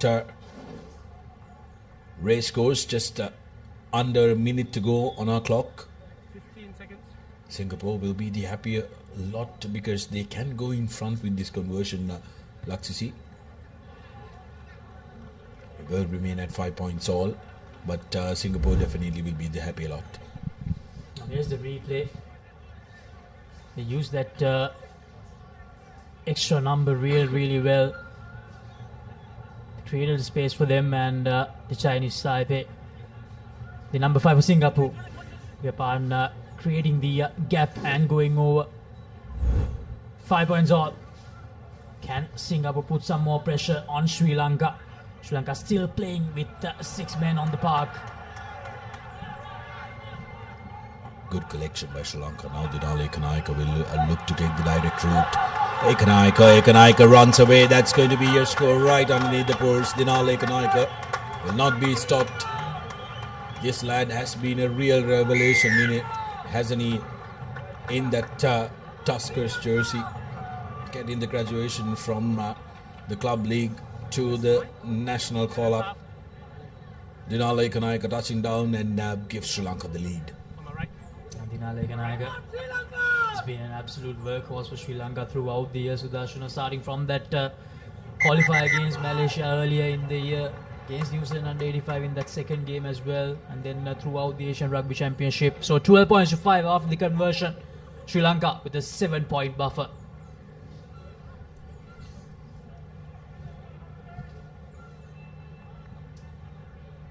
As the half-time score confirmation, Sri Lanka 12, Singapore 5, everything to play for in the second half. Right now we will head to a commercial break and we will be right back.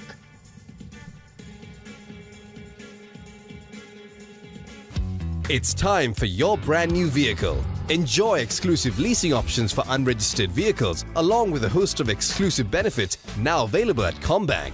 Contact 0112 353 353. ඒ තමයි කොට්මලේ factory කිරි butter cheese yoghurt ice cream එහෙම හදන විදිය. අපේ රටේ කිරිවලින් හදන පෝෂණය පිරි අපේම කොත්මලේ අපේ රටේ පෝෂණය. Welcome back everyone to the Racecourse grounds. You're joining with the day one action of the Asia Rugby Emirates 7 Series 2025. The home team Sri Lanka taking on Singapore in a crucial fixture. Srinath Surya Bandara creating a try out of nowhere for Sri Lanka. Like he's done year after year. Surya Bandara, brilliant stuff. But then came this change of direction, beautiful step, and then recognizing the fact that there is space with the one-man numerical advantage. It was Daryl Yao who touched down, and then Dinale Ekanaika, little step and taking the direct route. With one man down, he had to make sure that he finds space in the middle. Got Sri Lanka the lead, 12 points to 5. Coming up next, we have China taking on Uzbekistan. Uzbekistan, of course, played really well in that encounter against Sri Lanka. Sudarshan had a brilliant first half. Sri Lanka just slightly ran away with the game in that second half. Yes, Surya Bandar with the first kick of the second half. Jayant Dilshan trying to get that back to Sri Lanka, but unfortunately unable to get it. Now here's a knock forward. Sri Lanka with the opportunity. A wayward pass from the skipper. And here's the dangerous man once again. What a chase from him. Can he touch down? Yes, he will. Srinath Surya Bandara take about second try for him. Absolutely phenomenal, Sudarshana. Well, yet again, reaffirming the fact that age is just a number. Srinath Surya Bandara, absolute brilliance. Coming in after a year, just making sure that he delivers the best. Lovely little punt and the control. He had the good sense to make sure that he punts it forward and doesn't rush collecting it. Touches down for Sri Lanka's third, and that's going to lift the spirits of the Tuskers, who will be looking to go in for a big score, Laksisi, because remember the next game that they play is going to be almost 4 hours after this. You need to make sure that you put out a good performance, have a good hit out, and then rest up for the next game. Srinath Surya Bandara returning to the national side after a year, really showcasing the value that he brings into the setup. Oh, brilliant, absolutely brilliant from Sri Lanka from the restart. Here's ThePapare, the skipper, trying to create something straight away after that third try. Yes, Surya Bandara shifts the direction straight away. Jansen tucking the ball in, but there's no one to collect it. Very good pressure coming in from Singapore, who pounced on the mismatch of the numbers. Now looking to create something. That's a very good tackle coming in from Soisa, putting Singapore under pressure. A good piece of work from Chatura Soisa. So once again in this second half, Sri Lanka looking a lot more threatening than that first half. Sudarshana started off brilliantly thanks to Srinath Surya Bandara, and off the restarts as well. They've been doing really well.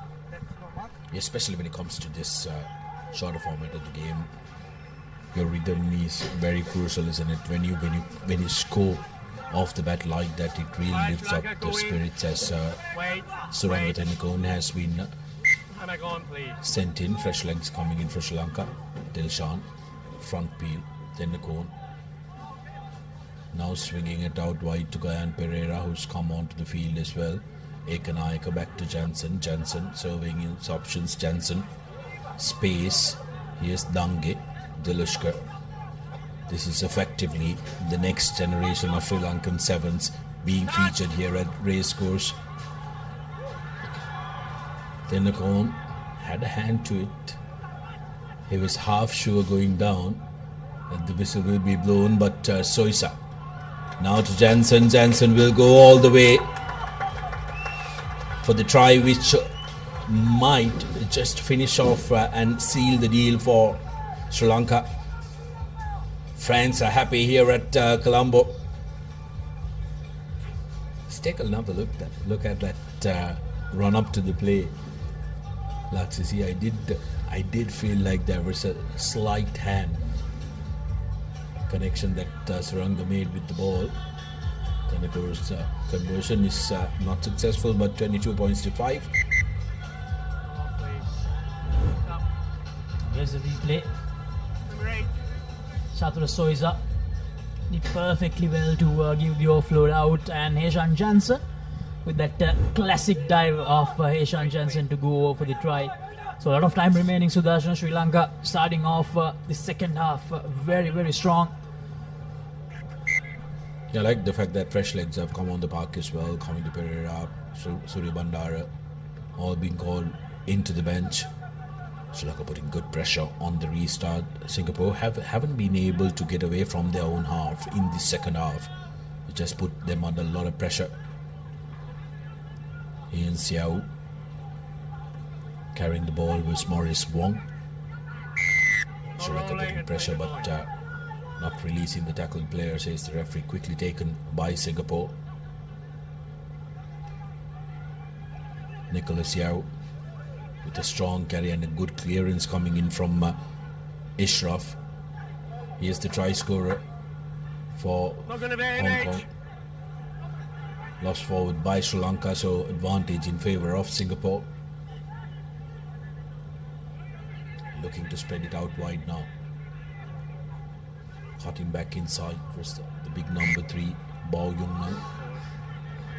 But a forward pass has been spotted by the referee.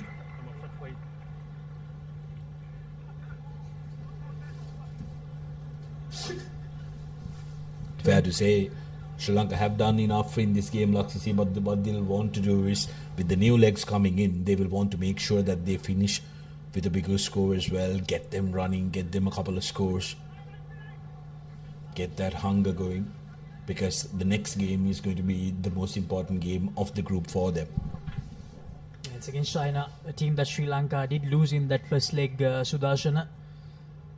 So that encounter, you can't really guarantee results. So Sri Lanka, they need to get as much points as possible, because that best second place option is still available even if Sri Lanka do lose. So it's very important that they score as many points as possible in this encounter. Now here's Sri Lanka off the scrum. In the own 22, Jansen decides to run. Here's Jansen Cutting back inside is Gayan Pereira. Ishraf now back to Jansen. Ishraf gets back on his feet and gets Jansen down. Quick ball available. Bulat Singalage to Dilshan. Janidu cuts back inside and takes 3 men to clear him. Entry. You're going to come from the gate. Offside by the Singaporeans. Bulat Singalage taking it quickly. Beautiful basketball pass. Dilshan swings it, steps,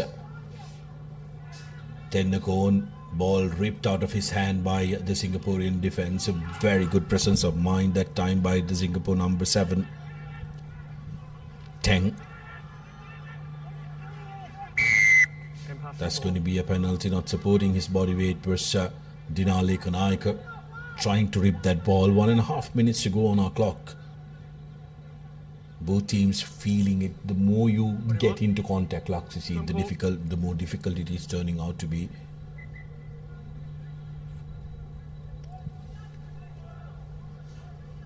$22 points to 5, 1 minute and 19 seconds remaining. Of this encounter, it will be China against Uzbekistan. Another important clash. Here's Darshana Davare, out there as well, a speedster. Sri Lanka, an amazing talent.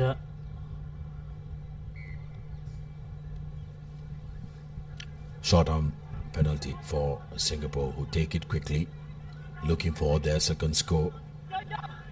Swings it to the corner. Braden Yu going to the corner. Here's Jeffrey. That's going to be a forward pass. So there's a forward pass, and you're knocking on forward. And referee decides that's full time.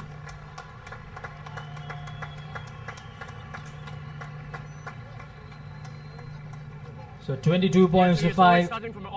Sri Lanka, they reached their second W of the tournament. They managed to create a separation of 17 points in this game.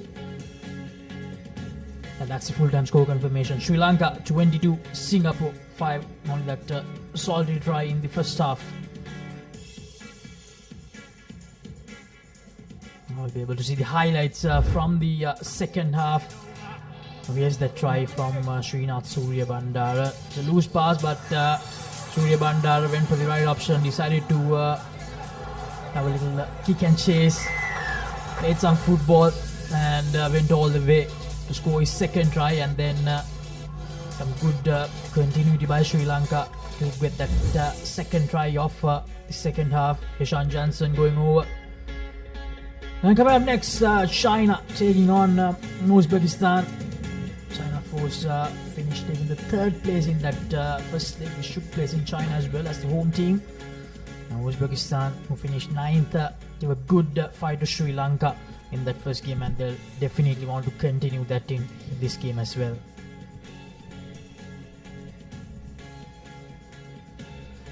The two key cards of the team, China and Uzbekistan. 15 men squad turning out as the two teams run onto the field.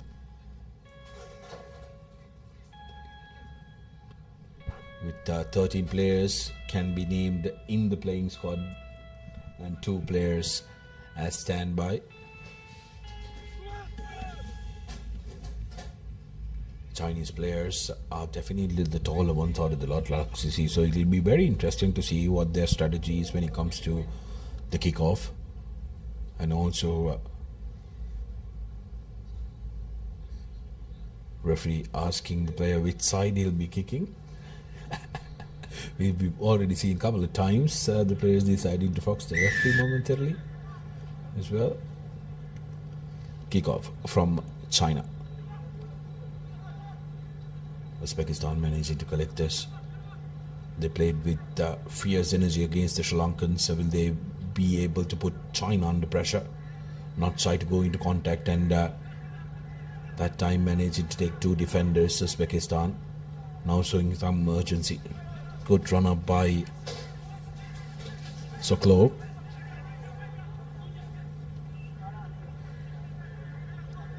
China now with possession. Looking to attack the outside channel is the big man who. Here's Zhang Hu again with the distribution. Running a beautiful line versus Chongma, but China still holding on to position. Good pressure coming in from Uzbekistan, but rock formed when they tried to tackle that ball, says the referee. Uzbekistan with some good defensive work to start this encounter, but China still on the attack after receiving that penalty. It's going to be a scrum just outside the 22-meter line.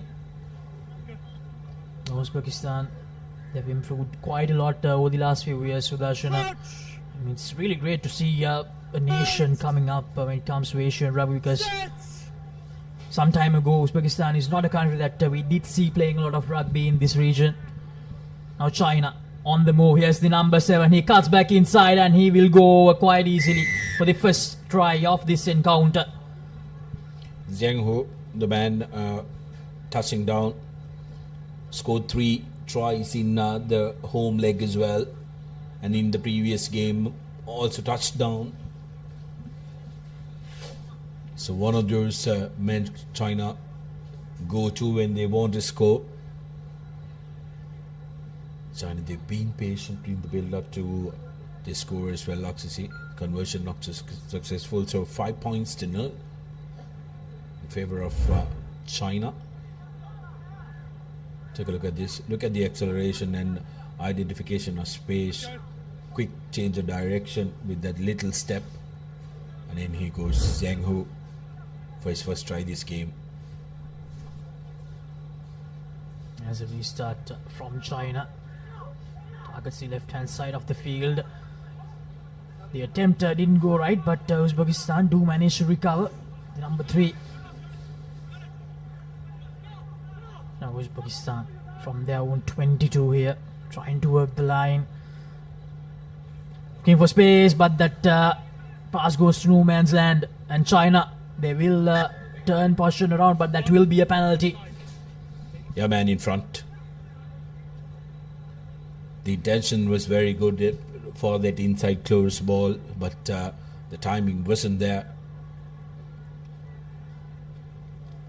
Now Sunnat making enough, getting some meters from that penalty. Uzbekistan will be looking to try and keep the game close, go into contact as much as they can, despite Chinese players being large inside. Uzbekistan is looking to try and match that up, and if they can slow this one down, they might have a game on their hand. Now here's Uzbekistan once again on the attack. Very good line out from them. Goes for that inside pass, but unfortunately a little slip up there. But still, they do have position. Need to calm down a little bit. Goes for that little kick. Not quite sure that that was the right option. China, they get the ball back, and the space opens up for the Chinese number 12, and he will go over quite easily. Uzbekistan, they'll be really disappointed about that, Sudarshana. Chongma, the try scorer, one of the dangerous men in this Chinese outfit. 3 tries for him the previous leg as well, and finds his way to the touchline. Again, a very dangerous man for China, and the kick falls right into his breadbasket. Like you mentioned, was that the correct decision? If you were going to go for a kick, why go cross? Go forward behind the Chinese defensive line where they have to turn their backs and chase the ball. Whereas here, Chongma, ball falling right into his basket, accelerates and gets China's second 12 points to 0 rather, with the conversion. And China currently bossing this game. Yeah, that wrong decision will be a good learning for Uzbekistan, to be honest, but unfortunately here's another error. They have done well for themselves, Uzbekistan, but unfortunately they have made some costly errors in this encounter. Advantage in favor of China. What Uzbekistan has is they do have a very good urgency, but then channeling it in the correct areas is something that they need to do. China, on the other hand, will be looking to make sure that they keep their players fresh and rotate their players. They will be having an eye out on Sri Lanka, who they met in their fourth place playoff game back at home. They were the victors, but they will know Sri Lanka has that home advantage here at the racecourse. Changing direction. Here's Chongma. That pass, though, not finding the man. A tap keeps it alive inside the field. Pakistan looking to put pressure, but enters from the side. Chongma. Now China spreading it out wide. In the corner is Zheng Han. China using the width of the field. Great rush defensive run that time, but running away, running around is the big number 10, Yang Fang, for China, who touches down for China's third, 17 points to nil. Now the tries are coming in easy for the men in red. Now Uzbekistan probably tried to do too many things in this first half. Sudarshan. They tried to show some creativity, but unfortunately the execution aspect was not there. It's very important that just being creative is not enough if you don't have that execution factor with you. And that's exactly what happened to Uzbekistan in this encounter against China. The conversion goes over. 2 more points added, so that will be half-time. China with a solid 19-point advantage, a 19-point buffer going into half-time against Uzbekistan.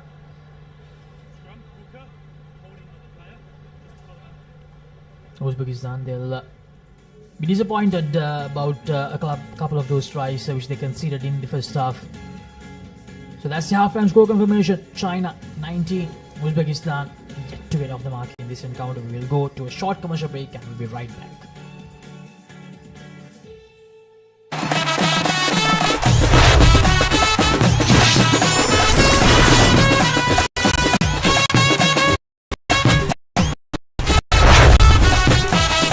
Love rugby. Live rugby. Prima Kotumi. Fantamare. For passion, a competitive spirit. It's for those who do and want to keep doing. Right. Real energy. Marina 888, the home of sports entertainment, with boosted odds, secure cash out, and unlimited rewards. Marina 888, where winners are born.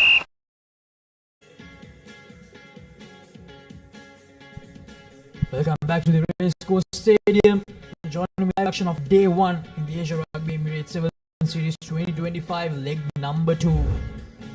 China taking on Uzbekistan in this crucial clash. And from the look of things, Sudarshana, it looks like we will have a game between two undefeated sides to close day 1 tonight.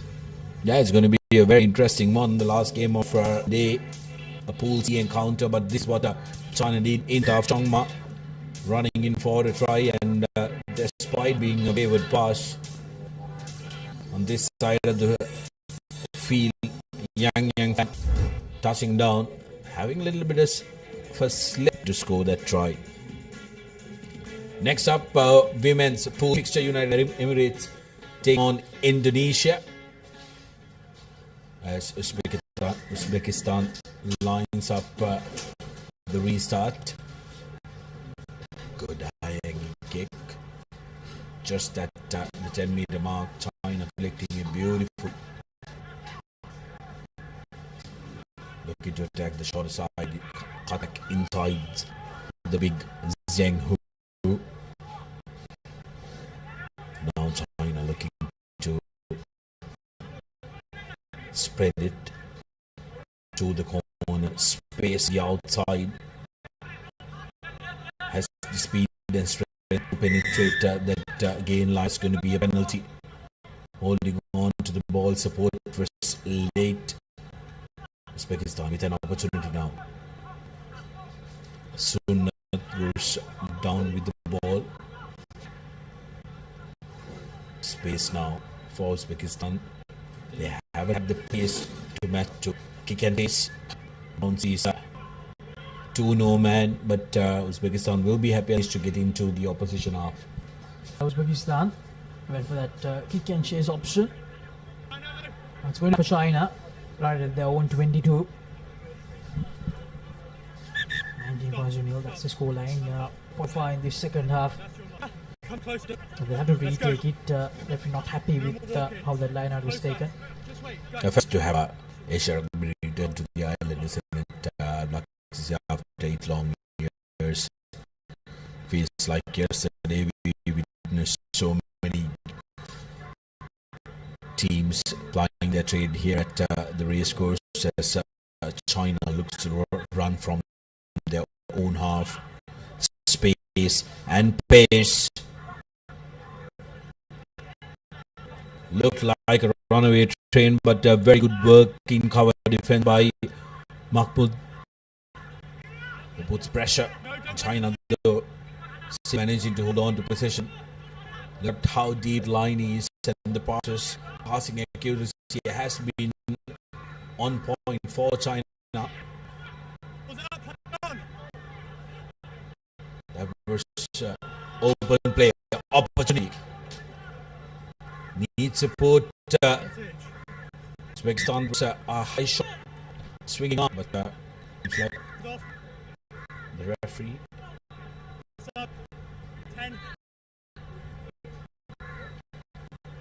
will be calling in for a replacement. Has put loss forward. As I was saying, it's been to have Asia Rugby coming back, and of course Papare, the official production and broadcasting partner of Asia Rugby Emirates 7 Series 2025 Colombo, and for us to be able to have that opportunity to be part of this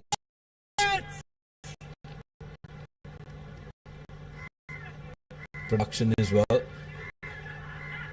China, if this changes direction, it's going to be lost forward in favor of Uzbekistan. Chinese sevens have come leaps and bounds in the past 4 to 5 years. Well, looking to be a competitive nation, especially when it comes to the multi events. They will be having their games which are going to happen in Japan. It's going to be where their planning is going to head at. Then the Olympic Games and that qualification. Yeah, all these teams, all the top 4 or 5 teams will definitely be getting those medals. Teams, Hong Kong, Japan, they'll be focusing on that gold medal, especially like Sri Lanka, China, and Korea, UAE, Malaysia. All those teams will be eyeing for those bronze, silver, and bronze medals. So things are actually heating up a lot. So that's when it comes to Asian rugby, especially in the 7th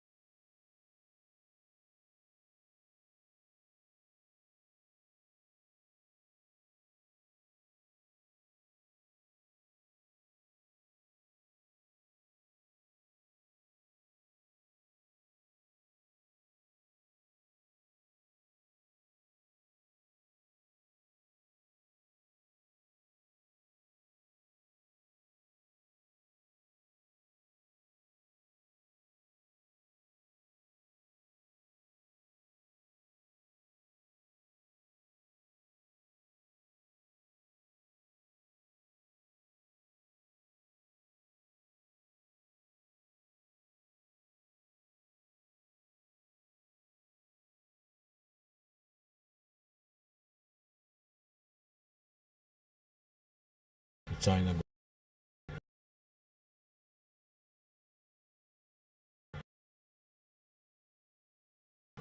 over 2 minutes to go in the second half. Back to stay in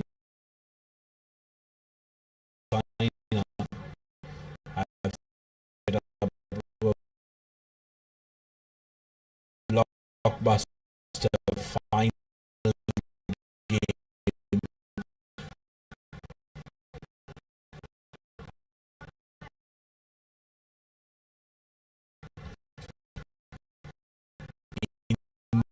This pool to decide the top seed of that pool.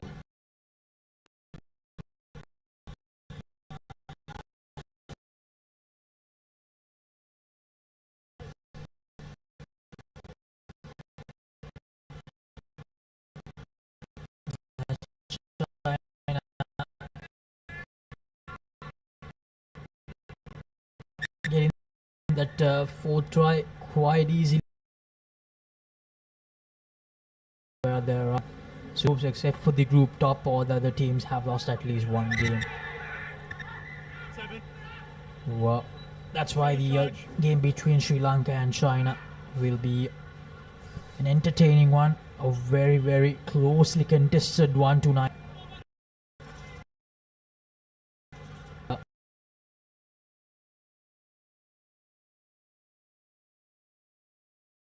Uzbekistan player.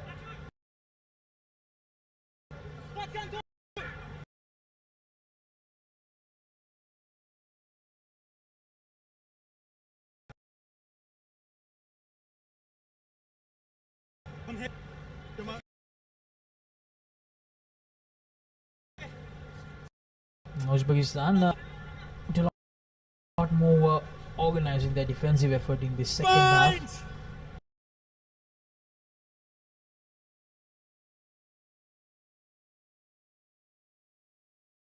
And they were in that first half.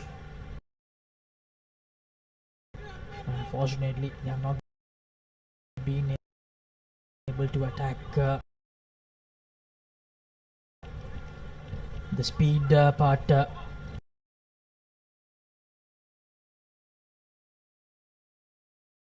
Has been lacking for them, unfortunately.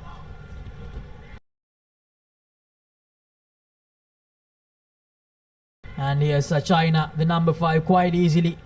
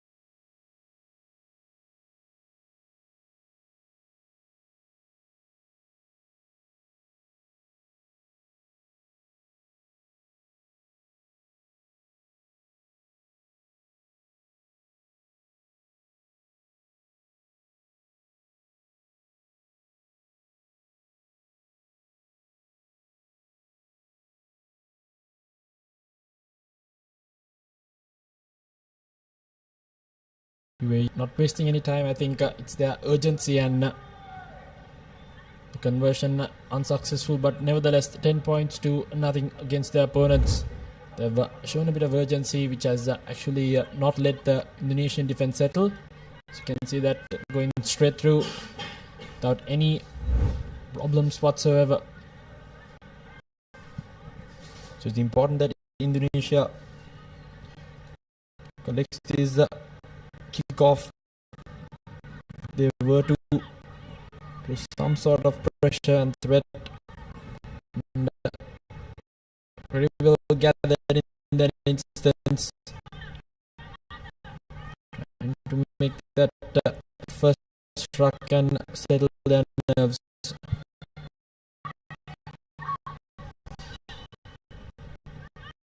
The ball alive, but a wayward offload. Nevertheless, still having the position, but good defense yet again. Almost bought out, and it's line out, says the referee. So yet again, good defense coming in by UAE.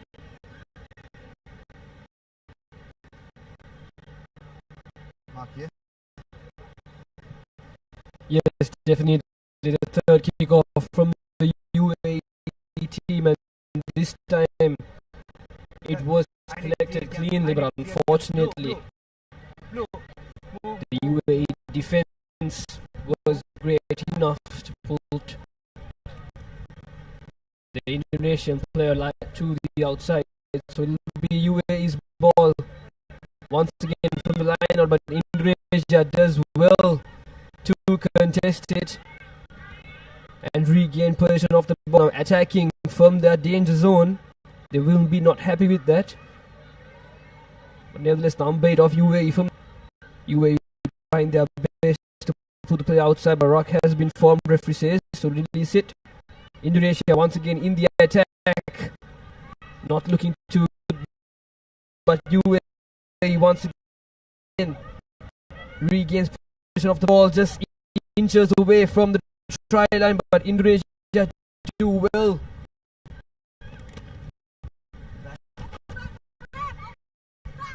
Yes, UAE quick to pounce on the loose ball, but good counter rocking there by Indonesia has just managed to hold on to position as they good, not the ideal kick, but nevertheless it's bought some and some breathing room for them. It's important that their defense regroups. So we say that cutting straight through is the number 4, stepping inside out, gives away an offload, but finds the hands of the try scorer, who drops it cold. So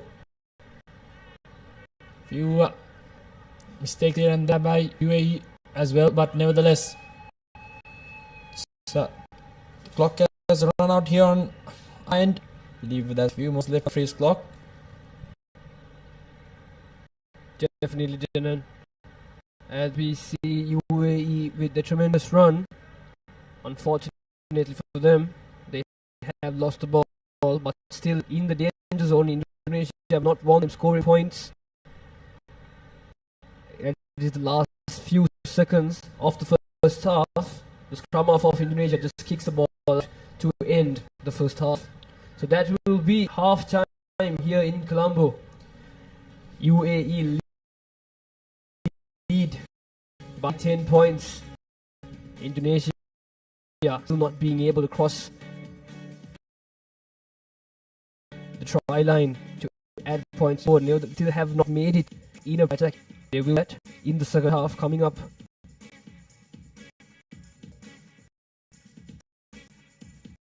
And you see how confirmation UAE 10 points to Indonesia not being able to score just yet. මේ අපේ කිරි රටම පෝෂණය කතාවන්නේ. මේ සුද්දිද? ඔව් මේ අපි අපේ සුද්දිගෙන් කිරි දානවා. සරේ ආනිකේ කිරිවලින් හදන පෝෂණය පිරි අපේම කොත්මලේ අප Booster odds, secure cash out, and unlimited reward, where winners are born.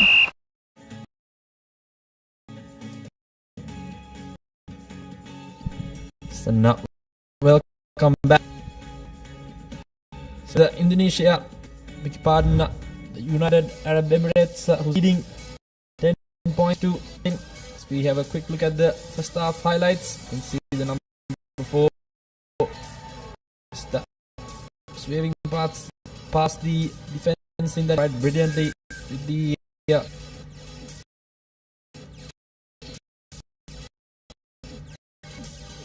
players from UAE dominated in defense and both attack, not giving the Indonesian team any sort of breathing whatsoever. Next up, we'll have Japan in the women's pool D. Japan so far is number 1 the leaderboard. Exciting matchup. The women's team did show some performances today.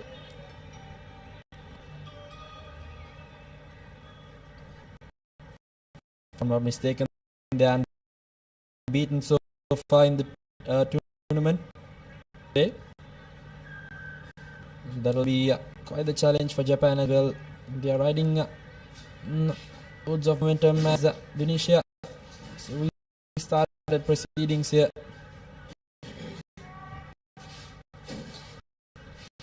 UAE this time collecting from the kickoff, sending it out wide, looking promising in this figure. Tries to pass the ball to the corner but is brought down right before making that final pass. Now they're sending it side to side, but it seems as it is working. The UAE now breaking through from the middle, looking for some that offload, having space and numbers on the outside. 3-on-1, and it's just one man to beat, and she does it. The number 10 of UAE gives it to the corner to her number 2, and will she make it right under the post? Yes, she does. The number 2 of UAE.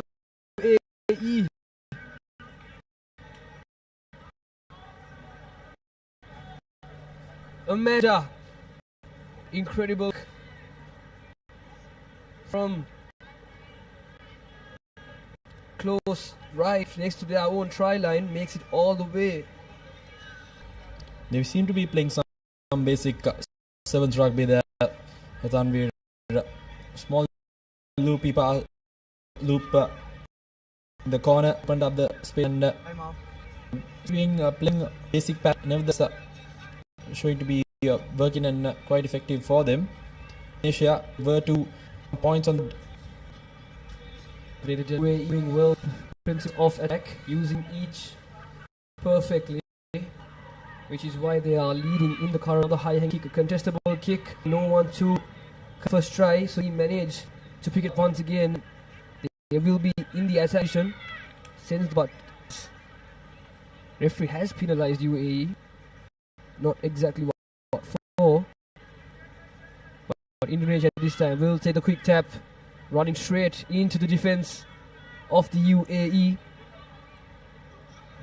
trying not relevantly what sevens play is about, but this time now sending it wide, running across, having that space on the outside through the wing 3 in the Indonesia just fighting the and a well contested by the UAE will win them a penny and work from the US again, sends it to the middle, having those gaps open as the number 1 of UAE. Wonderful work, and all the hard work is paid off. Just steps off his her left foot there, making no mistake whatsoever. The easiest try she must have scored in her career so far, but nevertheless it's Abigail Ridout who has scored the try.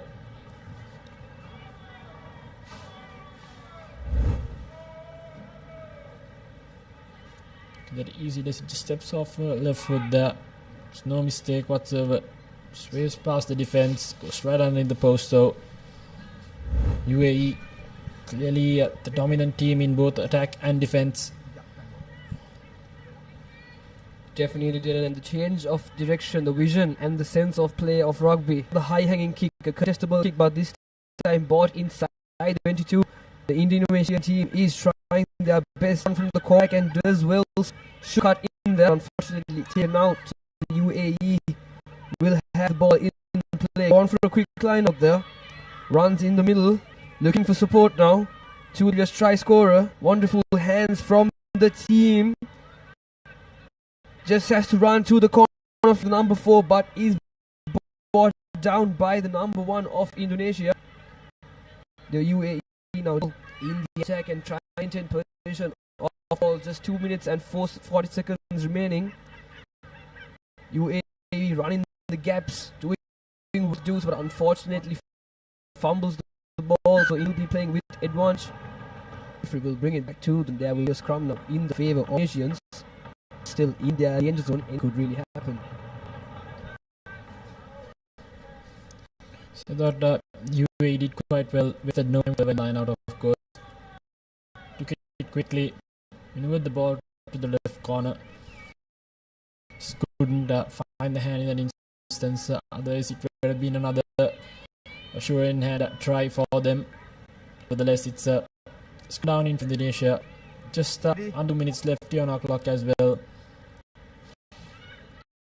Seem to be finding only no way out of this defense. Too high for the referee in that instance. And penalty. So yeah, trying to an opportunity to get some headway in this game. Takes a tap. Decides to move it. Again, very well defended by UAE. So another penalty. Not releasing, says the referee.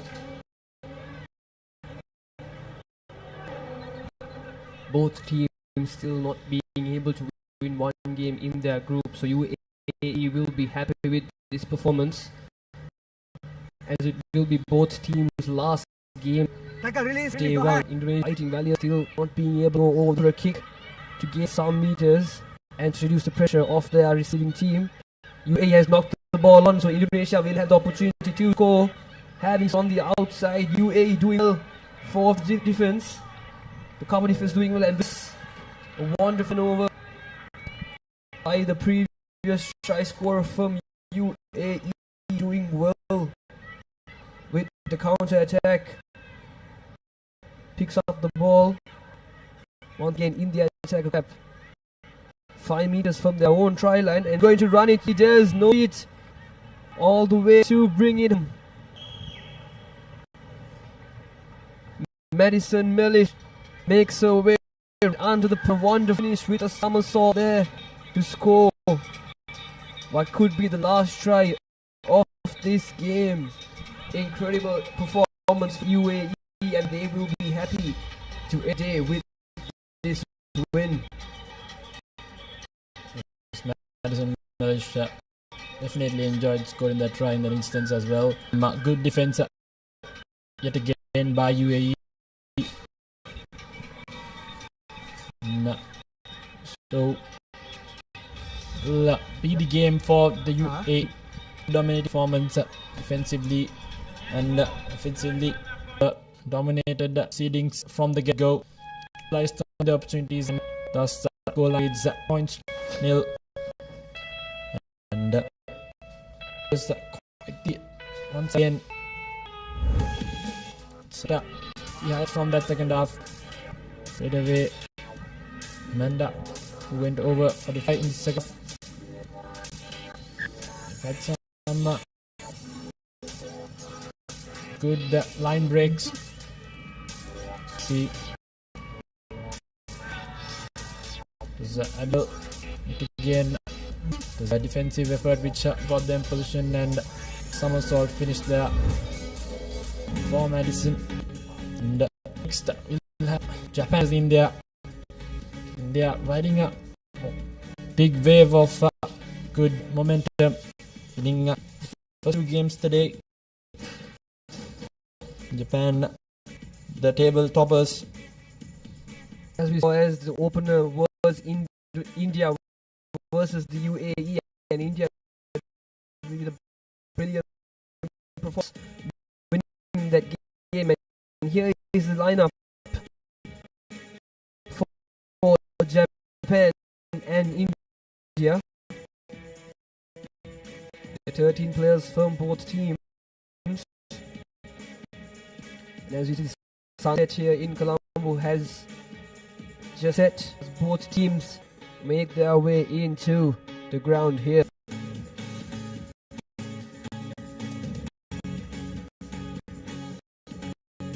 A very important match. Both teams being beaten here in Colombo with smiles on their. It's definitely Thunder. Definitely have positive energy coming into this game, and definitely some for nerve in mind as well. I think who's free.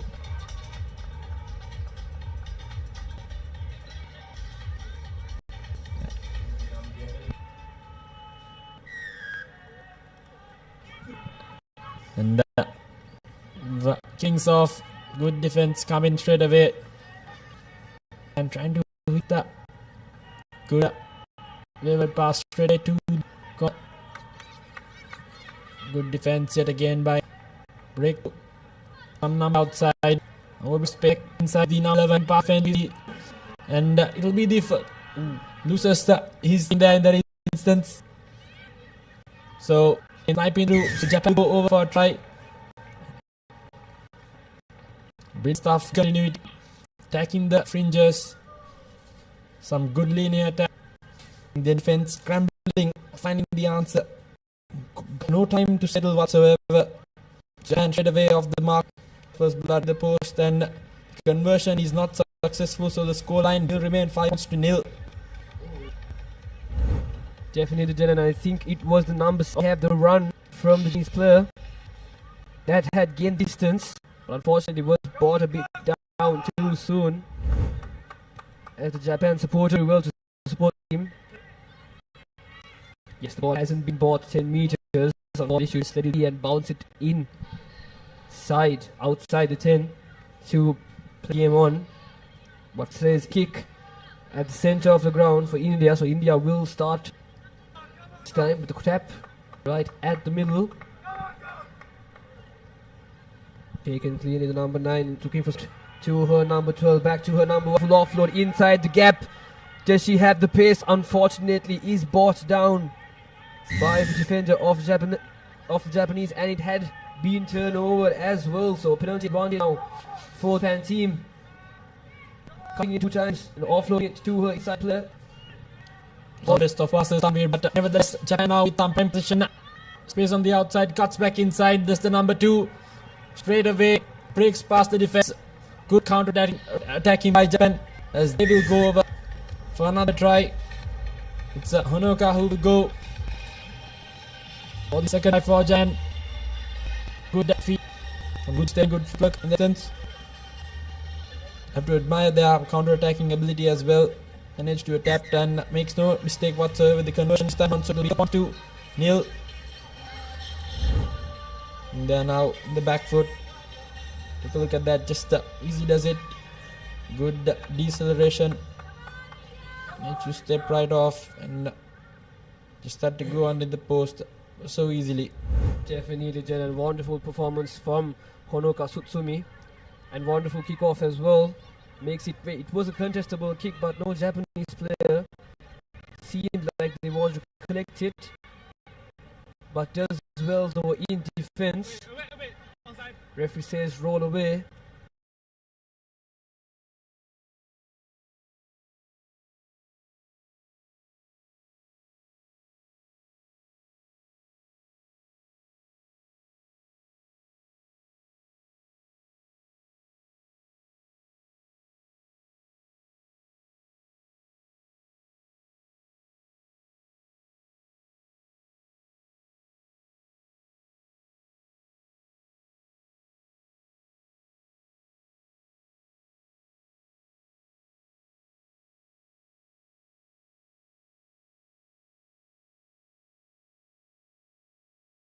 5 winner.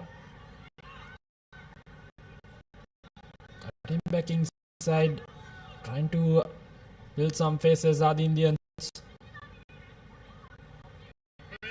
Good tackle coming in. Brilliant stuff. It's a penalty in favor of Japan. Holding on, says the referee. So I did mention Japan really easily. They have the ability to counter-attack and switch there and adapt. And good offload yet again. Straight away goes the number 13. Will go untouched over that whitewash. So it's another try for Japan. Saruna Konishi, who will go over for the third try for Japan.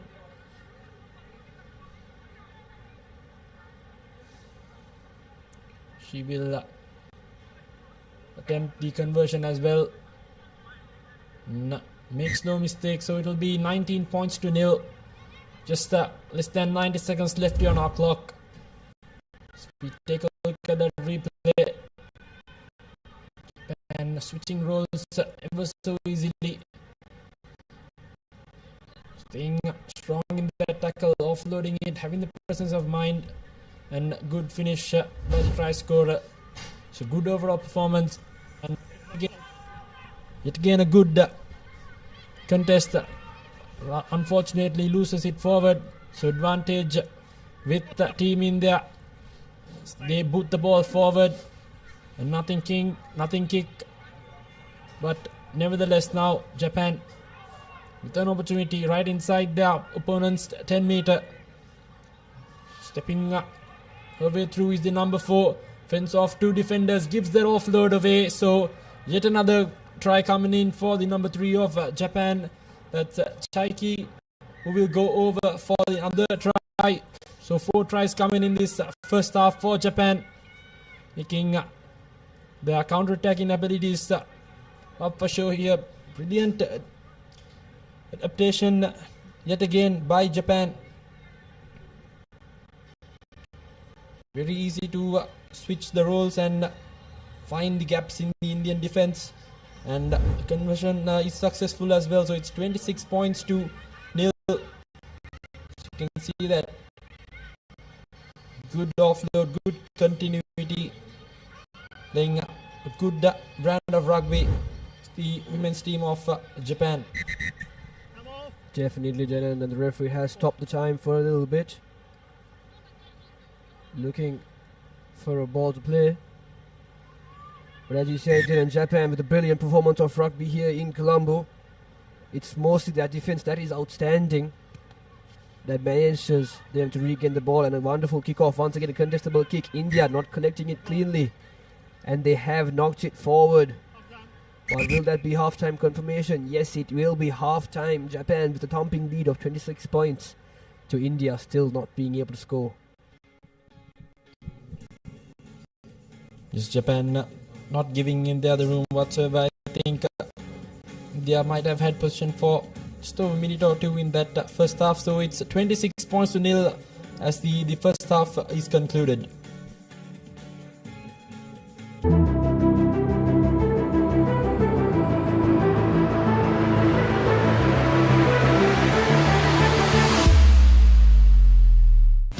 It's time for your brand new vehicle. Enjoy exclusive leasing options for unregistered vehicles, along with a host of exclusive benefits now available at Combank.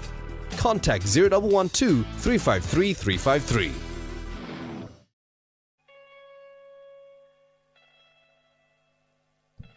And we're back. It's 26 points to nil here in Colombo, as Japan lead the 2 unbeaten teams here in Colombo. And here we have the highlights of the first half, the first try from Japan in the courtesy of the team there. And this was the counter-attack that let them score the second try. The number 2 of Japan making her way right under the post. So to admire the counter-attacking and overall playing by Japan. I think they have done quite well, have the speed, have the defensive capabilities, and the power running as well. Clearly outmatching India in all departments. And up next we'll have Malaysia taking on the Philippines. Here we go, moments away from kicking things off for the second half. They'll be leading in with 26 points. Japan does it cleanly and goes for the switcheroo from the kickoff, and it does trick the Indian defense, but still in play. But has Japan has knocked it on first is the call from the referee. A wonderful tactic from the Japanese team from the kickoff. So India now this time will have a scrum in their favour, just inches away from their 22. They will want to exit the ball and just move it towards the Japanese side to just reduce the pressure while attacking from their own red zone. So we shall see the decision that will be taken from this Indian team. It's a vital scrum coming in for Team India. It's important that they score as soon as possible if they were to at least put some pressure back on Team Japan. As we say that, yet again good defense coming in by Japan. It's a penalty again against them. So Team India with another penalty in their favour will breathe a sigh of relief there. And they've opted for scrum. So we'll be hoping to build some paces and get that scoreboard ticking. Definitely, and the Japan team just making a few unnecessary mistakes there. Referee says not supporting your body weight, and they have been penalized once again. India with the quick tap tries to go for the offer, but it has been a deliberate knock-on, so it will be a penalty advantage in the Indians' favour, and the Indian player spots the gap in the back and goes to boot. But Japan do well to collect, and now they are in the counter-attacking position. India does well with a tremendous tackle from the defense, the number 2 of India. But still, Japan has regained position of the ball. Can she make it all the way? Just one defender to beat. Has she done it? Yes, she has. Vanako of Japan. Vanako Kita of Japan scores the first try of this second half for her team. What a lead we have here in Colombo, Japan now with 31 points to India 0. I think what separates Team Japan from India is their ability to switch from defense into attack and vice versa. Again, you saw good tackle coming in, but they kept their cool and composure, kept the ball away to the play on the outside, and a mismatch of pace in that instance as she goes over for another try. So Japan, good overall performance so far in this game. Team India just outmatched and outplayed at this point. Definitely, Dylan, the adaptability of this Japanese team has been showed some promise. It had made 10 meters there, but unfortunately the ball had struck a Japanese player, so the referee will award India once again with that free kick at the center of the Racecourse ground here in Colombo. But Japan would be very happy with such a dominating lead in their last game in day 1 here in Colombo, 31 points to 0. India will try to redeem themselves to at least score one try before the full-time confirmation whistle is blown. This time Japan going for that turnover, but unfortunately knocks the ball on, so India will be playing advantage from a knock-on. But the defense from the Japanese team is what is helping them. Fortunately, India knocks it on once again to Japan. This time in the counter-attack, cuts in. Quite the quick feet from this Japanese player, cutting through what seems to be almost the entire Indian team, and does well to do so. Still in the attacking position, Japan having numbers outside, having that space. Can our previous try scorer do it once again? Yes, she does. She makes it over the line. The number 8 of the Japanese team, Wakana Akita, does well to go over the line to just add to that lead.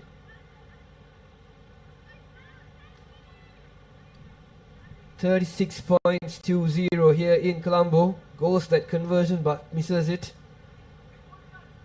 But nevertheless, the lead is still a thumping one. Just brilliant stuff yet again by Team Japan, forcing that knock on, capitalizing on the opportunity is good. Phase that in that instance, getting drawing all the defense straight away. Again, the kick not traveling the 10 meters, so that's something they'll want to work on. A few fine tuning in this Japanese team, and they'll be a force to reckon with tomorrow. Definitely did show some promise in the attacking position right before the Japanese team scored the try. But unfortunately, it wasn't enough to add points into it. They'll still try once again with the free kick. Set the ground of not making it from the kick off the Japanese team.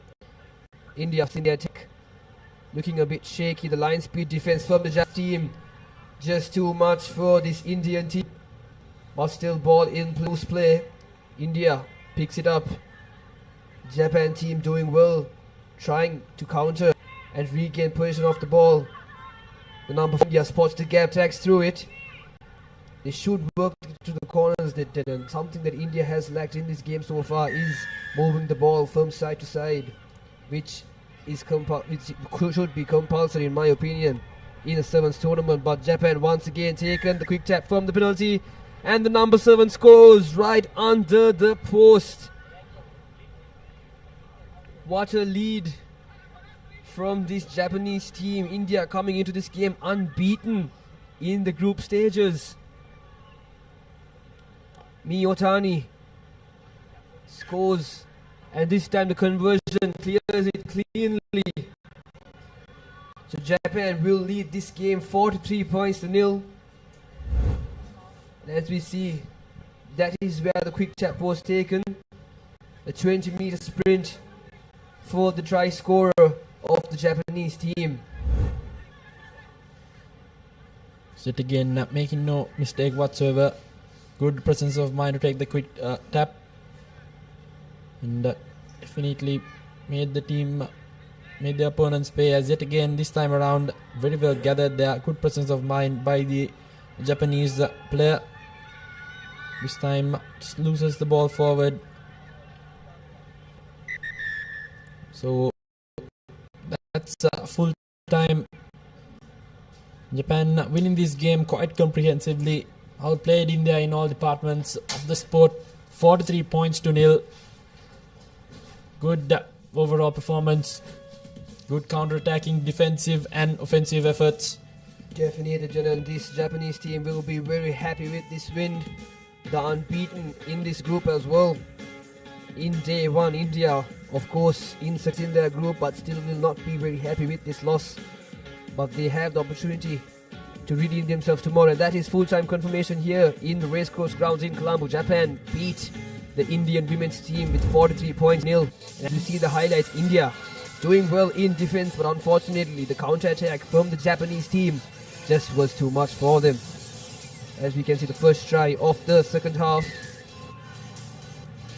Well displayed effort from the Japanese. What a lead as well. Both teams coming into this game unbeaten. But Japan smashing in this game 43 points to 0. And as we saw, both teams paying their respects to end today's day. So the key stats, Japan 7 tries, 4 conversions. Did quite brilliantly, showing why they are on top of the leaderboard. And number 1 on the points table. And the next game we'll have a change in voices. It will be Nathan and Rishwan.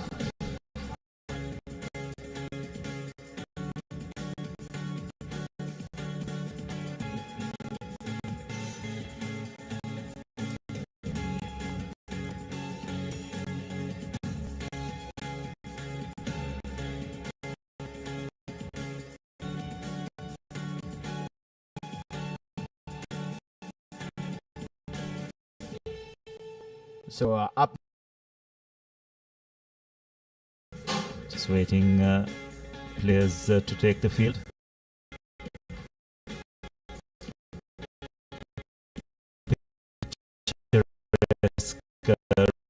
Racecourse grounds here. The weather has been kind to us, isn't it, Nathan, thus far? The last couple of days in the night, we've had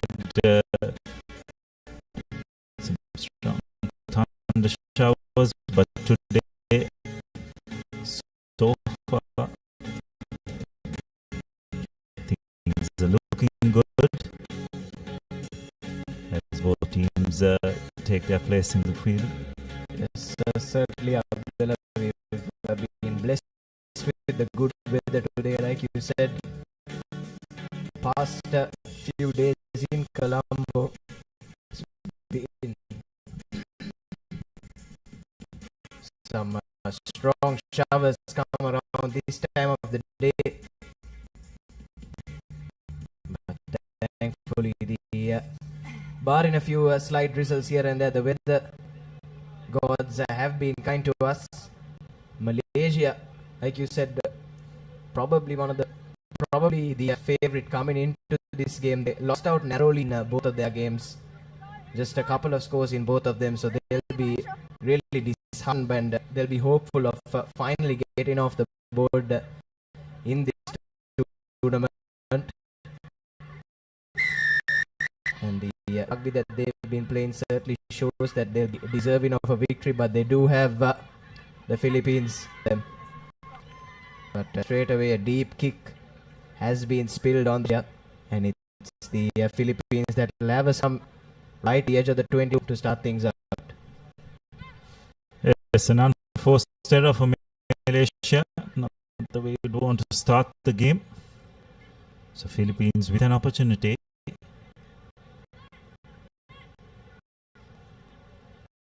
Just on the 22-meter line. Good read. Philippines just trying a short angle, getting over the first line of fence. Malaysia though realigned well. Now big number one of Philippines. Ball squirted out. Unfortunately, the Malaysian player played the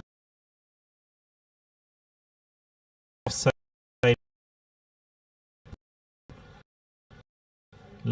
line. Philippines take a quick tap.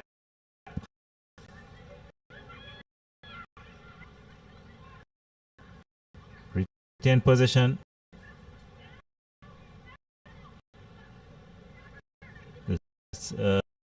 Philippine girls seem to be taking the direct. They do have a slight physical advantage over the Malaysian outfit, and it's their number 8 who goes over.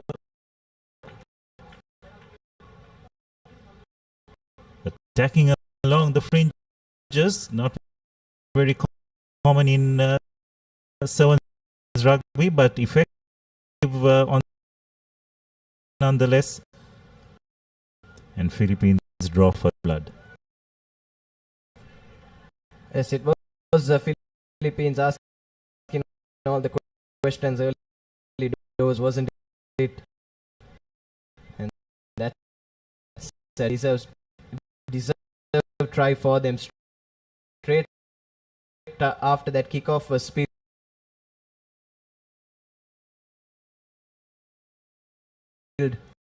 by Malaysia. Convert goes begging, so it will be points to nil after this 1.5 minutes. But it's interesting news of their players on that occasion from through the fringes. But eventually they did their desired result. It seems to me, Abdullah, that the Philippines do have the physical advantage when in both sets of players. Maybe that's why they opted to go with those pick and drives.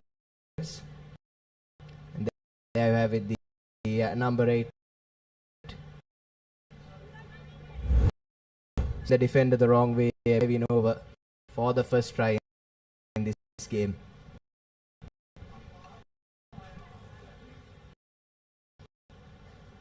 So Malaysians will look to try and strike back at the very earliest. There is a player down on the Philippine side, so referee has stopped play.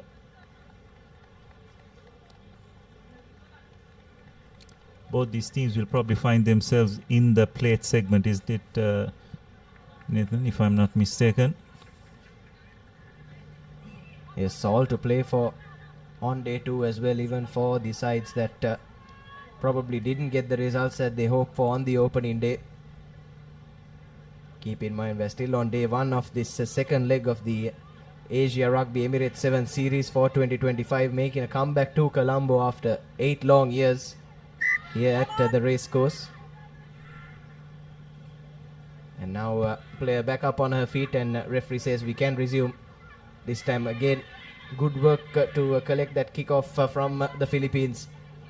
And straight away looking to run at the defense of Malaysia. Unfortunately though, that last pass really needed to go to hand, and the ball has been turned over. And the first bit of possession for Malaysia in this game. Haven't seen them with the ball at hand in the first 3.5 minutes. And straight away making their way right up to the correct half of the pitch. And there's that number 4 with a darting run through on the right hand side, running round. And straight away Malaysia have pulled one back. And it's their pocket rocket once again with the score. Yes, well, that's the way Malaysia will want to play this game, with a bit of width. Don't want to get into too much of a confrontational battle with this Philippines outfit. Spread the ball out wide. They have some speed on the wings, and they've got to use it. So Malaysia have done well to strike back. Conversion not successful, so score will remain at 5 each. So we have a look at that replay once again. Lovely draw and pass, and a lovely running angle. It's just those first 2 or 3 steps that is crucial on those occasions. You just got to have that ability to take off. And Malaysia have been able to do that. So they've drawn level, restarted again. Fortunately, Philippines just taking the eye off the ball at kickoff time. Now there are numbers out wide. Just need to run straight, draw and pass.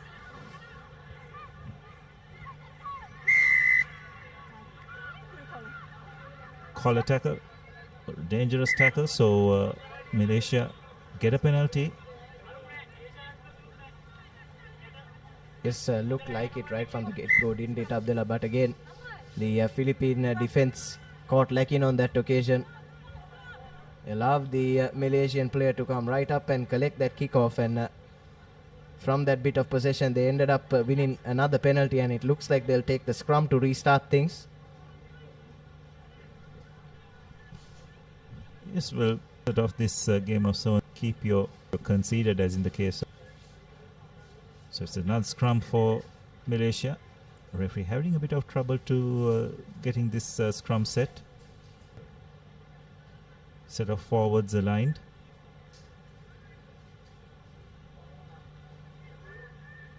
Eventually we do get one. Ball fed in by the Malaysia, just to kick it back to her own team, and that's a lovely run by the fly half. Number 6 goes all the way. So what a response it's been by Malaysia. 2 consecutive tries, sees them take the lead. And you'd have to say, Nathan, that was a bit of poor defense by the Philippines. The try scorer, Nur Iza Azizan, ran right across. Malaysia, the Philippine defense just were a bit of 2 minds, not going for the ball carrier, were just standing away, and eventually Nur having a bit of pace to go right round the Philippines defense. Yes, a moment of individual brilliance there. As you said, Abdullah, the defense was caught lacking, but take nothing away from Nur there. But coming back to that point on the defense, her run started off laterally, pushed out wide, but unfortunately for them, that lack of communication, no one knew who was making the tackle, and eventually managed to let her run uncontested right under the sticks for Malaysia to take the lead for the first time in this clash. And now here come the Philippines as time runs out on our clocks for this first half. They'll be hoping that they can try and find an equalizer before heading into the break.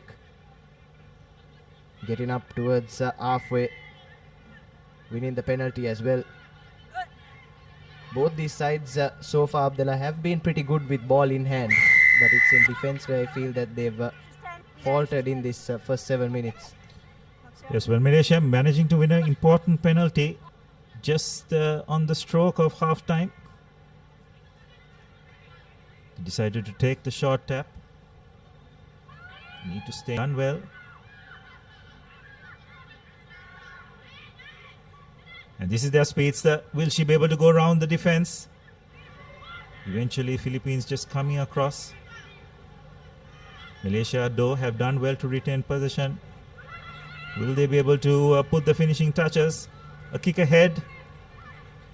Unfortunately, just going into touch. So that will be half time. Malaysia ahead 10 points to 5. An entertaining first. Was the Filipino side that the first kickoff was dropped cold by Malaysia, but after that, when Malaysia slowly started growing into this game, they managed to get their possession, get their moves right, and take a 10 points to a halftime confirmation there as well. It's 10 points to 5 in favor of Malaysia. For passion, competitive spirit, for life on the move, to work hard and play hard too. Real energy is for the night owls, the hard workers.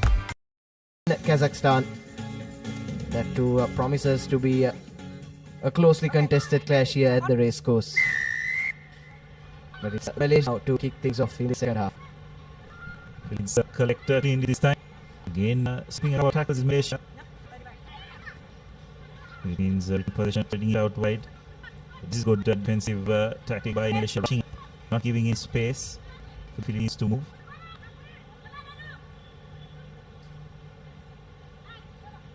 Good clearance by the number 1. No look pass, doesn't find the mark.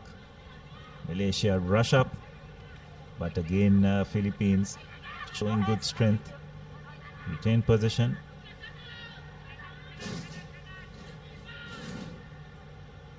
Position turned over. Malaysia with an opportunity.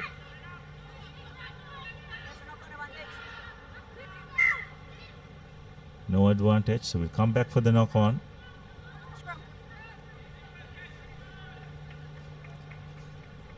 It's a scrum in favor of Malaysia inside the attacking red zone.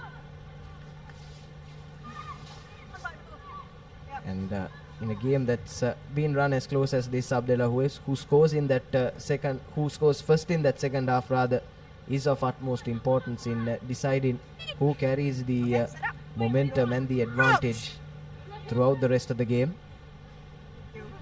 Well, more so for the Philippines because they are trailing. You don't want to be 2 scores down with just a few minutes to go. So Malaysia trying to launch an attack from their own 22. A chip ahead, a good bounce. Philippines have done well to retrieve possession. Need to try and get the ball out wide. That's a nice wraparound pass. Will they have the pace to go all the way? But again, Malaysia's cover defense coming across, but illegally. And looks like the referee will go to the pocket, so that's a big advantage for Philippines. Malaysia will be down a player for the next couple of minutes, and Philippines will definitely want to make it count. Yes, this is exactly what the Philippines would have wanted. Will play the next 2 minutes with an extra player on the park, and it's a perfect opportunity for them to try and find that equalizer and possibly try and gain back their advantage as well. Crouch. Fine. It's a scrum just inside the Malaysian half now for the Philippines. One man to the good as well. Santano. Let's do it again. The ball squirted out of the scrum, so we'll have to repack. Looks like Malaysia making a substitution. 4 minutes or so to go. Set up first. Still Philippines have a player advantage. Fine. Set. Yes, we're into our last round of matches as well, isn't it, Abdullah? I'm sure there's plenty of tired legs on the park. They've been here from very early on in the day. There are some important matches coming up tomorrow as well, as another unforced error comes in from the Philippines. And now Malaysia have won the ball back.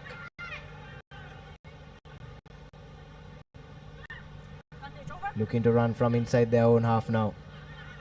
Yes, that number 6 again. Looks like she's been a deceptive runner so far. Seems like no one wants to tackle her. Straight diving. And draws the penalty as well. Had rights to the ball there, but unfortunately went off her feet. The number 8 for the Philippines. And Malaysia, this will shave some precious seconds off the clock in that time that they're down to 6. In setting up to take that quick tap.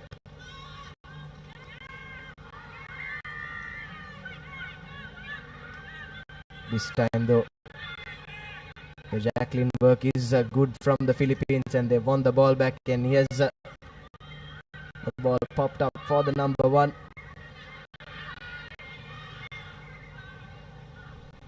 Working it now from right to left, and spots the gap, does the number 13, but chased down well there by the retreating Malaysian player. But it's the Philippines now playing inside the 22.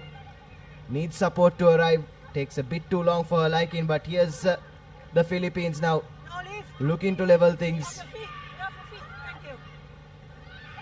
And the number 11 dives over, and that will be the equalizer for the Philippines. So eventually, after missing out on a couple of opportunities, they do capitalize on that numbers advantage, and they make it 10 apiece with the conversion to come. Yes, well, Philippines deciding once again to take the direct route. Not playing with too much of width, showing a lot of patience, running straight, getting over the gain line. Patricia Mandan with the score. So Philippines playing to their strength and managing to equalize. And we have a look at that once again. Some good desperate cover defense. Doing well to stay on their feet, offloading. Ruck after ruck. Ball coming out again along the fringes. Fortunately, Malaysia just not covering the areas. It's 12 points to 10 in favor of the Philippines. So yet one score in it, and we're just approaching the final minute or so of this game. Malaysia, rather Philippines deciding to switch sides, but that was a poor kickoff. So we come for a free kick at centre field. Let's see the anxious Filipino bench. Game is going to go right down to the wire. Will Malaysia be able to make this counter? And unfortunately, they've knocked the ball on. And to make matters worse, following player has picked it up from an offside position.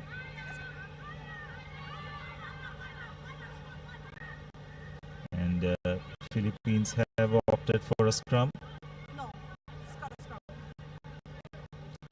I think a bit of confusion in the Philippine ranks. They already asked for a scrum, but the players seem to want to go to touch, but the referee very correctly said the call has already been made.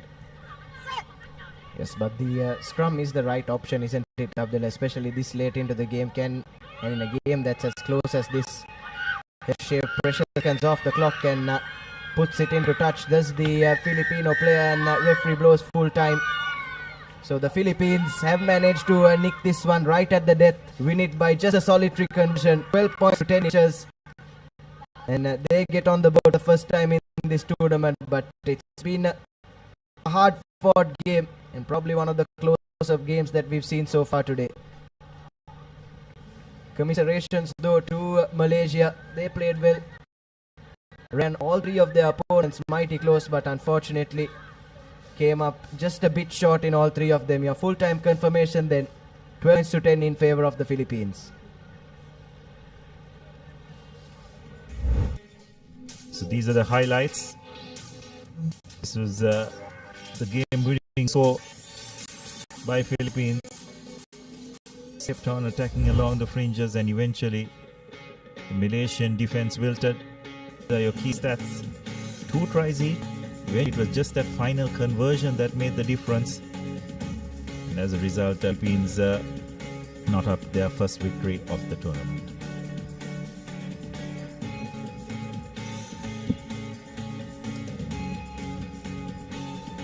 So coming up next is another thank you to Dialog with China. China been a real dominant force in women's sevens rugby. Will go into this game as clear favorites, but don't want to count out the Kazakhstan ladies. They have been a force in Asian women's rugby for a while. Yes, there you have your team cards on the screen. China take on Kazakhstan, and yes, China trying to make themselves one of the forces to be reckoned with in the Asian rugby circuit. They did well up on their home turf.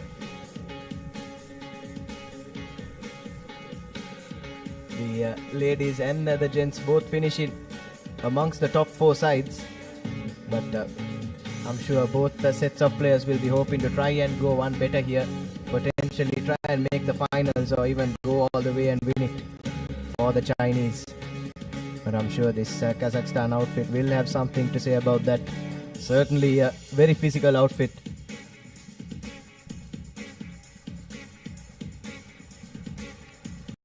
That's your referee from Japan, Hibiki Ikeda. She will control this game. Yes, it's really interesting to see how Chinese women's rugby has come on and leaps and bounds.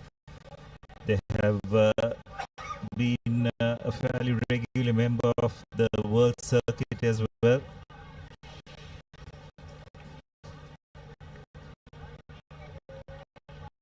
So a very professional, competent outfit. Kazakhstan will probably try and look to outmuscle this Chinese outfit. And I think they have the pace outfit to count what China can throw at them. As the game has commenced, it's China who will look to lose the first attack. A lovely bit of passing, wonderful footwork. Unfortunately, no ball down at the crucial moment. This will be a scrum. As you can see, light drizzle prevalent here at the racecourse, so ball handling is not going to be easy underfoot conditions. Tough, so players and resolve will be tested. Kazakhstan with the feed. It's the number 7 taking the ball up. Stay in his feet till the supporters. Again, Kazakhstan just looking to take the direct route, running straight in. Unfortunately, knock ball on. Position has been turned over. Interesting to see what China will do. Will they try to go and play with a bit width? Yes, does seem to be the tactic.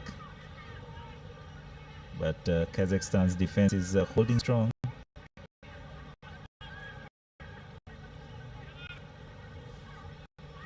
China switching sides. sides. Wonderful bit of footwork. It's number 76, interestingly. Kazakhstan appeals very clearly, not staying on your feet.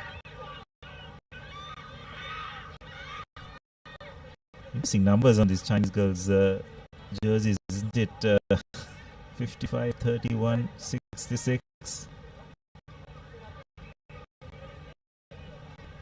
It's not what we're typically used to, isn't it, Abdullah? Perhaps a bit of superstition as well. Players tend to opt for their lucky numbers. But it would be interesting to know the reasoning behind all those numbers on their jerseys. So now with the feed, changing directions, running laterally. China trying to outflank, but some good defense by Kazakhstan. Really running lateral, nothing on there. Expect a bit better from this Chinese outfit. Need. So now Kazakhstan will try to win this line and get their attack rolling. Going to number 1, but by China. Kazakhstan though have done well to retain possession. The dummy has been thrown, but a good cover defense. China. Kazakhstan in position, unfortunately knocked on. So conditions are a bit tough. You can understand, given that there is a drizzle that is coming down here at the Racecourse, so the ball is going to be wet. Players will need to be aware of that. They may not be able to stand as wide as they would like. They need to probably reach the distance between the and the ball receiver. And China with the break. 2-on-1, unfortunately, not finding its mark.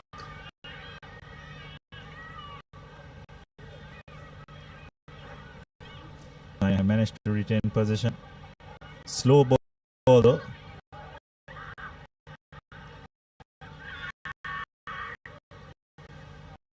And that's a lovely run. Beautiful angle. Lovely supporting line as well. Brilliant by China. Is it held up?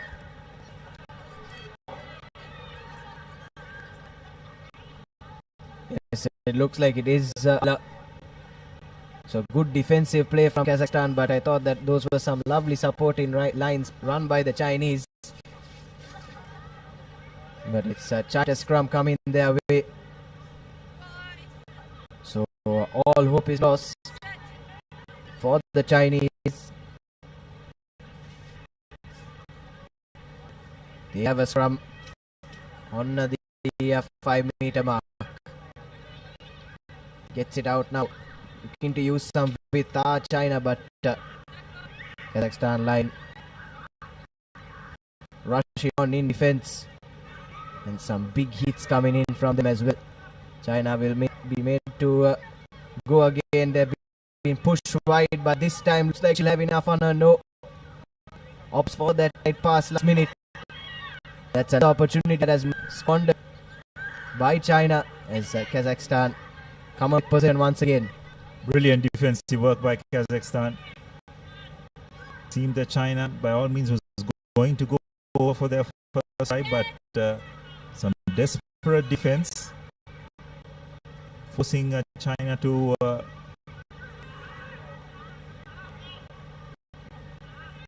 make some rash passes, and as a result Kazakhstan have done well to turn position and they've cleared their lines.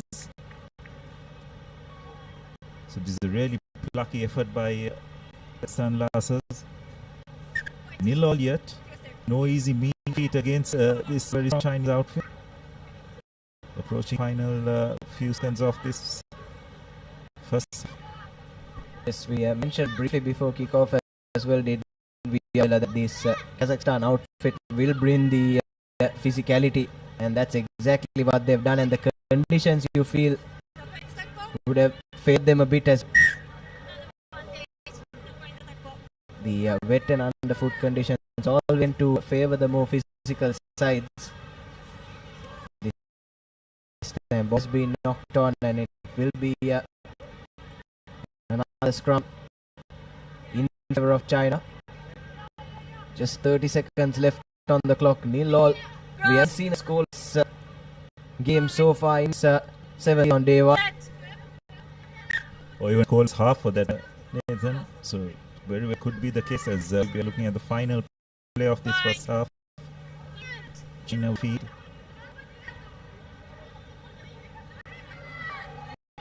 Break on the open side. China this time deciding to go to the boot, but penalized for being offside. So an opportunity here for the Kazakhs to have the final set. Interesting the option will take. We do know Kazakhstan like their set pieces. Looks like they're going to go for the short tap. And the short tap, and they've hacked it down the field. That's a good retrieve by China's number 69. Wonderful line pass, and have China found the space just to sweep at it.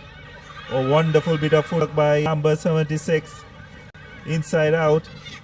Completely foxing the Kazakhstan number 2 to go over for China's as well as this game first try right on the stroke of half time.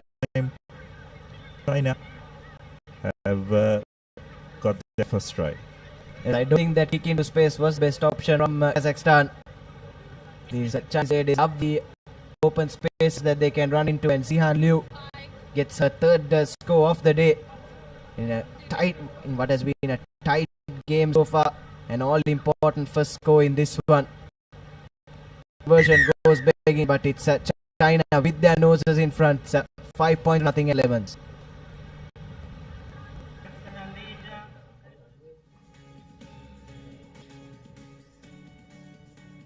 Conditions surely come in the picture as you have your halftime confirmation.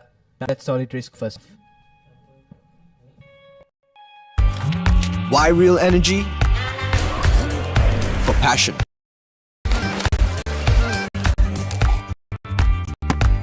A competitive spirit. For life on the move. To work hard and play hard too. Real energy is for the night owls, the hard workers. It's for those who do and want to keep doing. Right, real energy.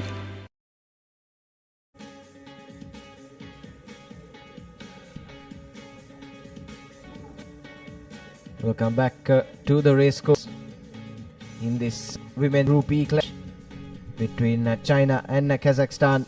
Take a look at the first file. It's just all that we have to show. After Kazakhstan put a free kick into some open space picked up by the Chinese, and then ran nearly the entire length of the field to dot down right on the stroke of Lemons. But apart from that, it was some stoic defensive efforts from Kazakhstan. So we take a look at our next fixture in women's Group F. Sri Lanka take it on Singapore. Both sides winless so far in this tournament. Both will be looking to close out their day 1 proceedings on a high. So it's China who restart, and Kazakhstan unfortunately have knocked on. I think players just need to be a bit more aware of the conditions now. Be a bit more cautious when take possession of the ball. They cannot take it for granted like they would if conditions are dry. A bit more tuned in. So China with an opportunity to get the first score of this second half, and looks like it's their number 9 identifies a gap and goes right under post. The Kazakhstan defense can't exist, you have to say. Just after China wanted finished first half strong, and they've started the second half well. The second half is Asian 7 Series second leg. We have a look at that once again. So where the Kazakhstan defense was, lapse of concentration. Yes, and a defense that was so good in that first half, isn't it, Abdullah? Caught napping on that occasion, straight after the break. Yes, probably they'd be really disappointed having conceded that try just before halftime. But they need to have put that behind them and moved on. A lot more rugby to be played. Kazakhstan now taking the ball up.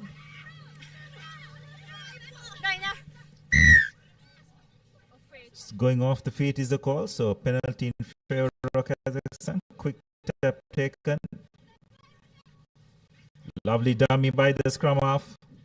Getting the ball out to the wing three-quarter, but the Chinese defense has moved across. Well, Kazakhstan do really well to hold on to possession.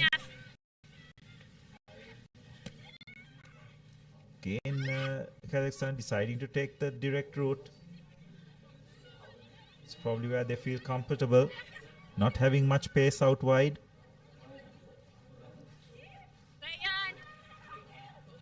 And they have lost the ball in contact. China's 55 picking it up and is making a dart.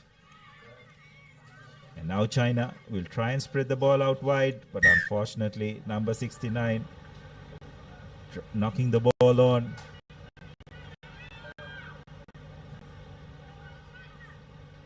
As very correctly said, Nathan, the conditions are going to play a part for the remainder of today, at the very least.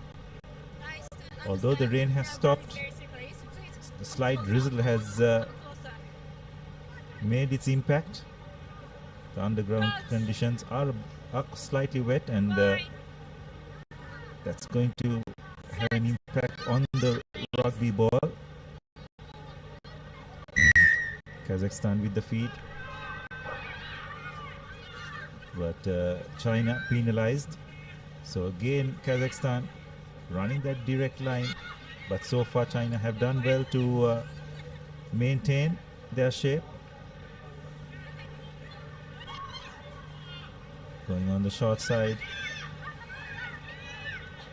It just seems Nathan, Kazakhstan just don't have speed out wide. And China do have the ability to match them for physicality, and on this occasion they turned position over. Number 55 again, getting the ball out to the wing three-quarter. Lovely fend. Nice offload. This is really good by China, keeping the ball alive in these wet conditions. And it's their number 55, or rather 65, who runs a wonderful supporting angle to go over for China's third try.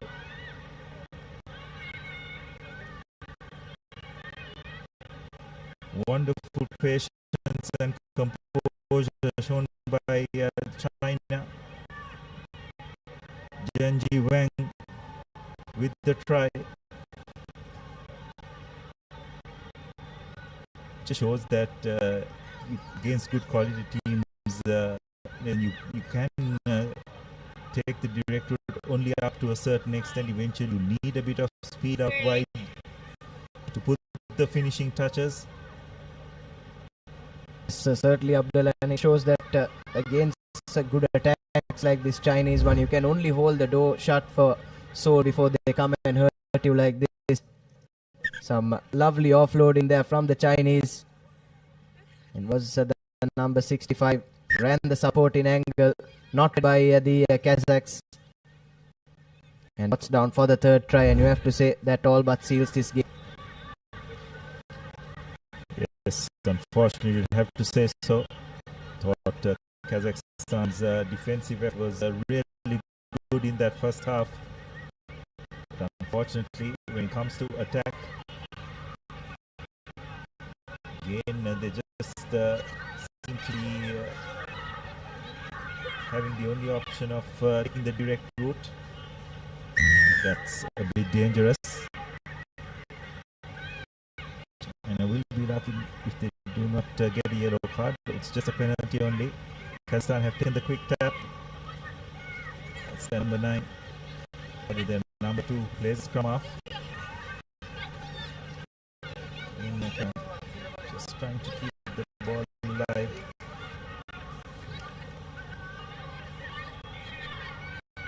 Slow ball, and eventually Kazakhstan deciding to use the boot, but not much of a chase. And look, could that have been a knock-on? Yes, it is. So an unforced error by the Chinese sweeper. An opportunity for Kazakhstan to probably have the final say of this game, Nathan. Just approaching the final few seconds. Yes, will be important as well, isn't it? Up there, considering the way that they choose the teams then to make it's the top seeded teams from each group, and the second team, from the second place teams in all 3 groups. So when it comes to calculating that, the points difference and the amount of tries that you've scored becomes quite important, especially in a group like this where both China and Kazakhstan came into this game unbeaten, where they are winning it out for first place in a women's Group B. So once again Kazakhstan taking the route. Will they be able to find a bit out wide? But some really good defensive work by the Chinese. Kazakhstan eventually to hold on position. Referee has hands out for an advantage. No advantage. They come back for the penalty. No, you got to take the tap from the correct place.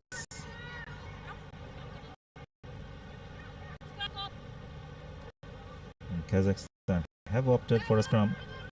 Probably the final play of this game. Every point could prove crucial for Kazakhstan to get that best second place position and make it to the cup semi-final. And they have lost position as a result. China will try and launch another attack. Quite sure whether they need to.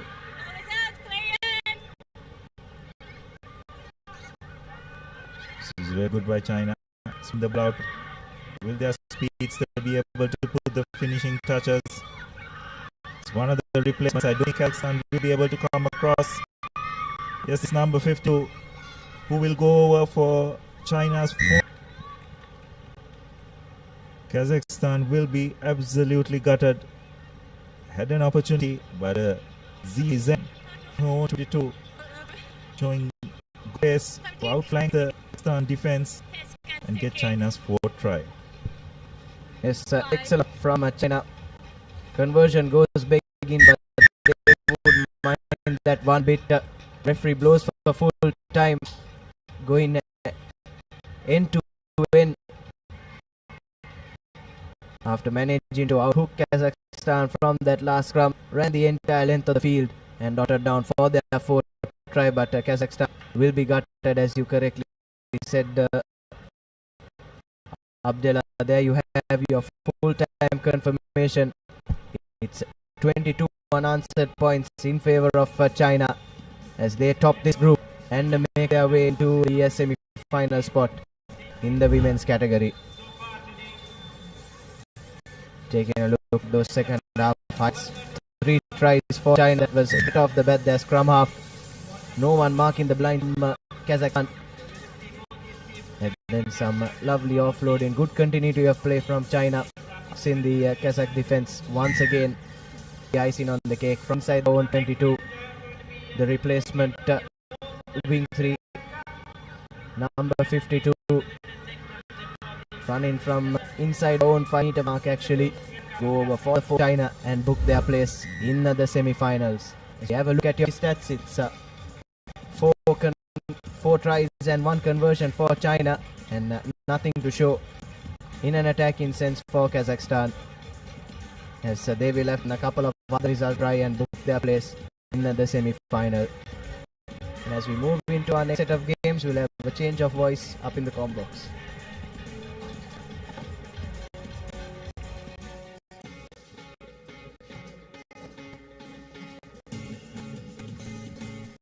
as you see, Sri Lanka will be taking on Singapore in the next game.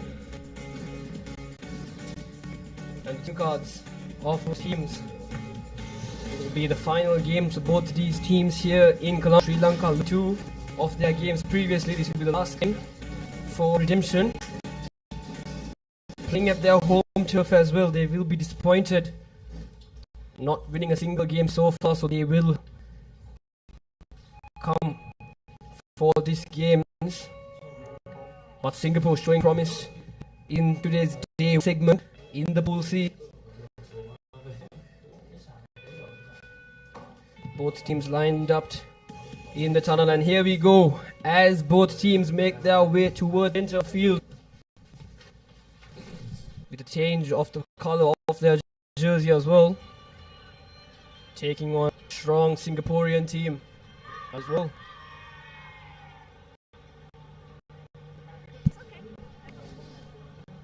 It's exciting matchup.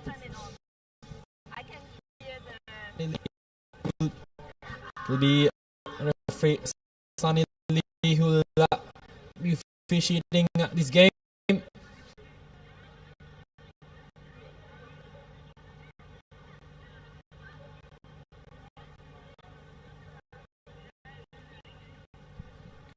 Both teams still not being able to have a victory at hand here at the day one. Both teams desperate for a victory here today. Racecourse, and it will be Sri Lanka kick off things. Charlie will kick things off.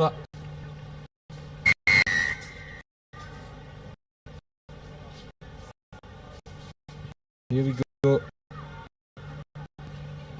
Good restart, very well gathered by Singapore. Australia coming up in defense. Put up, passing the ball. Straight away the gaps. Place on the outside. Good tackle coming in.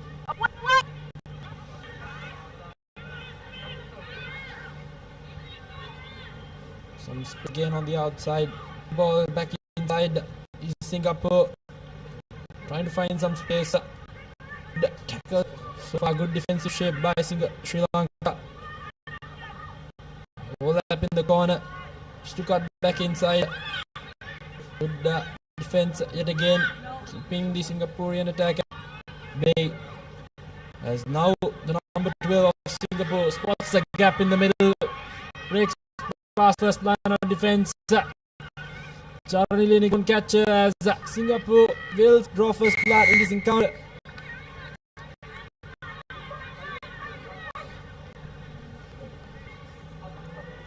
It will be Jane Chang Yi scored that try for Singapore. But unfortunate mistake for the Sri Lankan team. They just didn't align there in the defense, where the center just overshot to break that line defense. And it was the number 12 of the Singaporean team spotting that gap and attacking that precisely to score under the post and making it easy for the kick taker to convert. So Singapore leading in this game 7 points to 0, and there we see the number 12 running through that gap to just make her way. It is right under the post. So Singapore once again will, for the first time in this game, will be restarting proceedings. That is Jane Chang Jingyi who scored the try. Good restart collected by Sri Lanka. Able to the ball in the first turn, but nevertheless Sri Lanka still managed to position. Number 2 to take past the defense. Nevertheless, Sri Lanka with second phase ball taking the best pass coming in. The dude just scored the ball a bit slippery. Nevertheless, Singapore now with position. Good jackal work there. Definitely driven, cleanly taken from that turnover to receive a penalty in their favour. Sri Lanka will be happy with their outcome. So a penalty may have for a scrum, but let's talk about Santika Hemakumari, that wonderful hit there, but unfortunately from the efforts from her teammates, it just pulled the ball of Novati, which transferred to a scrum. Attacking now in a pressurized zone, attacking from their red zone. They will want to get out of here.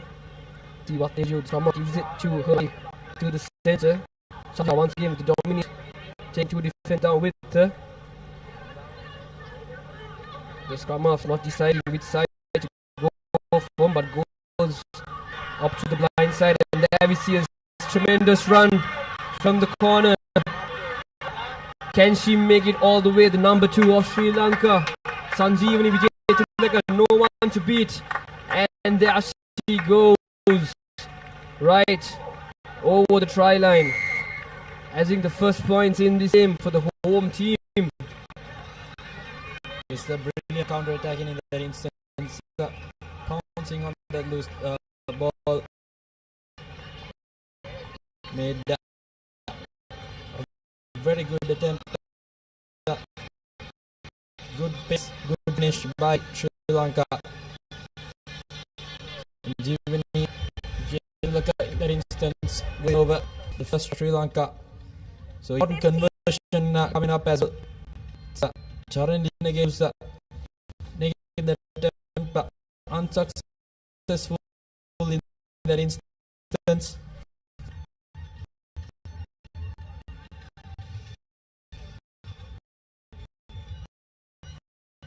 And the conversion means that Sri Lanka so Singapore will lead by 2 points, and here we have the replay of that try. It was a team effort that just made it easy for the try scorer to go over the line and score the first try for the home team in this leg here in Colombo. So Sri Lanka this time with the off. Contestable kick, and it had been fumbled by the Singaporean player, so Sri Lanka will be playing with a knock-on advantage. Gives it to her fly to the center. They will want to work it wide, but the rush defense from the Singaporean shows a bit dominance, and here we have a scorer beating one defender in meters. Back to the line, want to one side to sneakily tackle from the Singaporean defender.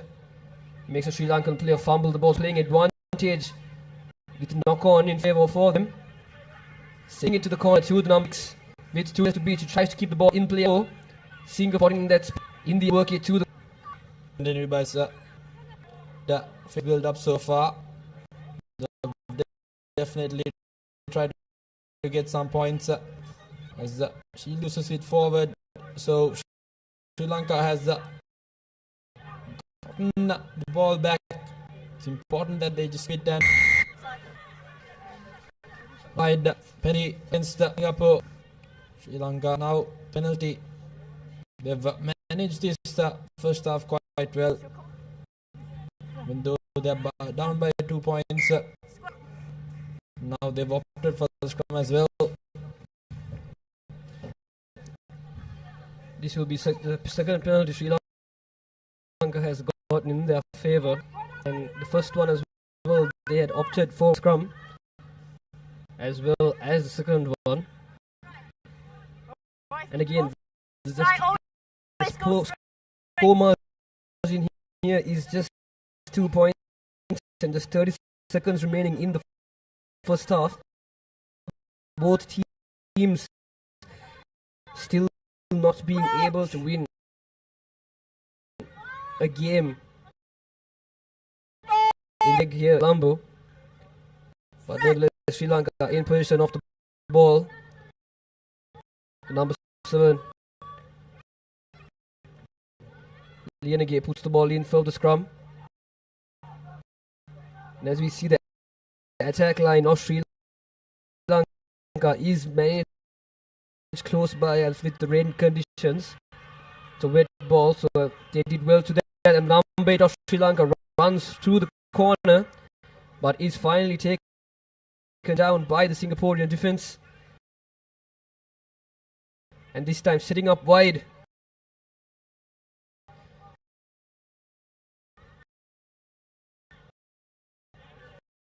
But the Singapore number 7 reads that attack cleanly and rushes through the line. Will it be a penalty? Yes, it will be. Holding on is the call. So Singapore will be playing with a penalty. Taking the quick tap. Will try her best to run across. Can she do it all by herself? No, she cannot. The Sri Lanka defence has picked it up once again. Just setting up the defence line. They should attack at a straight line, not open gaps in the defence. Singapore dealing the attacking. CAD a little more points before half-time whistle is blown. The number 10, you do it. Yes, she does. She makes her way over the line and scores the second try for her team. On Peng Yi. Peng Yi just had to dive over for the try, so Singapore could over that first half. So that 5 going into Lemons. Singapore not in the better form as well. Ball a bit spray, made a few handling errors. Nevertheless, have trade and the 7-point buffer they have between them and the opponent. Well done. For Singapore, wanted 2 more points score. Yes, Singapore 12 points to Sri Lanka's 5 points. The halftime confirmation.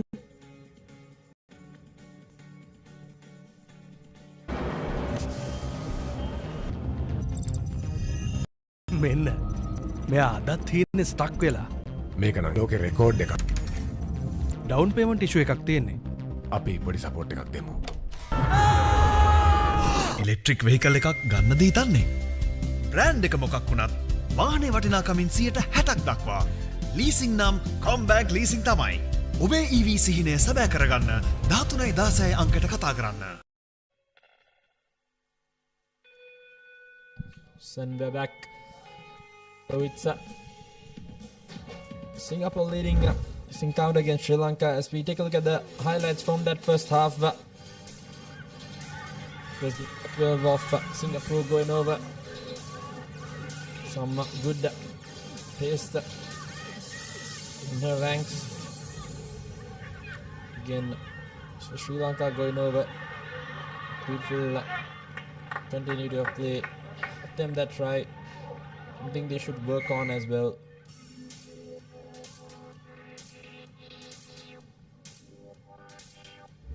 Definitely didn't. Singapore will be leading by 12 points.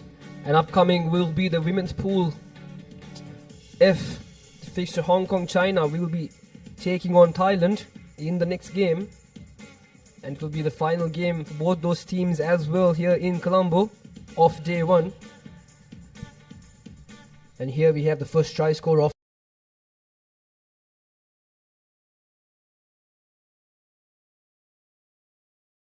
just costed them yet another try.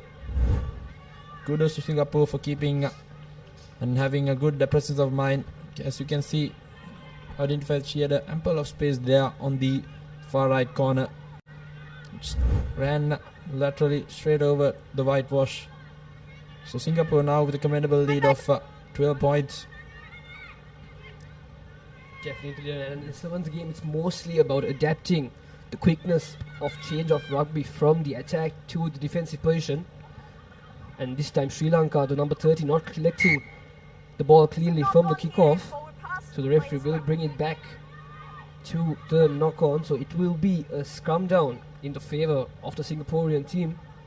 And as we can see in this entire game so far, the Singaporean team seems to be the more dominating team in this game, capitalizing from the mistakes made by the Sri Lankan team. Unfortunately, quite a few fumbles from this home team here. They will be a bit disappointed of the outcome, losing the previous 2 games as well. This will be the last game for each teams in this segment in day one. Both teams losing both games, so Singapore will be happy if they could be the victorious team here so far. And having space in the outside, Singapore works it out from the scrum, fumbles it but still keeps the ball in position and in the game from one corner to the other. Referee says the ruck has been made and tells Chandika to release it, but Singapore this time taken the quick tap, trying to make something from it. Referee says release the ball once again. Singapore still in the attack, making their way inside the 22 of the Sri Lankans, but good tackle from the Sri Lankan forward. Referee says it will be a small high tackle, so penalty advantage in the Singaporeans' favour, but nevertheless they have made it over the line once again.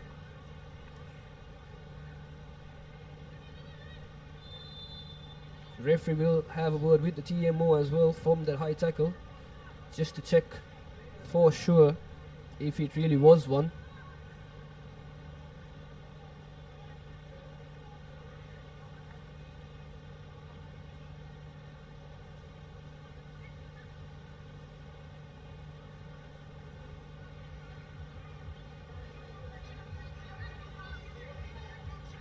Serious foul play back in.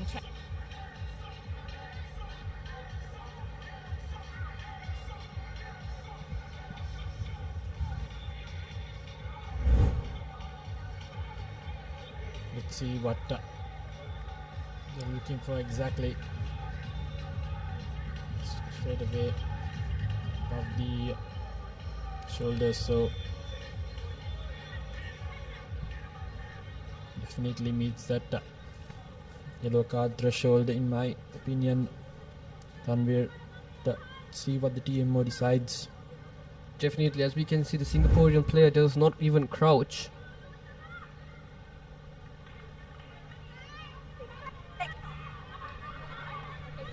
No.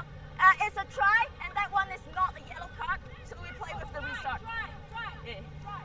Yes, and as we heard the confirmation from the referee, it will be confirmed as a try, and that tackle will not be yellow card worthy.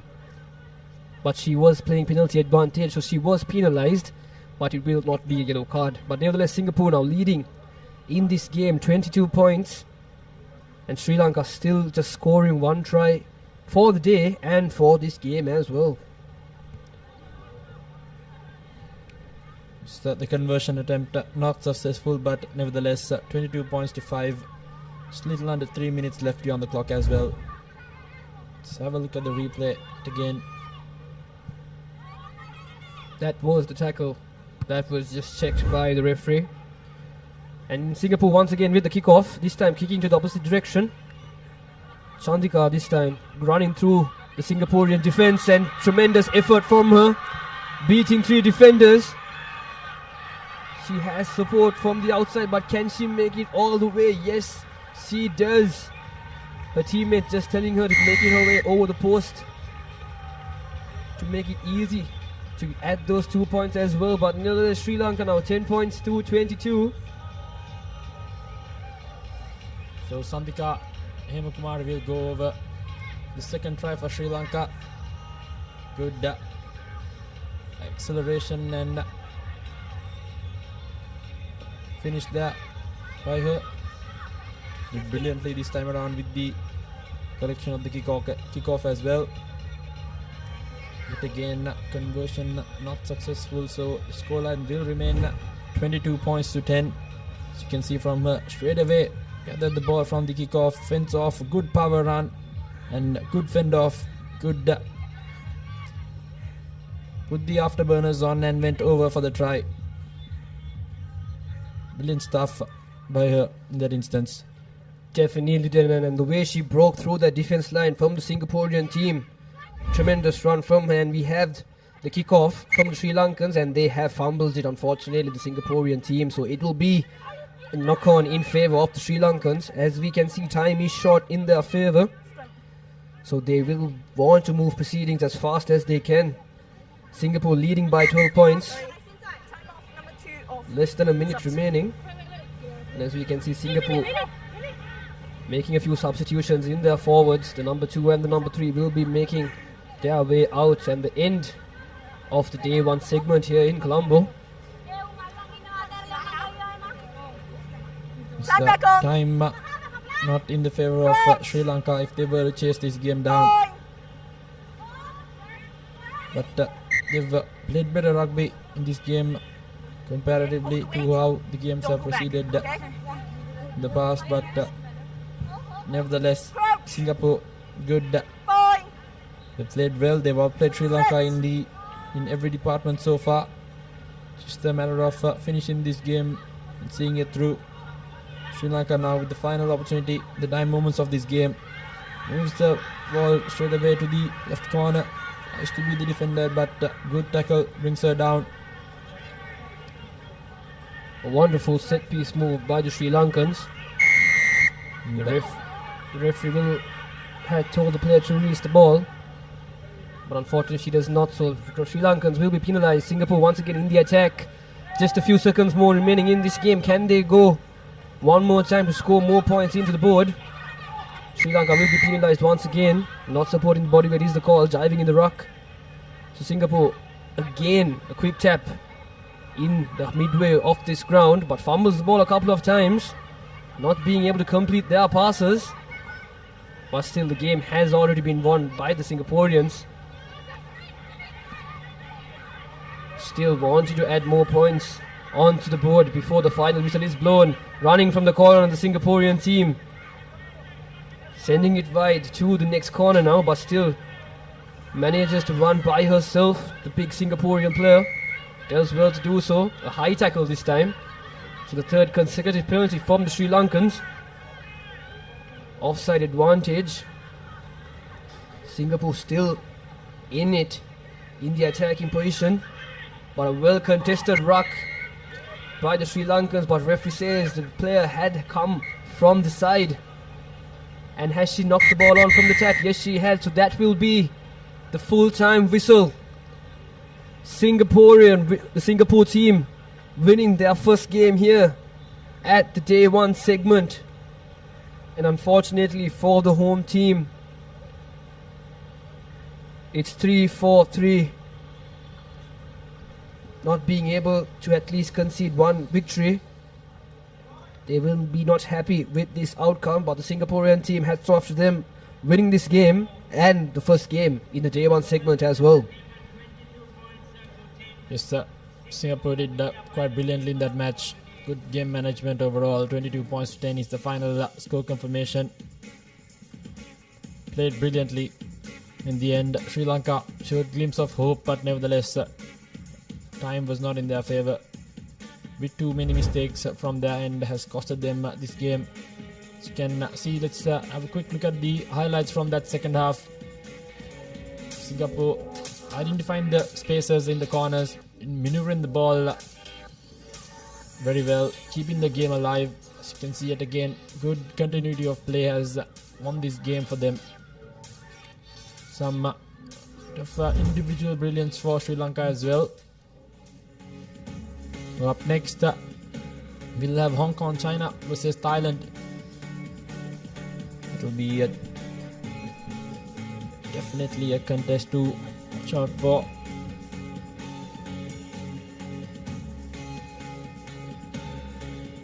So they take the field now. Can expect a tight encounter, fair contest, and definitely some brilliant rugby will be played.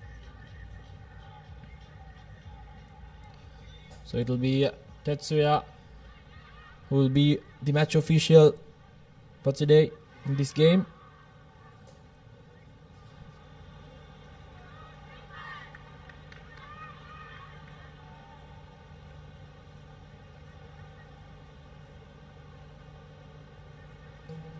So it will be Hong Kong, China to kick things off from the left side, right side of your screen. Thailand will to the left. Here we go. Good high hanging restart. Didn't travel the 10 meters, so it will be a free kick straight away for Thailand. as they waste no time whatsoever, not letting the Hong Kong defense settle. Good looping pass, not finding the hand, but as it rolls away to the touchline, it will be a line out now. Seems that definitely didn't, but as we have seen the previous games here at day one as well, most teams unable, going for that contestable high-hanging kick right next to the 10 meter, but unfortunately not making that 10 meters is what has cost them for the opposition team to receive a free kick in their favour from the centre of the ground. Now Hong Kong China showing some promise in the attack, making their way to the corner, and the big number 4 from the Hong Kong China team makes her way through and offloads it to her respective number 3.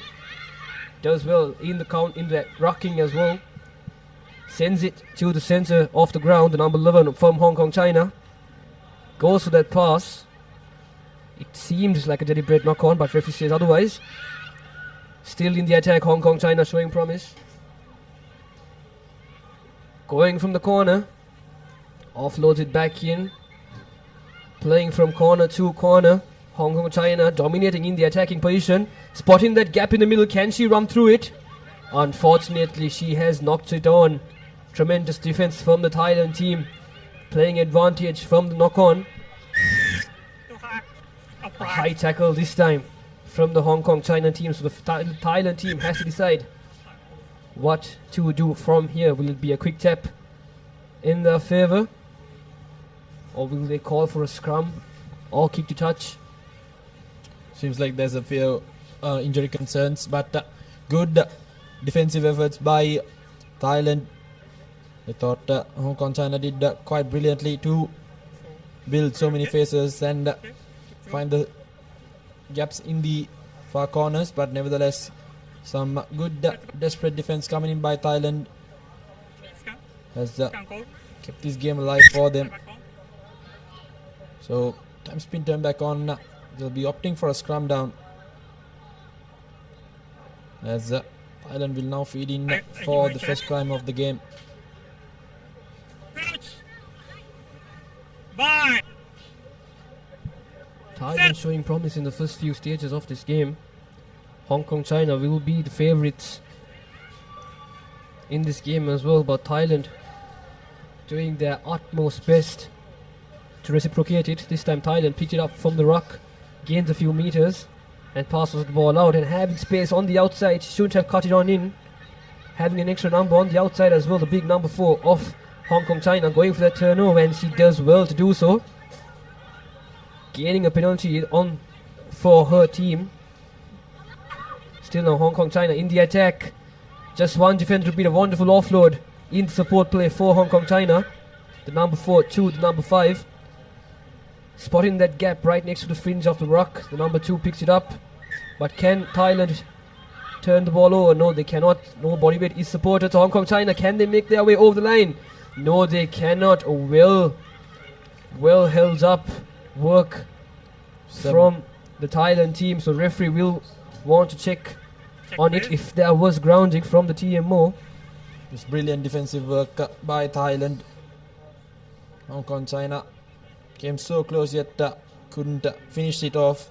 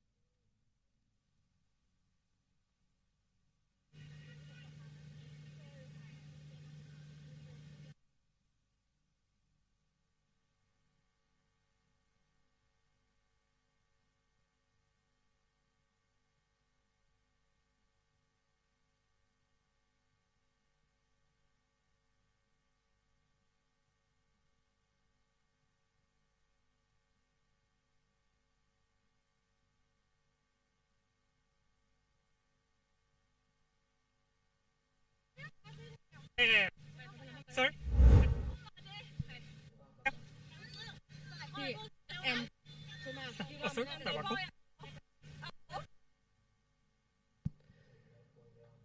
So it will have, it's not, there was no clear grounding, so the try has not been awarded, but they still were playing with penalty advantage as the Thailand team was offside, and they've opted for a scrum.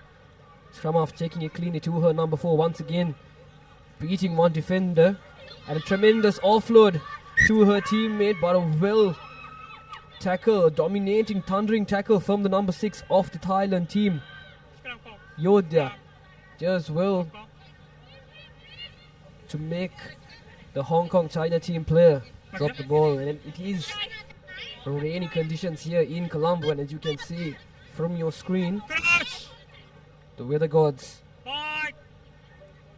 not being great to us here in Colombo, but nevertheless a scrum in the favor of the Thailand team, playing in their red zone, going for that kick, a cross kick, gaining a few meters, making its way right to the middle of the field. Hong Kong China goes to the collection, but had fumbled it, and yes, it would be a knock-on.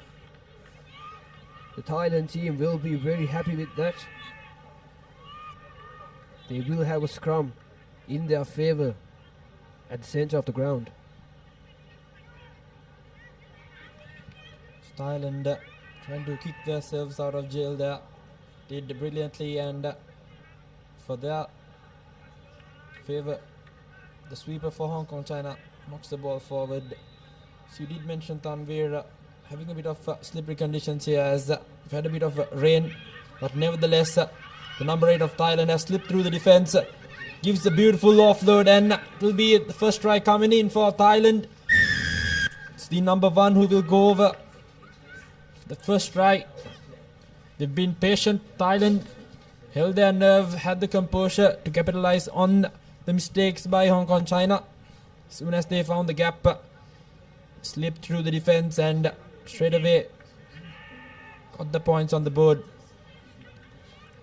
And this time around, conversion unsuccessful, but nevertheless Thailand 5 points to nil against a much more favored Hong Kong China team. As you can see, good continuity, brilliant finish. Just over a minute left here on the clock as well.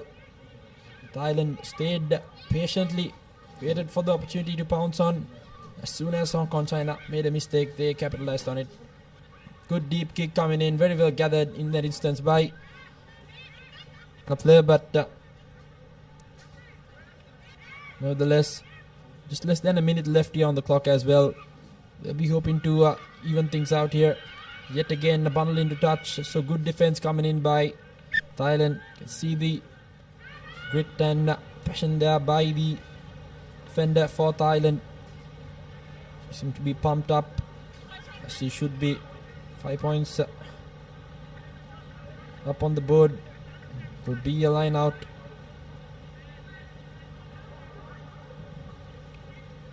Thailand doing well to maintain the momentum from that try, and as we see a changed atmosphere from this Thailand team, doing well in the attack and defense position.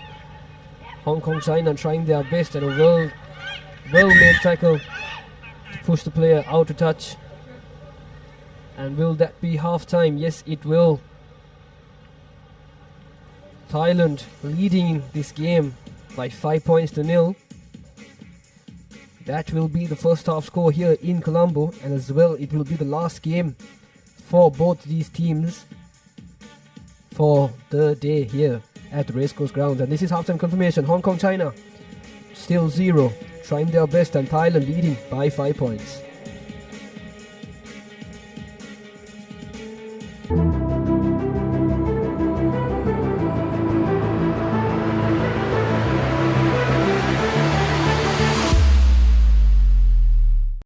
Marina 888, the home of sports entertainment, with boosted odds, secure cash out, and unlimited rewards.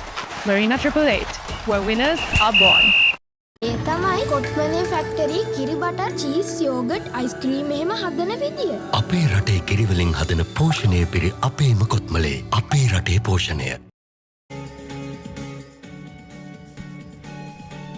So we're back as Thailand leads this game 5 points to nil. So you take a look at the first half highlights.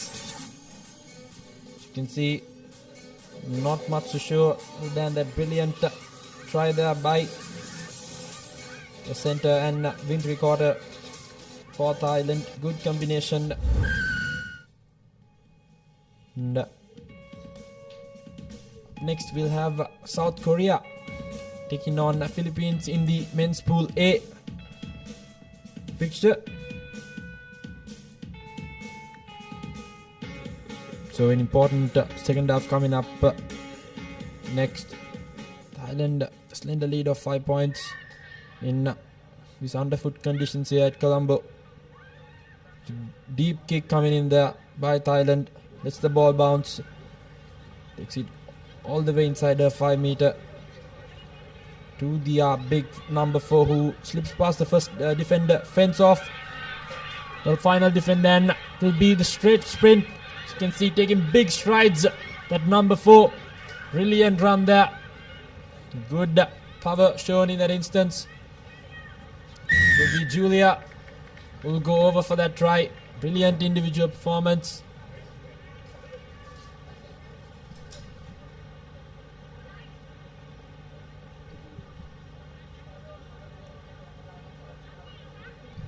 A wonderful run from the number 4 of Hong Kong China, Julia. Doing well. She has had a tremendous game so far against Thailand. As you can see, fends off the first one, fends off the second, puts on the afterburners and straight she goes over the whitewash. Taking big strides in, long tired legs. Nevertheless, saw it all the way through. So Hong Kong China, they're back at it. It's even Steven as Thailand gathers that kickoff. And now they've opted for the boot. The best of kicks will trickle over just inside the opponent's half for a line out in favor of Thailand now. Yes, and as we saw our previous try scorer, she has been substituted out. I hope not for a leg injury, as she had a tremendous game so far, but her time has come to an end. But nevertheless, the score is tied and there is still 5 minutes remaining in this game, so it is anyone's game here in Colombo. Hong Kong China pouncing in that attack using the width of the grounds tremendously, spotting that gap out, goes to that offload but not collected cleanly. Has it been knocked on forward? Yes, it has. So Thailand will be once again very happy with that outcome and they will have a scrum in their favour, but an injury has been spotted. So the referee will stop the time. Some unforced errors coming in there by Hong Kong China, not helping themselves. Tried to pull off a really good smart loop around there, trying to build that extra man advantage. Just not able to hold on to the position of the ball. So to be a scrum down now in favor of Thailand. Just over 4.5 minutes left. So anyone's game as for now. Definitely there are both teams. Kudos to both teams playing tremendously here in the Racecourse grounds at Colombo. Thailand playing valiantly, and as they feed the ball in, they will be in the attacking position once again here at the halfway mark of the ground, spotting that space outside but cuts back in, beats one defender, tries to take the second but not done cleanly, goes to the offload, but referee has spotted that offside. So Thailand once again will be playing with a penalty advantage in their favour, having space on the outside. Can the number 2 of Thailand make her way over the line once again? And yes, she does it. Thailand, a tremendous work from the number 2, Ruxina. Does well to score the second try and regain the lead. And as you can see, this is the 4th try she has scored in this leg of day 1. Tremendous effort from the number 2 of the Thailand team. Yes, Thailand did very well, wasting no time whatsoever. Straight away to the quick tap. spotted the gap in the corner, moved the ball straight away to the spaces, and the number 2 finished it off brilliantly for her team. As you can see, good hands, good finish, and Thailand yet again bouncing back, bounce back on ample time. Important restart coming in. Good collection by Hong Kong China. Now spot a bother here, trailing by 5 points.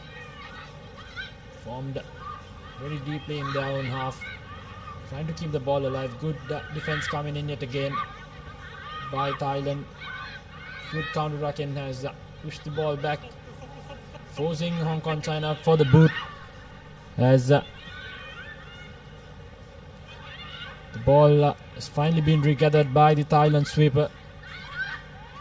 Hong Kong has already made their way through. Good defense, wasting no time whatsoever. Overlap in the corner, straight away. Good eye there as the number 15 will look to burn the final sweeper. Good cover defense coming in by the number 12 of Hong Kong China, and it'll be a penalty as well. So brilliant defensive effort by Sabay Linnam. You can see the number 10 of Thailand. She's gassed fire. A long day of work here. It's their final match for the day. It was a wonderful run from the Thailand player, the number 10 of Thailand, Narathip Manisai, doing well, but the number 12 of Hong Kong China, Sabay, doing well in that defensive position. So not just stop that try, but also gain a penalty for her team. So it will be a penalty for the Hong Kong China side right on their 22-meter line. Not sure exactly what they will opt for. Will it be a scrum, or will they take the tap and run? Just 1 minute and 40 seconds, and they have gone for the scrum option. Still, just a margin of 5 points. That's all they need to tie the game. It's an important passage of play now for Hong Kong China. Just under 90 seconds left on the clock as well. Important scrum. They go for the big hit straight to the midfield. We'll have the overlap in the corner. Just a matter of drawing and passing. As the number 12 tries to burn her opponent on the outside corner. Good defense coming in by Thailand. Good counter-attacking as well, as they have turned over position. So Thailand managed to get the ball back, and now they have found some spaces in the corner as well, but couldn't gather the ball first round. But nevertheless, here we go, sniping through the defense. That's the number 2, and she will now go over for another try and will seal the game for Thailand. So brilliant stuff by Ruxina, her second try for the game as well. Good presence of mind to cut back inside and see it through, put on the afterburners, and she's gone over for the third try for Thailand. Second in this game, fifth in the leg as well. Tremendous effort from the number 2 of Thailand. 15 points to 5 and just 15 seconds remaining. A wonderful game of rugby here, and it is the last women's game of day 1. And what a way to end it, Dylan. Look at the atmosphere, the face from that play, the determination to go over the line and score the final try of this game. What a way to end it for her country.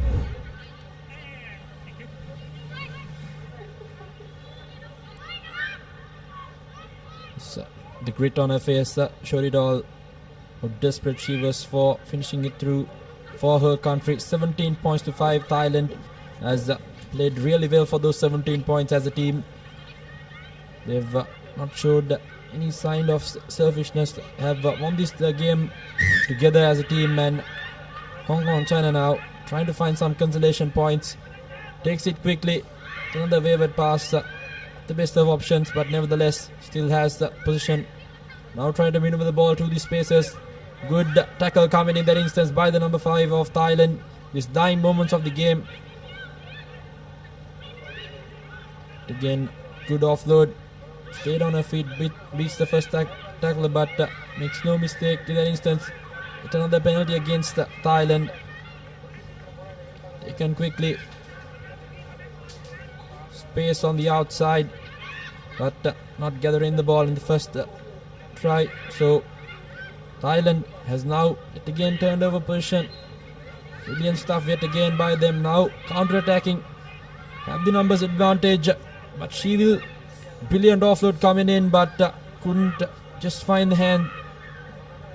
And will be yet again another penalty. Drawing that advantage as well. Keep the Hong Kong player. So everything is happening here in the dying moments of this game. Again, penalty after penalty, this time in favor of Thailand.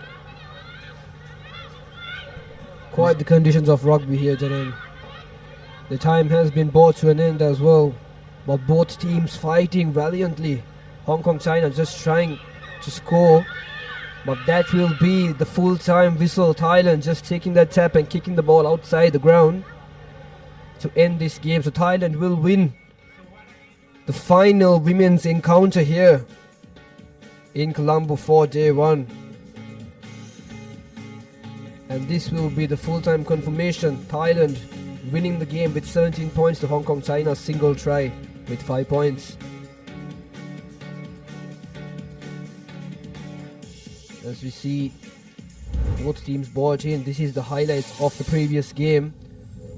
The only try from the Hong Kong China, wonderful 100-yard sprint from the number 4 of Hong Kong China, doing her utmost best to score that try, and then makes her way outside the ground. And this was the first try for the number 2 player. Tremendous run. What a way. And this was her second try right after as well. The grit and emotion from her face shows it all on how much it means to them. And that will be the game. Thank you, Tanvir. We have the men's final round of day number 1 happening here at the Racecourse, as moments away from kickoff. It's South Korea who kick things off. As now once again spreading that ball out wide.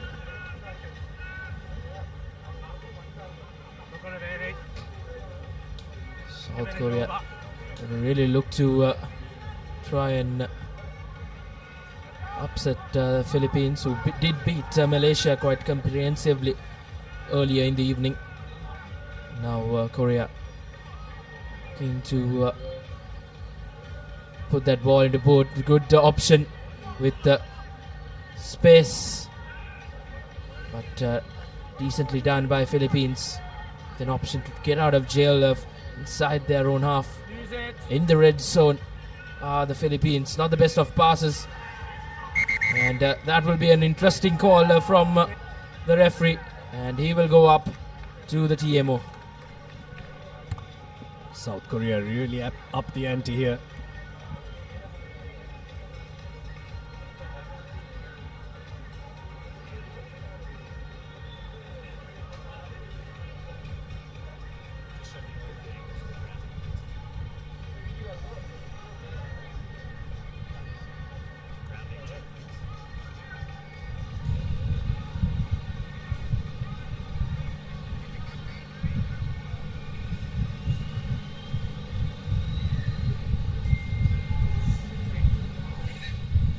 Stand by, Craig.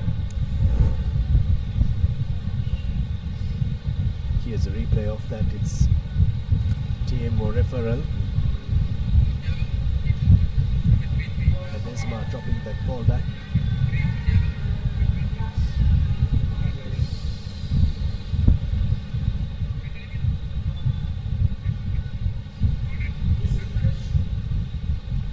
Here's another angle for the TMO.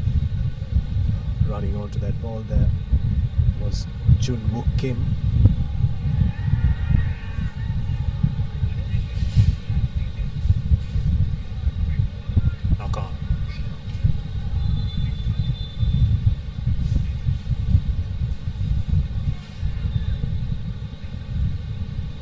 apologise. Craig, I have a decision. No try. The ball is knocked on by White. So restart with a 5-metre scrum. TMO has made his decision. The ball has been knocked on in goal by Jung Wook Kim. So it will be a 5-metre scrum for the Philippines. Clear the hook. Okay.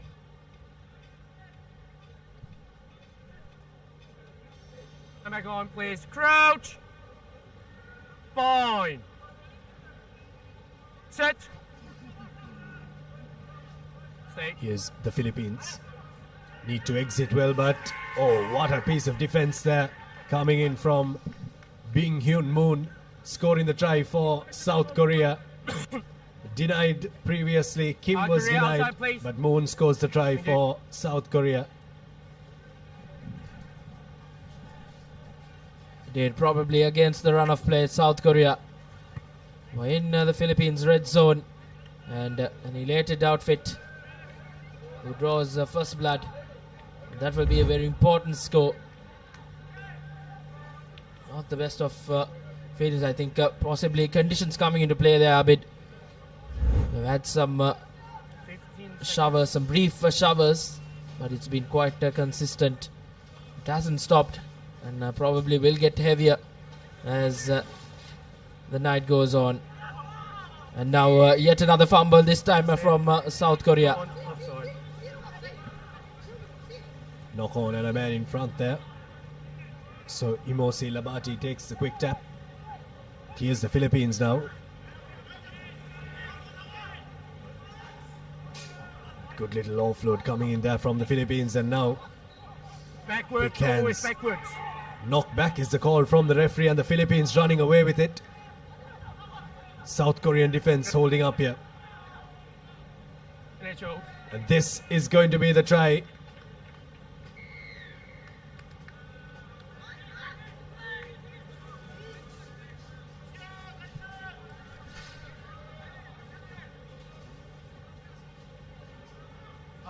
Philippine.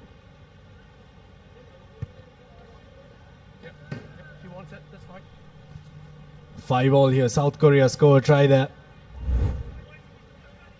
It's their number 8 who scores that try. Ji Kol Kim.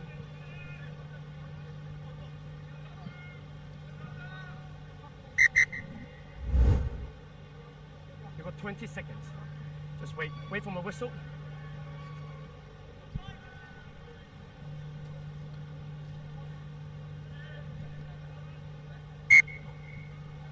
Small mistake on our part previously, but the scores will remain the same. 5-all. Mistook the Philippines who scored that first try. It was South Korea who just scored the try. Apologies from our end. South Korea were in the white strip previously, so we apologize for that as Jae-wook Park takes it for South Korea. Holding on is the call. Here's the ball with the Philippines. It's Kai Christian Ledesma now. Now attacking the line. Good pace shown by the Philippines. Ryan Mitchell takes it forward, and now a little bit of an overlap on the outside.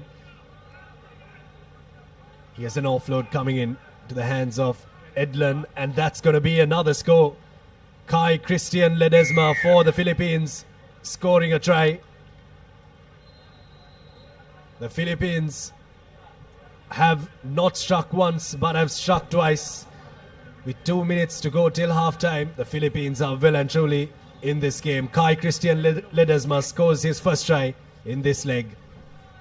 Indeed, they really needed that score after South Korea coming from behind and equalizing things. But this time around, Philippines have done themselves a big favor and gets the add-ons as well as the rain just picks up here in Colombo. It's 12 points to 5 in favor of the Philippines. A good offload gives that big man his first try in the game right under the post. He goes and converts the try himself as well. As the rain just gets heavy out here in Colombo. The next few games will surely be quite tricky for both teams. Taekyun Kim there had to release the ball. Good work at the breakdown from Michael Moses, who takes it quickly, gives it to the try scorer Ledesma. Here's the ball now with Henry, but the defense comes up for Wait for my mark, please. the South Koreans a bit too eagerly. Three up back. So they have to drop back the 10 meters. Swim cool. South Korea really haven't looked like the South Korea we know them to be. They've already really established themselves in this Asia Rugby Emirates 7 series. They were the runners-up in 2021 and 2022. But teams like Hong Kong and Japan have really come to the fore, Reshwan. Of course, Sri Lanka have really made a name for themselves in the Asia Rugby Emirates 7 circuit, dropping down powerhouses like South Korea.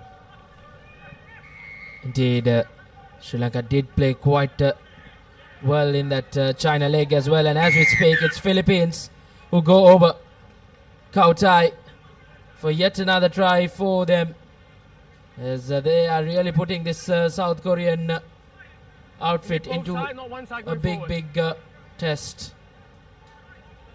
His second try for the day, and that will be a very important try, as we're moments away from that halftime break. It's 17 points to 5 and a 12-point cushion with the conversion to follow for the Philippines. Makes no mistake with the add-ons. Make it 19 points to 5, as South Korea will have to come from behind with 2 converted tries to get back into this game and level terms with the Philippines. It's 19 points to 5 at the halftime break in favor of the Philippines.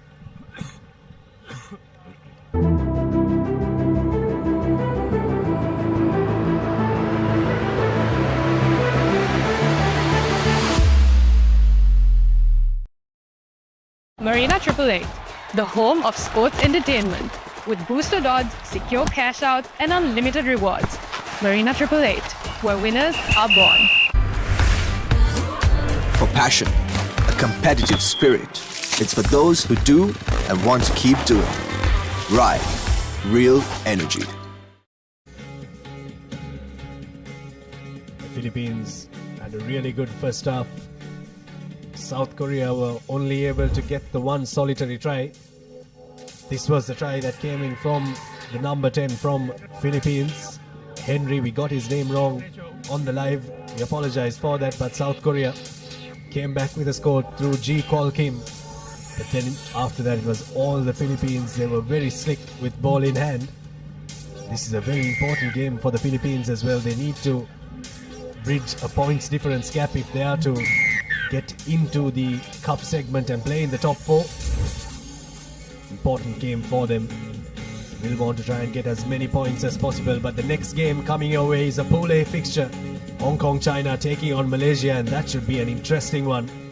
With the weather conditions, Reshwan, anything could happen in that game. Indeed, we did discuss that early on in the day. That as the day progresses, when the rains come down, you could probably see one of those upsets coming. Hong Kong, China, who finished first in that China leg, will play Malaysia, who really haven't been at their best, but still have an opportunity to try and make amends against a much favoured Hong Kong outfit. Philippines, they really do know what the drill has to be. They need to get as many points as possible here. We keep on repeating this because it's just the 3 pools and the 3 groups that we have in the men's segment and the women's segment. So the top teams of each group will go through into the top division, where there is 1 space for a team that places second, and points difference is what will come into play. Here's South Korea. Yoon Tak Hwang gives it to Tai Kyun Him, and looked a bit high on first viewing, but coming through the sides is a call, so it'll be the penalty for the Philippines. Happy spectator for the Philippines, very anxious as well there. 19 points to 5, Reshwan. Indeed, a healthy lead for the Philippines, a 14-point cushion with around 5.5 minutes left on the clock. Philippines just shuffling the pack around, bringing on 2 changes. I think these changes will really make a difference as the game goes on. In conditions like this, holding on to that rugby ball will well and surely be a big challenge. There's now good feed in from the Philippines number 10, who opts to go on his own, gives that offload to the number 2, and this is brilliant rugby from Philippines, just picking up from where they left off in that first half. Ethan Tyler goes over for the Philippines as they increase their 19 points to 24 points. And with that try, I think South Korea have a mountain to climb.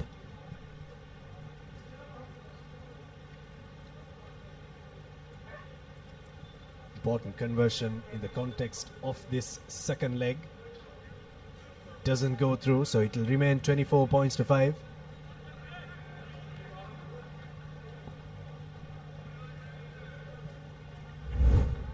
Here's a replay of that try there from the Philippines. Good running line coming in from Jason Kale before giving in the offload to Ethan Tyler to score that try. Career 2. 10 seconds after my whistle is on. Hey, let's go. Philippines with the restart. This time around just waiting that 10-meter mark, so done well from Philippines. Still managed to keep hold of position. Taking it quickly once again. Long cutout pass. Puts in that kick to space. South Korea under pressure in the red zone. Will have to run from their own try line. And that will be an interesting call from the referee. You can't hold on to the player and drag him down. And he goes into the pockets.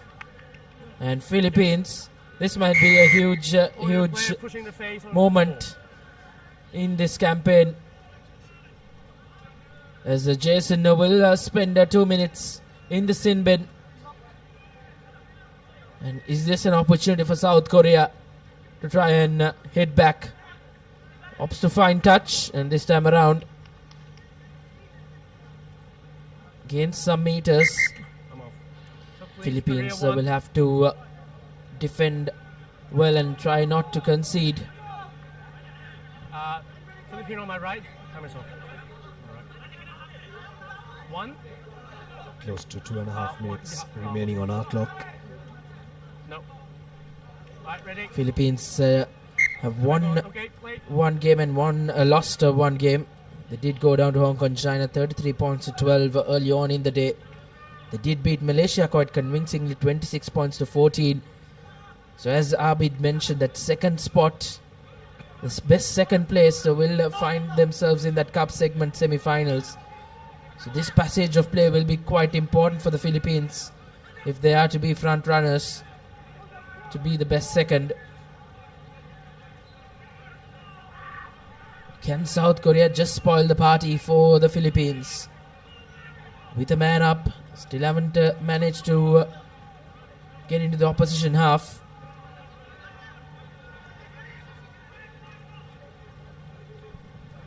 Good line speed coming in there from the Philippines. Really put the doubt in the minds of the South Koreans, but a little chip ahead from Jin Yong Lee, and he will score the try for South Korea. Little scrappy from them, but they'll take the try nonetheless. Little jab ahead. I thought the defense from the Philippines, it's always a risk when you leave your position in defense and shoot up. It could work, it could not work. But for the Philippines, it worked momentarily, but Jin Yong Lee had a little too much class. Put the ball into space there. And a try that will save the blushers for the South Koreans, just to bridge that gap a little bit better, a little bit closer rather. It looks a bit better.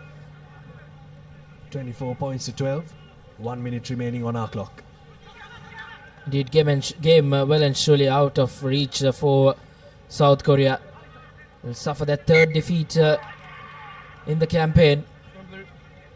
But can they just end this game on a high and just probably spoil the party for the Philippines, who have really shown some grit throughout this day number 1 of the Asia Rugby Emirates 7 Series second leg.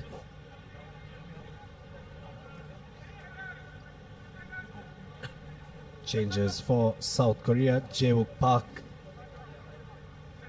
has finished his stint on the park. It's crouch. Ball. The Philippines Set. need to be careful here in defense. It's points difference. It's not just points against. So they need to defend and defend with all their might. But another little chip kick coming in from Jin Yong Lee. Unable to collect on that occasion. And it's a knock on from him. Extremely lucky for the Philippines. But extremely unlucky for Jin Yong Lee not to get a second try there. Indeed, South Korea would have had an opportunity to try and end this day 1 on a positive note. Fine. But the bounce of the rugby ball just not helping the cause for the South Koreans. But nevertheless, now Philippines looking to get out of jail. Will want to try and finish with a score here. They'll have to do it the hard way and run it from their own red zone. But a penalty won by South Korea, who goes over, and that will be an important try. Sebin Lee scores for South Korea. Philippine outside 22, please. Tad bit too late for the South Koreans, but well and surely will spoil the party for the Philippines. Time will tell us that, how important that score from Sebin Lee will be for the Philippines.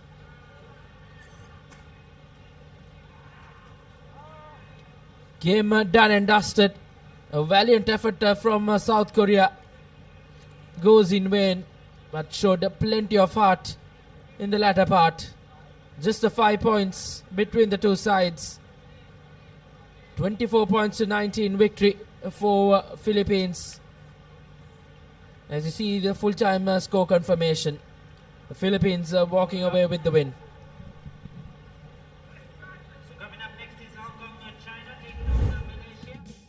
The highlights of the second half there. That was the first score coming in from the Philippines through Ethan Tyler.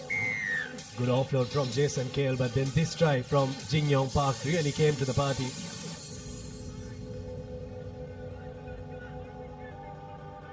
Almost scored another try, but now an important fixture coming up. Hong Kong taking on Malaysia. That's going to be an interesting one, Reshwan. Final game for these two teams for this day. It's been a long day for all of us, for the players, and of course us, the broadcasters, referees in the middle, and all the match officials, everyone involved.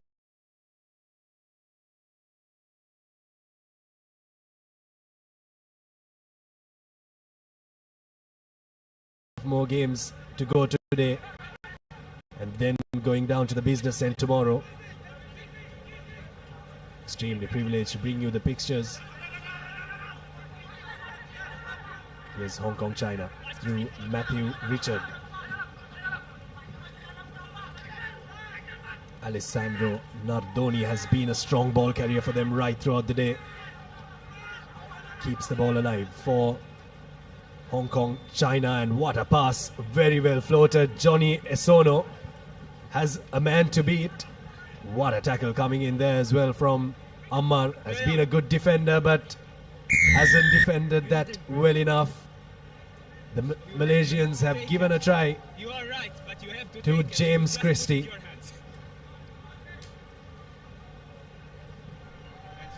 Indeed, as expected, Hong Kong China drawing first blood. And Malaysia will have to work really hard to try and go through this Hong Kong China defense.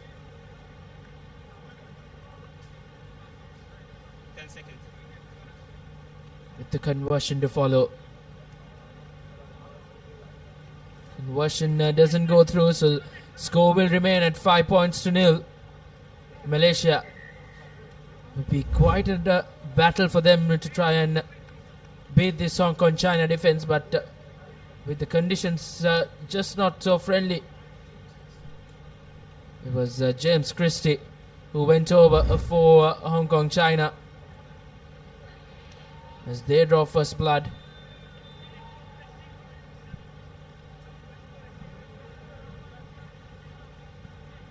Injury concerned player out there for Hong Kong China as well, who had a run in the far end.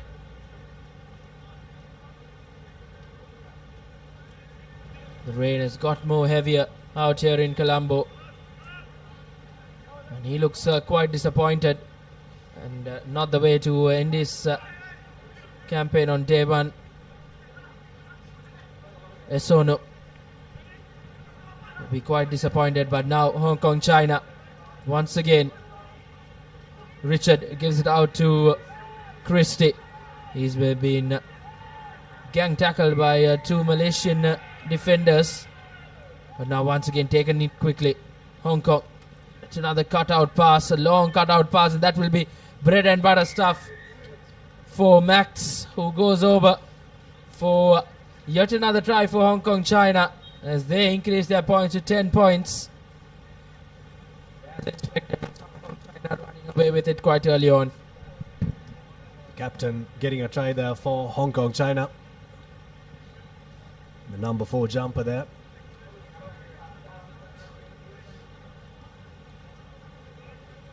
Jack Combs doesn't make good connection there, so it will remain 10 points to nil. Here's a replay of that try. Nardoni has really done well with those cutout passes. The game of sevens rugby, it's important that you identify where the space is. It's one thing to identify the space, but it's another thing to get the ball to the space. And Hong Kong China have done that very well. And at the restart, they've been even better. Here's the ball for Jack Combs. Little bit of a dummy there from Matthew Richard, but well marshalled in the end by Mohammad Hafizi for Malaysia. Here's Callum McCullough, still on the move. Gives it out to Christie, who looks to shrug off the Malaysian defense, but they hold on to him, so he's brought down to ground. Patient stuff from Hong Kong China. Now injecting the pace in the corner is Liam Herbert. Very happy to swing it from side to side, and when you swing it from side to side, that's exactly what's going to happen. Alessandro Nardoni goes over for the third score for Hong Kong China in that number 2 jumper. Stretching the Malaysian defense. Hong Kong China really showing all our viewers as to how sevens rugby has to be played. Indeed, coming into this Sri Lanka leg with plenty of positives. They did win up in China, and just continuing the good work out here in Colombo as well. Long cutout pass which led to that try. At the end it was quite comfortable for Hong Kong China, who registers yet another try. 17 points to nil.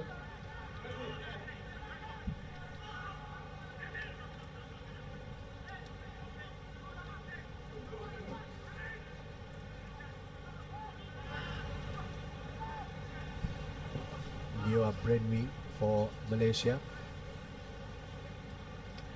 Get out of there, 22 now. Do the Malaysians. Fantastic footballing skills there from Max Denmark to boot it back, but now they need the pace here. Do Malaysia, and they have got the pace. Here's a one-on-one. Who is going to win that battle? Is it going to be Harith Iqbal? But Liam Herbert does well in defense, brings him down and wins the ball back off the turf.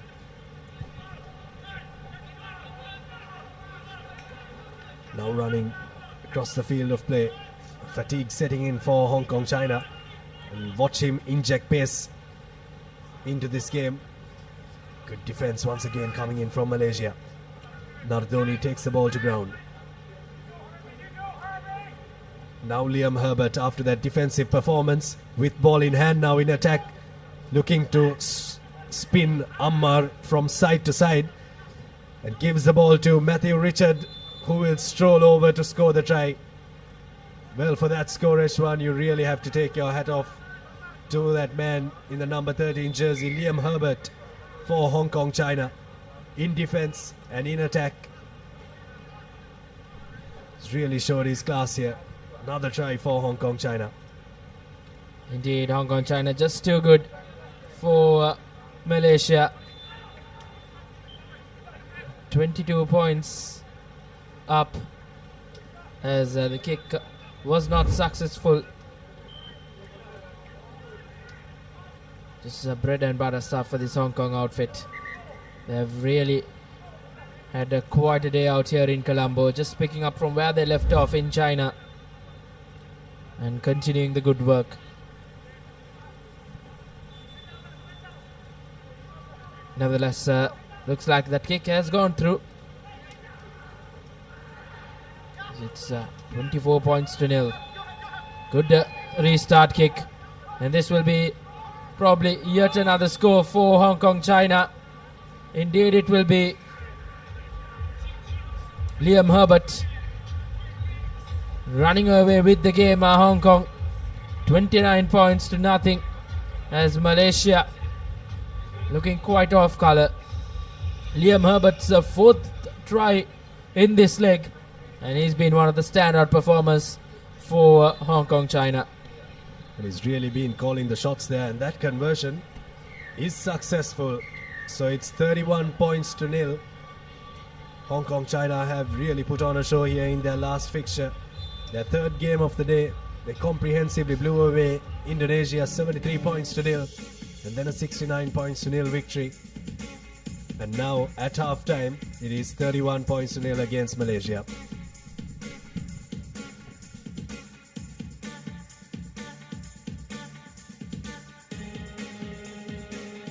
Marina 888, the home of sports entertainment, with booster odds, secure cash out, and unlimited rewards. Marina 888, where winners are born. ඒ තමයි කොට්මනේ factory කිරි butter cheese yoghurt ice cream එහෙම හදන විදිය. අපේ රටේ කිරිවලින් හදන පෝෂණය පිරි අපේම කොත්මලේ අපේ රටේ පෝෂණය. Love rugby. Live rugby. Prima කොත්මි fun තමයි. Welcome back. It's been tough going for Malaysia. As we take a look at some highlights from that first half. Tries did gallo for Hong Kong. From the word go, they absolutely dominated proceedings. Majority of this game, they were in the red zone of Malaysia. And it was just too easy for this champion side, the Hong Kong China outfit, who are really justifying their performance up from China and continuing the good work out here in Colombo as well. Well, that final restart that was tapped back, Malaysia had absolutely no clue where that ball was going to. Coming up next, Chinese Taipei taking on Thailand. Pool B fixture there. 4 more games remaining after this one. So stay tuned to the Papare for the action of those games. Penalty coming the way of Malaysia. Here's an opportunity for them to score 10 meters away from the line now. Space on the out for the Malaysians. And it's dotted down in the corner. Mohammad Shah Izwan is the try scorer for Malaysia. Just what Malaysia would have wanted coming in this second half. I've got a score win. A tough kick to follow for Malaysia, but nevertheless still a score. Try and work with. Well and surely a mountain to climb against this Hong Kong outfit. Conversion doesn't go through. It will remain at 31 points to 5 in favor of Hong Kong. But Malaysia have drawn first blood in this second half. Well, you really have to commend the Malaysians for their effort, don't you, Reshwan? They've been a very good defensive outfit. You have to disregard this score because Hong Kong China is a classy outfit, a world-class outfit. But they've really been on top of their game when it comes to defense. Just a couple of lapses in concentration has opened the doors for their oppositions to run riot like Hong Kong China is doing right now. Here's the ball for Fong Ki Fang, who takes it on and goes onto the 50-meter line. Here's Brian Phillips assessing his options. Takes the option of Harry Sayers, who comes in on the angle. Looking for an offload there, but snapped up by Azwan Zuhairi. Here's Malaysia. Holding on is the call there. Little bit of a touch and go call there, but it's given a penalty for Hong Kong China, and now they have a chance to run around 60 meters and score a try. Just the one man in defense for Malaysia, but nothing he can do to stop Brian Phillips from going over to score a try. Did a brilliant run, absolutely toyed with that Malaysian defender, and he converts his own try as well. Second try for Brian Phillips in this leg, and it's 38 points to 5 in favor of Hong Kong China.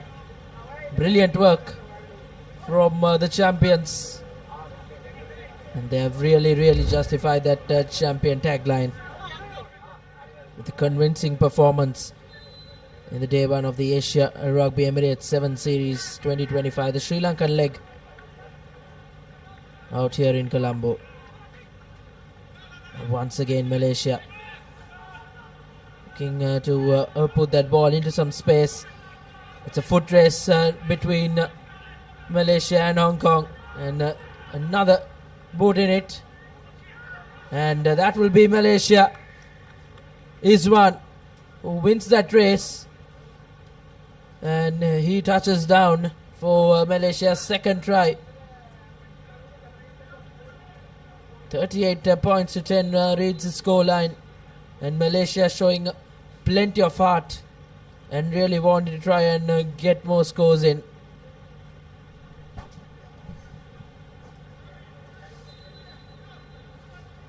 Malaysia have used the option of the boot to good effect so far in this game and in this leg of the 7 series.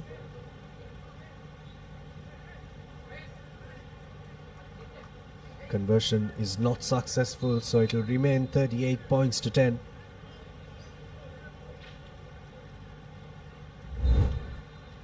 Here's a replay of that try there.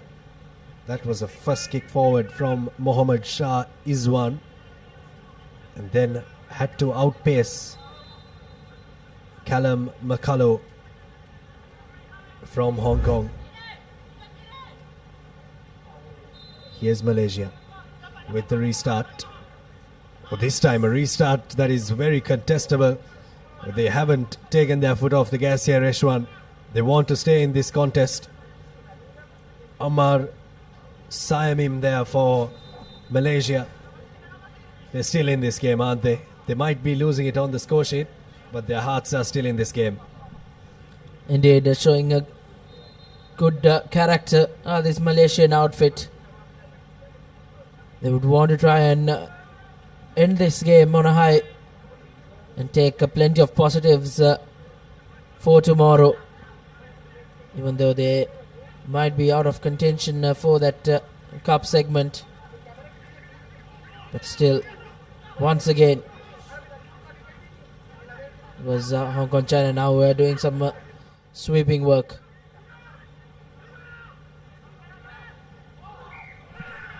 Forward pass, and an easy decision for the referee, as it will be a penalty in favor of Malaysia with around a minute left on our clock. Some changes coming in for Malaysia.